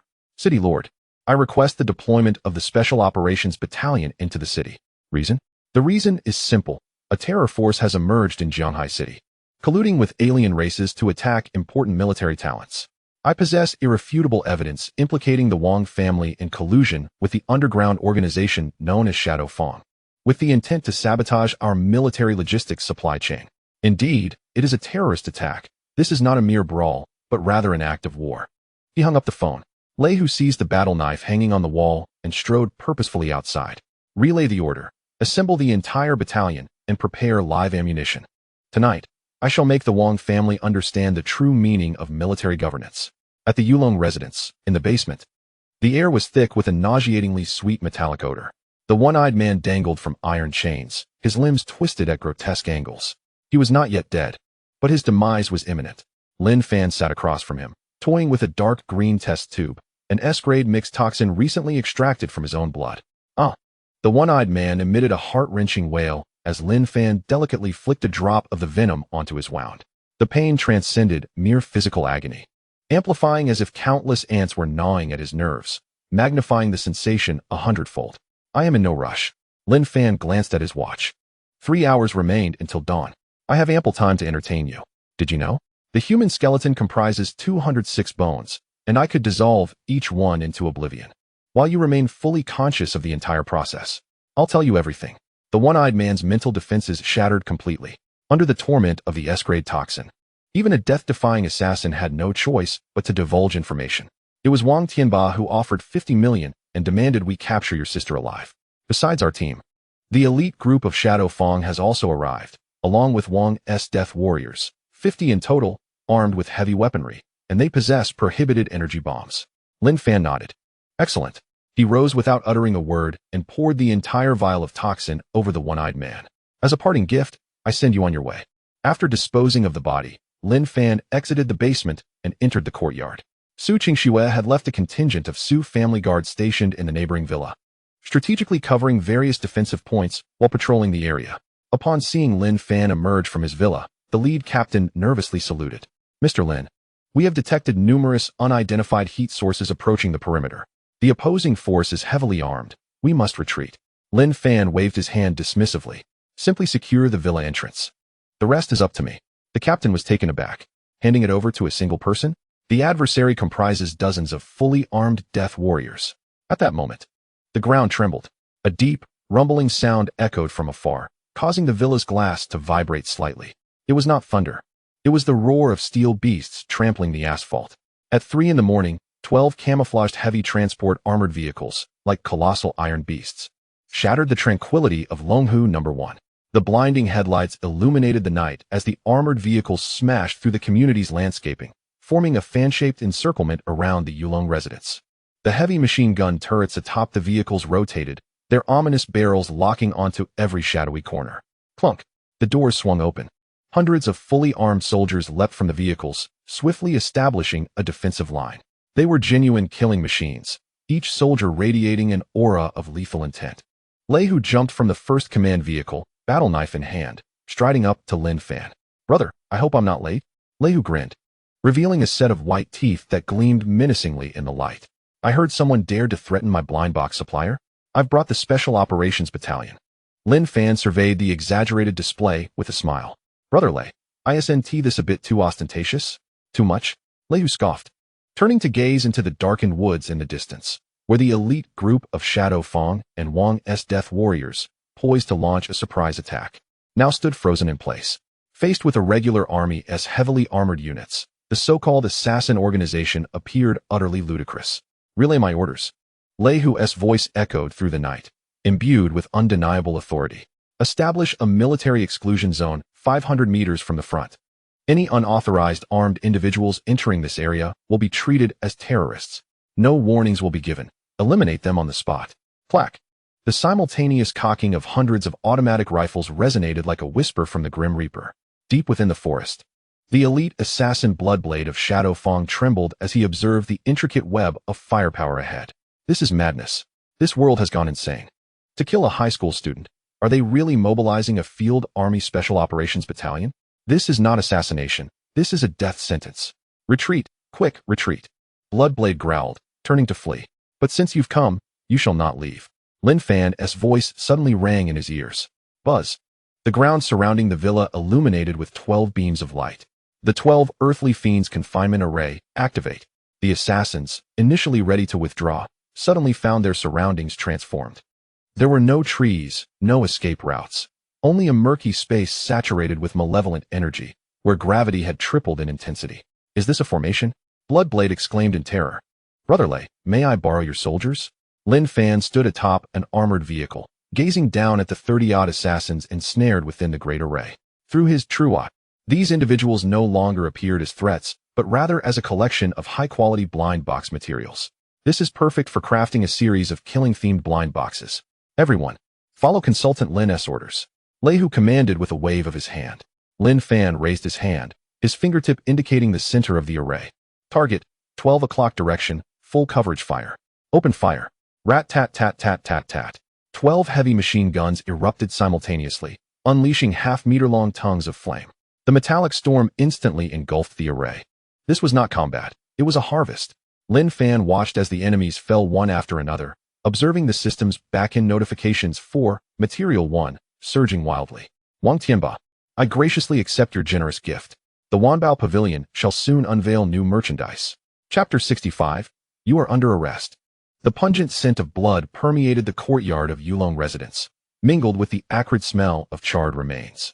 The brilliance of the 12 earthly fiends' confinement array gradually faded. The once pristine lawn now resembled a field plowed to ruin, littered with dismembered limbs and twisted metal weapon remnants. "Goodness!" Lei sheathed his battle knife, his military boot landing on a smoldering piece of charred bone, a ribcage from one of Wang's death warriors. "Brother Lin, your methods are even darker than mine. 35 death warriors and 15 Shadow Fang assassins, none left intact?" "Intact?" Lin Fan crouched on the ground, skillfully extracting a pale blue crystal from a relatively whole corpse's spine with a specially designed scalpel. This was an energy crystal condensed within a martial artist of formidable strength. Leaving the entire corpse would take up too much space. In crafting blind boxes, one must extract the essence and discard the dregs. Lin Fan tossed the crystal into a specially designed storage bag, which chimed softly as it filled. The bag was already bulging, and this delivery would bring him considerable profit. The soldiers cleaning the battlefield observed Lin Fan's actions, so deft it resembled a butcher selecting pork at a market, and each felt a chill run down their spines. Is this truly a high school student? His psychological resilience surpasses that of seasoned veterans emerging from piles of corpses. Report. A communications soldier rushed over, saluting Lei Hu. The outer perimeter has been secured. The Su family guard has taken over the defense of Yulong residence. Additionally, Miss Su Qingxue has sent word that the Wang family is relocating core assets and appears to be attempting escape through underground channels. Attempting to flee? Lin Fan rose, fastening the storage bag to his waist, and casually wiped the blood from his hands with a rag. He turned to gaze at the tightly shut window on the second floor. Xiaoye still slumbered peacefully. The elite guards of the Su family have surrounded the villa as tightly as a steel drum, and with the defensive formations he has laid, this place is temporarily secure. With the worries behind him, it is time to settle the score. "Brother Lei," Lin Fan said, adjusting his somewhat disheveled collar. His tone as calm as if he were merely suggesting a midnight snack. "Lend me a few cars. Since they enjoy giving gifts, I must reciprocate. A gift unreturned is a breach of etiquette." Lei grinned, a bloodthirsty excitement gleaming in his eyes. "Lend you cars? I'll drive you myself." With a wave of his hand, he commanded, "All units, heed my call. Leave one squad to assist the Su family in securing the premises. The rest, board the vehicles. Target, the Wang family mansion." "Understood." Hundreds of soldiers responded in unison, their battle fervor palpable. In the heart of Jianghai City, the Wang family mansion sprawled over dozens of acres, a symbol of power in the city, with countless individuals yearning to cross its threshold in vain. Yet tonight, a sense of apocalyptic dread hung over the estate. In the study, Wang Tianba paced restlessly, the expensive Persian carpet nearly worn through beneath his feet. He periodically glanced at his phone, only to toss it back on the desk in frustration. Half an hour had passed since the Shadow Fang team went dark, and the Death Squad lost communication. Still no news? Wang Tianba abruptly halted, shouting at the kneeling butler, "Have I raised a bunch of good-for-nothings?"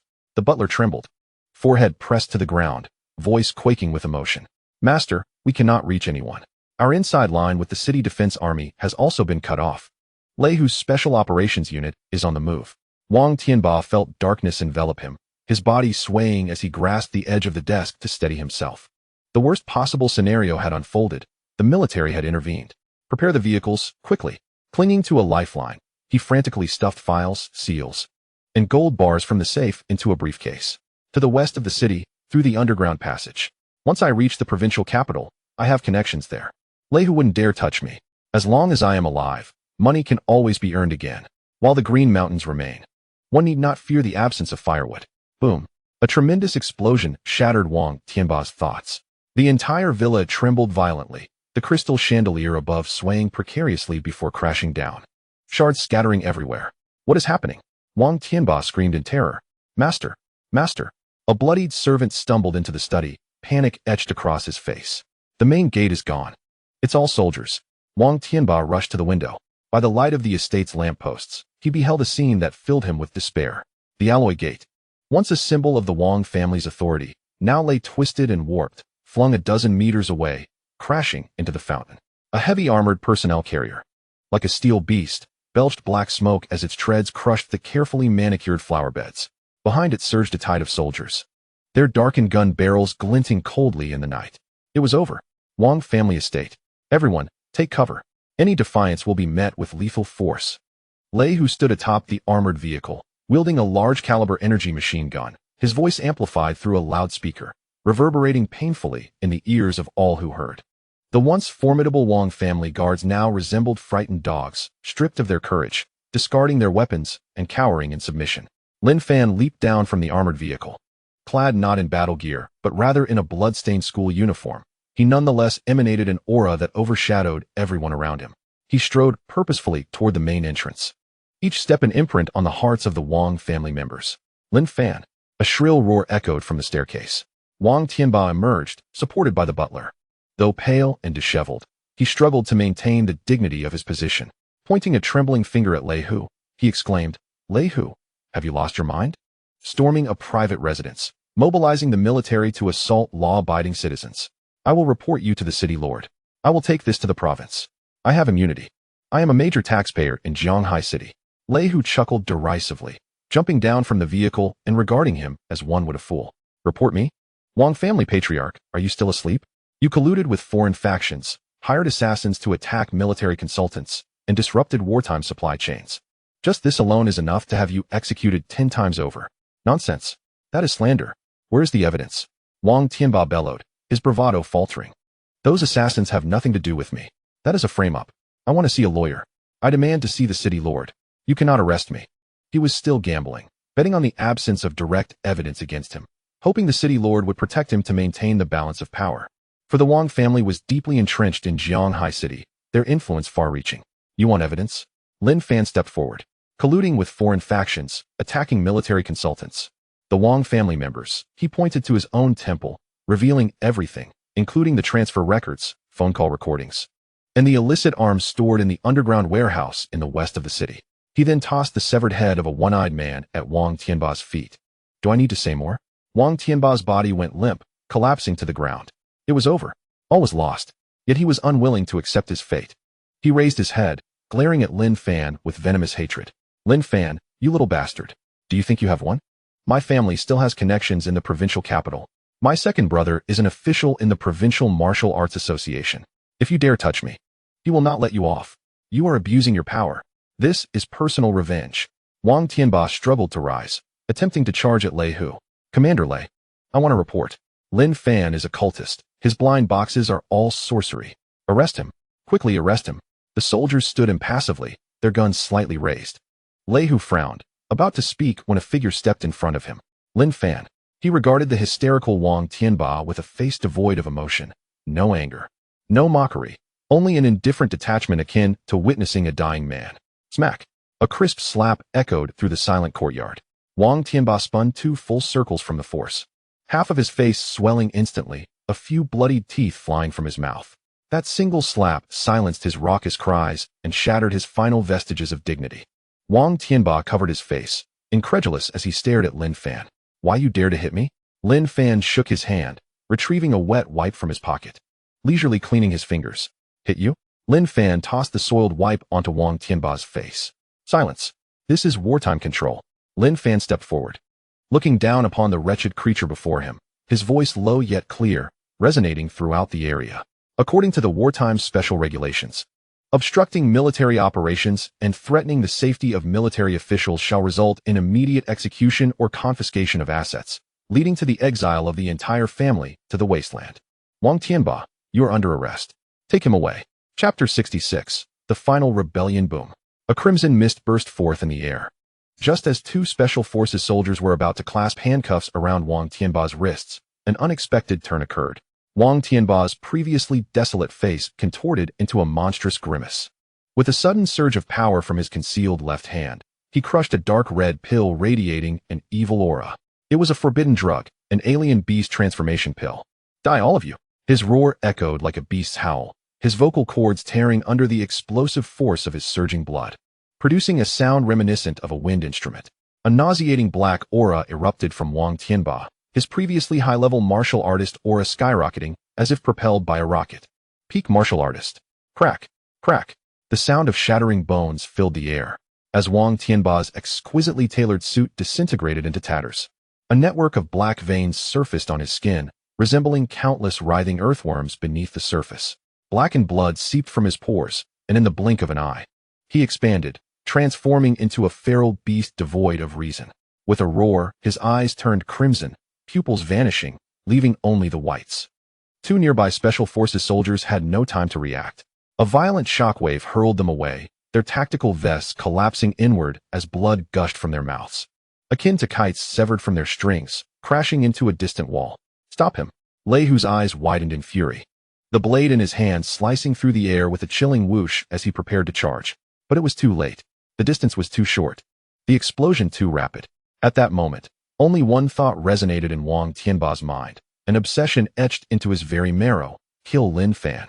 Take someone down with me. Death. A stench of blood filled the air.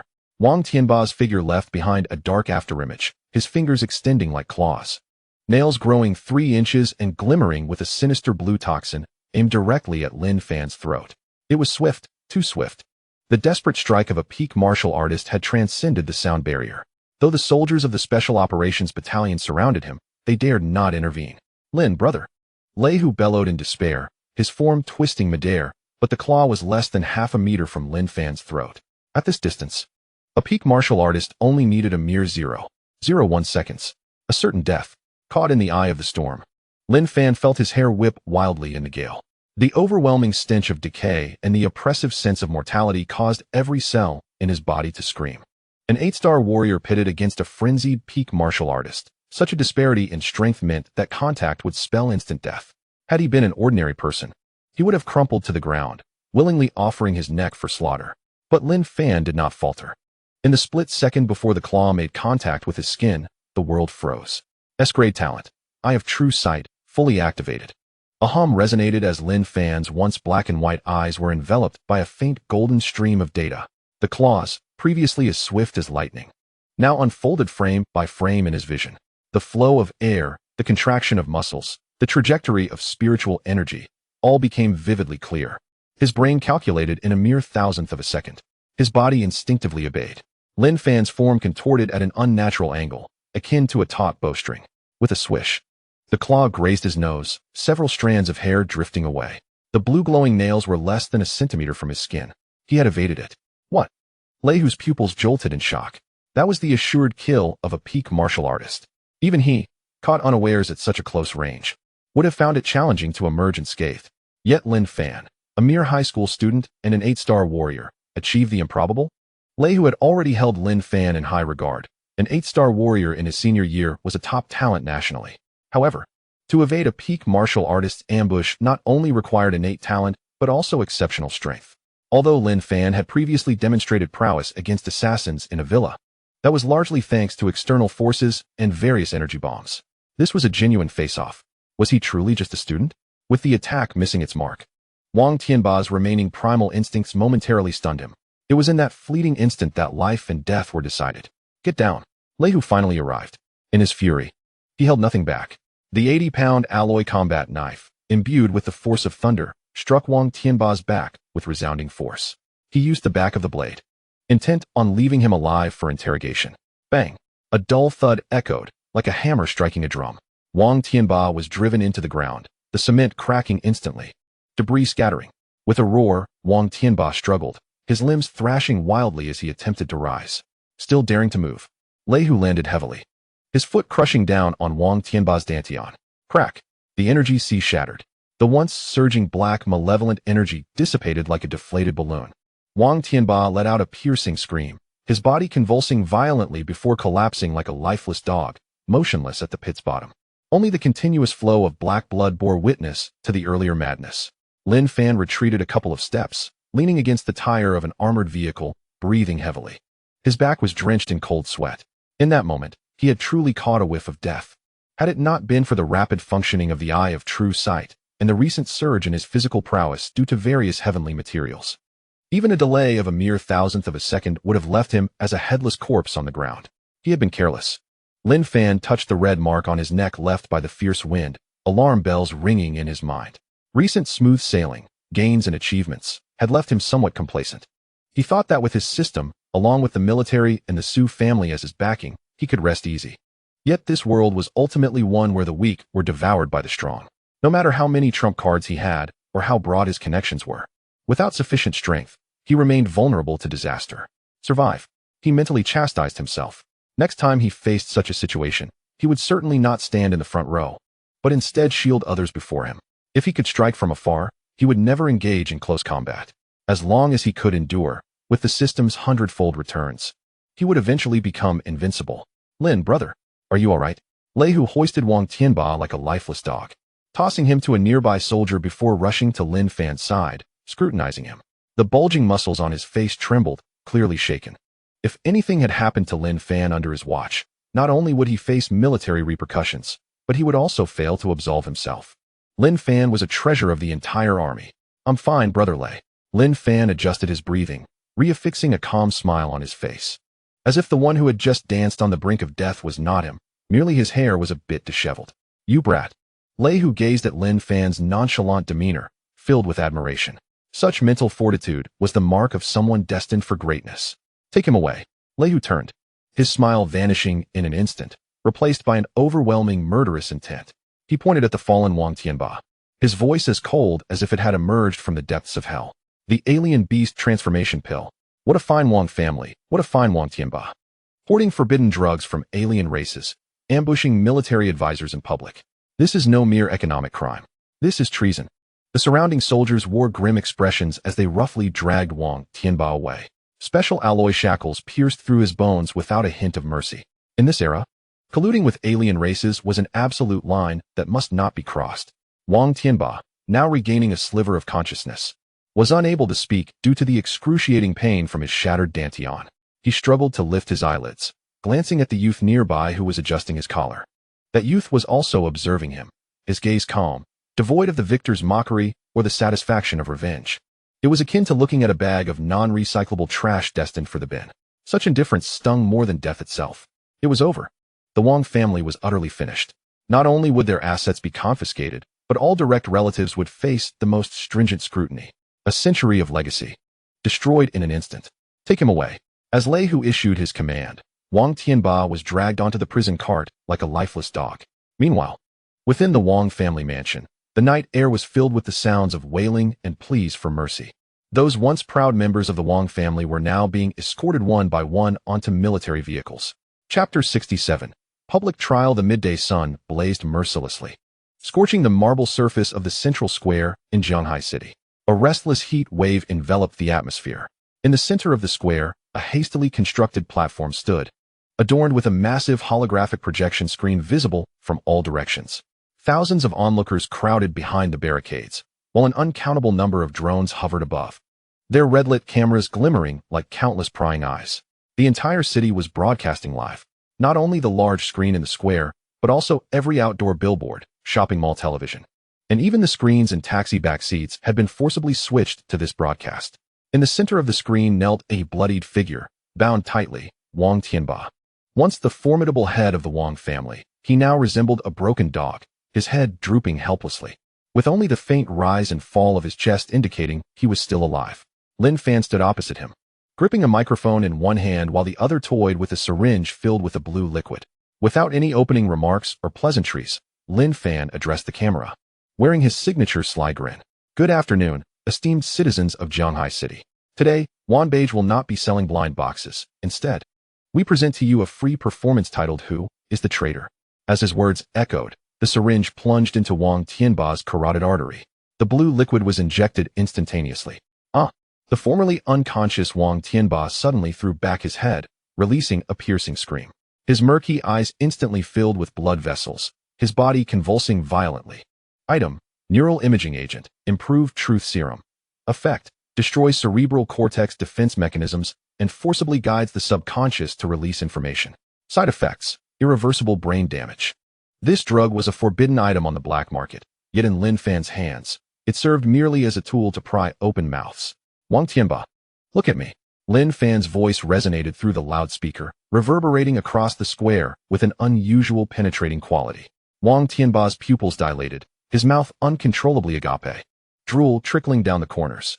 I am Wang Tianba. Very well. Did you exploit the Wang family's power to oppress the common people? Did you bribe assassins to eliminate your competitors? Under the influence of the drug, Wang Tianba divulged all the sordid dealings he had engaged in throughout the years of his business. The crowd erupted in a frenzy. Lin Fan, expressionless, continued his inquiries. Second question. Last month, a shipment of healing agents intended for the military was hijacked during transport, resulting in heavy casualties at the front lines. Where did that shipment go? As this question arose, Lei Hu, watching the live broadcast, crushed his teacup in an instant. Wang Tianba trembled even more violently, resisting but unable to lie due to the drug's overwhelming force. Sold it to the black market. The buyer was the Beast God cult. The Beast God cult. The mere utterance of those three words seemed to plunge the temperature in the square to freezing point. They were humanity's archenemies. A group of fanatics worshipping alien races and opposing humanity. Selling military supplies to the Beast God cult was akin to handing a knife to the enemy. Stabbing one's own kin. Traitor. Kill him. Execute this traitor. A barrage of rotten eggs and vegetables flew over the barricades, hitting Wang Tianba squarely in the face. The crowd was incensed. Had there not been soldiers to restrain them, the furious mob would have torn him to shreds. Lin Fan did not intervene. He merely observed in silence. Is this too much for you? The worst is yet to come. The final question. Lin Fan bent down, leaning close to Wang Tianba's ear. Yet his voice resonated through the microphone for all to hear. That pill you consumed last night, which transformed you into a monster.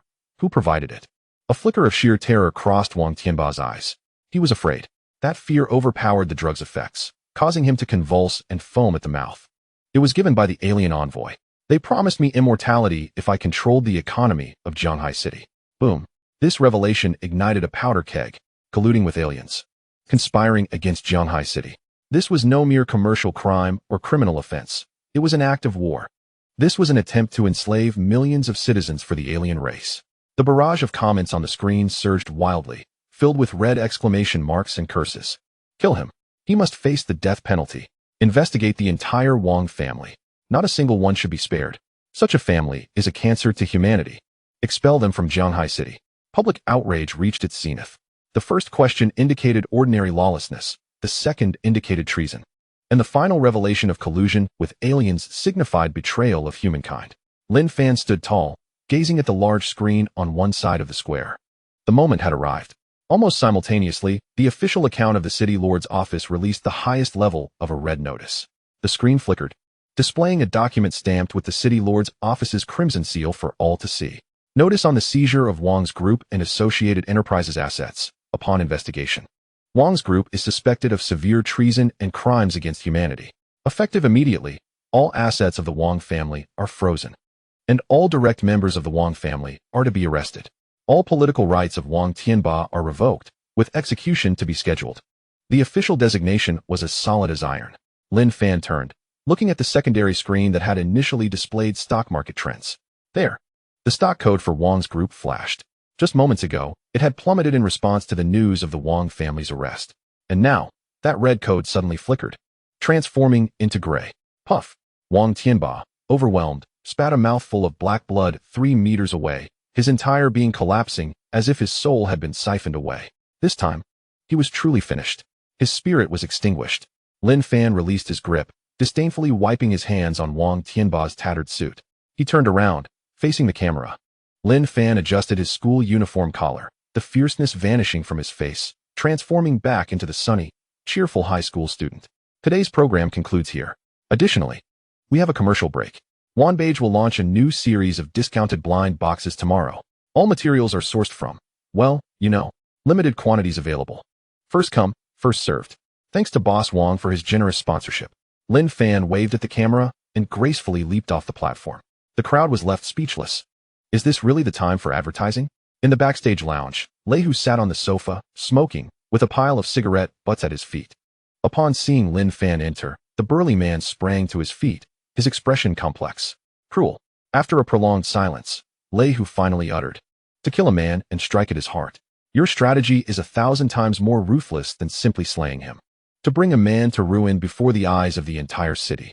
To watch his family legacy collapse before him. This is a torment more agonizing than death for someone like Wang Tianba. To show mercy to an enemy is to be cruel to oneself." Lin Fan twisted open a bottle of mineral water, taking a long swig. "Brother Lei, the remaining cleanup work is yours. Ensure not a single one of the Wang family's collateral branches escapes. Rest assured, the Special Operations Unit has already sealed off the entire city. The young heirs of the Wang family who were out gallivanting have just been captured and are currently crying for their parents in the interrogation room. All right, you've had a long day. Go rest. We'll handle the capture of the Wang family's collateral branches. However, tonight we need to conduct a raid on the Wang family's enterprises. For such meticulous work, I still need Brother Lin's assistance." Lin Fan pondered for a moment, realizing that Lei Hu was indeed trying to cultivate a good relationship with him by involving him in such a profitable endeavor as raiding a family. He nodded and turned to leave. After taking a few steps, he suddenly halted, facing away from Lei Hu. "Brother Lei, that foreign envoy is still investigating." Lei Hu's tone instantly turned icy. "Wang Tianba is merely a puppet.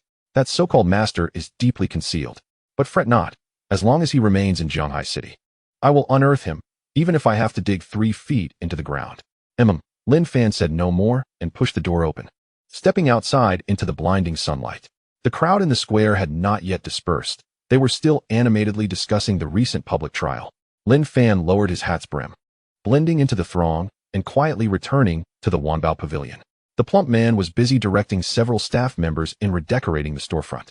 The original sign had been taken down, replaced with an even grander black and gold plaque. "Brother Fan, you're back," exclaimed the plump man, his eyes gleaming with excitement. "I just watched the live broadcast. It was exhilarating. You should have seen how many people gathered outside our store, all asking when tomorrow's mystery boxes would go on sale." Lin Fan tapped the man lightly on the head. "We haven't even stocked the goods yet. Tonight, we'll assist the military in raiding the Wang family. Get some nimble and quick-witted employees to help with the calculations." Chapter 68. Raiding the family with a dull sound of released pressure. The massive half-meter-thick alloy door of the Wang family's underground treasury slowly slid open.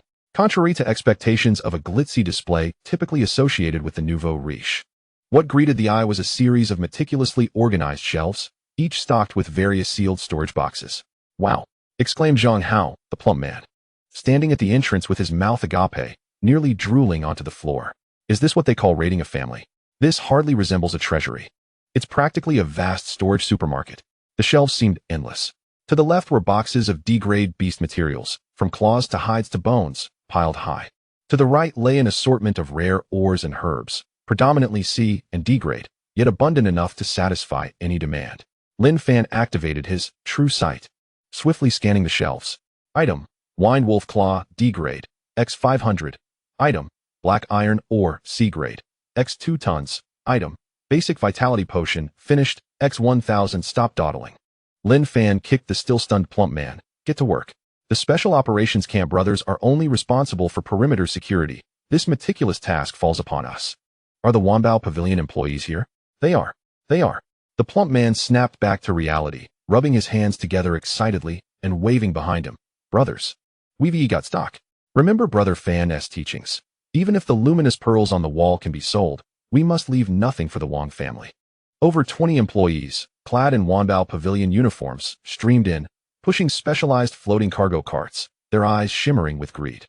The exhilarating sensation of a supermarket-style freebie was indeed addictive. Lin Fan ignored the common materials and headed straight to the deepest part of the treasury. Based on experience, the truly valuable items were always concealed in the most inconspicuous corners. He stopped before a seemingly ordinary wall.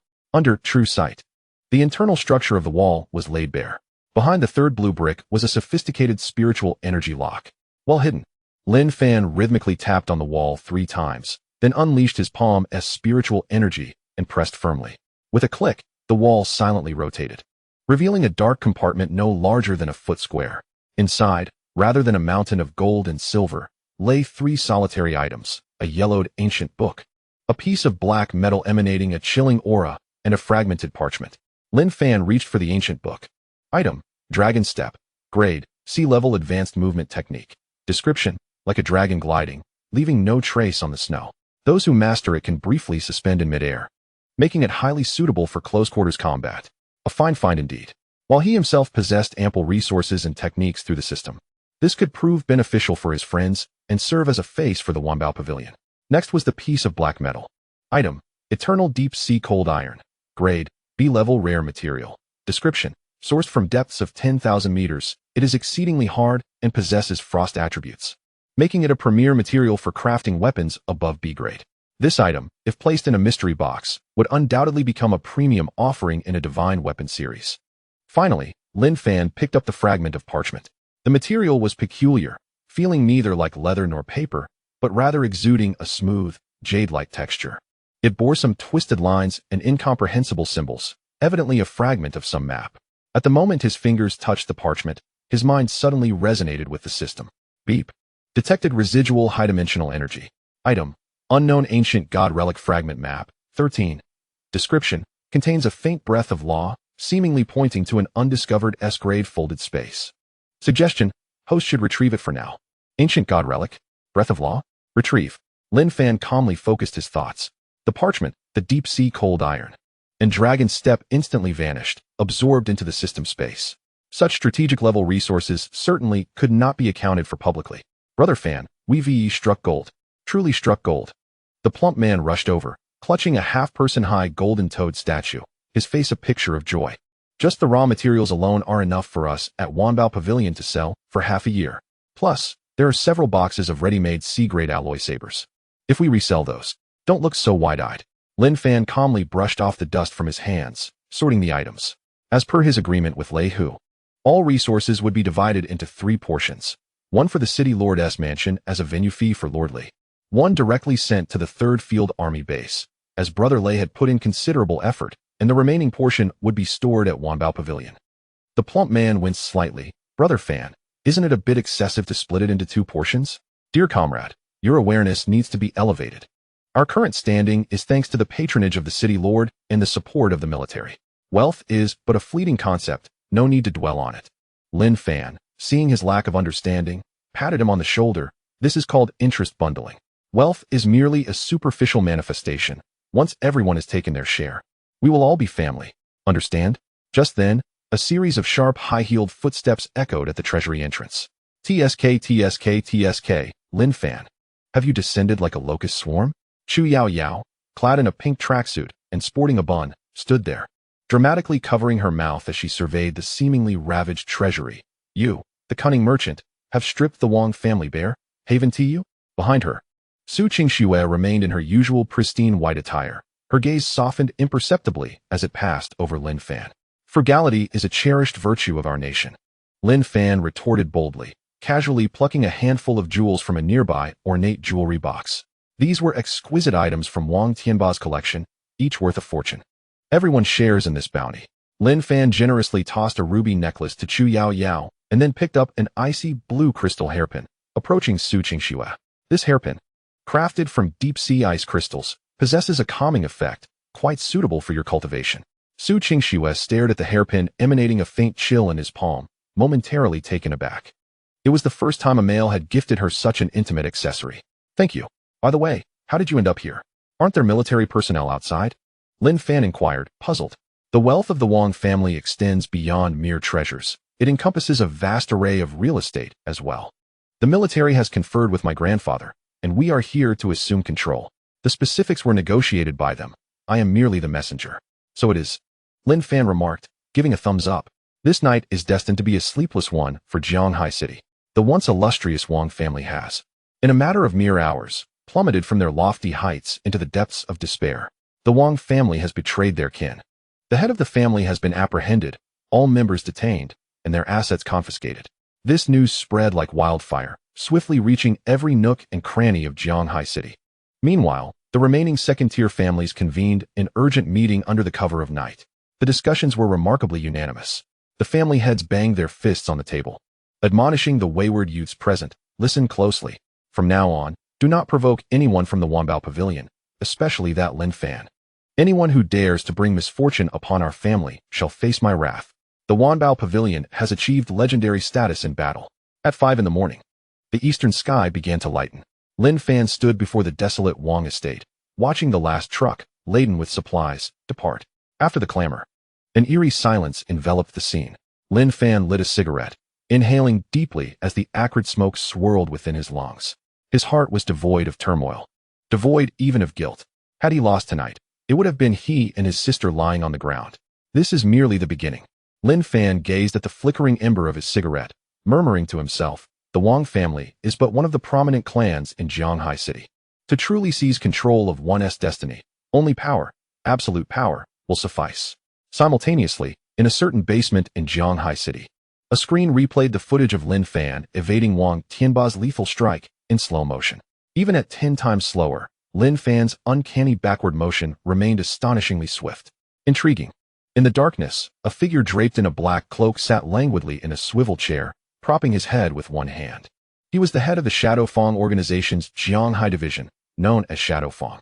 A mere high school student possesses such extraordinary dynamic vision and neural response speed.